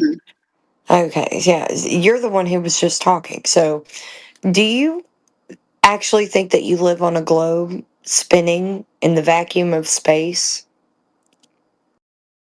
I would say yes that I do, but I would not say so to research it. I would say it's because that's what I was told. So because told, that's not That necessarily a passion is the correct study it, answer. because it's not a passion to study it. I know. Okay. I don't. No problem. No problem. I'm not trying to interrupt you. I'm sorry. I just That's want an to honest answer. interject here. That's an honest I like response, honestly. We barely Yeah, I get that like sort your of response from response. people. Yeah, I like your response, and I would like to at least say that you shouldn't defend something that you don't know about. So if you're saying that, yes, I was taught it, but I don't know it, and therefore I want to defend it in some way, I wouldn't do that. I would say, I don't want to defend that if I don't know about it. I want to know more about it and then defend it. You know what I mean? I don't want you to know more about flat Earth. I want you to know more about globe Earth and what their claims are for globe Earth and then decide. I don't care about you being a flat earther or converting you or doing this and that. Honestly, we've got enough people over here. We don't need more. But I'm saying if you were interested in the topic, you should look into the globe Earth claims first. You should know your position that you're defending religiously, let's be honest, because it's based upon faith. And you don't know anything that you're spouting when it comes to the globe Earth. You just believe it. You don't know it, you just believe it, which is a problem.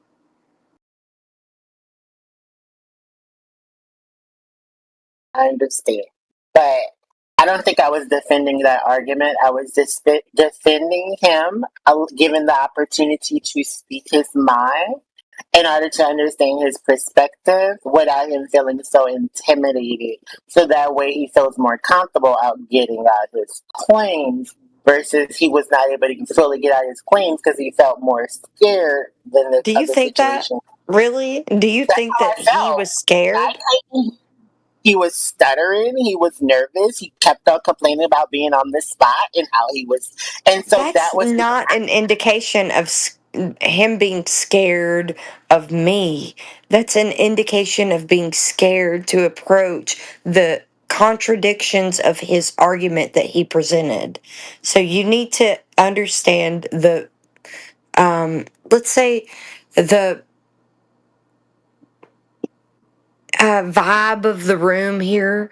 You need to understand when people come in, they're usually triggered by the topic alone that we're talking about 24/7 flat earth, okay?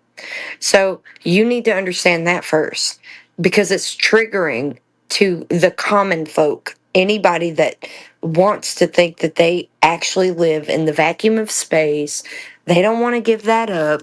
They want to reduce our argument to absurdity to the point where they strawman it. They don't know our position, so they strawman it. And they can't actually defend their own position because they don't know any of it. They don't know any of the facts or well, it's not facts, but just saying that they don't know any topics of their paradigm of the globe earth that would lead them to believe that they actually live on a globe earth without logical fallacies. They can't arrive at any conclusion definitively because they don't know anything. They tell you that they don't know anything. Actually, the curvature is somewhere over there where we can't see it, so we just have to believe it's there. They also tell you that we can't feel the spin of the earth and we can't detect it because of the rate that it's spinning and whatnot. And just because it's spinning, you just know it is because you don't feel it. You don't know it. You don't detect it. That's fine. Okay, so how do you have gas pressure without a container? I don't know. Gravity? What's gravity? Mass attracts mass? No, that was outdated by Einstein with his field equations and whatnot with special and general relativity. That's not some sort of force of mass attracting mass. That's no longer a thing. So we can just, nothing that they present us has any sustenance to substantiate a globe Earth in the vacuum of space that's expanding infinitely. Nothing.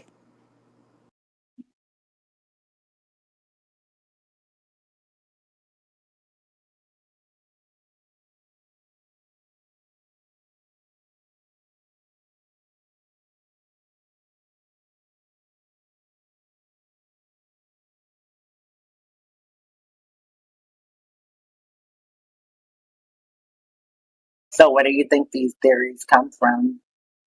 I think that they come from the Catholic Church, and everybody should be weary of the Catholic Church, and everybody is supporting Catholicism and all of that stuff, and also other things. The Like, you cult should just of be able to discern. well, You should be able to discern these things on your own by the fact that they can't hold any merit on their own as claims. Pythagoras as well would be something good to look into. The cult of Pythagoras. And Pythagoras wasn't just some mathematician, dude. He was literally a religious figure in a cult. The Catholic Church parades themselves around as Christians, and they're not. The whole Catholicism and things and practices are completely against what Scripture says, first of all. Second of all, you can look into anything in modern society right now and ask the questions, what does this actually conclude logically? And what does this actually have scientifically to prove? None of them offer either.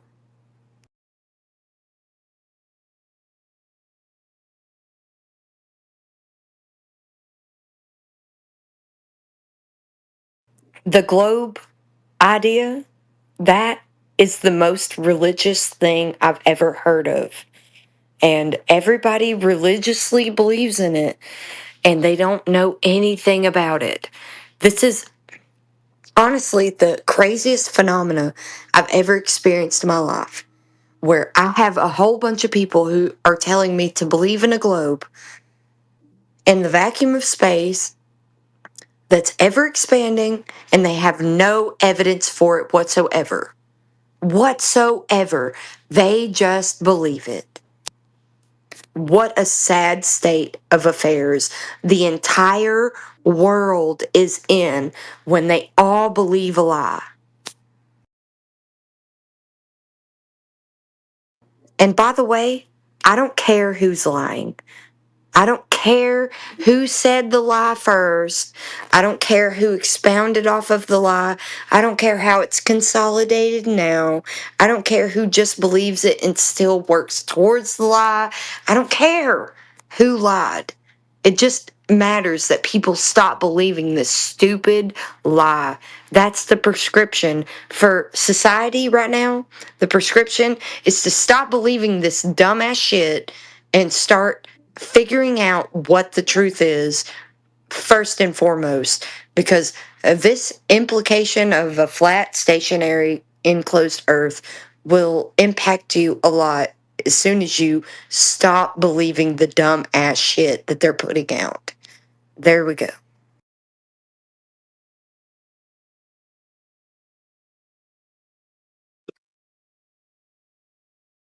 Amen.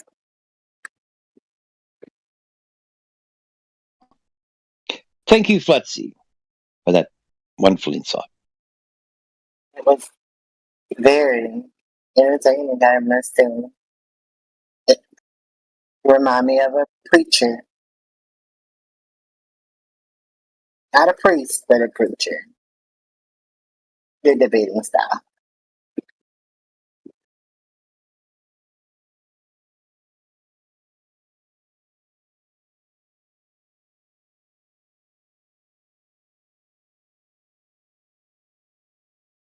IG, your mic is just a bit hard to hear. I thought I'd let you know. It's very Okay, I'm difficult to sorry, hear 'cause you. I'm in the background. I'm really not talking. I was just saying she did a good job at presenting her argument, if that makes any sense. It's very passionate, but that's all I was saying.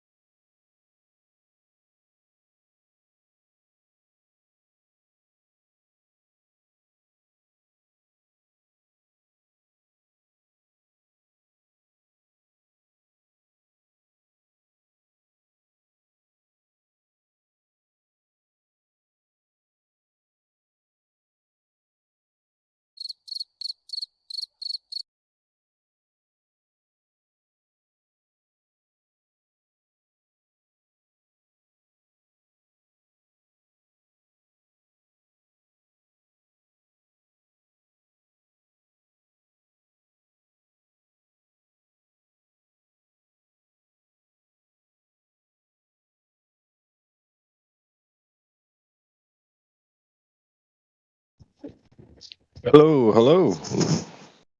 Listen to all those people joining. I don't know if they're regulars and I'm not looking at the panel. But g'day. Good day, mate. Good day.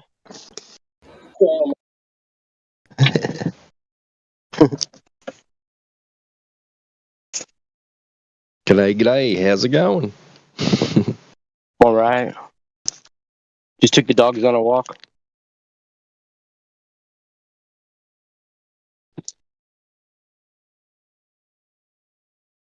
We went on a 2-mile walk, so I experienced 6 inches of curvature.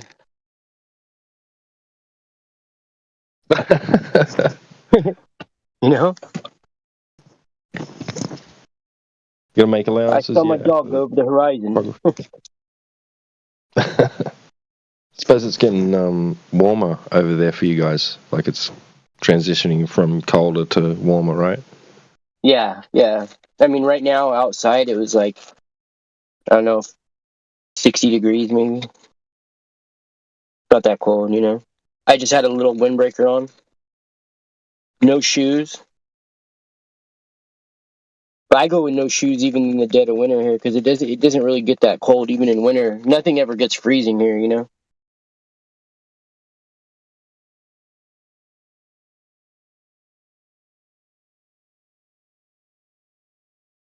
Well, where I am, I don't know how to talk in Fahrenheit, but yeah, we're starting to get mornings, early mornings of about 3 degrees Celsius, so it's getting cold. Damn. That's Is there a lot 37.4. You got a lot of... You're in Australia, right? Yeah. Is there a lot of old world tech down there? Some say that there may be. Like, yeah, like that's the thing. There's an interesting little. Hang on a second. I'll tell you in a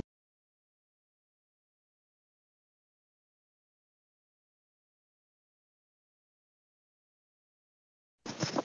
Yeah, where I am, I've looked into that a little bit. Like, and there's kind of some like you could think of them as being historical inconsistencies and things.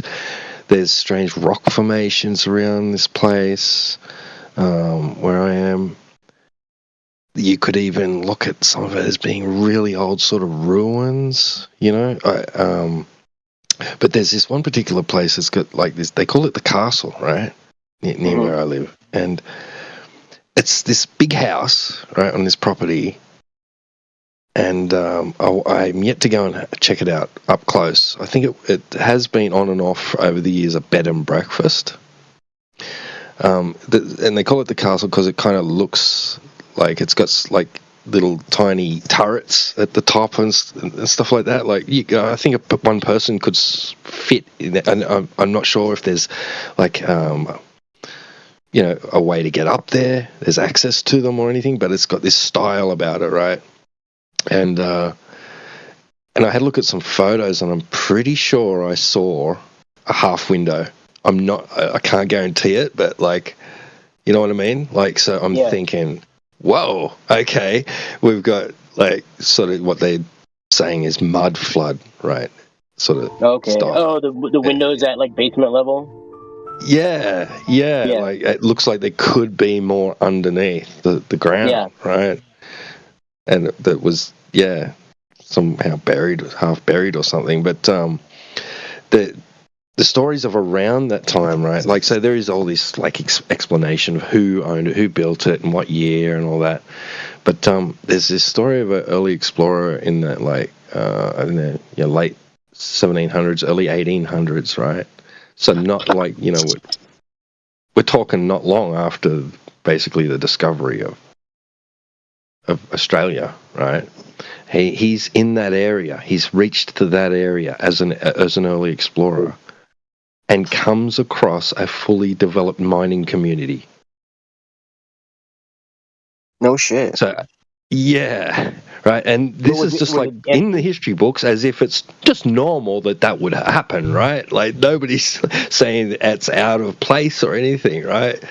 So somehow within like a span of, within 50 years, all right, there's this fully developed mining community in the middle of fucking nowhere, right? Like, That's normal. So, yeah, that's normal, right? Like, England saying, go and explore this land, and they get there and it's already explored. Right. So, yeah, there's some strange shit. And, like, Tasmania's supposed to have these really old style architectural buildings and stuff that just doesn't sort of add up to, like, they were built within the time frame that they would have needed, the expertise they would have needed to construct these styles of architecture, would have, it just doesn't seem to, like, make any sense that they would have been able to do those things at that time under the circumstances. But who knows, maybe we're more resilient and more clever than we think, and people were back then too. Who knows? I don't know. I mean, if they lied about the shape, then I think they lie about everything,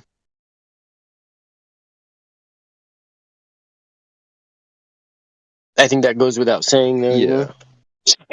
For sure. Right. Maybe. What was, like, I'm just trying to think why you would choose Tasmania as a really early settlement place, or what was so Is that an attractive island or is about that actually in Australia? it's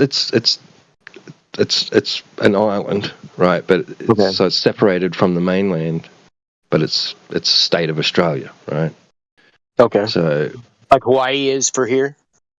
Yeah, but much closer to the mainland. Okay. Like just like there's like how much is the Bering Strait? Bass Strait. I mean, can't remember, but it's not very far. It's like 250 k's or 250 miles. It's not that far. Yeah, and it's right at like what we call the bottom of Australia, right? So it's further south, and it's just I just don't see why it would have been a preferable place to go to and be. Like, what was so attractive about it that when there was all this other mainland and resources and land to explore, right, and exploit, right, which was much more favourable and in terms of climate, and accessibility. There was When you have a look at some of the old Australian maps, Bass Strait doesn't exist. They don't show it there. So they've hit Tasmania and they've assumed that it was a part of the mainland. So they've probably come around the bottom end. So Crazy Dutchmen have probably come down the back end of Western Australia, come round the bottom, hit that mad wind that comes around the bottom half of Australia there, got blown off course straight towards Tasmania. They've heard that apparently at such and such a latitude, longitude that the east coast is, so that's where they've swung around, hit straight into Tasmania and gone, oh, well, we've obviously found it, we're going to settle here. It makes more sense than some of the other stupid stories they've given us. Especially when you see maps not showing Bass Strait, where it shows the whole lot as a point coming down. So, interesting. I read a story in a magazine the other day in the doctor's surgery. It's supposed to be a true story of this convict, right? Who was, assigned to Tasmania.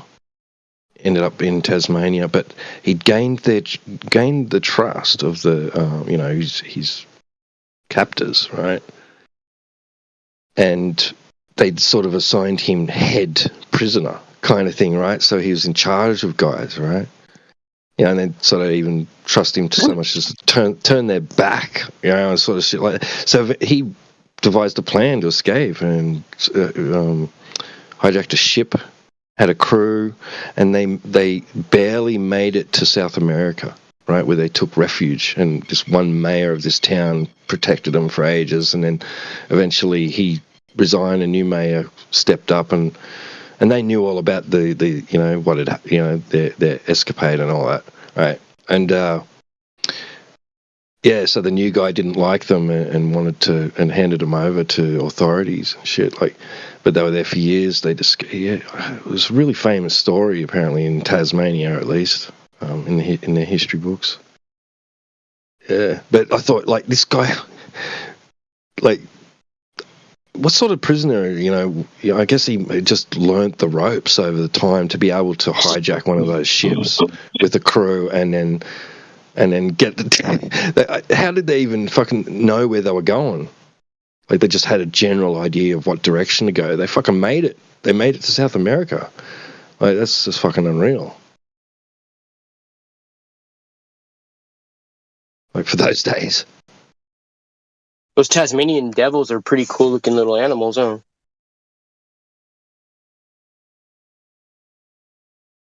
Tasmanian devils, yeah. I'm just looking at the pictures of them on the internet. They're like a cross between like a dog and a bear, but they look like a giant mouse kind of, or a giant rat. Huh?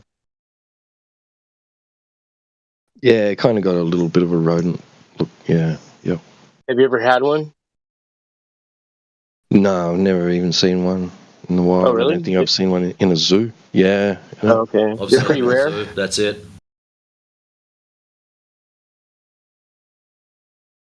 They're rare then, or what?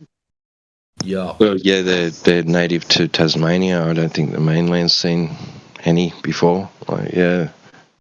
So they're just, which is also, that's another, like, that's something else that just blows my mind, is like how all these things just end up isolated and, and are the only instance of these things existing in just this one area of the earth. That's it, You know what I mean? Nowhere else, huh? Yeah. True. Wait, shit. T-Dub, you mean they don't spin around like in little tornadoes and rip through trees and shit? No, I don't know. I don't know much about their nature or their behavior. I really don't. They got a jaw when they open their mouth. It looks like possums, kind of gnarly ass jaws. It's kind of like Venus flytraps. They're really weird, and they only grow in one location.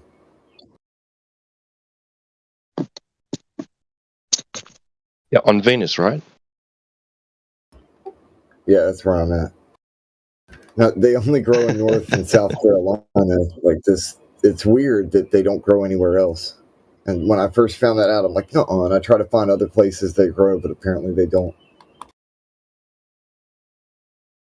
It's like, how did that happen there? Well, and why? And how did it get there? Right. It's just weird. Yeah, it's like one of the oldest and largest plant systems that exists is in New Zealand, and it's just this. At first people thought they were just a separate plant. Each individual plant was Isn't it like a its own tree? plant.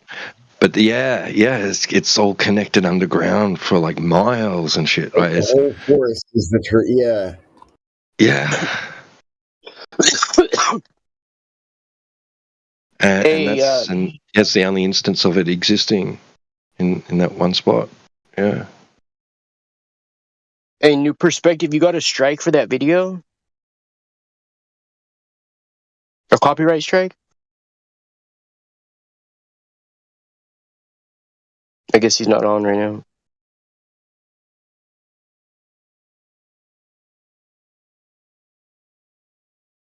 He sent me a video about it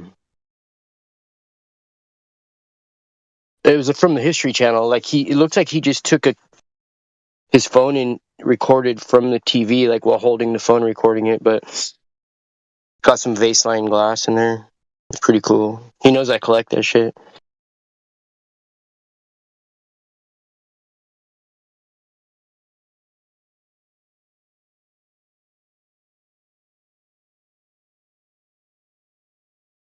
Oh, is he even in here right now? Is he? He's not even in the chat. Never mind. My bad. I get confused sometimes with the who's in the chat and who messaged me or something. Okay. I thought it was Ethergrass, but it wasn't. What? Oh wait, yeah, no, he's not in here. Ethergrass is in here, but I'm here. I'm at the bottom of the list. hey, can you turn your volume up? Or well, here, let me. Never mind. I'll just turn your volume up. Okay. My bad. What's up, bro? I'm just reading a bunch of stuff, so I was half listening. Be careful reading, bro. It's really bad for you. You know what I mean? The only safe reading nowadays is to have Apple or Bluetooth earbuds in your ear with the frequency turned all the way up and listening to like audiobooks. That's the only safe reading nowadays.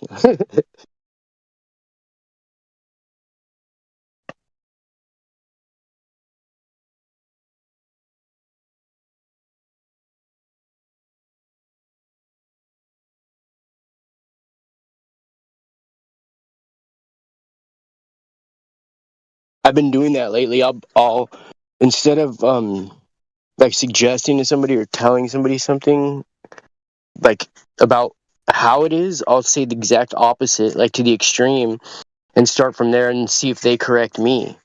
Like I'll be like, yeah, the only type of safe reading is to have Bluetooth earbuds in, listening to an audiobook, and then to see what they say. They might be like, oh, what kind of Bluetooth earbuds do you use to fry your brain or whatever? But, or they might be like, no, Bluetooth earbuds are really bad for you. This isn't medical advice. It's just for entertainment purposes and educational purposes only. See what they say, Or they might throw that back at you. And then you at least know where you stand with the person.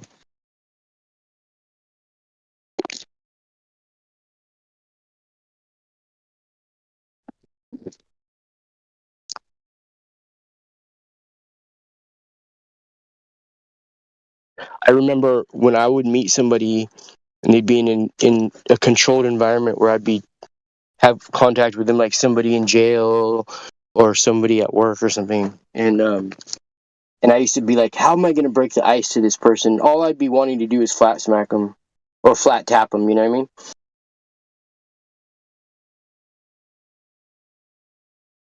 So all I wanted to do was somehow bring up flat earth.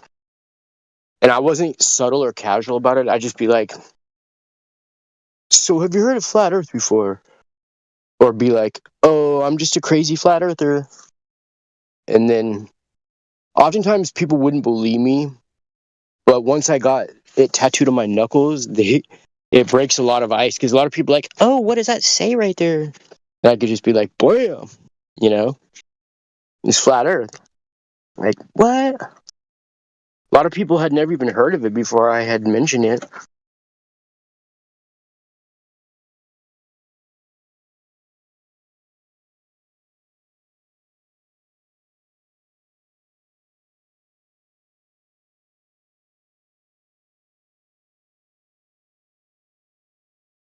Just brushing my teeth right now with just dry brushing. I use a combination of pearl powder, borax, and saliva. I can swallow. When I brush my teeth with just borax, I can just swallow it. And now if I brush my teeth with pearl powder, I make sure that I never spit it out because that pearl powder is expensive. So I'll tell you how much it cost for the pearl powder. It was for 60 grams, which is an ounce is 28, so it's not quite 2 ounces. It was $20 for this pearl powder.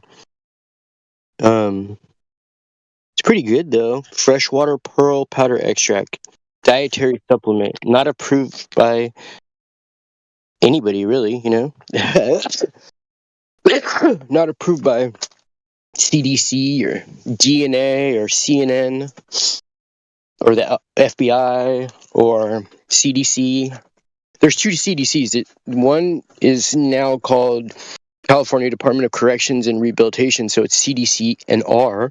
And then there's CDC, which the one that Fauci used to work for, allegedly. And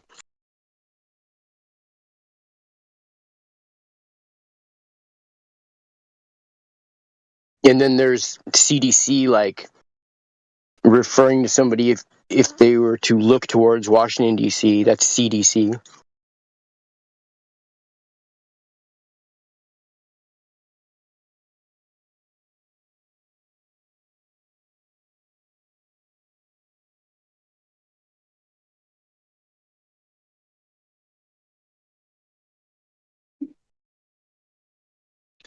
I remember a gentleman from Flat Earth Farms used to send me weed all the time, but I haven't talked to him in a long time.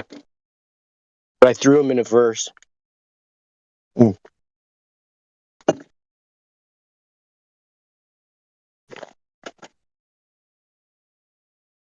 Does anybody remember a gentleman who used to come in the server, the 24-hour server, and he went by the name of Galat Flobe?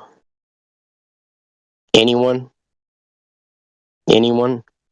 Yeah, I remember. When was the last time you heard that name before? 2 years. Yeah, I wonder what happened to him.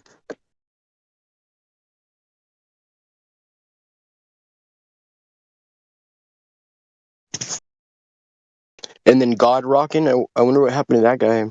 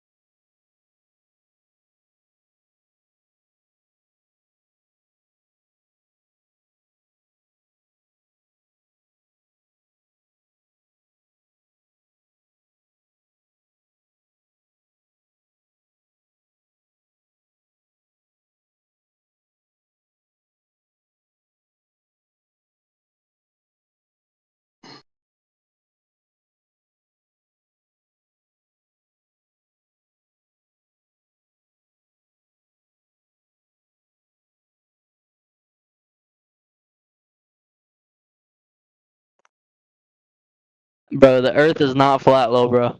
Like straight up, y'all are dumb as hell, bro. It was funny that you said the word straight up to describe an emphasis for putting down the flat Earth. It's funny the description that you used. Straight up. Yeah, you're How not funny, ironic. little bro. Guess what? The Earth How isn't ironic. flat, bro. The Earth is round. Look at the curvature outside, bro. Just open your eyes. Wait, what about a clock on the wall? Is that flat and round? A clock on the Just wall look could at be flat and round. yo. Look at the curvature of the Earth, bro. Look at I this. see it. That's what we're trying to get out of you. You're just chanting. Where is this curvature, mate? Nigga, I went to space. How are you gonna say like went I to literally space. went? Yes, No, you twice didn't. now. Katy Perry? Yes, Are you I Katy did. I've Perry? gone to space twice. Is this Katy Perry? Have you heard of the ISS, bro? I've been a I've heard of passenger Katy on that Perry. shit like 3 times now, little bro. I've heard of Katy Perry. Is this Katy Perry? You went to space, right? Could I have your autograph? Bro, do you guys want to see a picture of me in space or what? Hell yeah. Shoot that shit. All right, bro. I'm a big fan, bro. Position. Ready to suspend idiot. Hold on, I gotta look at my library, little bro. They've got I'm a your lot of little pictures. bro.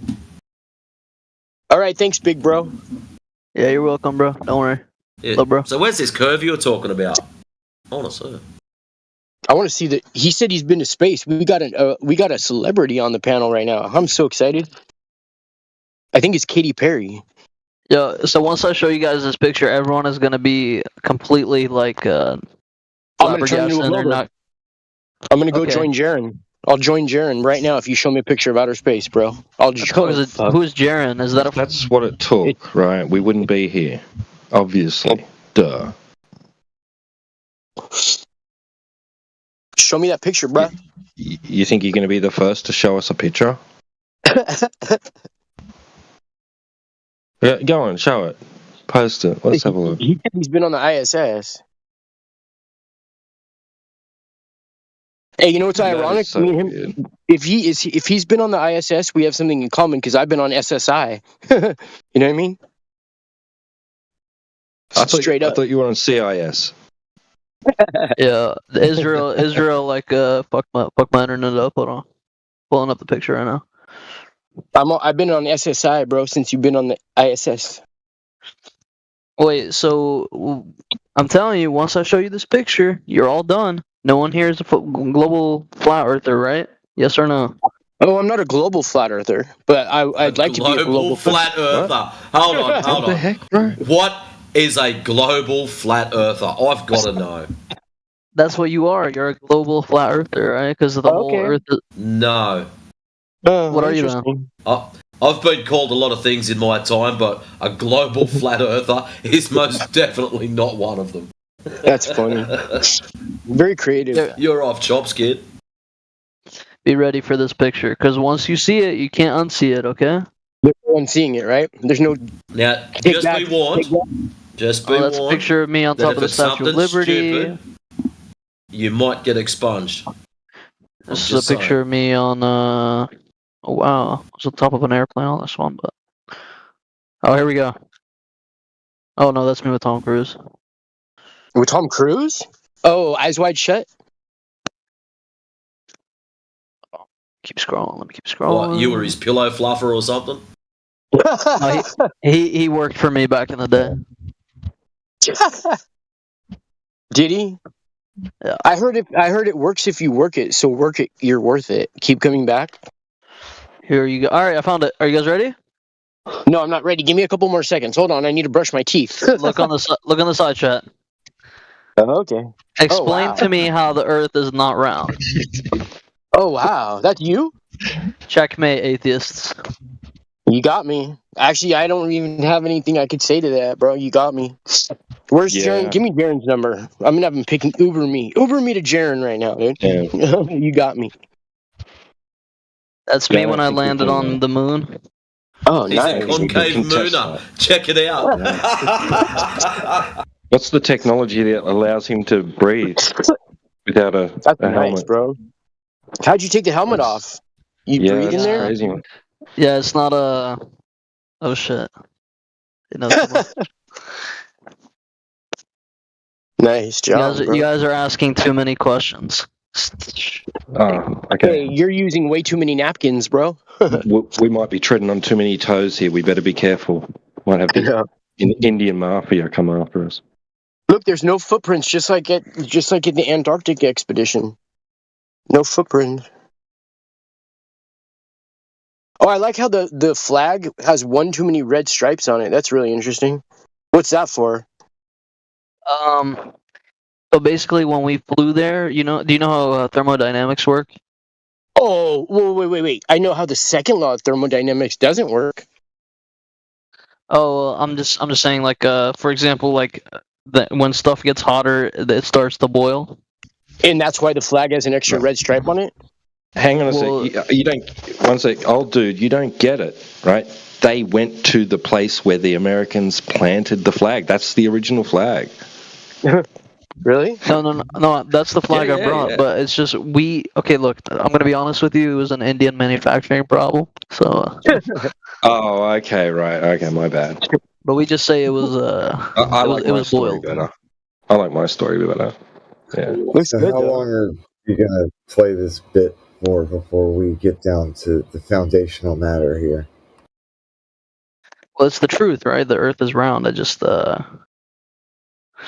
decided that today was the day I was to reveal this. Thank you. We appreciate it. What do we owe you for this? Do you guys have Cash App or PayPal? It's $100 every time you look at the picture. That's it? That's such a good deal, bro. Thank you for being so kind and generous with us. That's the Indian mindset, dude. Oh my gosh. Well, thank you for coming on. We appreciate your hospitality and your information that you've Just shared with us. one more picture. That's me holding the round Earth on the moon. Wow. Is that the actual Yeah. picture of Earth that we live on? Yes. Or is that a model? No, that's the Earth. That continent right there is Africa. Oh, I thought that was Compton. That's Africa? Okay, cool. Straight out. Yeah, thank you guys. I like your camel toe that you're rocking there, too. I like the camel toe you got in the picture. That's really cool. It's interesting. I didn't notice that. Yeah, now you know. Knowing's half the battle.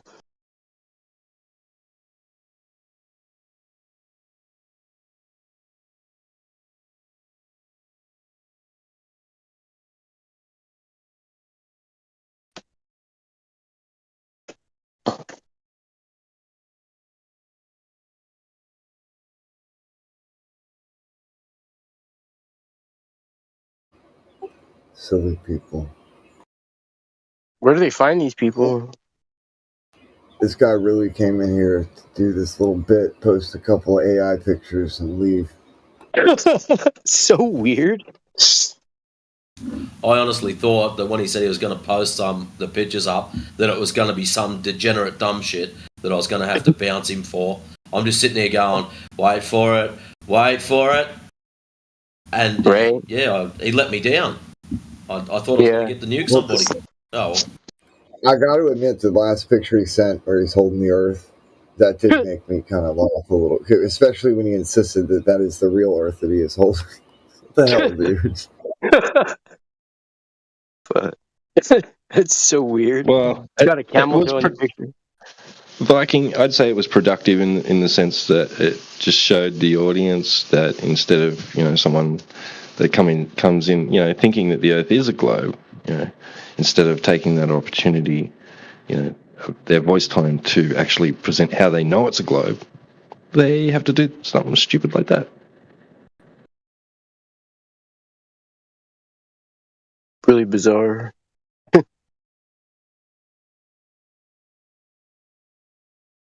Super weird. You guys heard about how they're speaking of balls, how they have these giant cement like spheres out in the harbor in Long Beach, and that they submerge them under the water, and somehow they're able to harness electricity that way.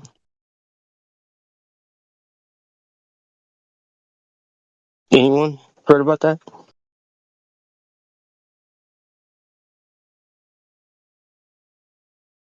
Sorry, what way? Can you say that again? About so they have this these giant spears. I guess they're like 30 feet or something like that, maybe bigger. And they have I think they're hollow, and they have like openings to let the salt water in, and then something to like push it out and whatever. And they're harnessing electricity that way under the water. And they have one they just recently installed in Long Beach Harbor.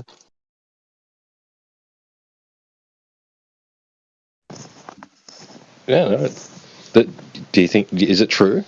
Is it real? I mean, I don't know. I mean, I don't think they lie about it per se as far as like what it does. I don't think they're lying. I think they're lying about like when the technology came out and how long they've been using it for. They're saying it's like some new technology, but if they're showing it, I think it's been around for a lot longer. But you know what? I don't even believe necessarily that, like, because I live right here where I could like go stand up on the bumper of my car and look over the rooftops, and I could see the black swan. Or if I just drive up to the hill like 2 minutes away, I could see the black swan in the ocean. But ever since I was a little kid, I've been looking at those oil rigs and look past. Well, since I became a flat earther and I started doing a little bit of research on shit, I don't even think those are oil derricks out there necessarily, like harnessing oil from the earth. I think there's something to do with the undersea cables, but that's just my opinion. They have weird rituals on the Black Swan and the other. There's all in all, there's 7 oil rigs out there. And when you're at a certain spot on Santa Claus Lane and you look out, you're directly in the middle of all of them. And just the way that they're set up is really trippy. Once a month, they have like open fires on them at night, so you can see they look like they're like on fire. And during the rest of the month, they're like lit up in different like color, like Christmas light kind of things. But I just don't think that they are what they say they are. So they are still operational. They're still Someone said that- operational, yeah. Okay. And Yeah, the Black Swan. Are they claiming to still actively extract oil? Yeah, because they're still operational, and I mean, and actually, I don't know if they're. That's a good question. I should look into that. That's a good question. I know that there's a couple piers from the beach that are off, like they're off limits for civilians, and there's this one where it's one of them where they drive like semi trucks right onto the pier, and they like launch boats out to the Black Swan and the other oil platforms like daily, and it's a place where like there's hundreds of seals below this thing. You could go up right up and like if the seals are friendly, you could walk right up and touch them. But you're not. There's like signs that say you're not supposed to be down there, and they call it the tar pits. For some reason, there's just shitloads of tar everywhere, and like it was like they obviously some type of oil spill or something.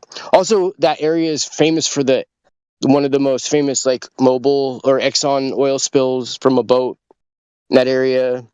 They came up with Earth Day because of this place right here.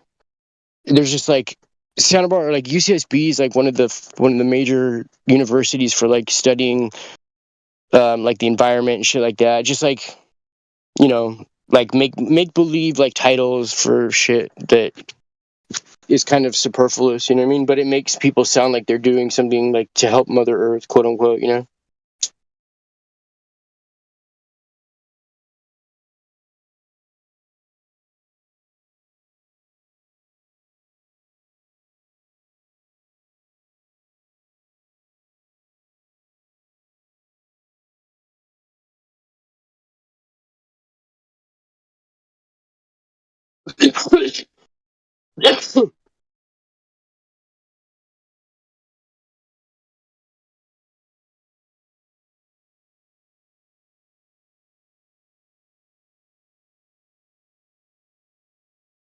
So if the moon,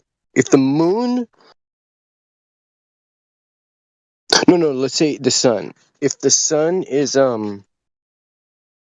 overhead like high noon, it's the brightest. But if it's the smallest, wouldn't it be the furthest away, which would make it less bright? And the times when it rises and sets, just like the moon, it's the largest, but it's also the dimmest too. The moon and the sun, the same with both of them. They're the dimmest when they rise and set, but they're the largest.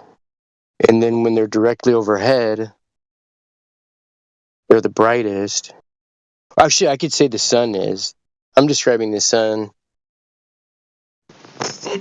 I don't know. I just it just blows me out, like how it's just even when it's like just risen, it looks like it's pointing straight at you. Like so. Oh yeah. And to me, that doesn't make any sense. I mean, like it's not because it shouldn't be pointing straight at me. It should be pointing straight at somewhere else on the earth. You know what I mean? Yeah. When it's just above the horizon. But when it's like right above me, then which then it's pointing straight at me. But when it's on the horizon in the glow model, it's doing that for somebody else somewhere else.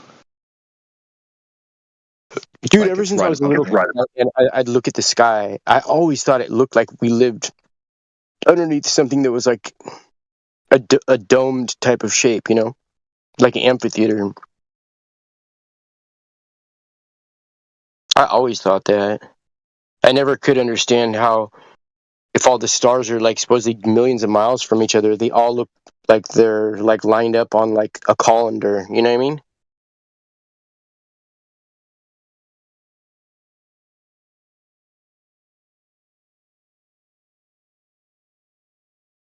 What you mean the star?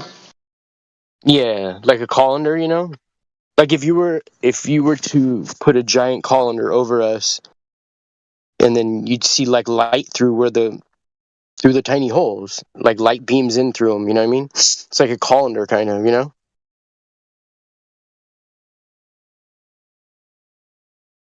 You know what that is, right? Yeah. Yeah. I know what to call it. No, I don't know. Maybe they call it something different over there. I don't know. Yeah, strainer, colander. Yeah. Okay. Yeah. Yeah. Yeah, maybe some cultures did. Ancient cultures sort of had that sort of perspective as well. Well, I was thinking like if a light source like a street light, for instance, the closer the street light is towards us, the brighter it's going to be, right? And the further away the street light, the less bright it's going to be. But it's not that way with the sun or the moon, really. You know? Well, some people have like, and I never thought about it before. Like they've like looked at like photography of comets, right? And then they said, if you look at it like that's light coming through at an angle, like, and I thought about it and I went, and then I saw it and I couldn't unsee it. It was like, holy shit, yeah. Like if that was like, you can sort of like, I know this is speculation, right? But like, if you look at it, like with that lens on, you can see how that would create that effect.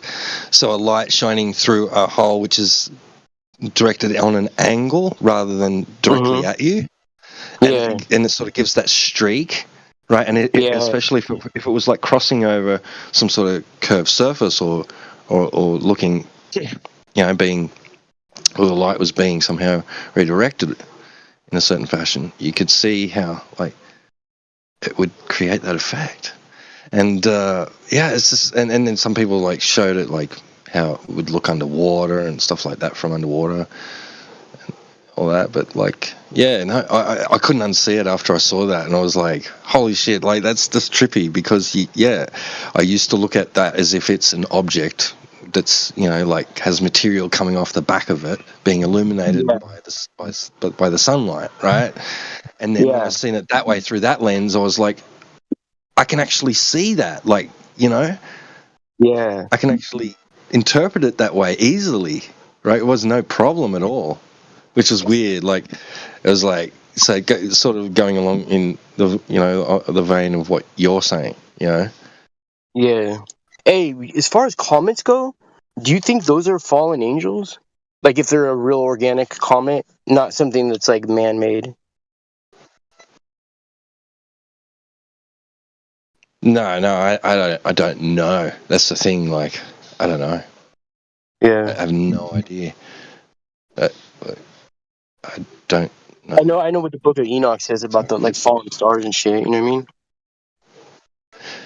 Yeah, look, there's the whole electrical sort of, that it's some sort of electrical effect.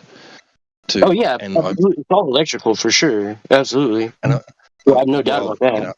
I'm not saying it is, but like I saw this shooting star one night, right? And I was like, it's kind of like, it looked like it was someone had touched the sky with an arc welder.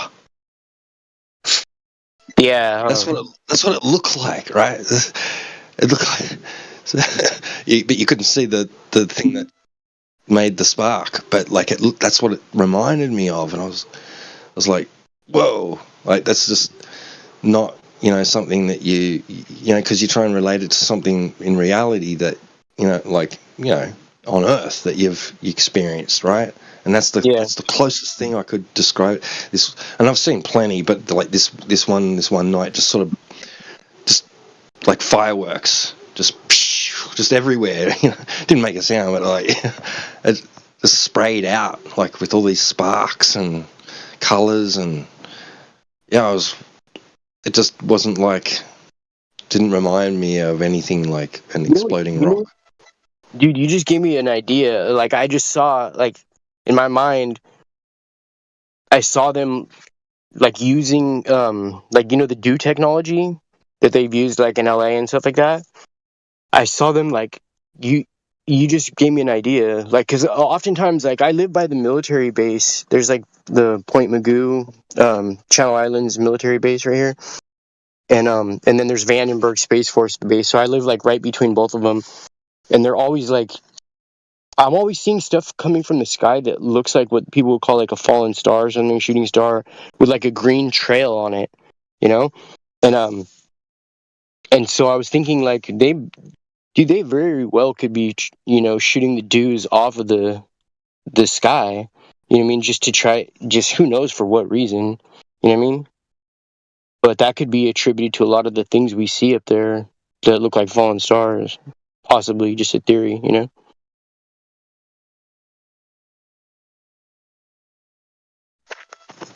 Yeah, for sure. I'm a huge skeptic of even stuff I see in the sky. Oftentimes I'm more likely to think that it's inorganic, man-made or something, you know what I mean, than natural stuff, Well, yeah, like you could say that, like, you could see why someone would think, along those lines, because, I've seen fires from far away, right? And they don't resemble anything like, a star, right? Or some celestial thing. And but I'm looking right now, right, at some streetlights that are far away, and they kind of look like stars. You know what I mean? Yeah. They kind of look like bright stars. You know how? But remember what I was saying about the streetlight earlier? Like, the closer you are to the streetlight, the bigger the streetlight's going to appear in your peripheral, and also the brighter it's going to be. Don't you think? Yeah. But that probably just goes with any object on Earth that emits light, Or even objects that don't emit light. The closer they are to us, the bigger they're going to be, and more easily we'll be able to see them. They'll become clearer to us. Don't you think? Yeah. So the sun has the exact opposite effects of the characteristics I just described.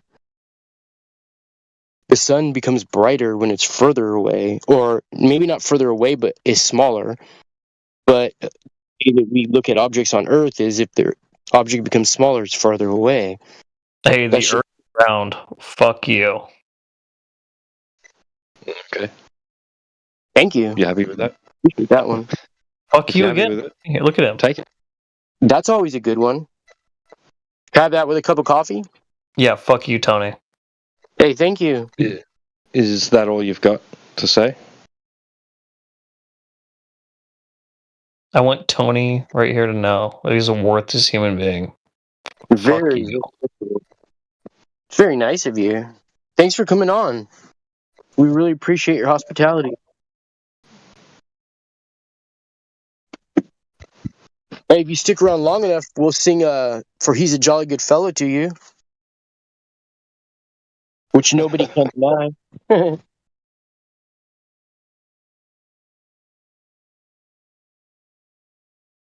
Which nobody can deny. All right. He appears to be muted for the time being.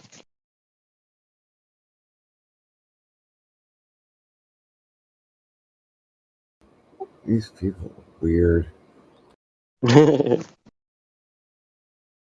Was he referring to you? This wise guy, dude, coming in here just to talk crap to one specific person. Oh, okay. I thought he was referring to T-Dub. No, talking to that Tony V guy. Oh, okay. Weird. Tony V. I don't know what Tony V's done, but it's none of our business. Hmm. Very interesting. Observing the heliocentric in its out of its natural environment in a hostile territory. Maybe The Tony would way the like to. heliocentric acts, the first words that come out of its mouth when it's in a hostile territory. It's like like a lot of them come in puffed up, like the way an animal would put up a front or something. When it feels threatened. That's how they come in. They just come in like spraying their snake venom or like spraying their porcupine whatever spray from their butt. Some of them blood squirts out of their eyes. You know what I mean? Some of them put up the stink bug mode. You know what I mean? Funny shit. Puffer fish. There's a couple puffer fish.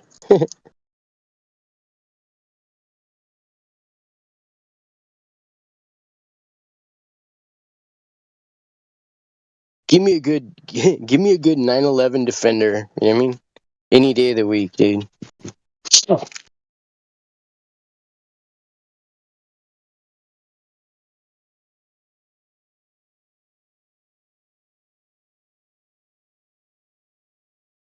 I met this one chick at the airport. She goes, "See, you're a Holocaust denier," and I go, "I'm not a Holocaust denier. I don't think Holly should cost anything. I think it should be free." You know what I mean?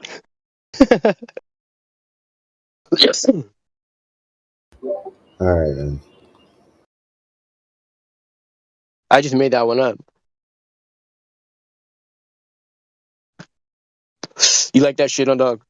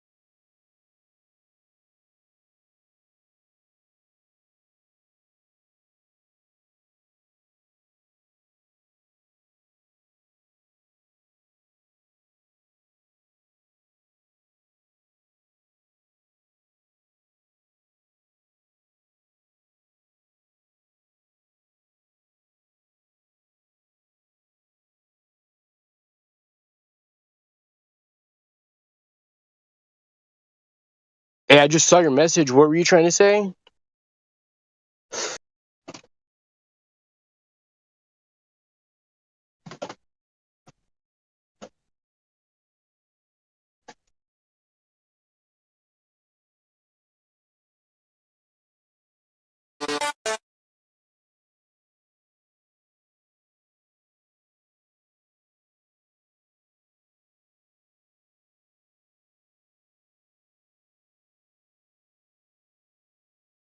I guess there was no point on what I was trying to say. I wasn't making any claims, bro. I was just making an observation.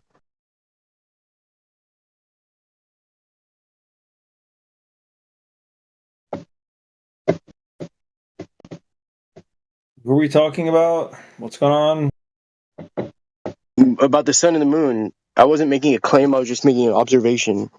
Okay, but okay. What's your observation again? I just got here. I'm sorry. You were wondering what the point was of what I was saying? Like, my observing, you're saying it's weird, but what I was saying, I was observing is the opposite of what we observe with, like, things on Earth. As far as, like, the closer it gets, the brighter it gets, and the bigger it gets. I was only observing the sun doesn't have those same characteristics. Oh, you're talking to some retard in the side chat. Got it. He's a flat earther, so I assume he's just like subhuman IQ levels. Well, thank you for stopping by. We appreciate it.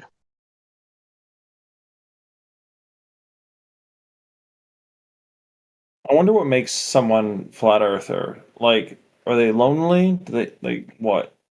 I wonder what would make a glober come in here and want to argue with flat earthers once presented the evidence. Probably boredom, I would think. The Earth. Want to know more? The Earth. The Earth is the reason. I'm sorry, I can't understand a word you're saying. He said the Earth is the reason, dude. The Earth is the reason? That's deep. For the season. Keep coming back. Actually, just deep. So work it. You're worth it. You know, many people are saying this.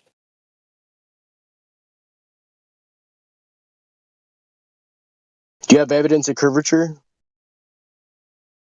Of your mom's ass? Yeah. Well, thank you. I really appreciate the hospitality. Why would you compliment me saying your mom is hot? That's so fucking weird. Well, thank you. I appreciate the hospitality. He's like a child. Okay. I'm going to stop talking to him now. You're like a bird. You just want to fly away. Alright, that's better. So do you collect Pokemon cards? Play a lot of video games? I can't hear shit. It's so satisfying. Talk to you later.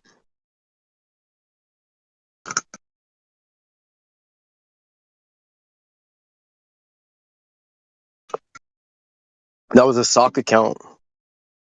He's playing on the sock market tonight.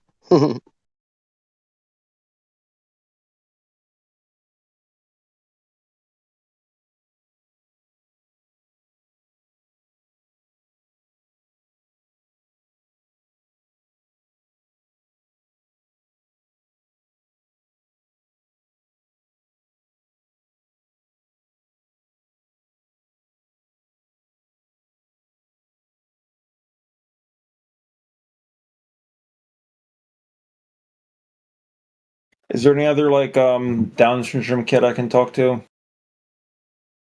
I have Asperger's. Oh, he's still trying to say stuff. How you doing?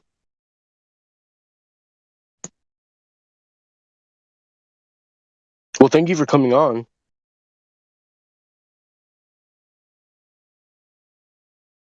Why do you need someone to talk up to? Or talk, parallel to, I suppose. You guys like that word, parallel? Is something to do with, like, flat earth or something? I don't fucking know. No. The word parallel is actually the word I guess I'll parallel. turn him back up to 50 or something. It's kind of annoying for me to not know what he's saying. Yeah, it's one of the rules we have. We can't be over talking people.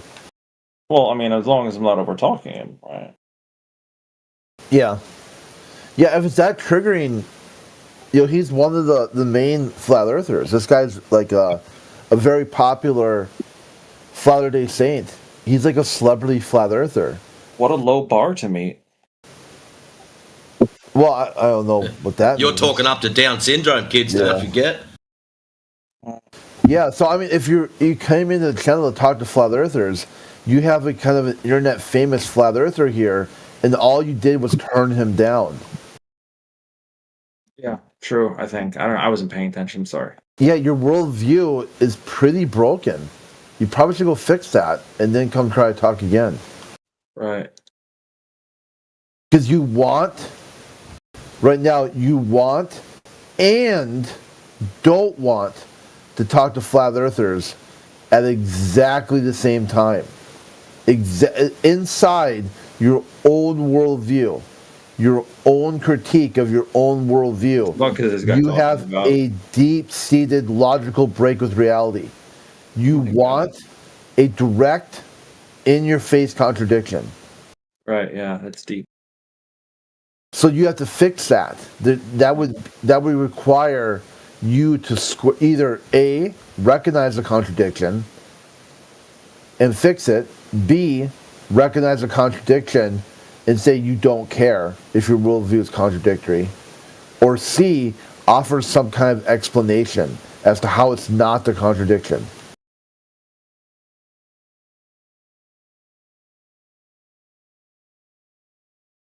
It's not just this topic, any of the topics. Like you go in the heretics room and there's a Murtis there. You go, hey, are you a heretic? He's like, yeah, okay, I'm going to turn you down. Okay, let's go to Sharia chat. Hey, Rat, yeah, what's up, Rat? Oh, hey, where's your channel? I want to talk to someone who follows Sharia. Rat's like, that's me. Okay, I'm going to turn you down to, like, 0.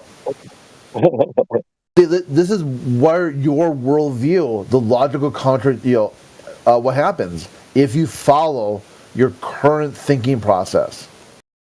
Each room you would go to, you would ask somebody, anyone here is X. And as soon as they say yes, you say, I want to talk to you. They're like, cool, I want to talk to you too. But then you turn them down.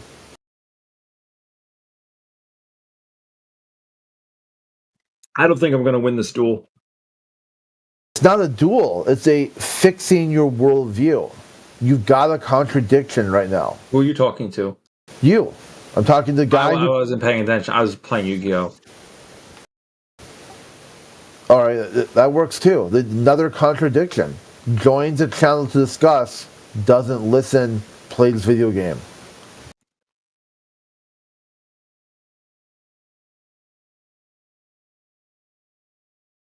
The actions and the thought process that you have are direct contradictions. Direct, not indirect. Not like you want to, but you've got some sort of like attention deficit disorder, or you want to, but someone in the room's distracting you. What you do and what you say directly contradict each other. Right.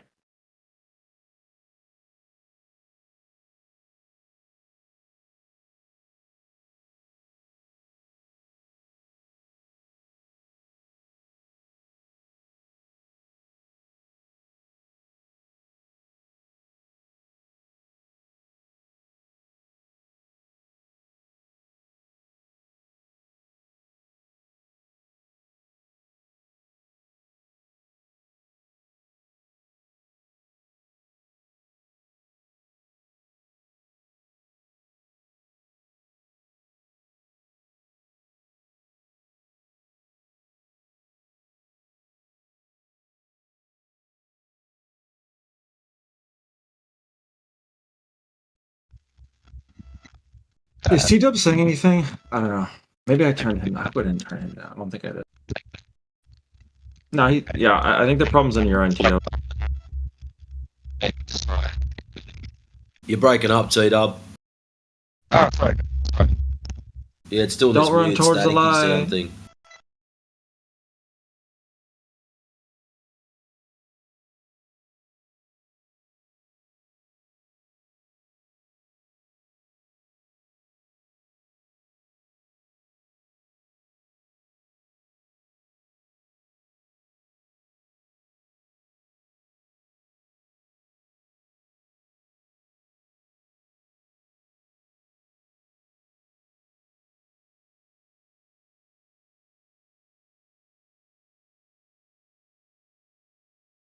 When did you guys realize that you had Down syndrome?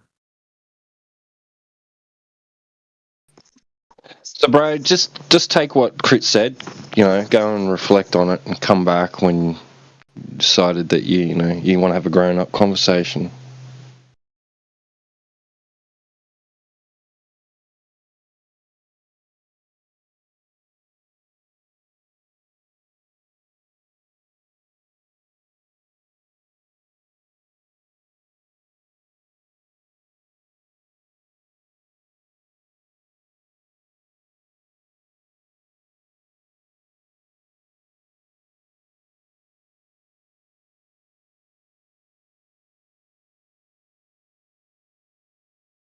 Go and change your name too.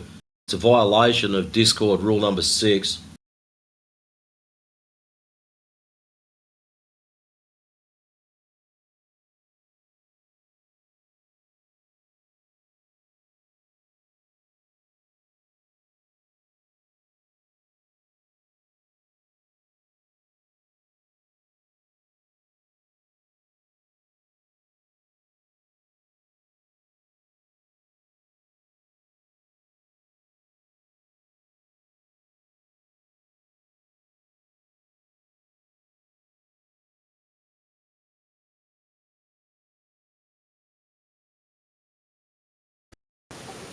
Ran.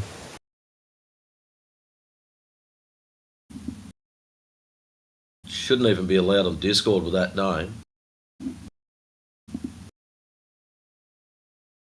Wait, hey, so what do you mean what I was observing is utter garbage? He ran away. No, I'm speaking to, hold on. The political Viking.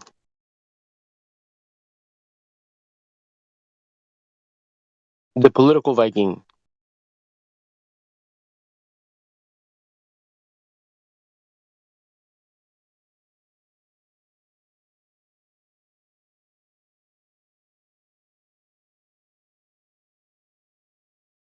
Can you hear me?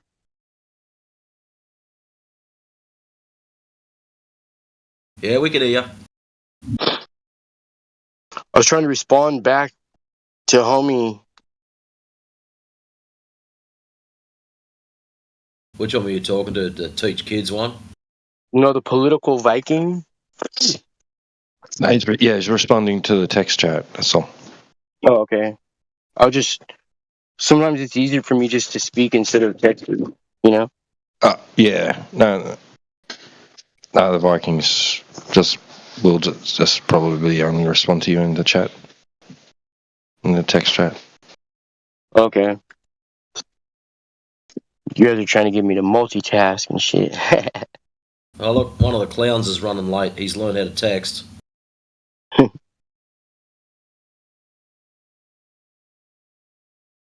I'm waiting for a flat earther to actually contribute anything to science.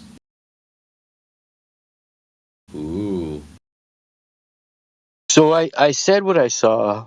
I said that when the sun is apparently further away because it's smaller, it's brighter, which is the opposite of the observations we make on Earth with things. Normally, if something's closer, it would be brighter and it's bigger. All I was saying is the sun is the opposite of that. But I guess I wasn't really trying to make a claim of anything. I was just simply making an observation. You're asking me to support that? Support what is observed?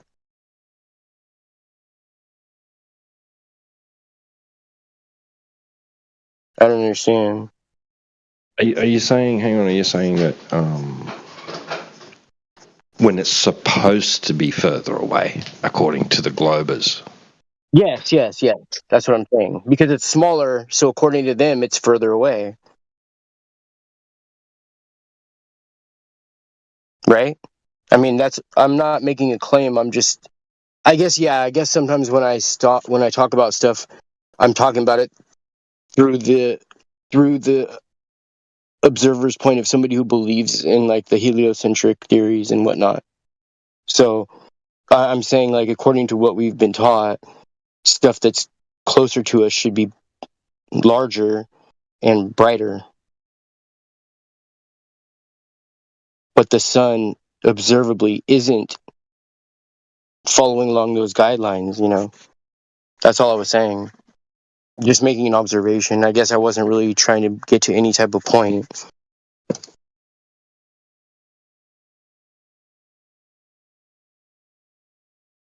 Oh, if something's closer to the... I don't know how something would be closer if it's on the horizon than overhead. One way or the other, you know? I don't know.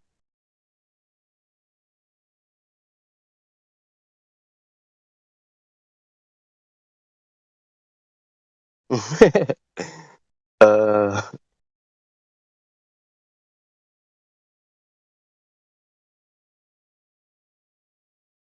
Okay.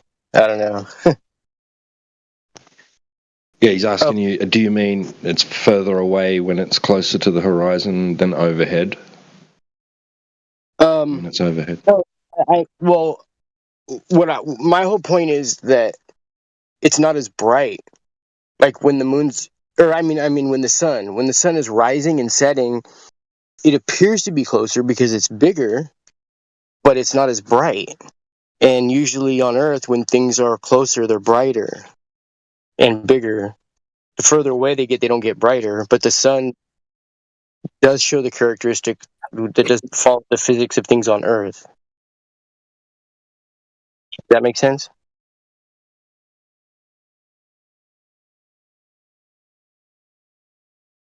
Oh, am I just making bullshit up? I'm just stating what I see in the sky. If the sun is the smallest, it's usually the brightest, which isn't like a characteristic of things on Earth. What are you talking about sun gazing? I'm not even talking about sun gazing. Although I'm not against sun gazing.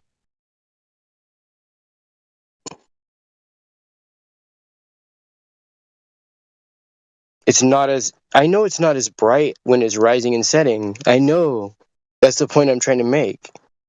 I'm saying it's not as bright, but when it's rising and setting, you would think that it would be closer because it's bigger.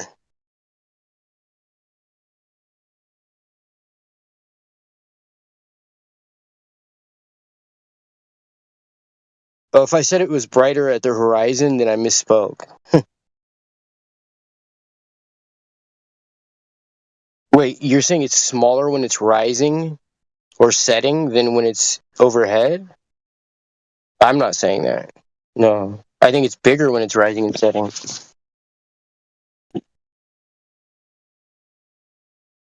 Show it bigger. The fuck? I don't understand.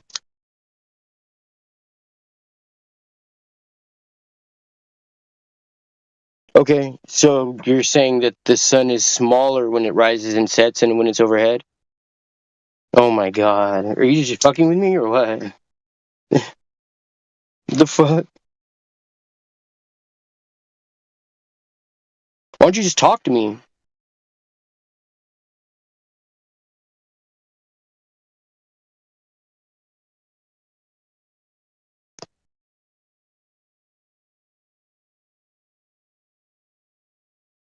You said I'm literally contradicting reality. What if I'm metaphorically not contradicting fiction? Alright. Well,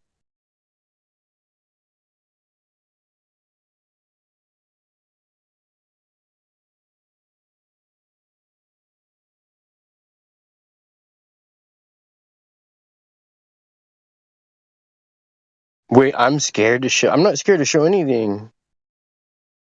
I'm not even scared to talk on here.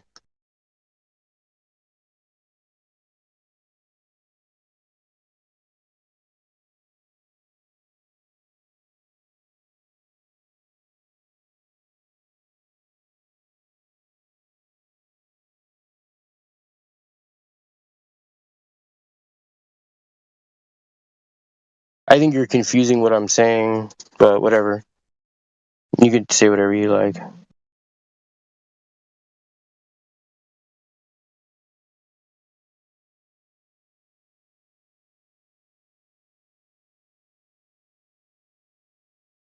Is there anybody else on here right now?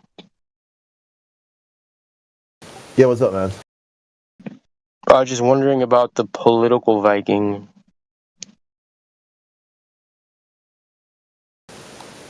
Yeah, maybe just you got what you want to know. Just move on.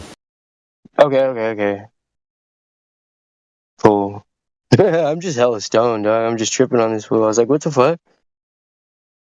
Hardly anybody ever responds back to me and writes me back that much, so that's why I'm tripping, you know what I mean? Yeah, I mean, I can try the Steelman position, but I didn't read it. So, I mean, do you want to reset it? What did you say? Yeah. If I can respond.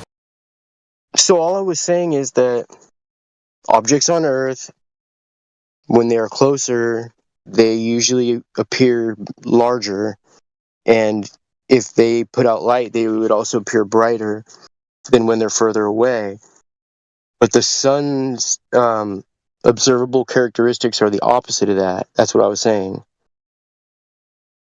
I'm saying when the sun appears to be further away because it's smaller, it's the brightest, which is the opposite of objects, the way we observe objects on Earth. That's what I was saying.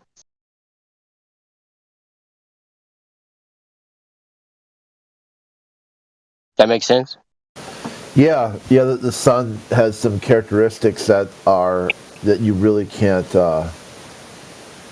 test or verify.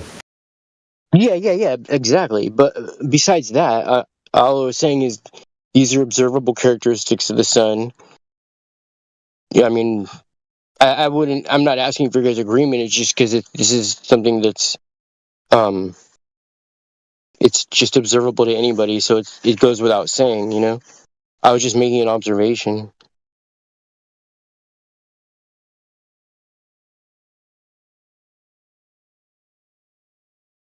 That makes sense? Yeah, I totally, dude. Your observation, you tried to say, hey, is the sun like an object on Earth? And it's not. Mostly because when you perceive it to get closer or further away, it doesn't have the same light characteristics that something like a flashlight would.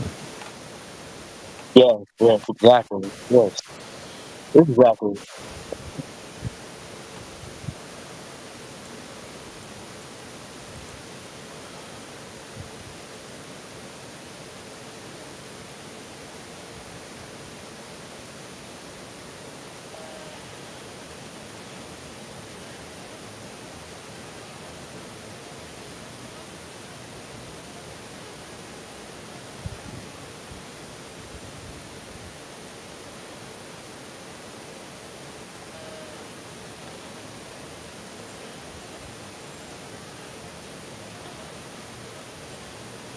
I don't understand now what else he's saying to me. He wants me to show what?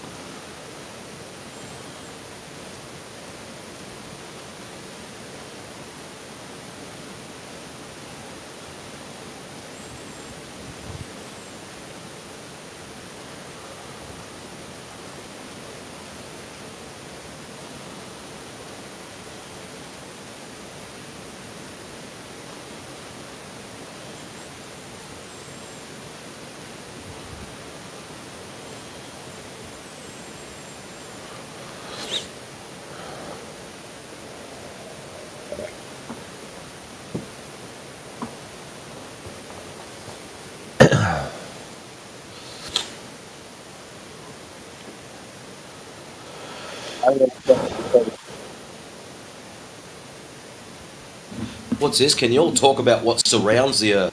What, you're assuming it's some kind of shape, Mr. Callback?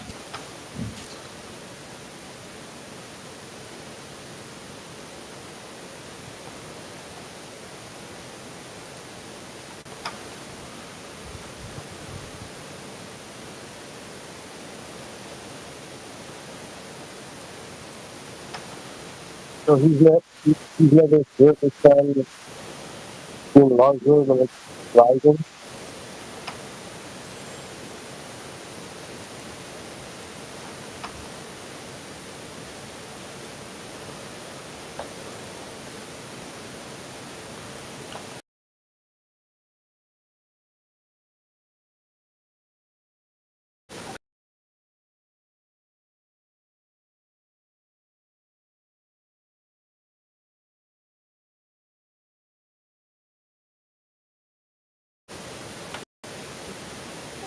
Oh, is that better now, Viking?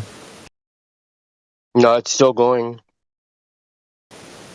Oh, so I'm hot miking on my end, or it just sounds staticky? You were hot micing. Oh shit! But you just heard me like what was I? Did I just drinking and stuff and just playing with objects? No, just that white noise. Staticky. Oh, okay. Yeah, I was just kind of sitting here quietly, just reading the news. Yeah, thanks. I didn't realize. I suppose if I would have said something, you guys would have muted me.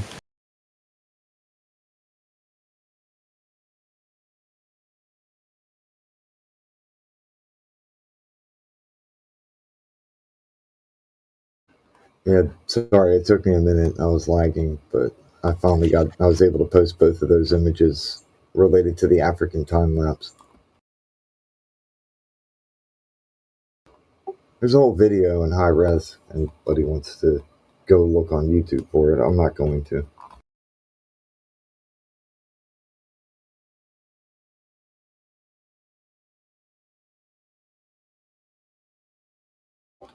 If I did, it would probably end up lagging me out right now. Yeah, that's a really good talking point because it shows how the air, if it's really dry, can demonstrate this effect that they saw in Antarctica also. They kept saying, wow, the air's so dry, it's so dry. Okay, well, so could that have been a factor? Well, no, but yes.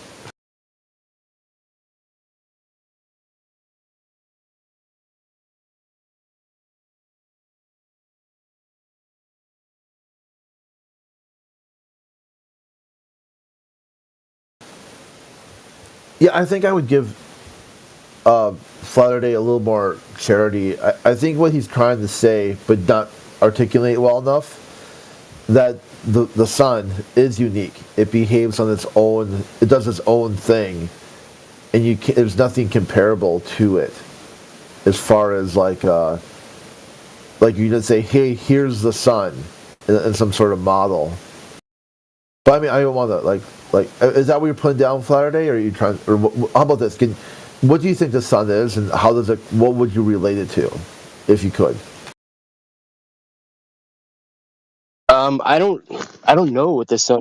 I don't claim to know. I just am observing what I see, and I was just saying that its characteristics sometimes are like the opposite of the characteristics of objects that we know on Earth. Okay, yeah, I got it. So yeah, you're not really sure what the point you're making is that you don't know. It's basically like if someone were to ask you, "Hey, what's going on here?" I really don't know. If you're gonna ask me, I would say no. This is just all I observe. I have no idea what it means. It leads me to believe that the sun isn't anything that we've been taught in school. And that's the only deduction I can come to from it. That make sense? Yeah, totally. I would have something very similar. If someone says, "Hey, what is the sun?" I would simply stop at "It's a light in the sky." I wouldn't take one step further. And what do you mean by light in the sky? Well, it's a light in the sky. It's not a light on the ground. Yeah, for sure, absolutely. Yeah, but I mean, because we've been taught that it's an actual thing that is defies all types of physics and laws of physics and whatnot and logic. But also we've been taught that it is an actual like a mass of something that's physical. Which through my just through my observations, I've come to doubt, which, isn't making a claim of anything. I'm just debunking their claim of it, That makes any sense, I guess. All right. So I think I've narrowed down what the discrepancy is. So you were saying earlier that when the sun rises, it appears to be bigger in the sky at your location. Is that not correct, Flatterday? Yeah, that's correct. I was saying that. Okay. So what the gentleman who's texting in side chat is discussing is when the sun rises, it's smaller, and when the sun sets, it's smaller than when it is at midday. So that's where you guys are in disagreement, right? But you're in two different locations. And yeah, I've never observed that to needs do that. to be. But if you don't have any videos to show that when the sun rises where you're at your location, that it appears to be bigger than when it is at midday overhead, that's what he's getting at. You know what I mean? I don't have any videos on hand of it, and I'm sure I could find some. Okay. Well, I'm sure that would help clear up, the disagreement that's going on here. Because, I mean, obviously, if you're further south, like Africa or South Africa or Australia, the sun's going to appear different as if you're in the northern hemisphere, high northern hemisphere. I wonder if it appears the exact opposite down there than it does up here. That would even ironically lead more to what I was thinking. Like the sun, if the sun was the complete opposite characteristics up here as it was down there, it wouldn't surprise me, as elusive as it is. It's like it's in perfect negative and positive harmony with our environment, with like the moon and everything, It's kind of trippy.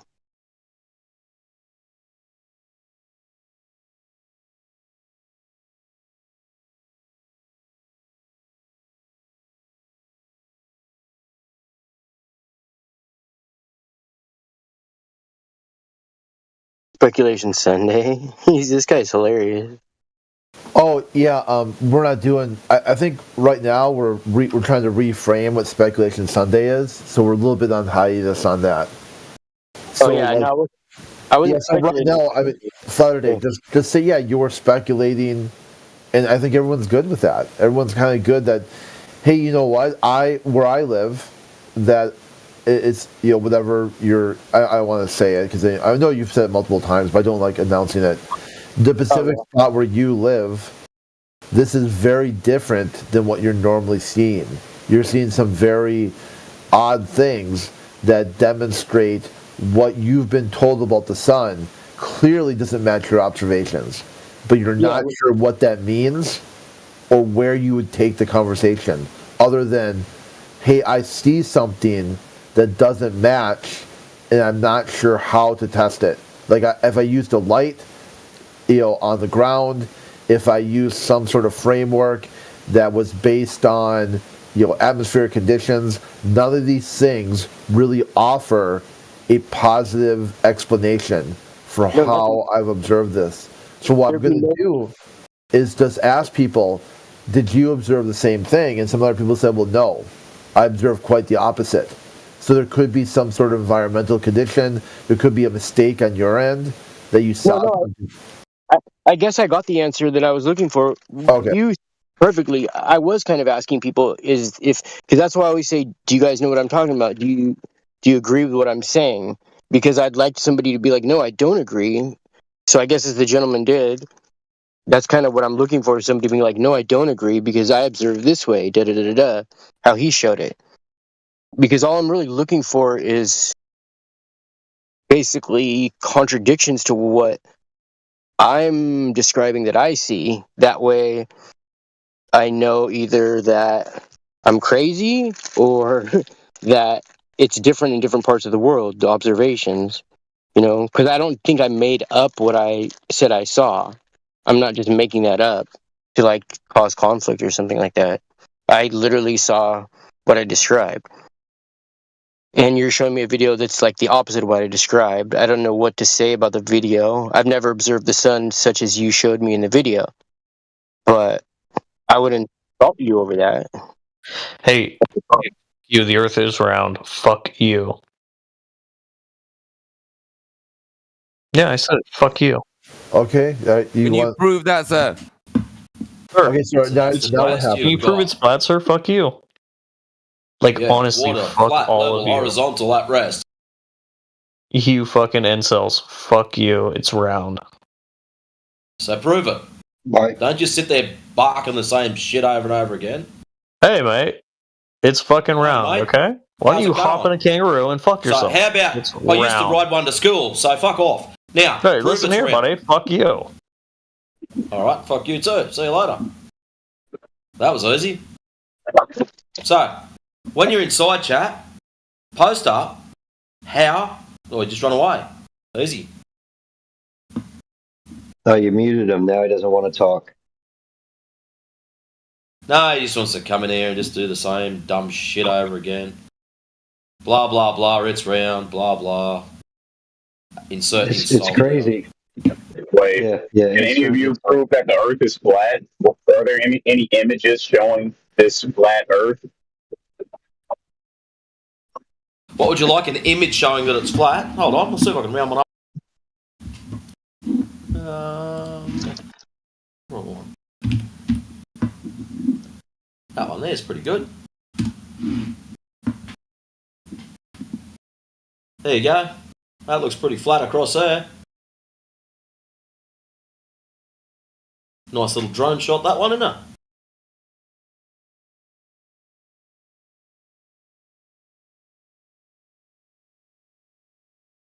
Yeah, it is a nice shot.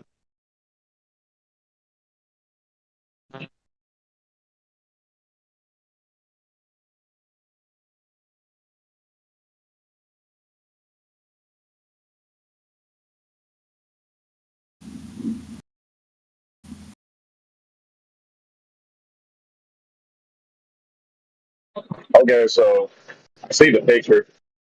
I guess what I'm really looking for is like for an image that shows like the shape of the Earth. Maybe you guys think the Earth is like a 6-pointed star or something. I don't know.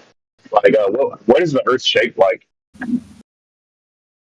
Be honest with you, mate, don't know. I've never been out far enough to hit some kind of edge or wall or something like that. Furthest south I've ever been, Melbourne. Furthest north I've ever been is a nice little drive around Lake Superior through Ontario. So, yeah, I don't remember hitting an edge or the side of a 21-sided shape or some weird shit like that. So I do apologise. Maybe someone else has been further than I have. So, what's the furthest humans have been from the Earth?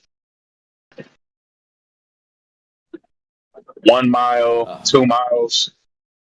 Oh, it's your story, mate. Don't really care. There All ain't we no claim telling. is it's planar in nature with topography. We're not trying to make claims of Yeah, shape. We so just even if know it it's not a is, ball.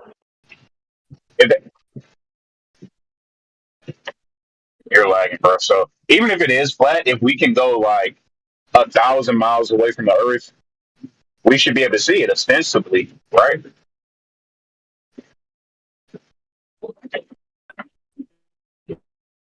Off you go then. I'm not stopping you. I'm trying to get proactive here. Well, yeah, like you could fucking launch a rocket with a GoPro on it, right? And then we can see the shape of the Earth. Or is that possible? Well, don't you think if we just shoot a laser across it, if it's curved, that would show? No, it would just go into space. Okay. If you have a ruler and you put it on a basketball, you can tell that the basketball's curved, yes? Not if you're the size of an ant. I'm not the size of an ant. I'm human-sized. I'm holding a basketball in one hand and a ruler in the other. I place said ruler against the basketball. You can tell the basketball has curvature because the object that's straight stands out against it. Yes or no?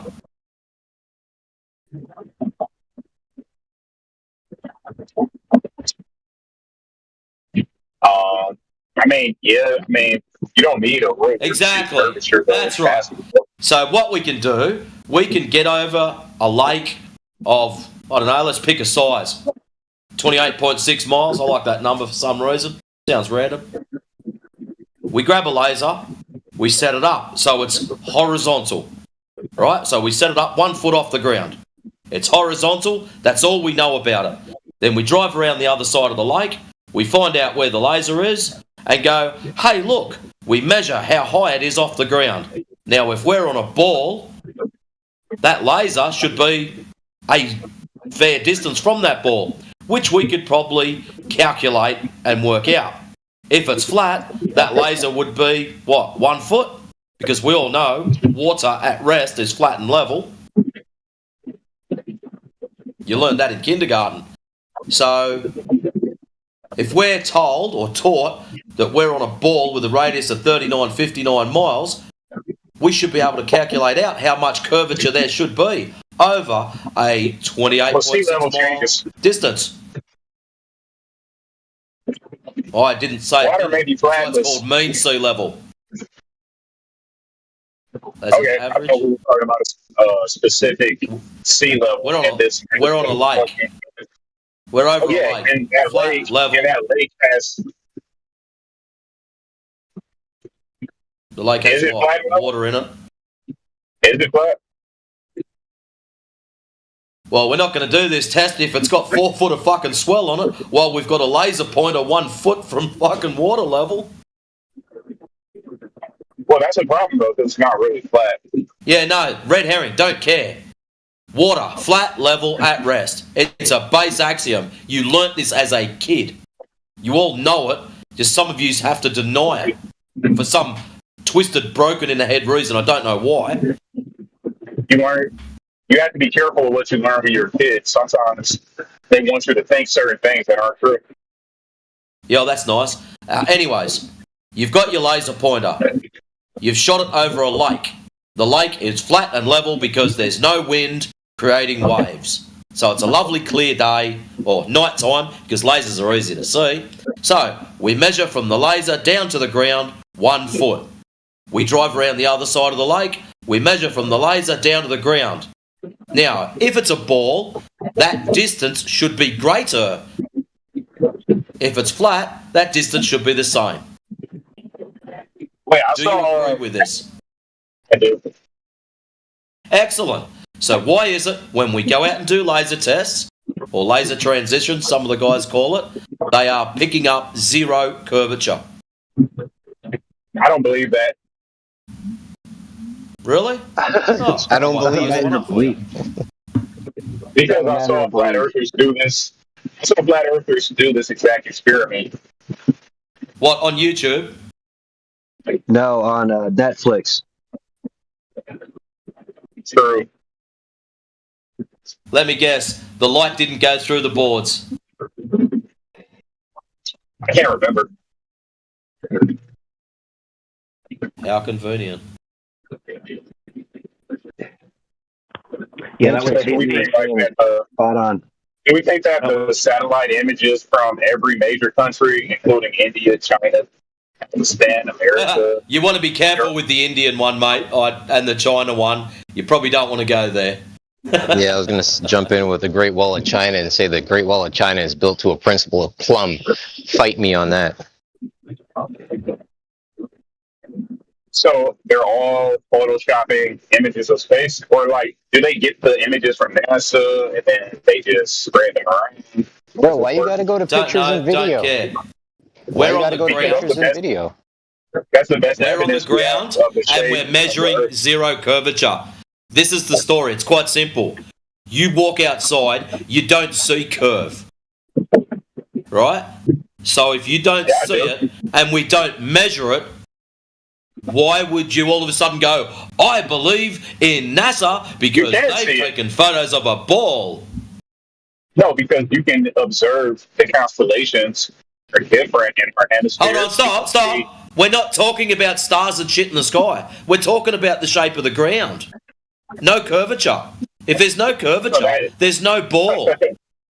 So I don't really care what Sagittarius or fucking Libra or whatever star patterns you're looking at. I'm not really worried because the ground, flat and level. Or if you want, planar with topography. If I might interject, ethnicity.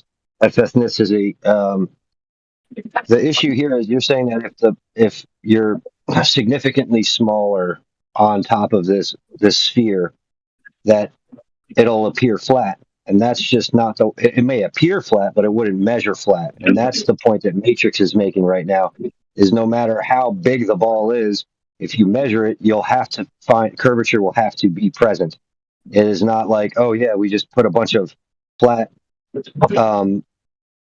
flat surfaces together and all of a sudden it makes a ball. Like you can't take a bunch of flat surfaces, connect them all together and make a ball. It's impossible.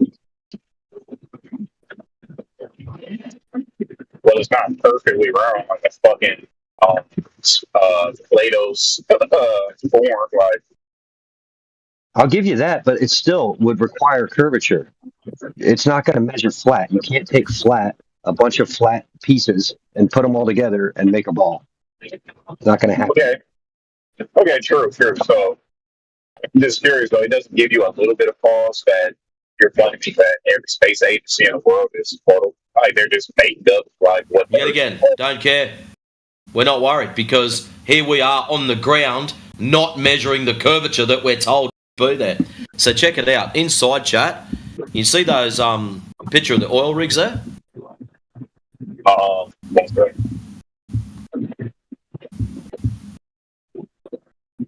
I do. Excellent. So the problem is, if we're on a ball with a radius of 3,959 miles, which is what we're force-fed at school, whether you believe it or not, there's mathematics associated with that ball. So, at 1 foot of elevation, the horizon is calculated to be 1.22 miles. So the formula is the square root of the observer's height in feet times 1.22. And that's where the physical horizon should be for that particular elevation. Okay? So, just a quick question. In that image there with the oil rigs, where's the horizon? It's an optical illusion. Look at the optics they use to take the picture. Look at the optics they use to take the picture, as in the camera. Yes. I can't see the camera in that. It's a telescoping lens, you can tell. Well, it should be because that platform on the left-hand side is 9.41 miles away. But anyways, that's got nothing to do with the price of eggs in China. What I want to know is a very simple thing. Where in that image is the horizon? With all due respect, it's not a fair question because the image is distorted. It's not a fair question. The horizon, the point at which the sky appears to touch the ground or sea, is not a fair question for me to ask where is the horizon in an image when you can clearly see where the horizon is. So we'll make it easier for you. Where is the horizon? Is it behind the oil rigs, between the oil rigs, or in front of the oil rigs? It's behind it. It's behind it. Excellent. I'm glad to see you're honest because that's where it is. Yeah, there's not really much more to it. But the problem we've got is when we calculate out the actual horizon's position from the elevation that this image was taken, the horizon should be at 1.22 miles. Now, as you can see, the oil rigs there, 9.41 miles and 6.21 miles. And we all agree that the horizon's behind the oil rigs. So let's just cap the horizon distance at 10 miles. So that means it's, 8.8 mile behind where it should be. Based on the given radius, 3959 miles. Leaves us with a problem there, doesn't it? It's a problem for you. No, it's a problem for anyone who believes they live on a ball with a radius of 3959 miles, because that's not what it is. Because if that was true, the horizon would be cleanly in front of those oil rigs by a long shot. What? The horizon, you know, where the sky appears to meet the ground or sea, that thing, which would be in front of those oil rigs if all the mathematics rang true. So if you're on a ball with a radius of 3959 miles, the formula for working out how far the horizon is from your given position and elevation, square root of the observer's height in feet times 1.22. So in this instance, the elevation was 1 foot. So square root of 1 is 1. How do you trust that equation? You don't trust it? Okay, that's fair. No, I didn't. How about? I didn't say. Yeah, I'm not saying you have to trust it. You don't have to. That's cool.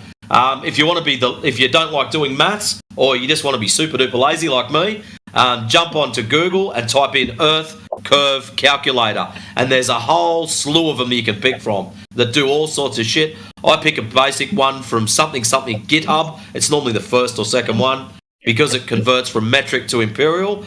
Super easy when you live in Australia, and most of the guys you talk to are American. So that's the reason I use that one. But anyways, enough of that. If you don't like doing maths or you don't trust what I'm saying, punch it into the Earth Curve Calculator. Elevation or observer's height, 1 foot. How far you want to see? We've estimated the horizon there at 10 mile, and it'll tell you the horizon should be 1.22 miles. Okay, there's so many problems here. I don't know if you're interested to hear them or not. So many problems. Okay, start them off. What problem have you got? So obviously, from that image, we don't know how far away the horizon is, right? Because stop. We do know how far away it is. It's behind 9.41 miles. And how do you know where the person who took the picture is? Because, just to add insult to injury, this is actually one frame out of video footage. And we've got the video if you'd like me to post it for you. You can just tell me, like, how do you know? Would you like the video? No, I can't watch. I'm busy. Oh, that's all right. I can post it up and tag your name on it so you can watch it later when you're not so... Okay, sure. So the thing is, with a telescoping lens, it distorts the image. It makes the objects in the foreground appear larger, and it makes the background smaller. So that's cool. That's a cool story. But just out of curiosity, does a zoom lens change where the horizon is? Does it magically make the Earth go from a 3959 radius ball to a 259,000 mile radius ball? Well, it doesn't change the shape of the Earth, but it does change. Well, it'll need to in order to get the horizon to go that far backwards. No, it does. No, you should laugh because, that's how serious it is. That's how messed up the mathematics is from your ball belief of 3959 mile radius. So, this is the deal. We either live on something that's flat or it's a ball with a minimum radius of 259,000 miles. Well, that's neither here. When it comes to the photographer, if you use that lens, it's going to make the objects comparatively distort, right? So, but it doesn't move the horizon. The horizon doesn't move. It stays where it is. Remember, it's physical. It's a fixed location based upon your elevation. So if you're 1 foot tall and you look out and see the horizon, it doesn't matter if you use your eyes, binoculars, a camera, the world's best telescope, it's still going to be in the same spot. You may be able to see an item that's out in the ocean a lot clearer, but you are not going to see past it because it's supposed to be a physical spot. Done. The problem is you're using two objects. What? The physical horizon that should be there? It's an actual physical location. Once you go behind it, that's where things disappear, behind the curve. Remember? So why did we It's a need the ball. ships? The ships in this example are very important because you're using them to show the elevation. So the telescoping lens, because it makes the objects in the foreground appear larger, it's going to make the elevation of the horizon appear different because of that. It's Ethnicity, going to can I make the interject again? elevation of the horizon appear different. So it's going to pick the horizon up. So it's going to magically pick the horizon up, and it's going to throw it backwards 8.8 miles. No, it makes Right. Or the telescope is not properly leveled, and so the horizon does not align with the central axis of the optic. That's not what he's even getting at. Ethnicity is. Let me interject real quick. All right, so you're assuming those are ships. Those are oil rigs. Those aren't ships. They're fixed in place. They don't move. But what Matrix is trying to illustrate to you is that if you're in one place, around you there has to be a drop rate, and he's at sea level, so the drop rate should be exponentially getting further lower the further away from him he is, the observer, right? If he could see 9.4 miles, right, that already should have dropped below what anybody can see. Does that make sense? I said, what should have dropped? The surface of the ocean should have dropped below where you can physically see, because you're on a ball. Everything around the observer's point would be dropping around 360 degrees around that observer, down and away at an exponential rate, as according to a sphere.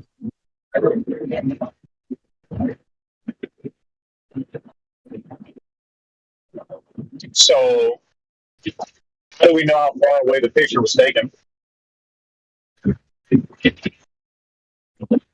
Does that not make sense? Do we not know? If you're on top of a ball. Yeah, that makes sense. That makes yes, sense. but how do you know? Okay. Just wanted to make sure that makes sense to you. Oh yeah, that sounds accurate. I mean, how do we know that? I mean, how do we know how far away it was? Like, I mean, have any of you guys tested this for yourself? Multiple people have gone back and done it. The videos Have you below. tested it for yourself? I didn't ask about most of the people. I asked about you. Well, you weren't talking to me when you asked the question. Say, have any of you in this room, in this VC? Like, speak of anybody. Has anyone actually tested this? There's been quite a few people go back and test it. Yes. It would be trivial to test. It would just be two people in a boat. Right? It would be trivial. Anyone could do this. So you're claiming that shot that I posted up for you, you're claiming that's done out of a boat. Oh no, I'm not making that claim. I mean, I don't know. I would like more. No one will tell me more information about the picture, so you can't really make a judgment. How about listen for 5 seconds? I tagged the video with your name below. 3 minutes past the hour. In your own time, check it out at your own leisure. And ethnicity, just quickly, just as a quick summary for you. In the video, the guy shows him his position briefly. It's in the shot, so he starts with zero zoom, and and in that frame, you can see he's on a beach. He's on like the shoreline on a beach of sorts, and then he zooms in gradually and brings that into view. So you can see he's actually. How does he know how far it is? Because where he's located to where the oil rigs are, you can show on a map the distance been mapped out. They're about 9 miles away, 6 and 9 miles away or so. Well, if they're 9 miles away, there shouldn't, according to what this guy told me, there shouldn't be any drop, right? Or am I mistaken?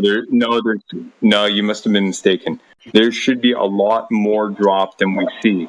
In fact, we don't see any at all, arguably. The point here is that what we do see ought to be cut off like more than halfway. And if you're interested, I actually have some calculations that would that show what ought to be seen, and it is indeed about half the oil rig. Do you trust ChatGPT? No. Okay, so I'm assuming that's because ChatGPT was saying you're wrong about this. I didn't use ChatGPT, sir. I don't know why you're invoking ChatGPT. Yeah, this observation came out about 6 years ago, and also ChatGPT loses its mind with regards to this observation and claim. ChatGPT reasons that the refraction index of the air must be about 100 times what anything is physically possible. Yeah, the calculator that I use show that we would need a refractive index if we want to go by that calculation of an index of close to 1, which basically brings, like Matrix was saying before, a radius of 9-10 times greater. And when you look at that calculation, it's close to 1, meaning it's basically planar. Right, so both arguments kind of show that there's something significantly wrong with this. Maybe how do you know you're not doing the math wrong? I'll send you the calculator, dude. We didn't make the calculator. Who made it? Walter Listen, Bislin. the math is verified by the University of Washington's astronomy department and other places, and you can also derive the mathematics yourself if you have a 10th grade education and can use the Pythagorean theorem. Yeah, the calculator is hosted on a university website, I think. I think so. It's a .edu. I'll double check that. But yeah, I didn't know you were a flat earther. We're just using a calculator, dude. It's publicly available. Wait, what is it? Flat Earth? What is it? What's the shit? What's the equation? What's the website? It's walterbislin's.ch. So I was wrong. It's not a edu website. But this guy, what is he? He's a professor or something at a university? I forget. Anyway. There are multiple curvature calculators. They all use the same math. And the reason why they use the same math is they're deriving their numbers from the Earth's radius, which is given to us by all the science textbooks, and they're applying the Pythagorean theorem. Yeah. So just post it in the chat. Okay, so would you say there are no pictures are there no pictures that show a ship going over the curve? Is that what you're claiming? Because that's not true. You can find it right now. The point here is there are images that show a ship being cut off from the bottom up. But the argument here is that the statement that it's because of Earth curve is what's in contention. So what is it then? What's it called? Sporadic looming or stooping. There's also a phenomena.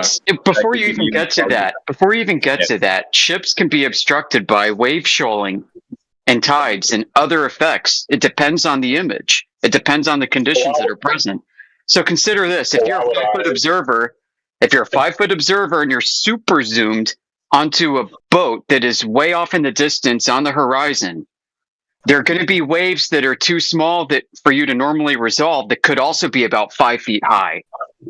In a 5-foot obstruction of waves, there could be like 10 of them that are going to be compressed into your field of view because you're super zoomed. It's going to have a flattening or mashing effect on the depth of field. Those waves will cause the bottom of the boat to be obstructed. Okay, I did. You're going to notice the waves in the foreground in the image while the boat's in the background. That's one possibility. You also have the marine layer itself is a chaotic mess of evaporation, causing water molecules to jump up as they go up into the air. And this can cause what's called Fresnel drag and actually drag the path of light with it, which can cause the image of the boat to appear to sink relative to your perspective. So there are just all these other effects that are usually present and can be replicated over flat surfaces, as we have done and others have done, before you can jump to the conclusion of curvature. And besides, if it is going to be curvature, this is my last point. If it's going to be curvature, it has to happen at a specific geometric distance, which must be measured. And if you have no measurement of that in the first instance, then you shouldn't be jumping to curvature in the first instance. I'm done. So obviously, that explanation can be used to say that the images you guys linked doesn't prove anything as well, because there could possibly be a wave or a submergence of water. No, that's incorrect. That's incorrect because you have measured controls. You have the observer height, and you have distance to said objects. So it's not the same thing. Yeah, but you don't know if these ships are in a wave or something. How would a wave cause the unobstruction?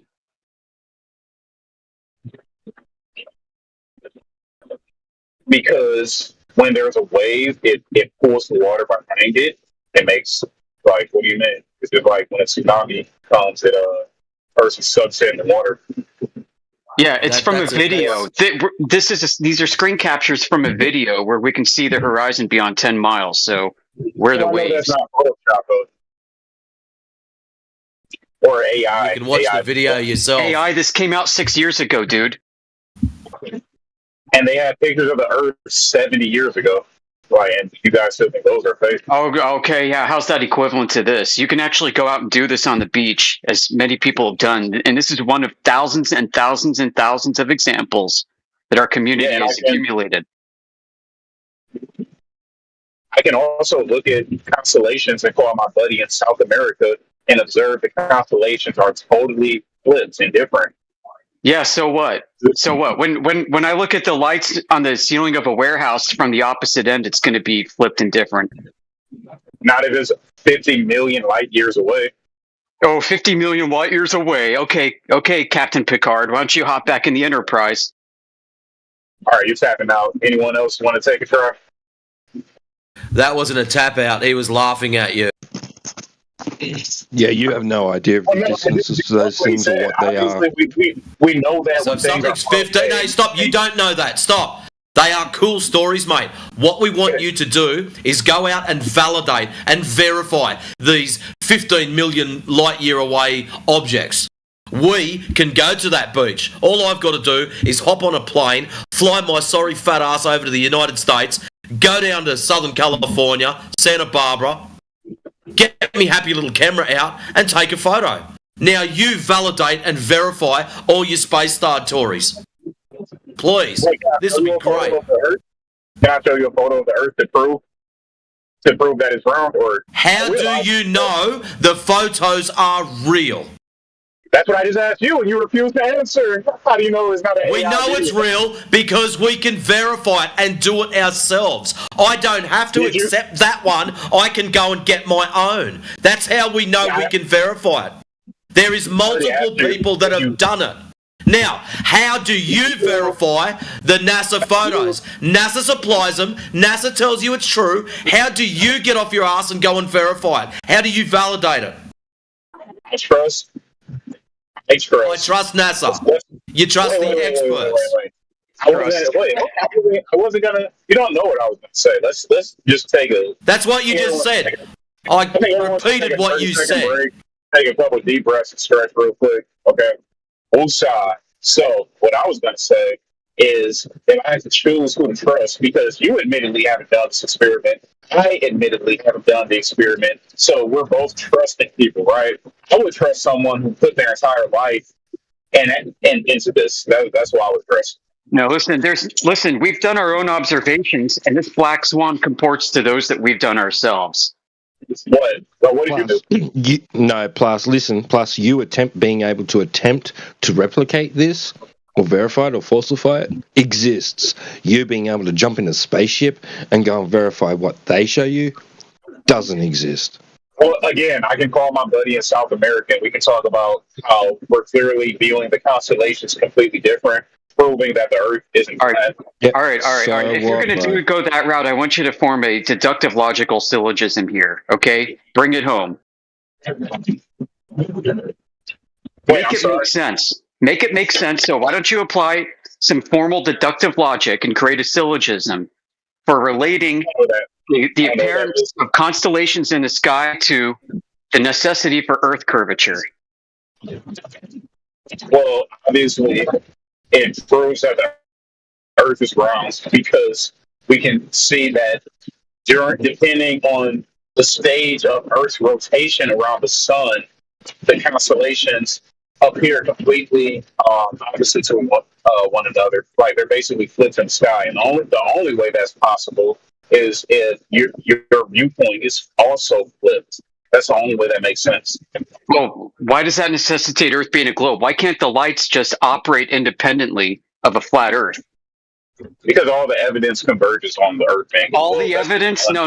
Come on, make it make sense, dude. That's not a logical statement. It is because if you take the summation of all of the evidence, like the images, what evidence do you have that the sun is actually in a fixed position relative to a moving Earth? You have none. Listen, I would love to just take something more simple than this, and that's evidence of parallel light rays from stellar objects.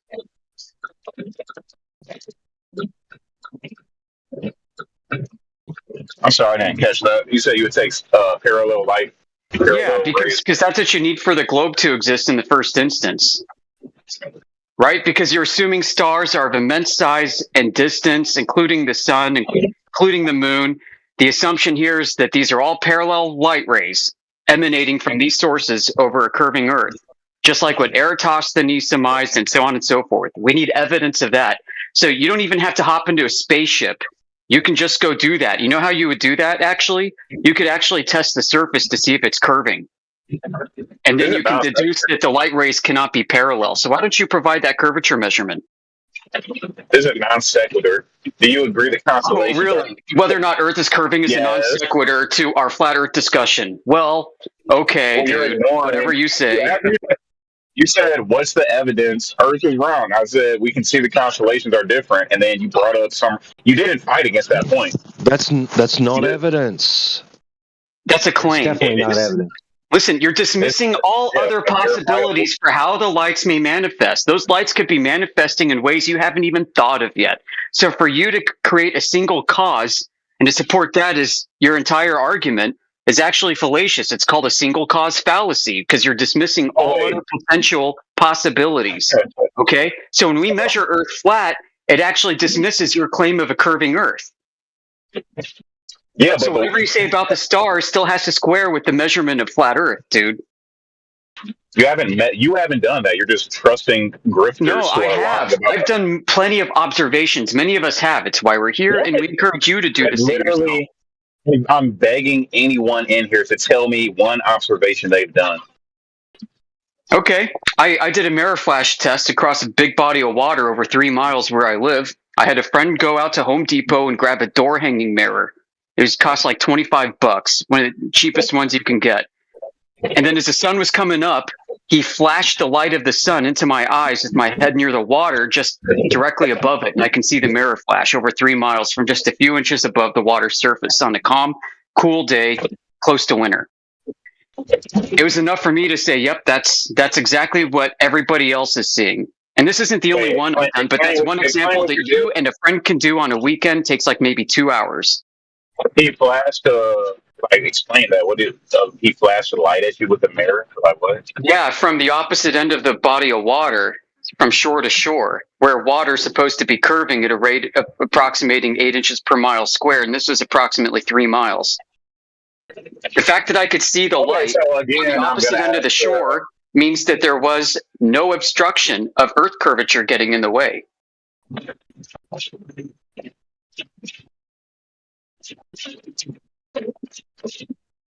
Wait, we'd like to know more. I'm sorry. Light bends. Doesn't light bend in the atmosphere? Isn't that like something you have? If that's not in your equation, isn't that a problem? No, it's your problem. How does light bend in the atmosphere? Why don't you tell me how it does that? How does it do it? Because the atmosphere acts as a lens. Because it's actually I don't know, but I know that you agree with that. So if it's not in your equation, if it's not in your equation and you agree with it, you would admit it. Oh my No, God. see, no, You bro. admit it's a Listen, problem, bro. listen, bro. Hey, relax. Okay. Holy shit. You have to say that when observations of that caliber are made if you want to keep your idea of being on the surface of a sphere. You must believe that, right? How about you go ahead and you prove that that's what's happening? This How is about you something go you ahead see and prove every that there's day. curvature for light to bend around to begin with? You can see it, and you can see it in the atmosphere, like on a hot day. What do you think?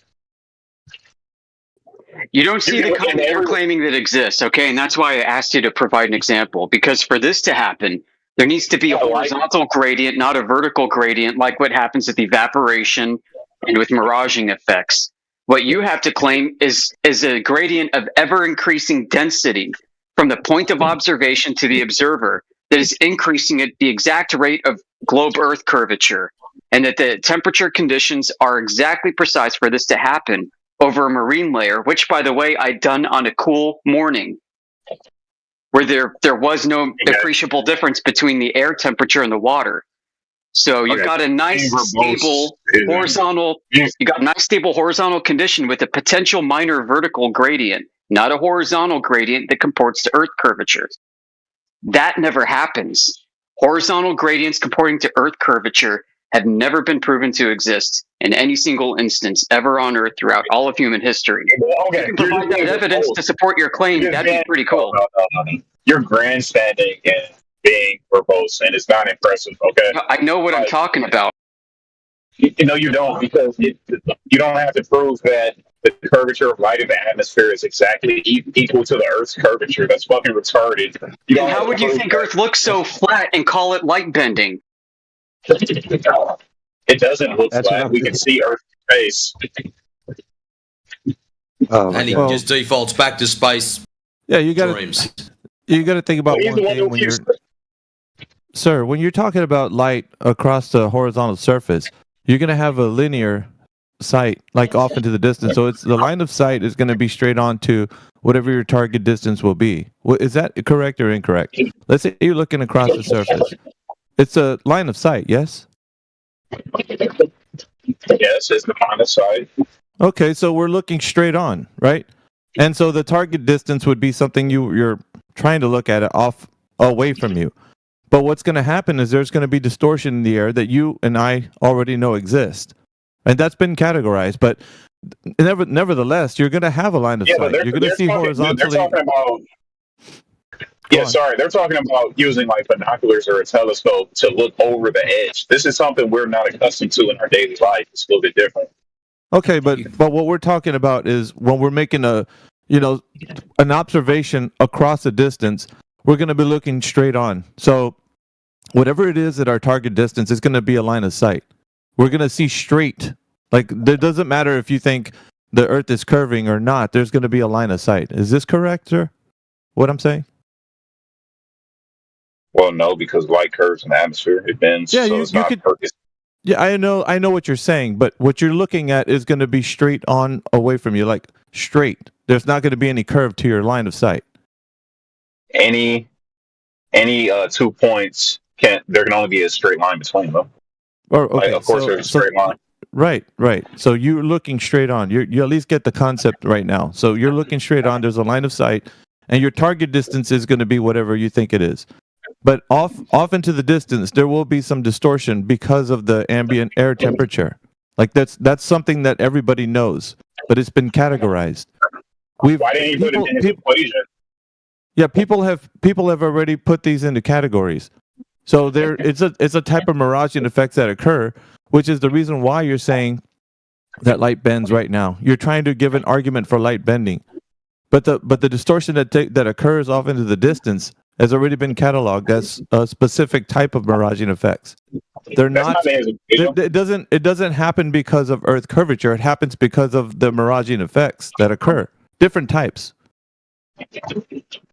Do you understand this, sir? Or is that becoming difficult for you? I think that you actually contradict yourself, because the Earth's curvature causes things in the background to get lower What I'm talking about does the opposite of that. So actually, you're the one who's confused.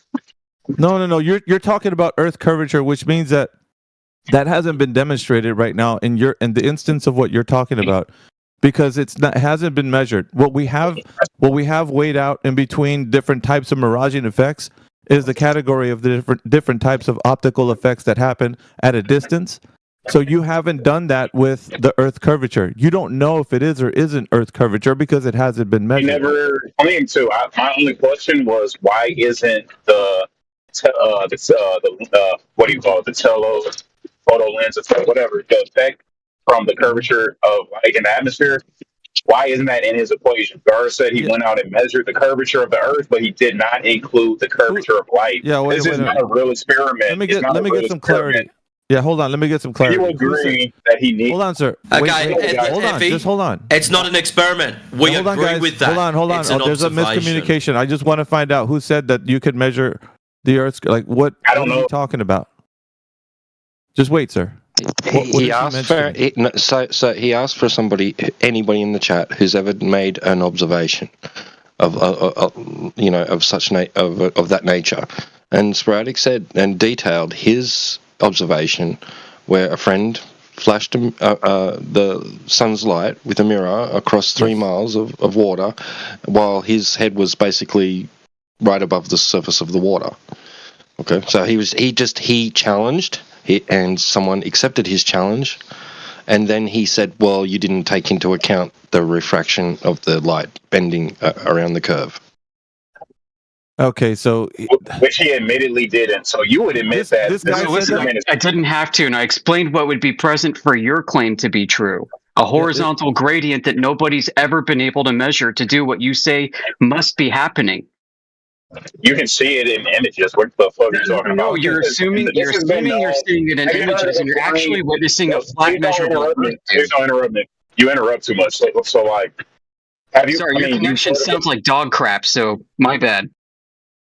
Oh, okay. Yours does too, buddy. Yours does too. So you've heard of the Flying Dutchman, and like, so this is a myth that's been around for hundreds of years. Yeah, because we've already addressed that through miraging. Okay, stop interrupting me. Stop interrupting me because you go on these long fucking rants and don't say anything. So I should actually. You're on a long rant now, so shut up for 5 seconds. I'll You've got talk no about proof this. of curvature. I'll talk about this. He's trying to invoke looming. However, I have pictures of looming, and he cannot, for the life of him, try to point at anything in the picture that conforms with looming. Gentlemen, isn't this what we're talking about? What I mentioned to him before? There's miraging effects that are occurring, and he's just pointing back to that we're having miraging effects? Isn't this what you're saying? He didn't understand what you were saying. I've been telling... this is what I'm saying. You have a line of sight to the target distance, and then there's optical effects that occur. But you don't have Earth curvature. You're just describing optical effects. Ethnicity. This is what you're doing. You're doing exactly what I was saying is happening. We're not saying anything different. We're observing the same type of phenomena, but it's not due to the Earth's curvature. You didn't draw a correlation to Earth curvature. You're just talking about the optical effect we all see over a line of sight. Okay. Look at the 2 pictures I have. Look at the 2 pictures I have. I'm showing you what you're trying to claim here. Here's 2 pictures. Here's a boat that appears to be flying. This is what created the myth of the Flying Dutchman. The boat is not in the air being refracted around a curve. That was a misunderstanding because when they saw this, they didn't understand this. However, if you look down below, you have the same effect happening on a flat road. However, the side of the road isn't flat.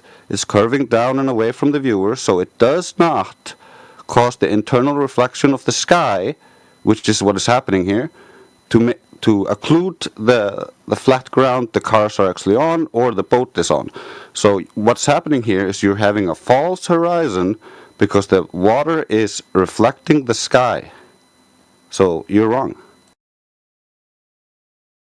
Okay, just let him go through what he wants to get it out. I do want to hear him. If he's going to say what we're saying, it'll be the same thing. Well, I was just going to add, I mean, that last thing, I don't think it's, I don't really take that seriously, respectfully. But just the finish thing what you were upside, saying. Just denies refraction and refractive effects. Just finish what you were saying, and we'll tie our point back into what Grace and everybody's been telling you. shouldn't an experiment take into account this effect? What do you mean an experiment? They're An observation. If you're gonna make an observation and test. Yes, I agree. Oh, okay, yes, so they have been. so you agree. So you agree that this other guy who said he didn't take the effect into account, he can't accurately measure the curvature of the Earth. Yeah. Okay, so think about it like this: there are certain conditions that would make this type of Miragian effect occur. So this is what I'm trying to tell you. Over a distance, this Miragian effect will occur if the conditions are right for it. Now, it just depends on the type of day and here's what's happening, right? I don't know what's being said, but during the course of a test, like a line of sight test, you're gonna know whether or not you're gonna see these type of effects because there's different types, dude. It's not just one kind of effect. There's different types, and so in when you see something happening. When you see something happening, you're gonna categorize what type of effect is occurring, and it's not all the same. Is what I'm trying to tell you. So you don't tell know. Me what point, yeah, that's why I was trying to make him. That's why I was trying to make him look at the. That's why I was trying to make him look at the pictures of looming, because looming is identified by the object being above the horizon, so it's relative to the horizon. If the object is still on the horizon and there's no separation between the two, you cannot classify that as looming, because there's no evidence of looming in that picture. Yeah, so there's different types of Miragian effects. This is what I've been telling you, Ethnicity. So, and what you're trying to put it in is you're trying to put it in a box of one type of optical phenomena, and you can't do that. No, I'm not. You're literally just like fighting ghosts right now. So, okay, so what you're saying is you're literally just rambling and not letting me respond. All right, the opposite to that, Ethnicity. The opposite to that is that you know what type of optical effect is occurring. Because I'm telling you that you don't know, and you're telling me you do know. So you do. I don't care. I'm not talking about the. You have to if you're claiming it. If you're claiming it, you have to. Okay. That's all I'm telling you. You have to know what's going on. And then cut me off and then rant. Okay. How about you shut up and listen? Ethnicity. If you are claiming light bend, okay, I'm going to help you. If you are claiming the light bending as you word it, they are called mirage effects. Towering, looming, thinking. If you are claiming that light bends, you have to pick one of these effects. I personally don't care which one you pick. It's up to you. You're a big boy now. Pick one. We don't care. But they have to comport to certain rules. They just explained one to you and you chose to have a cry about it. So, if light bends, it's one of these mirage effects. If you are claiming refraction, you need a second medium for the light to bend at. So we don't care which way you go. Have a good journey. Yeah, just name what you think is going on so we can see if it fits. What do you think is happening in the test that the gentleman provided? More questions. Do you understand you guys have made at least like 10 different points in the last 5 minutes? Okay. Are you going to be able to provide the type of Miragian effect, sir? Respond to the things he said before. I had stuff to respond to from before, right? Dude, that's why I'm adding stuff. Yeah, just provide the effect, man. That's all we want. I want to know, what do you know is going on here optically? Because you seem to sound like you know what you're talking about. Okay, I'll give you that. Now, give us the type of Miragian effects that occurs in the gentleman's test. Can you do this, sir? I mean, I'm here. I'm not going to do that because I'm responding to something from 5 minutes ago. Not like you don't just get to. I don't like this is ridiculous. You guys. No, it's not ridiculous. You're claiming Miragian effects are occurring. Why are you talking? Let me talk. You're like. I don't want to hear meta, sir. Stop doing that. We're not talking about 5 minutes ago. We're talking about current conversation right now. Can you address the fact that if you're identifying some type of effect occurring, that which effect is occurring? I can't address it if you never stop talking. Do you understand that? I may get to the question, but I have to get to the first 7 things you guys said first. Maybe if you spend less time crying about crying and got to the fucking point, it would be over and done with by now. So which effect is it? Okay, so like I said, I'm not responding to that specific thing yet. Not just yet. So when it comes to what he said, like we're talking about his claim, not my claim. I'm not making a claim right now. I'm agnostic on the on if Okay, it's fine. current. That's fine. Can I You're finish? talking Can about I his finish? claim. Can I finish? You're talking about his. We're just All right, bye, clarifying what you're guys. doing. You're talking about his claim. So what about his claim is showing you anything of a miraging effect? His claim. What are you looking at here? Go. Just make it clear, man. Like land the plane for God's sakes. Don't take so long doing it. Just do it. What are I've you said like saying? 3 sentences, and 5 people have ranted at me. Here we go with the meta, dude. Just get to the goddamn point. I was okay. So literally, I'll repeat myself. It's not my claim. I'm questioning his claim. It's the Socratic method. Sakes, bro. You see how you're interrupting me, and then Just fucking say it. Stop doing meta. Shut up. I'm literally saying it. So again, Less yap, more whack. Just get to the fucking point. God, you're yapping, crackhead, schizo fuck. You're okay. Shut the fuck up, dude. Fuck this guy, dude. He wouldn't know. I mean, all he's got is did you consider that the light is bending around the curve? I mean, essentially making anything that we attempt to do, or making the globe unfalsifiable, and rendering any attempt we make to falsify it unachievable. Well, here's the thing, too, man. It's like I don't mind having a good dialogue back and forth. But we're trying to get clarification as to what the person's saying. Once they say light bending or some type of optical phenomena occurring, because he did talk about looming. He did say that word. That's a miraging effect, right? So you're still going to need a line of sight. It doesn't matter if you're saying a type of optical phenomena is occurring. A line of sight will still be needed, right? So if you're saying that, then you're going to catalog that specific observation with a type of miraging effect that's occurring. Once he's done that, we're going to be like, okay, we know that miraging effect occurs, and you're saying this is the one that's occurring because you've identified it in the guy's test, which I know he didn't do. He didn't do that, right? He didn't identify what type of miraging effect. That's why he was struggling and filibustering. So on top of that, he didn't want to get to the fact that we're going to differentiate between that miraging effect and how he knows it's Earth curvature. So I was trying for him to get to the point where he's saying he knows what it is. He cataloged it as whatever he thinks it is, right?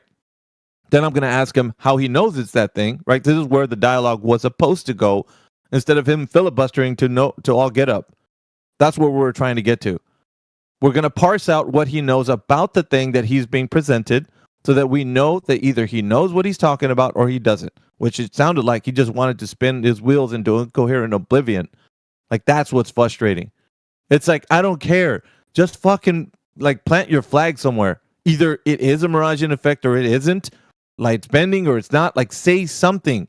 But he was just like, well, I was just trying to talk about something that, the thing that I was saying, and the thing that I was saying was the thing I was talking about. Like, dude, fucking say something. Like, do you get what I'm saying? Like, he was just typing into AV. He was just typing into ChatGPT after getting Black Swan is really what happened. I mean, he was talking to Matrix, and Matrix hit him with the Black Swan, and he was probably trying to deal with all of his rebuttals that ChatGPT was feeding him at the moment. It's what it seemed like.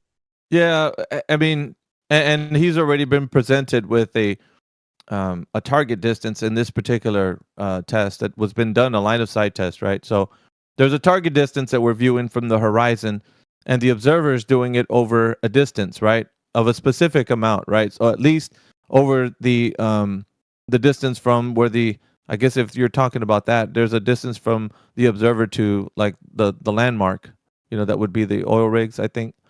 So that would be what you're using instead of like, peninsula or something else. But in this particular instance, you're using that as a demarcation line. But the problem is he's not telling you what is occurring if light is quote unquote bending over the horizon. If he's saying that's happening, then say what type of optical phenomena that is, because that's what he's trying to get to. And so we're going to either he knows what he's talking about or he doesn't. That's all I wanted to parse out, whether he knows what he's saying or he doesn't know. But I wanted to give him at least that opportunity. Right. I wasn't being obtuse for just obtuse sake,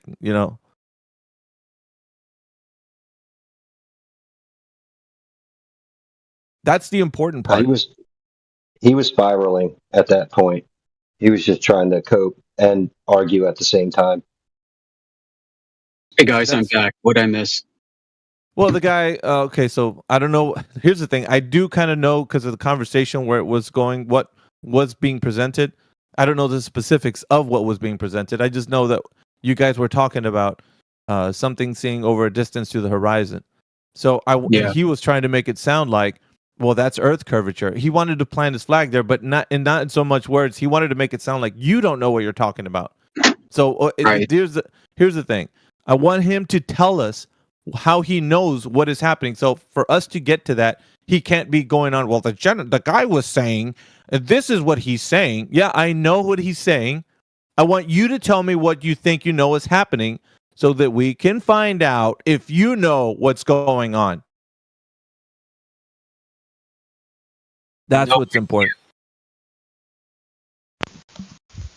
Yeah, so he was claiming basically he was claiming atmospheric refraction without knowing that that's what it's called.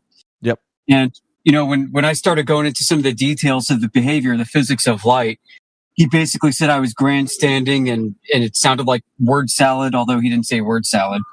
And I just knew at that point that we're dealing with ignorance. He said you were verbose. But he was saying that because you were speaking of terminology that probably he wasn't familiar with. Because in this particular realm, there's certain words that mean something in the category of the thing that we're speaking of. Right. You can't say them any other way. So it might sound verbose to somebody, but how else can you say the specific thing you're talking about? Right. I mean, like... Yeah, go ahead. Yeah, well, for what I saw to be true in his worldview, I mean, there would have to be some kind of mechanism for bending that light over the path to preserve the image where we would expect it to be on a flat Earth, but nevertheless be on a curving Earth. And I was saying, look, for that to happen, the gradient must be extending horizontally and must be increasing at a rate that is commensurate with the curvature of the Earth. It like coincidentally. And he's like, no, that's not true. Yep. and I'm like, well, okay. If he's saying that's not true, then let's have it. Tell us what's not true. If there's a real good critique as to why this isn't true, then pull it apart. Let's see why you think it's not true. Give us the information, point it out to us, and tell us what's going on. Because it sounds like you know what's happening. So that's what I wanted him to do. And he just would not do it. He would just filibuster every time he had the floor. Well, the guy said a long time ago, our conversation was 5 minutes ago. I'm like, dude, okay. So what were you saying? Well, I mean, you don't ever let me say what I want to say, because when I start to say what I want to say, you never let me say what I want. I'm like, dude, God damn it, just tell me what you're fucking saying. It's so annoying when they do this shit, man. I'm just saying. Yeah. But I mean, he wanted me to say that I didn't have any measurement of conditions present that would make his assertion true. And I told him, look, I mean, so the observation was a 3-mile mirror flash across a big river from one from the east side of the coast to the west side, looking southwest. Actually, I was southwest, looking northeast. And for those of you who kind of know me, you can probably figure out what river this is. So it was a mirror flash where I saw the sun with my head really close to the water, and it was a cool day, right? It was like October or something. It was kind of getting up there. And for what he was saying to be true, you'd basically have to take a freaking blowtorch the size of, I don't know, a fucking car and scorch the shit out of the earth where the source of light that I'm seeing being reflected off the mirror is. And like heat that up to like thousands of degrees. Yeah, there would have to be a temperature fluctuation that would be more wildly than anything we have on the surface for that specific thing to occur the way he wanted it to be. So it's not right. All right, we got Aiden in the chat. Aiden, welcome to the chat. Do you have something What's to up, add y'all? to this conversation? Thank By you. my bachelor's degree in physics from Harvard University. Oh, right. Oh, let's go. Yeah, already capping. Yeah, let's do it. Yeah, experts in the field don't need to tell you an expert. It will be obvious they're an expert. So you're already at an uphill battle. You're already right away. You've already dug a hole. Stop digging. Don't dig anymore. Yeah. Let me see Don't what we sit your can bar extract. too hard, bro. Harvard. Hey, where'd you eat at Harvard? Maybe if you dug, maybe if you dug far enough, you would dig straight through the flat Earth that you believe in. Hey, dude, you're at Harvard. Where'd you eat at Harvard? I read plenty of books. Don't even get me started. No, where did you eat? Where did you eat when you went to Harvard? Right, I ate at the lunch hall. The lunch hall? What's it called? I don't remember. Okay. He didn't go to Harvard. Keep digging. Just keep Yeah, I digging. didn't go to Harvard. I'm just kidding. All right. So what's Yeah, no kidding. What stock do you have invested into the conversation if the Earth is a globe, sir? Do you think the Earth's a globe, Aiden? No. I mean, yes. No. Oh my God. So you do But know. yes. You do know if the Earth yes, is a globe. It is a globe. It is a globe. Okay, with the claim that the Earth is a globe, what do you have to provide in the way of evidence, sir? Okay. Pictures. What do you think about pictures that are provided from NASA? Well, what picture are you talking about? The picture of the Earth as a Any globe, of the the picture of an pictures. astronaut flying around. What picture are you referring to? Any of them. Okay. How would you validate any of them? What's the method of validation, Aiden? They're obviously not photoshopped. No, I'm not talking about obviously not Photoshop. What is the method of validation that you use for any of the images presented to you? Well, I mean,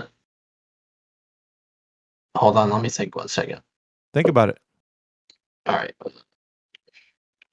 Google faster. Some of us are getting old. You can ask ChatGPT. Go ahead. No, because that is legitimate. Okay.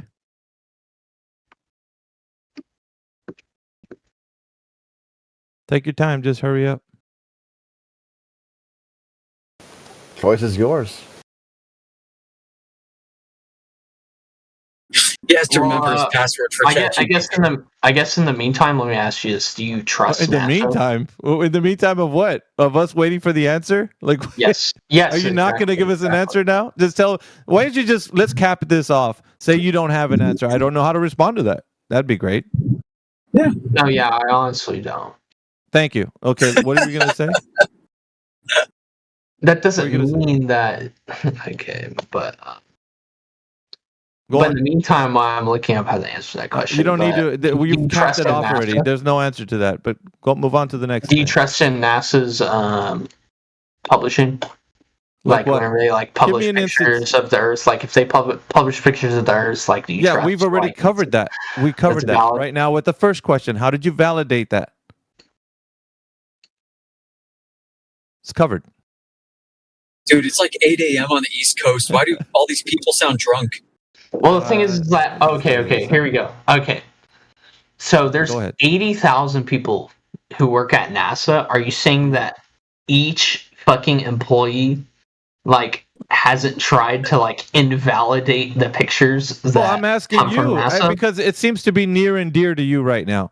How did you find cares? out whether or not you could validate the information coming from these organizations, especially NASA? Well, the thing is that we have things in place, like experts in place that handle that, and and I trust the 80,000 people who have various degrees in and space So you don't need related to. fields. Okay, right. So here's what I'm getting from you right now. I'm listening to you.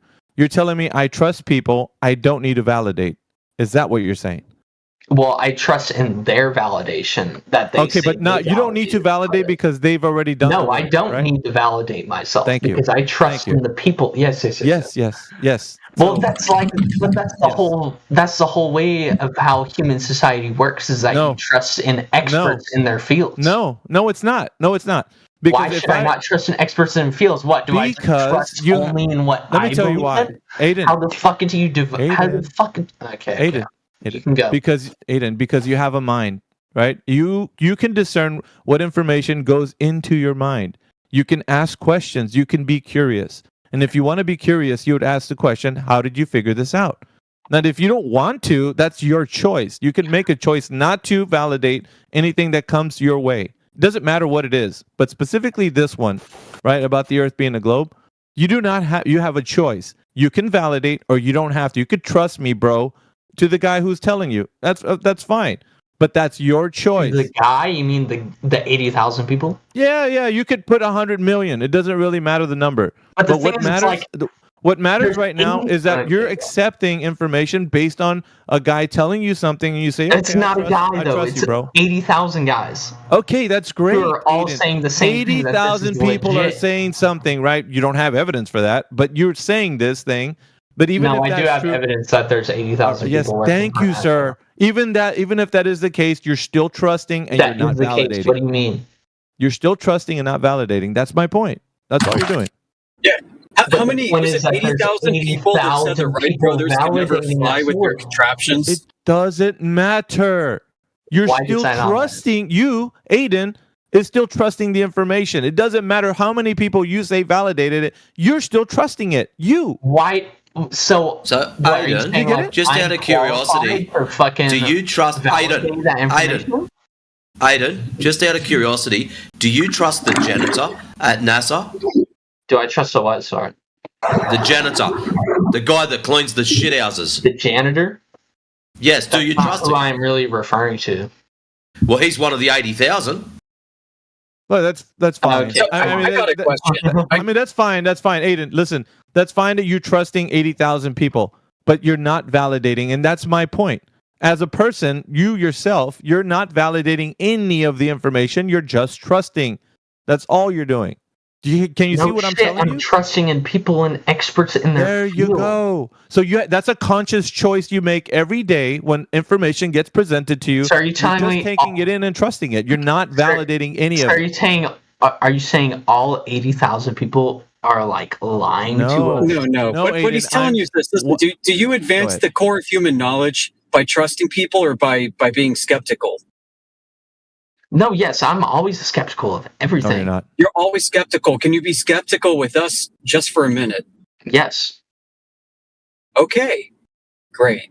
Well, you just proven that you're not skeptical is what I'm telling you, because you said but the thing is, the reason why I'm like extremely not skeptical is because I really do trust in like education about these types of things. That's a conscious choice you're making, and Aiden. 80,000 people not trying to expose that the Earth isn't flat. You're just choosing this information to be what you think is true. You're just choosing that. You're not validating anything. And that's the type of information you think is true. So you're making a choice to believe all of it. You're not validating any of it. So that's what we've done in this room. We've attempted to validate all that information, and it doesn't pass the smell test. So for you, it's fine. You're just going to rail against us and say, you dumb flat earther, but you don't realize you didn't validate any of the information. It's a choice you made not to. Okay, sure. I haven't validated it myself. Okay. Great. All right. Great. So why don't you choose right now to be skeptical with us and engage us on this? If you want to advance the core of your knowledge, this might be a good way to do it. Do you agree? At the very least, this can help affirm that you are right, which would put you in a better position than you were before. At the very least, your entire cosmology. I would like to hear what you have to say about 80,000 people agreeing that pictures from outer I space. think you might be a bit too drunk to understand what we're asking of you. Yeah. That's a legitimate question for sure. Yeah, my friend, here's the thing that I think you're failing to understand. The tradition and kind of protocols of the room here are that when you come in, you make a claim, and then you provide some evidence for that claim. And here what you're doing is you're providing not really a claim, you're providing an opinion, and then you're asking what our opinion is. So, well, to really advance the conversation here, what you need to do is make a bold claim like, this specific piece of information from NASA is correct, not only because of the trust I have in 80,000 people, but because of X, Y, and Z. And so that having a degree from physics at Harvard, I would suspect that you would be a little more inclined to making such a well-formatted claim rather than just shouting off an opinion. Yeah, so in other words, make a claim, Aiden. It's fair That way enough. we know that you're coming from a position that you think you have a knowledge of what the Earth is.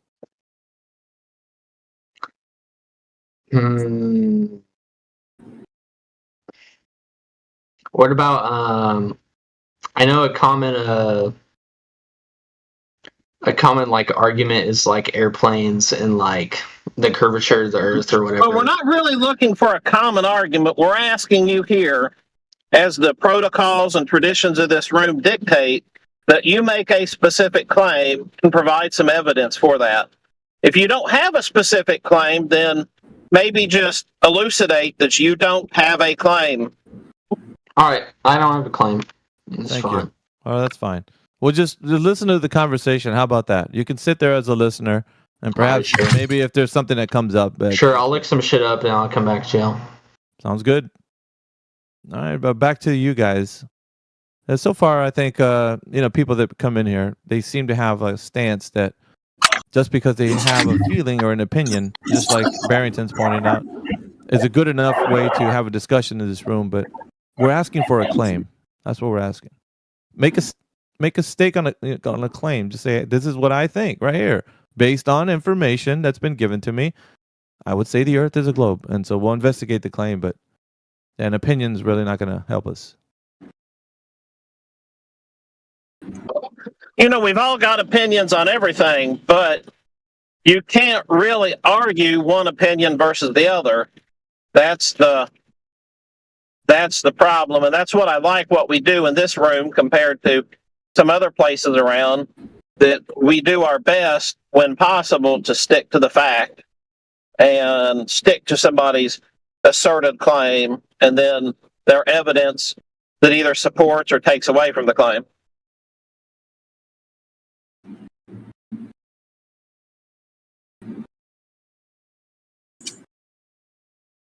Either way, good morning to everybody. Good to see everyone here.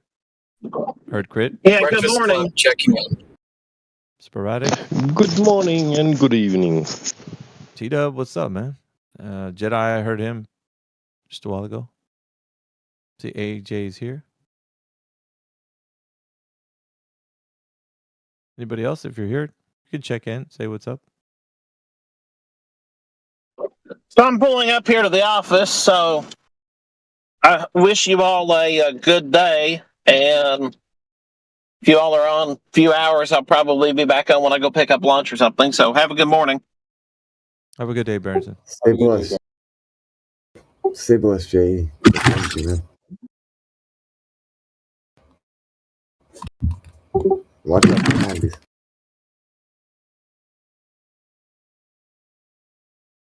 Yeah, we were having trouble with extracting a positive claim from the prior person that was in here, so it's no different now. It's like, why are people so afraid to at least make the claim?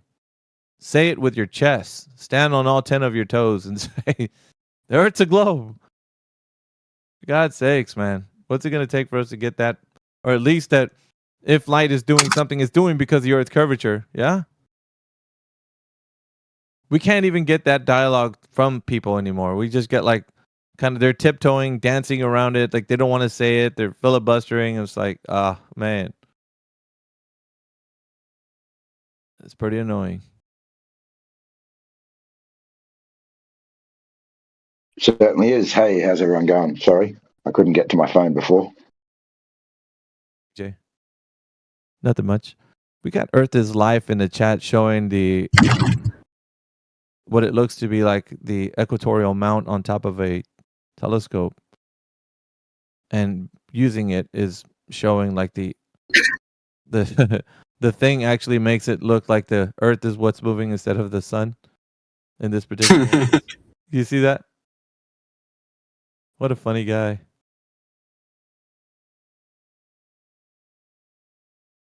Okay, so yeah, you're just tracking the sun and rotating with the sun. So what? That's all he's doing. You can do it without rotating the camera too. Just saying.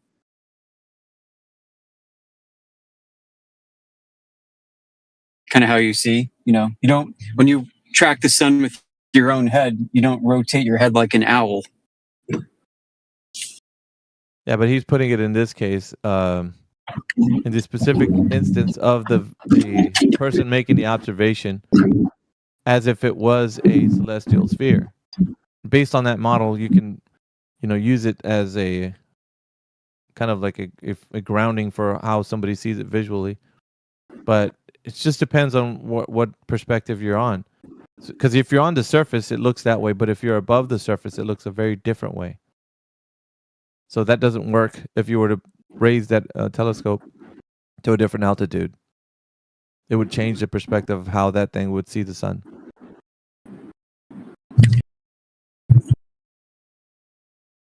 And perhaps if you take it up to the plane that it is on, it would just be making a different type of pattern instead of the one that it's looking like on the surface.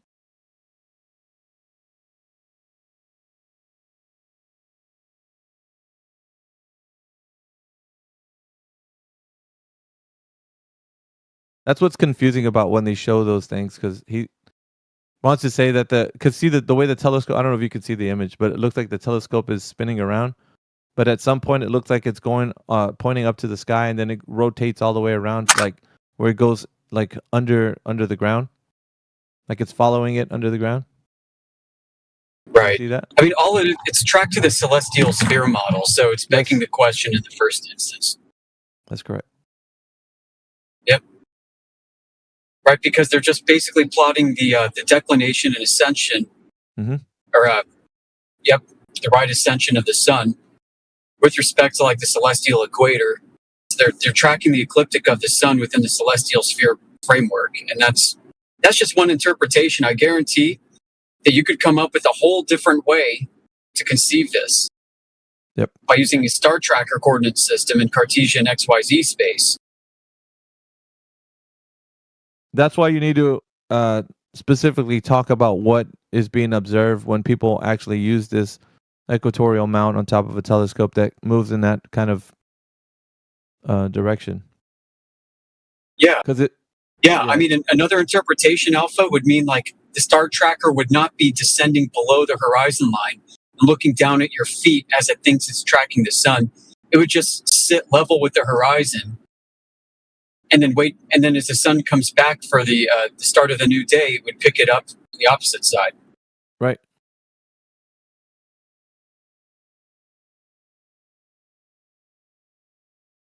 But they're using this, and I've already said, I don't know how many people have talked about this, but they're using the celestial sphere to make the Earth a terrestrial sphere. That's all they're doing. And that's what he's trying to do in this particular observation.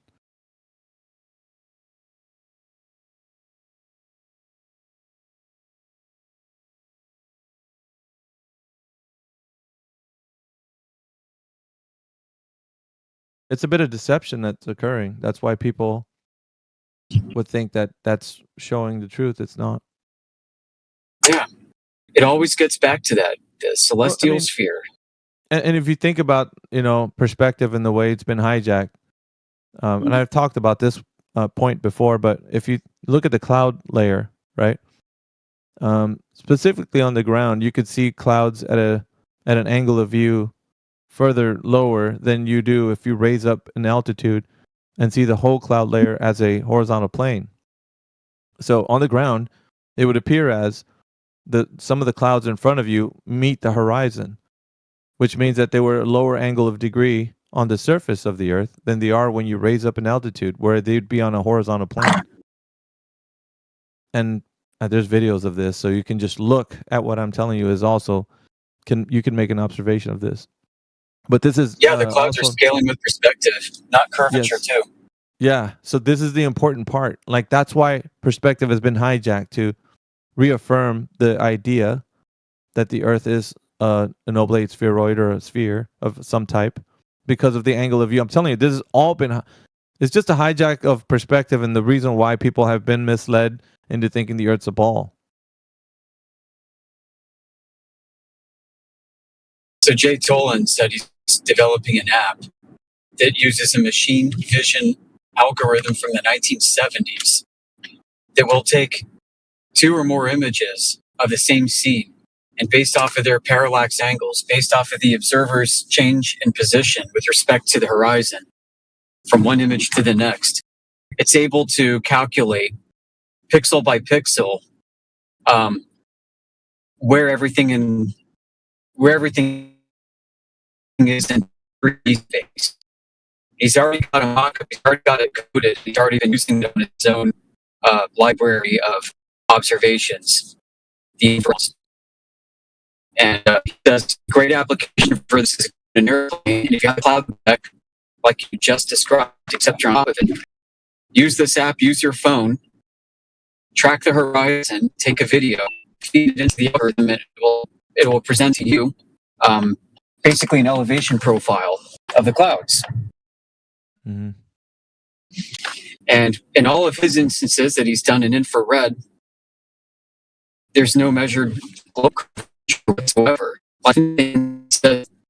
If Earth is the globe, it's got a multi-million mile radius.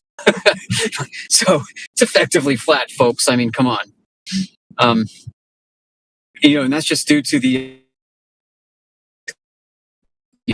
extent of Yeah, you are roboting sporadic. You're roboting a bit, but you're I heard most of it, and he was talking about stereoscopic parallax, and I saw a physicist who used stereoscopic parallax on all of the Apollo images of the moon landings, and through stereoscopic parallax, he could see that the mountains during the moon landings were way too close. They could not have been on the claimed features of the moon because the geometry just didn't work out at all. It was a curved background. That's right. It was a curved background. I know what you're talking about. That was in Aulis, AULIS.com. I think there's a nice series of articles. And I think that the man was like a Russian physicist or something. Ukrainian physicist. Yeah, something like that.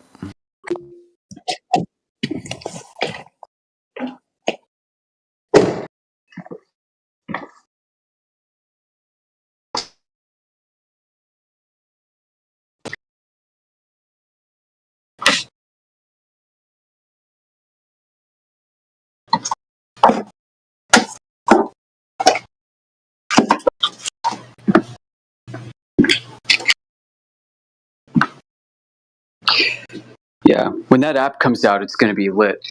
Hopefully it does. Somebody should develop it sooner because I don't know if it's going to get off the ground on his end. I've been looking into I really want to have something more well-formed than just for an argument for us, for the people who consider the Earth as a globe. All the things that we put together so far, and everybody's had some good input on this. Of course, Crit had the overview effect and really pushing that to the people who have heard about the Earth being a globe or seen images or videos, or they had this experience, right? And it was ingrained in them ever since a young age. I don't know, Crit, if you're there. Yeah, I'm here. So I did mention that coupled with what Sporadic was saying about the lemon illusion. Have you heard of the lemon illusion, Crit? No. So the lemon illusion is like a visual illusion that people would see, like curvature everywhere. So it's seeing curvature where there is none, basically. And there's you guys can look it up along with me too if you want to. It's called the lemon illusion. But they're seeing curvature where there is no curvature, and I think a lot of people that say they see curvature from an airplane window, some of it has to deal with the glass, but most of it has to deal with their imagination. They're seeing curvature where there is none, right? So this particular illusion happens. It says curvature is highly informative visual cue for shape perception and object recognition. I'm reading a bit of this article. It says we introduce a novel illusion, the lemon illusion, in which subtle illusionary curvature is perceived along contour regions that are devoid of physical curvature. and we offer several perceptual demonstrations and observations that lead us to conclude that the lemon illusion is an instance of a more general illusory curvature phenomena, one in which the presence of contour curvature discontinues lead to the erroneous extension of perceived curvature. We propose that this erroneous extension of perceived curvature results from the interaction of neural mechanisms that operate on spatial local contour curvature signals, where higher tier mechanisms that serve to establish more global representations, and using global, of object shape. So there's a lot of reasons to at least indicate that people are able to perceive this illusion, and I think that's what it is, because it's ingrained in their minds that the Earth is a globe. So they're thinking they're seeing something that's not there. It's an illusion. But also with the overview effect of having been indoctrinated at a young age that the Earth is a globe and shown images and videos and talked about space and all that, it's become something in a part of them they identify with. So that is like the overview effect, and coupled with this, it would make it to be where something could be said that the person is having an experience that they think they're seeing curvature. Is that making any sense to anybody? I think it does. They've got now a cognitive bias because they're told there's curvature of the Earth. They finally have what they think is evidence of it from NASA. Therefore, they can rise in. They can see it from airplanes. They can see it in the beach. They can see it on mountaintops. They can see it from their backyard. And NASA kind of preys on this a little bit. We call them curvers. NASA just loves showing grotesque curvature everywhere on purpose, and they exaggerate it using all these fisheye lenses because they know that the audience has this fetish for needing to see curvature, and it satisfies that part of their brain to know that the Earth is around. It does something for them. It offers. It also becomes a reinforcing loop because you have the phenomenon of visual seeing. So if you believe something really hard, you start seeing it. It's just like how a hypnotist can hypnotize you to see something. So through this illusion and through the very heavily curved pictures from NASA, they are programming them to have visual seeing, to put things into the perspective of the ball. That's why there's a breakdown. Yeah, it's kind of like that old tale where I say, hey, there are blue Volkswagens all over the place. And you say, really? I say, yeah, man, check it out. And then you start going about your daily business and you start noticing blue Volkswagens to a much greater degree than you ever did before. But nothing changed, but your own cognitive bias towards seeing them in the first place. This preys upon the same instinct. But notice the fact that when we get down to a place where they can actually either identify whether or not curvature is presented, it becomes very difficult for them. It's almost like their head starts to hurt when you're saying, well, we see the horizon and it's pretty flat. Like there's no indication of curvature there. So what do you say about that? And they're just like, well, it is curving. You're like, no, there is no curvature. There's none detected. You can't see it or measure it or anything. It's just no curvature. When they're like, well, they're trying to make it. And if there was, you shouldn't even be able to see it, Alpha. Yeah, but because of the fact that they're still convinced that it's a globe, that they would have to, right? Like it's just there's no, like what we're saying doesn't fit the narrative of like, well, how come I saw curvature from an airplane window and a mountaintop or any other place? Maybe my eyes aren't that good, like. Because I know I seen what I saw, so it was curvature. So you know what I mean? And they're trying to fit that. Yeah. They come up with excuses. Yeah, like you were saying. Like, well, maybe that's the average person. I'm not average. I'm Dunning-Kruger. I'm a special boy.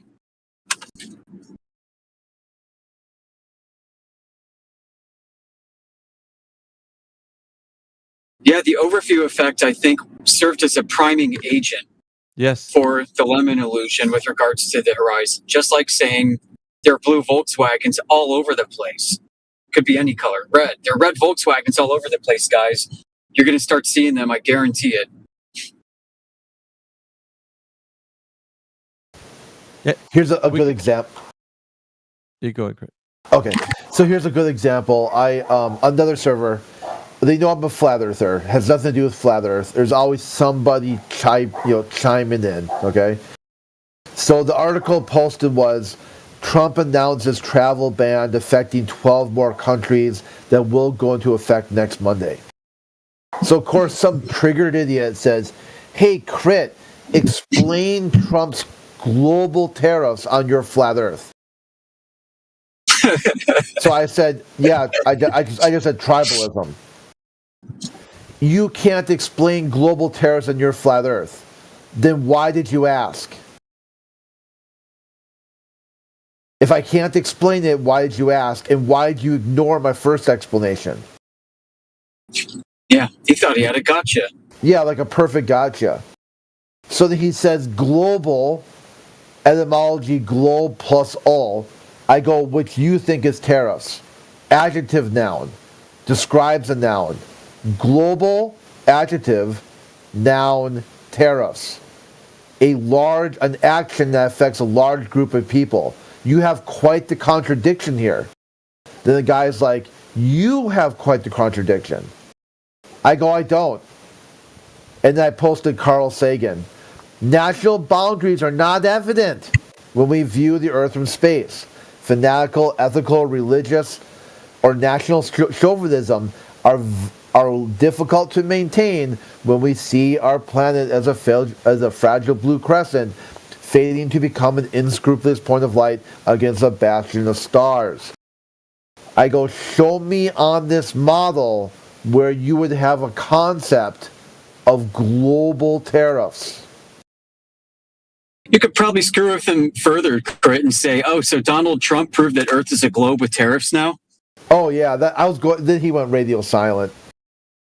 Oh, so Donald Trump's got your globe evidence, pal. Great, let's hear it. By tariffs. The more tariffs, the more the Earth curves. Because of Trump. So I waited for a while. He didn't respond. And like an hour later, then I pinged him and said, you would need to explain global tariffs on a globe that explains no tariffs or even no natural boundaries. So there's like your overview effect, in effect, along with that lemon. Anytime he sees the word global, that's a shape. That's a ball. Global tariffs, Earth from space, tariffs. It's funny, too, how they hung a lemon on the Apollo capsule to signify that it was a lemon. Yeah, isn't that weird?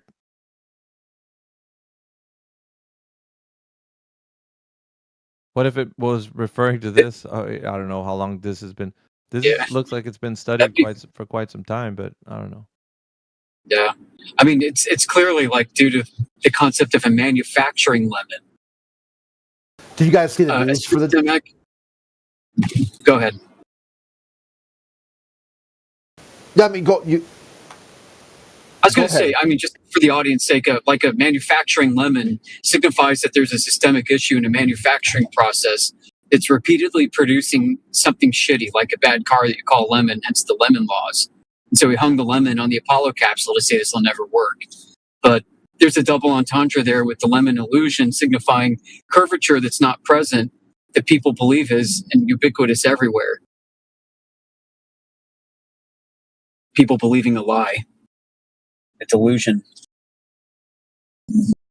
Which the Apollo moon mission was, a delusion. Yeah, that's what I was going to say. Like, did you guys see the news for the day that I posted? I reposted it. I saw that you did. I didn't see what it was. I was doing things. What's the news of the day? NASA wants to build a giant radio telescope on the dark side of the moon. Ooh. Here's why. So here I'm on this server. It's like, nothing to do with flat Earth, but some people know me as a flat earther. So old boy responds. Oh, I posted with a GIF from Pink Floyd. If you don't eat your beef, you can't get your pudding. So old How does boy. That make any sense? Sorry, go ahead. There's no dark side of the moon, right? Unless I got to get a call. Back. Okay, so it's funny that they should say that they want to put a radio telescope on the dark side of the moon when there is no permanent dark side of the moon. That's just a misnomer. There's a far side of the moon, and that far side of the moon is often basked in sunlight due to the moon's rotation, right?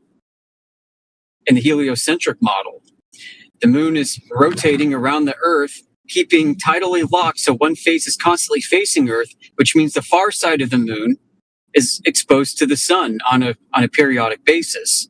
Yeah, that's why we have phases. Like they're basically saying, like the moon doesn't have phases now.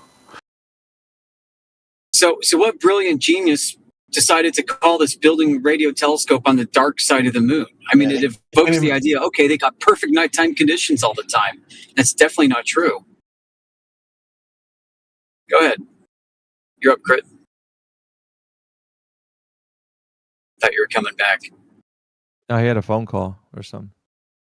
I thought I heard him come back briefly, but okay. The dark side of the moon. All right, Roger Waters.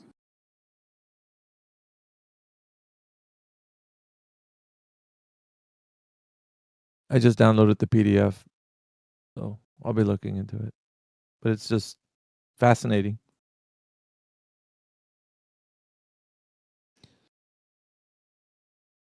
It says here that it's frontiers in human neuroscience. So that's a good journal. Very intriguing.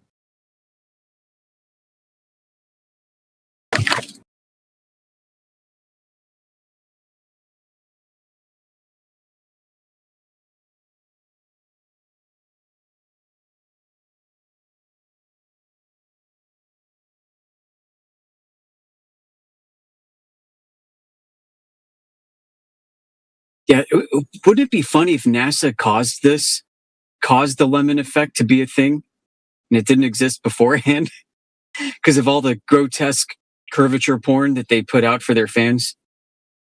It would have to be. That would be pretty funny.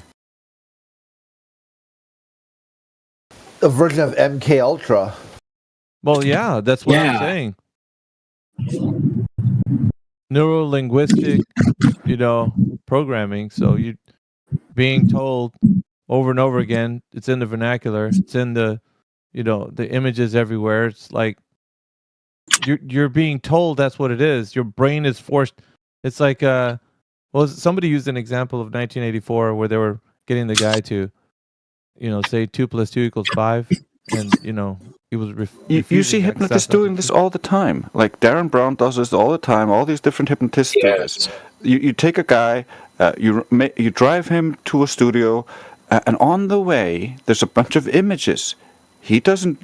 Nothing is said to him. They're just images on the way. He can see out the window, and then when he gets to the place, they're like, "Make me an advertisement," and then he will use the images and other things that he notices subconsciously in those images, and they can predict what he's going to draw based on that. So they know how to manipulate you with subtle images and subconscious messages.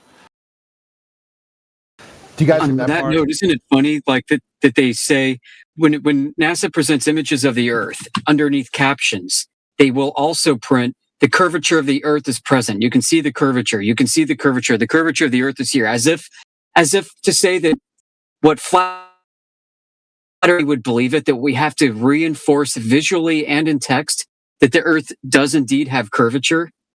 I find that a bit weird. Like a while back, I'm sure, a couple of years, when someone would come in and just be like curve, curve, curve, curve, we used to call them like a curvert or a curvatute.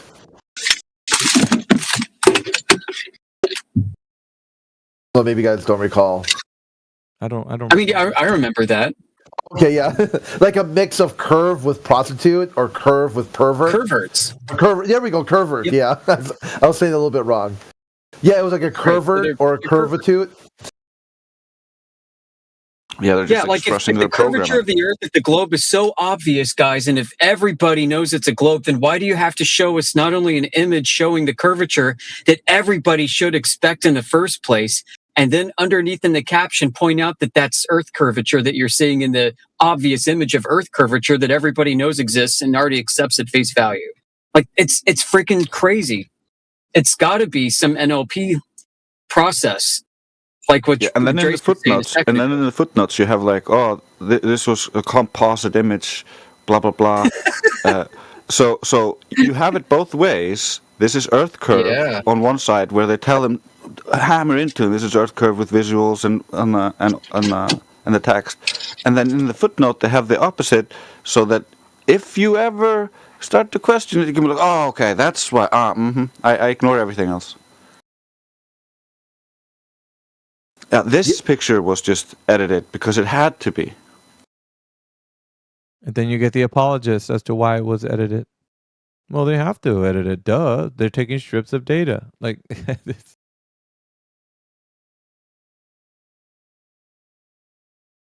Yeah, I'll just look at 24/7. Like the first mention of a curve was in 2019.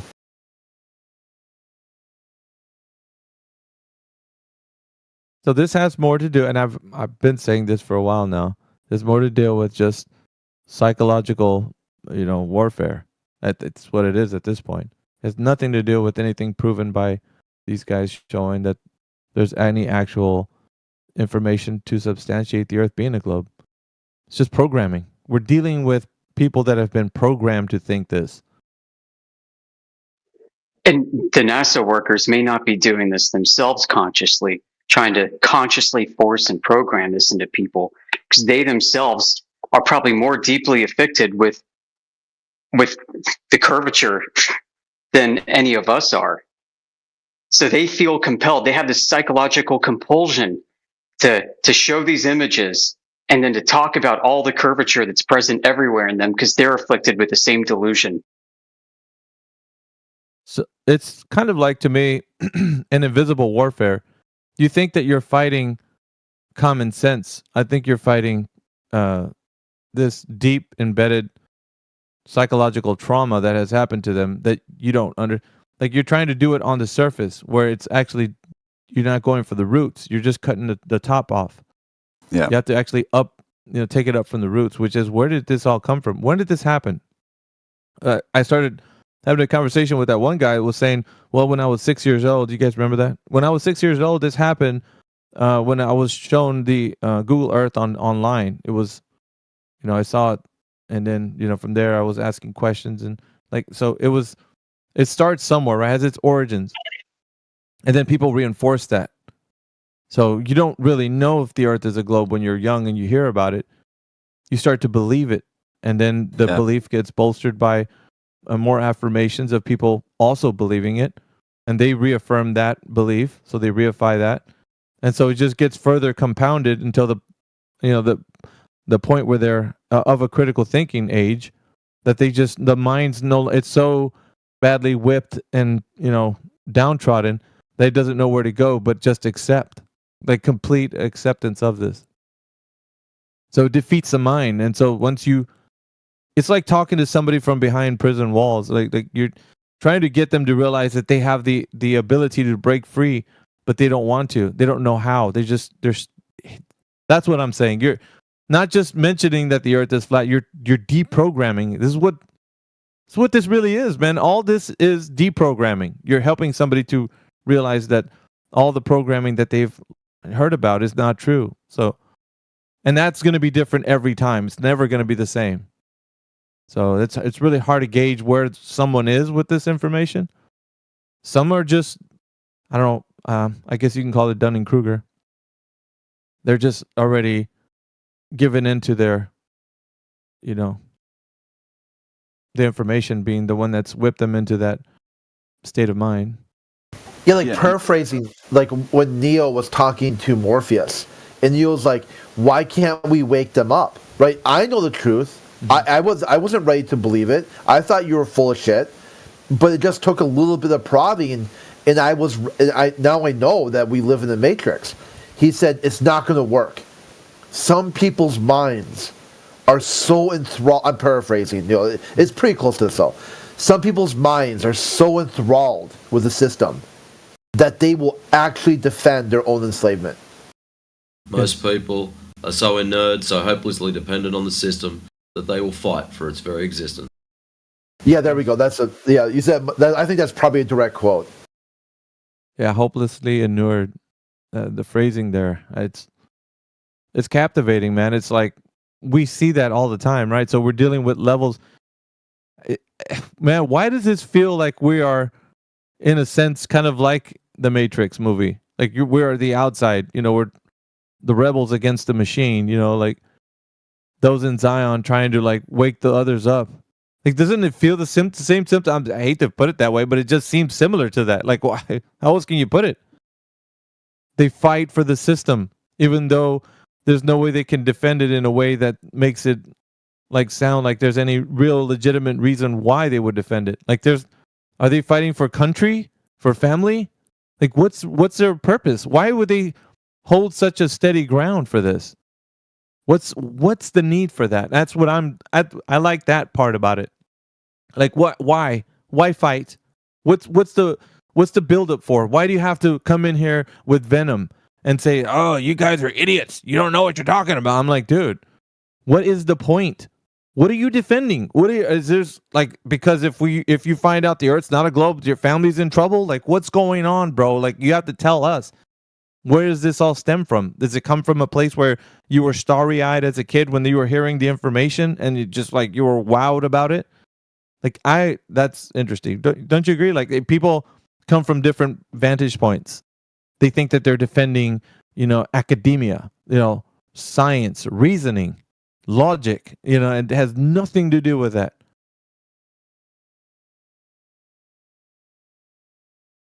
And that's what I'm thinking. It's like everybody is, like, in and of a sense, trying to untangle that, like, in every way because every perspective in here of a person who has been, like, taken away from this system, like this thought system, you have your own perspective to put into it. So you are yourself you're capable of doing it, but I don't know. Every mind is different is all I'm saying. Like, this pretty much sums it up.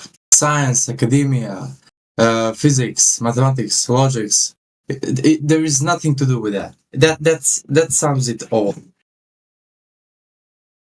Yeah, but the people who would defend it would invoke this.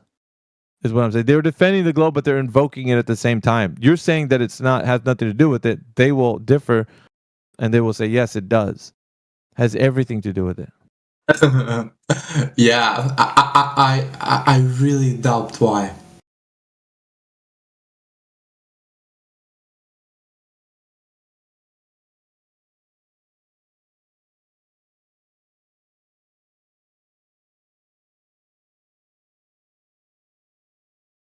I think for me, and Sporadic was talking about this before, but presenting this like an evidentiary hearing, having somebody produce the information as they would be if they were a defendant for a case of the Earth being a globe. Present your evidence. Let's see what you got.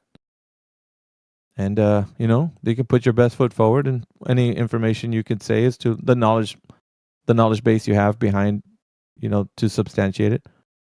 We'll find out whether you know or not the information you're presenting. We got Earth is live in the chat, but why doesn't he ever enter here? Because he can do so at any time.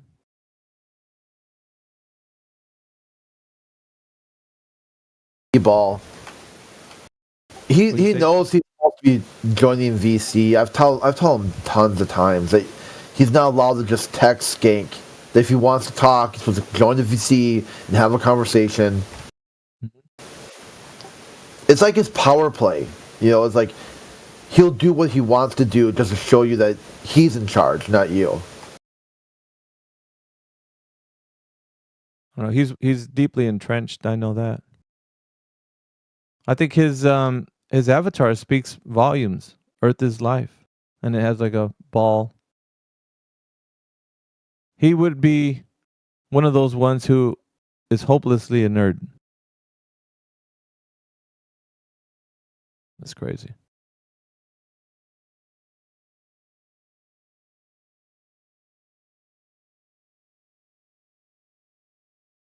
Do we have anybody else who would defend the claim that the Earth is a globe?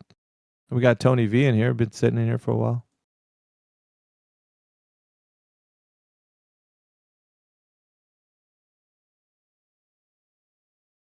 I'm working right now. I've been doing a lot of work, but I've been listening to you guys a lot, so can't really talk right now. Earth is Life says, join mine. That's never going to happen. The mute button is essential to this forum as it would be in yours because you want to make a point, but yet our point is that you can't defend the point that the Earth is a globe, so sorry. I joined his server and they basically, when you join, if you're a flat earther, the one I had joined, you can't talk. You can only listen. Globalists can talk all they want. You know, anyone who, if you doubt the globe, if you, like, the first thing, like, you got, like, your onboarding thing, if you click the Earth as a globe, it gives you speaking perms. Any other click, you don't have speaking perms. But you can take a heliocentric quiz, which is some 30 questions. Globalists can look up the answers. They have an unlimited time to look it up. A flat earther, you get timed. You have less than a minute for each question. And you don't know. You really don't know how much time you'll have for each question.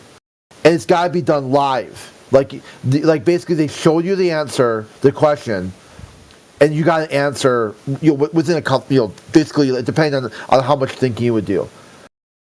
I scored 100% on the quiz. 100. Every question right, no Google, nothing. Some of them were very difficult. Like, what is the latitude for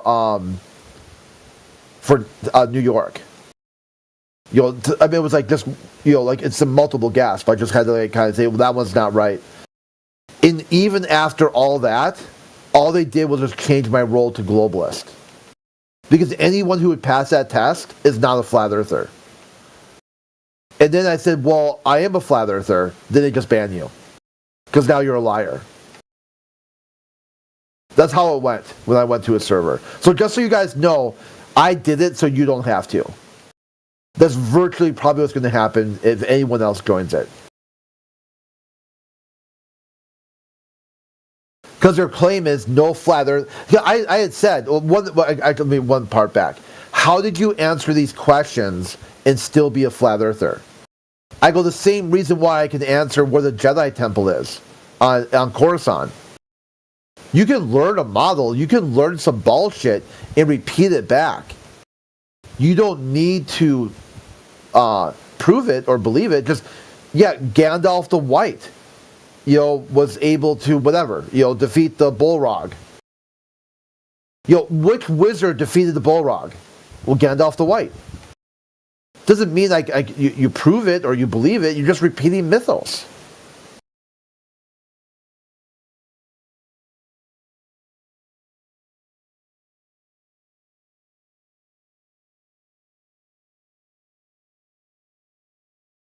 And generally, the other part, too, is that they want to get back at flat earthers. Like, they felt that they were muted, they were treated unfairly in flat earth spaces, so now they want to get flat earthers in their space where they can get even.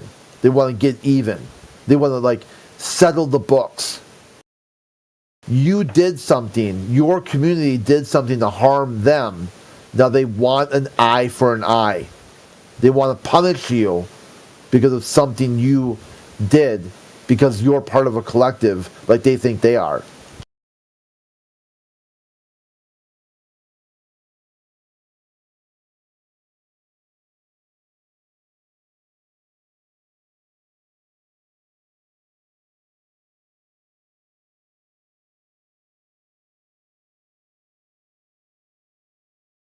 Yeah, it's just baiting people.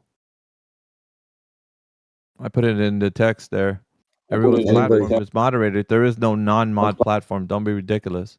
Because it's true. He's trying to make it sound like, come to our place. Our place is better. No, it's not, dude. You have mods just like everybody else does. Every forum that you go into is moderated. There's no fair place. It's ridiculous. Is anybody still talking to this guy, or can we just go ahead and boot him? Oh no, we're just talking like in general. Another thing too, like as far as like fair, where you've got just the two of you, you're in DMs or you're in a group chat, and in those spaces, the only person you can mod is yourself. By leaving the group, you're text suppressing, your voice suppressing yourself. You know, like you can't, if you block somebody or whatever, you're the only person you can mod is yourself. And what they'll do is they will leave group chats, they'll block you, because they're shit scared to have any conversation about this topic where they don't have full control. Because in their worldview, it's about control. You should not be allowed to think what you want to think. Inside their worldview, it really is. Does it please the crown that I adopt my own cosmology based on my own God-given senses? Well, no. That does not please the crown.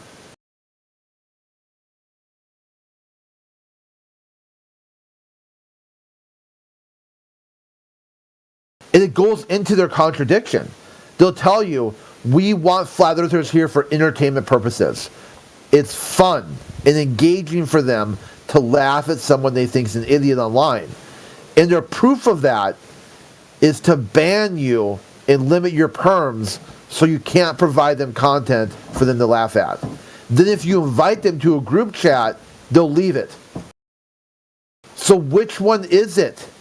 You're broken. Your worldview is broken. It's shattered. It's illogical. It's contradictory. What do you want and what don't you want?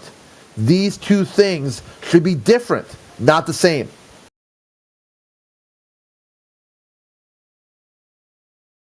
So that's why he fills the text chat with inane garbage. He knows he's not supposed to, but he does it anyway. To show you that he's some sort of big dick Chad who can do whatever the fuck he wants to do. He's not going to respect anyone's rules or decorum.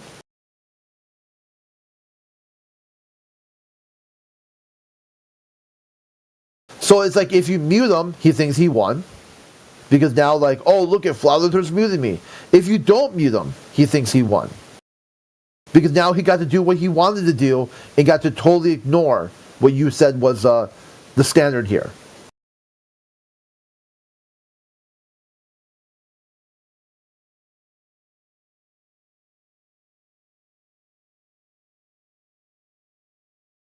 It's simply about control. That's it.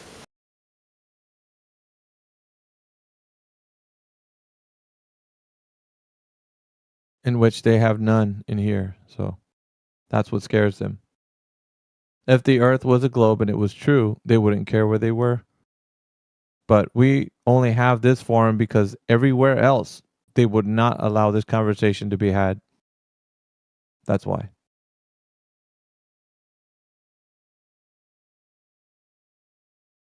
Yep, that nails it right there. They want to have a conversation, and they want to shut it down at the same time. You ask them, okay, what did you win? What did you lose? What are you talking about? They can't articulate that.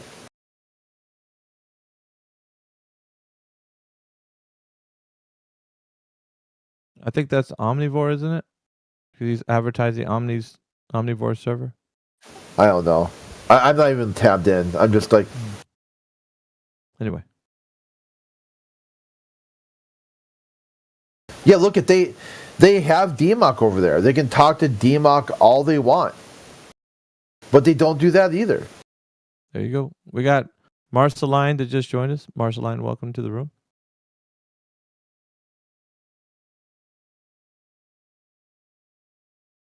Marceline, if you're there. No Marceline. Okay.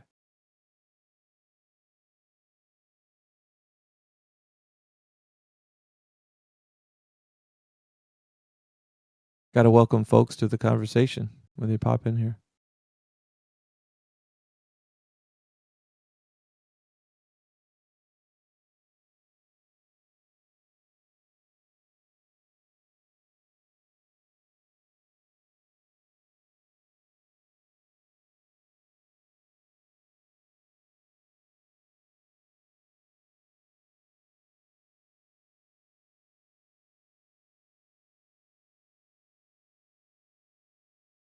See, look at now he's claiming victim status.